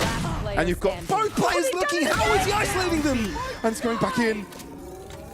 You know they have a shorty. Though. Back on the pistol, but he's got a shorty. God, that got close. One player survived. It Thunder, and Butcher comes out on top. Wow. Thander's like, I'm not afraid. Yeah, my teammate just died to that shorty, but I will not. And we said how important that round was, and it was fought to the bitter end. I mean, I put Zeddy on this pedestal. I'm like, okay, you've got to anchor the beast side, and it's Moner from Backside Halls that does that. And we mentioned this insane Thander timing, and Wacky gets ahead of it. It felt like all indicators were going towards the side of BWB, and again, utilizing the Vice Ult to just keep things under wraps, not allowing to get that clutch play. And we go again, 5-5, cat and mouse game resumes. I like this. It looks like Butchers have learned, right? Aggressive. Sure. Denial wall over towards A for the Vice. Trying to punish this A scale up. Oh, I was gonna say Operator's still in hand. They had plenty of money. They kind of went for the half shield buy-up, so they could still elongate their weapons. Thing is, seeing Butcher's set up here, it makes me wonder that it's imperative they get a good amount of rounds here on the attacking side. And Creamy Dreamy does make it a possibility. They'll potentially either be equal or have a lead here. But either way, you've got two ultimates, like you said. BWB, Converging Pass, Hunter's Fury. That's some big tools to your toolkit for any moment. But Butchers may have found the weaker of the two sides. Yeah. The Waylay op, they know off that first blood is tucked away A main. Unsupported, unprotected as well, right? Which isn't normal, I would say, right? For BWB. But they still fear it nonetheless, right? Even downward peels off, and they're instead flipping the site. 30 Look at this, seconds they've left. made it through water. Moner's aware. They've slowed down. This is risky. This is very risky. Don't get that pick and it's over, but thankfully for Creamy Dreamy and co, shot connects. Two here. Converging pass. Should set Vector up. Oh, and the timing of it. enemy It's insane. 12 seconds. You can't get to the spike plant on time. Spike Or can down you? A. Creamy Dreamy can think he can. dash. He can. He's on it. They don't know behind though. Oh, Wacky comes in the nick of time. Steals that one away. How are these rounds round so before damn the close? Wow, the head on a swivel too. I thought for a second we were gonna see an insane Creamy Dreamy flick there in that millisecond before the round expires, before that opportunity is gone, and they just second guessed themselves on the spike plant, and yeah, that's when we get to see Wacky strike. But again, that converging paths was everything. I'm glad Soren gets that kill, doesn't get victimized by Vector there with the sheriff, but all in all, like mentioned, another 1v1, another nail biter round, and this time it goes to BWB. And honestly, I'd be happy with a 6-6 half here, right? 5 strong down A. But it's unfortunate that the one round they decided to full commit A, it's where you have not just the Sentinel, but the Pseudo Sentinel, the Astra here, ready with this Death Trap microwave setup. That is quite a way to describe it. And boy, are they being zapped to death. Yeah, Hunter's Wacky, Fury though, too. might be in trouble. Flashed over. Mona's Hunter's Fury has done quite a bit already, but Butchers haven't had the safety to get the spike into the ground just yet. Wacky, he's getting a lot of space. He's left unchecked. Smokes fade, and Deck gets shut down. And look, BWB aren't slowing down either, and Mona's very much aware of Creamy Dreamy's lurk. Lockdown going. They are so in control. They know Last exactly player what's going on. And with the lockdown, as you said, it's the icing on the cake. Dema needs a miracle, but quite frankly, it is not given over. BWB are the ones on top by the end of the half. Wow, another 7-5 half for BWB. So we'll be looking again to the pistol round and how that goes for Butchers to bounce back. Switching but sides. that round, I feel like a few times now we've seen Moner just is so aware, right? We talked about the water, even though he got opt, right? We talked about this backstab from Creamy Dreamy. That's why they waited on the lockdown until Secret was secure. And all that shaped up really, really well. They're keeping the heroics of Denmark kind of on a leash, right? Which they weren't able to do on the last map. They weren't able to do early on this map either. And so this is a great way to get things started. And again, I don't want to make any assumptions until we see how this pistol round goes, because that really sets a tone for Sunset. It really does. This has turned out to be a very interesting game. I'm not sold on the Butcher's effort just yet, right? I still want to see what they've got in store for us on the defensive side. See how useful Vice can be to their setups and can keep their sights in control. They've got a potential for a good retake squad. Well, it's BWB on the offense already. Held in place for a little while, and they are sticking to that position already. Waylay playing that ultra aggressive to turn attention in his direction, and the team is able to back it up nicely. Is the avenue cleared towards the A site, though? Sure, you've cleared out Connector, but you've got a Yoru nearby you've got to handle. And Creamy Dreamy, I was about to say he's been decent this game so far, but Vector is quicker to the trigger and finds the headshot first. Yeah, Passion Lamber, Vector's been crazy. Nice 3-piece. They just got going and never stopped, right, on that art take, and eventually remaining. Now they're just taking ones and weaning them on this pistol round. Thander has to backtrack off the flashpoint. Nice reposition after the plant goes through. And at this point, as soon as contact's made, Moner will reposition, I would assume, deeper towards art, and this should be just a triangle of trust or bust. And I mean, they have 3 points to contact, and Thander's trying to take all 3. Connect the dots. This is over. They bought enough time. I mean, you can just toy with him, just hold back, and you'll just buy enough. Thunder's on the chase. He gets the pick. Recon.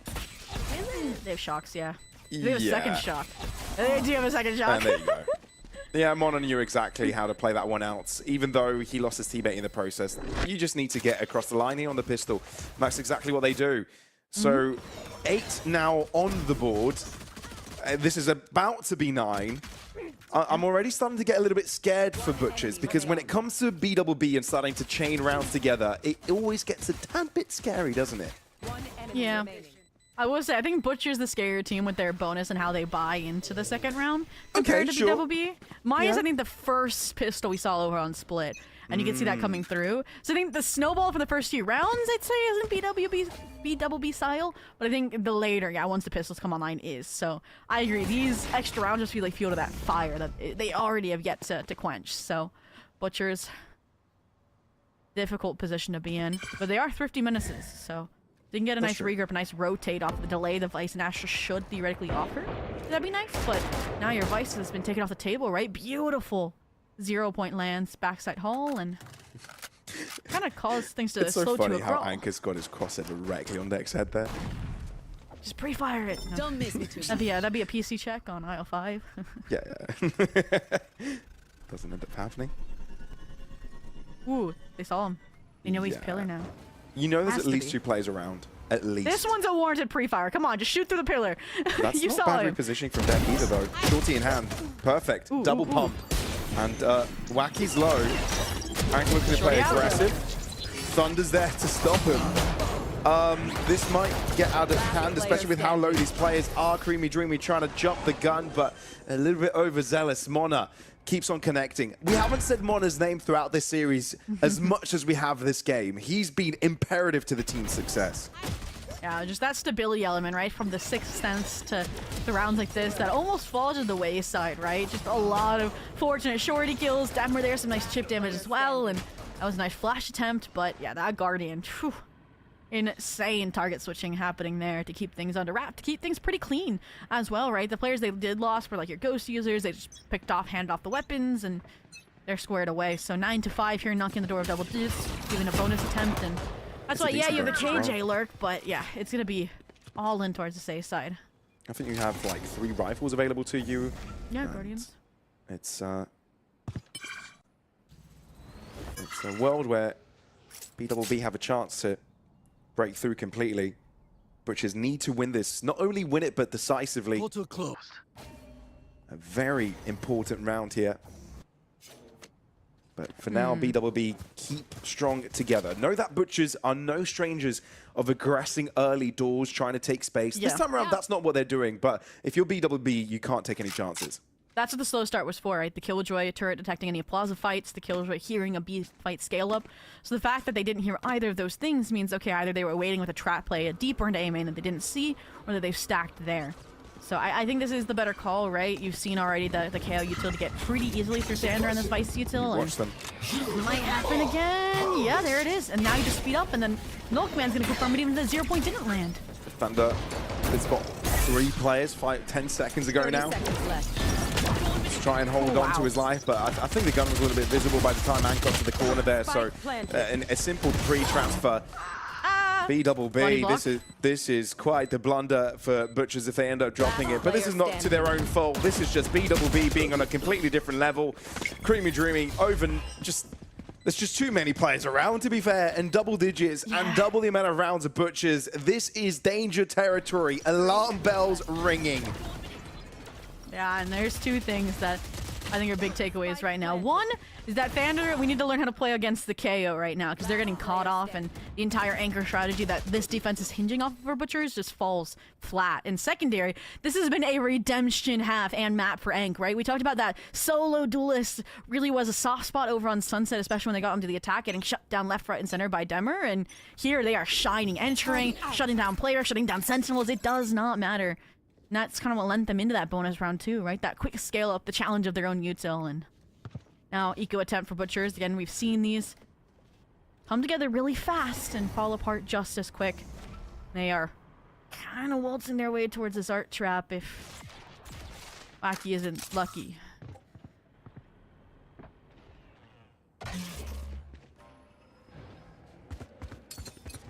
There comes Prowler out. Yeah. Wacky trying to go for the clear. The turret was the good contact point, but as soon as they turn their head to receive that art pressure, that's beautiful from Thunder. Seeing the stack up from Butchers makes me wonder a little bit, doesn't it? About the fact that Butchers can actually get away with a win on this round. Maybe not so. I think it's too early to call. Yeah, I mean, they never collected the upgraded weapon there, right, in A Plaza. There's no weapons anywhere to collect. You're down now. You're fade for info. The best thing that could happen is, you get back over to the BSI in time before the attackers do, and hopefully get ahead on collision or Thunder here. 30 seconds a reclear left. towards mid. I was hoping they would protect this gun, and they haven't. So now things are becoming, I think, a bit more feasible. This is a nasty angle too with the Guardian. It is. You need to hit that shot though. Yeah, Vector's quicker at this point in time. Ooh, careful. Some answers back. You've got to be cautious. You can't just get your eye off the ball. But indeed, time is an issue. If you're able to interrupt the planter, maybe there's a chance. That's one pick. Spike planted. Yeah, Spike does go down though, so you're playing a 1v2 game. Convergent path is even available if it's required. At the same time though, still Garden could be used, but you need to wait for the time on that dagger to expire, and that's not happening. A high-low available to Vector and co. BWBB so close to making this series their own and being competitive in the group itself, competing for the first 2 spots. And I mean, it's gotta hurt if you're Thunder there. The irony, right? The changes to Pro were supposed to benefit the defenders, and it kind of prevents you from denying the plant, right? Because you can't swing from that right side pillar on the flank. But yeah, that was again, a round that could have gone very differently, say, if a few of these... Again, the calling is there, it's just the kills don't go their way. I think that's been the story for Butchers a lot of the time, unfortunately, this map. So, need a little bit of a lock-in here. A little change-up as well. The ISO fighting with the Astra this time around mid-space, and second device util and sit on A because they know the KO has been disrespecting in B, but speak of disrespect. Creamy Dreamy scaled all the way up. Gets a huge kill on who he said was an impact player like Moner, who also maybe could have thrown the Hunter Fury in this round into this exec, but I like the silent contact up. If they get the kills, there they are. But there's so many players still available here for Butchers. You've got Art Control. Nothing's really crossed through mid either. BWB make the right decision to not double down on the A site here. Demer's getting a bit angsty though.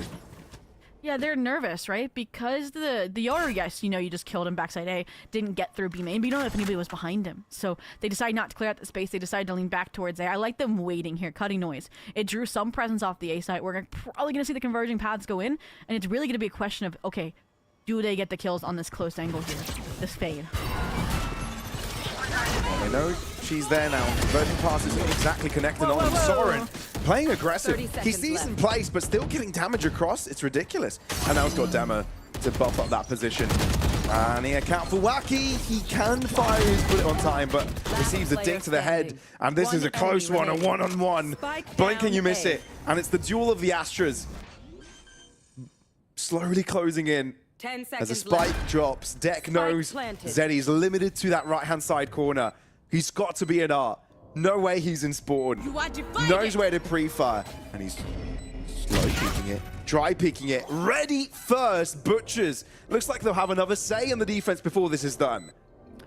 Wow, and I need to take a look at that replay because it felt like BWB was back having the trade mentality that they normally do, right? Bait off of Art, you get the kill there. And it just somehow stayed so clean throughout. And yeah, I think it is off of Soren here. This moment, it's kind of like that, come on, and then Vector, there's no time for flash lineups, we gotta fight, and unfortunately just catches them off a little bit here, and I think it is that double kill right there that flipped things into that one-on-one. Wow. Super impressive there, the Astra versus the Astra, to finally break the 4-round streak for BWB that made it seem like they were putting this map to bed, but ults to bounce back, money to bounce back here for Butchers.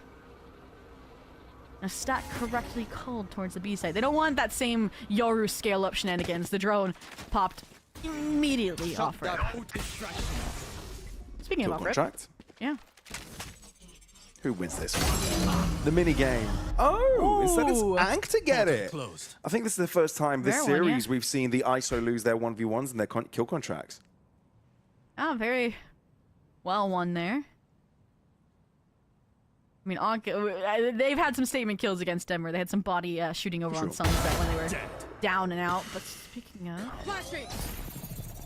this refight is dangerous, but serve them up the 4-on-4 and they want more. I mean, you can tell Creamy Dreamy is feeling it. Right, going for peaks like absolutely. that. Finding just basically kills out of thin air. BWB, though, now have completely changed up their approach. Full mid control, they're approaching R. Now, Deck, he can't hear this commotion. He's heard the drop now. He's prepared to spray, but Vector is speedy down the stairs. There's no way you can account for that spray-wise. Shorin now finding damage. Can take down Vector, but that's just the KO. Can be brought right back to life. And that's BWB with double the amount of players available on the round. Spike down. Butchers might want to wave the white flag for this. Or you could sink your teeth in, right? Steel Garden makes a 2v4 more feasible. Clone to scout things out. Get some of this use before you take that dive. I think they're fighting for it. So how much do they invest into it? Well, lazy peek for Creamy Dreamy. So yeah, I needed that one. You're not going to be using Steel Garden now. Such an important ult. But 6 rounds in a row required now for Butchers to keep their hopes alive in the map and series. BWB, though, have been on an absolute tear throughout this game. Yeah. And when I said I'd seen this before for Deck, I was hoping for another kind of sunset pop-off moment where they got like 3 right from back halls, remember, on the A site. And they just fall flat. The wide swing good there from Vector, and yeah, that round falls apart a little bit. Again, the overdependence on some heroic plays at times with this defense falls short, and the money not to match the ults, not to match the situation of needing 6 in a row. And I see an eco killer in the hands of Ankh. That's the outlaw.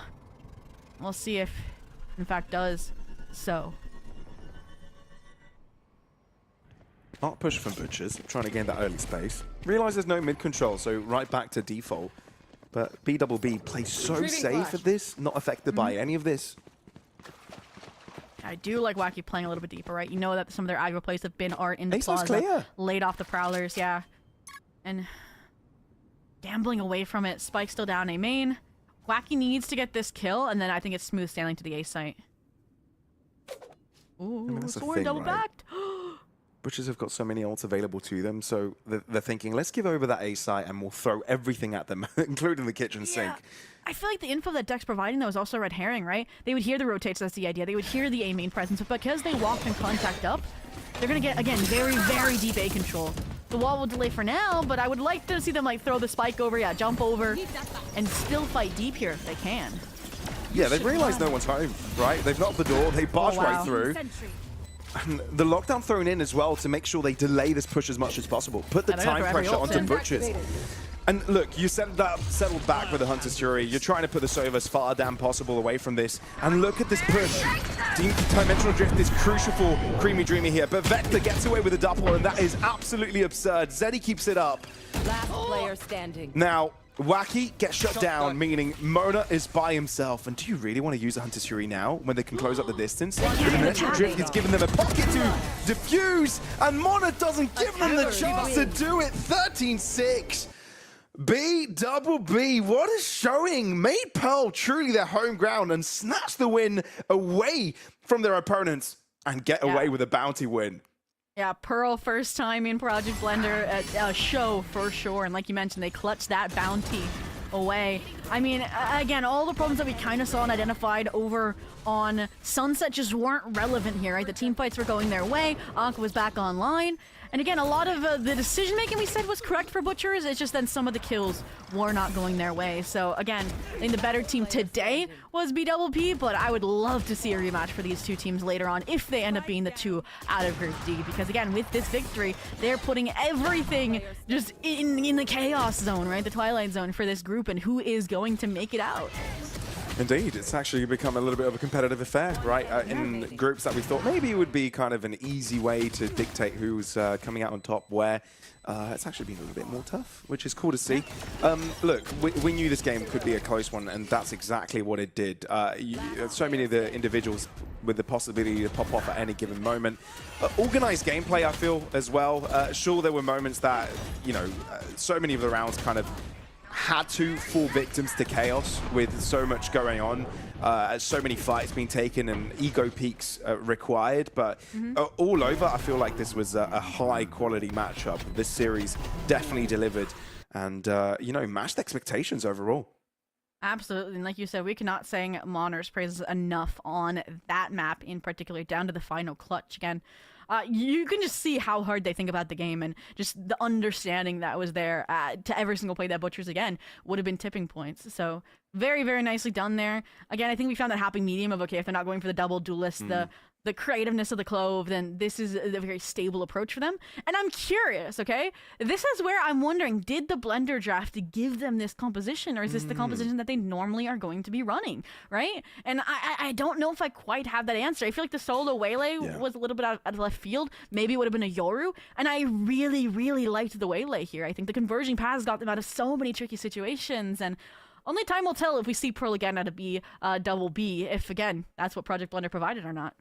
Yeah, I feel like Ankh was using Waylay like you'd use Jet a lot of the times as well, right? So you're right. It's a curious question to have, and one that I hope we'll be able to get an answer through talking to some of these players at some point. But yeah, I feel like it's back-to-back series where that third map, you get forced into difficult agent compositions, don't go with what is considered default, what's considered normal, and play comfort picks, play picks that you think you could play individually, and it just works superbly. Not saying that that was completely the case here, but it might as well being the case. Didn't quite catch that. What did you say production just now? Obviously we're winding down this series, right? This best of three for the day in Group D. So I think it's like a great time to look back at the day as a whole, right? This week is all Group A through D. So taking a look at D in particular, like we said, they're now just above because that head-to-head, because of the extra maps ahead of Butchers, right? They're pushing down MIR as well out of contention here. And now I do believe, don't we have, I think one of our best of threes tomorrow is going to be that Gamix versus Butchers game. That again is one that is going to decide, or three-way tie or something of that mentality. This top tier of Group D. That's crazy. 2 p.m. CET tomorrow. Gamix versus Butchers. That is massive. Yeah, and here Group C as well. No changes, I think, since we last looked at this before the series. But yeah, so still the same there, obviously. Sure. Said. I mean, still it's a fight between 1000 RR and Bonk for that second space. Sure, we saw that head-to-head in the series, so that's why 1000 RR, albeit the lesser rounds collected through the matches, are up in that score. But I still feel like it's anyone's game, right? I still feel like, depending on how they do against the other teams competing, you know, it still could be anyone. So we've got some close matches, close groups here. Absolutely, and let's keep them running, right? Group B, again, I think very, very similar to what we saw earlier, other than, I will say, Nova and Leo seem to have switched spots, so Nova falling a little bit deeper into the throws, and again, having a quad-away tie means that, again, it feels like Trash Can and Alternate Attack starting to solidify their position that 1-2 seed, and it'll take some upsets, but that's another thing to look forward to, for sure, for that group. This one feels like the most decisive, and this one very similarly too. Yeah, for sure. Eternal Fire winning back-to-back games, decisive ones at that. It does get interesting at the midfield, though. Shakmat, you know, after having a slow start, I've definitely found a couple of wins in there to put them back into contention. Because we thought, you know, we saw them at that 0-1 and we're like, oh, okay, this is. It was a crazy game versus Eternal Fire. I casted that one. That's how they kicked off their Project Blender phase too, by the way. but it seems like they've been able to pick themselves up, shake that dust off, and look to be competitive for that second seed in Group A. Yeah, and I think the big takeaway now that I believe we have rounded out the groups is that we mentioned our best of 3 on broadcast was a bounty win, but we had bounties left, right, and center today. We had 10 total. And Haza and I were joking, we're like, okay, 10% of it's gone after day 1. There was like 3 or 4 bounties, nothing much. We are now already 4,000 out of the 10,000 euros, right? And think about it. We still have 4 more groups to go next week. Like, that's crazy. Now it's like, okay, maybe you wish you were in Group A through D instead of the later groups. But either way, like, super, super impressive, like we said. I think the reps that you get playing through Phase 1, and you mentioned it earlier, like, just because they're dubbed an amateur team in classification does not mean the talent on that team is subpar by any means.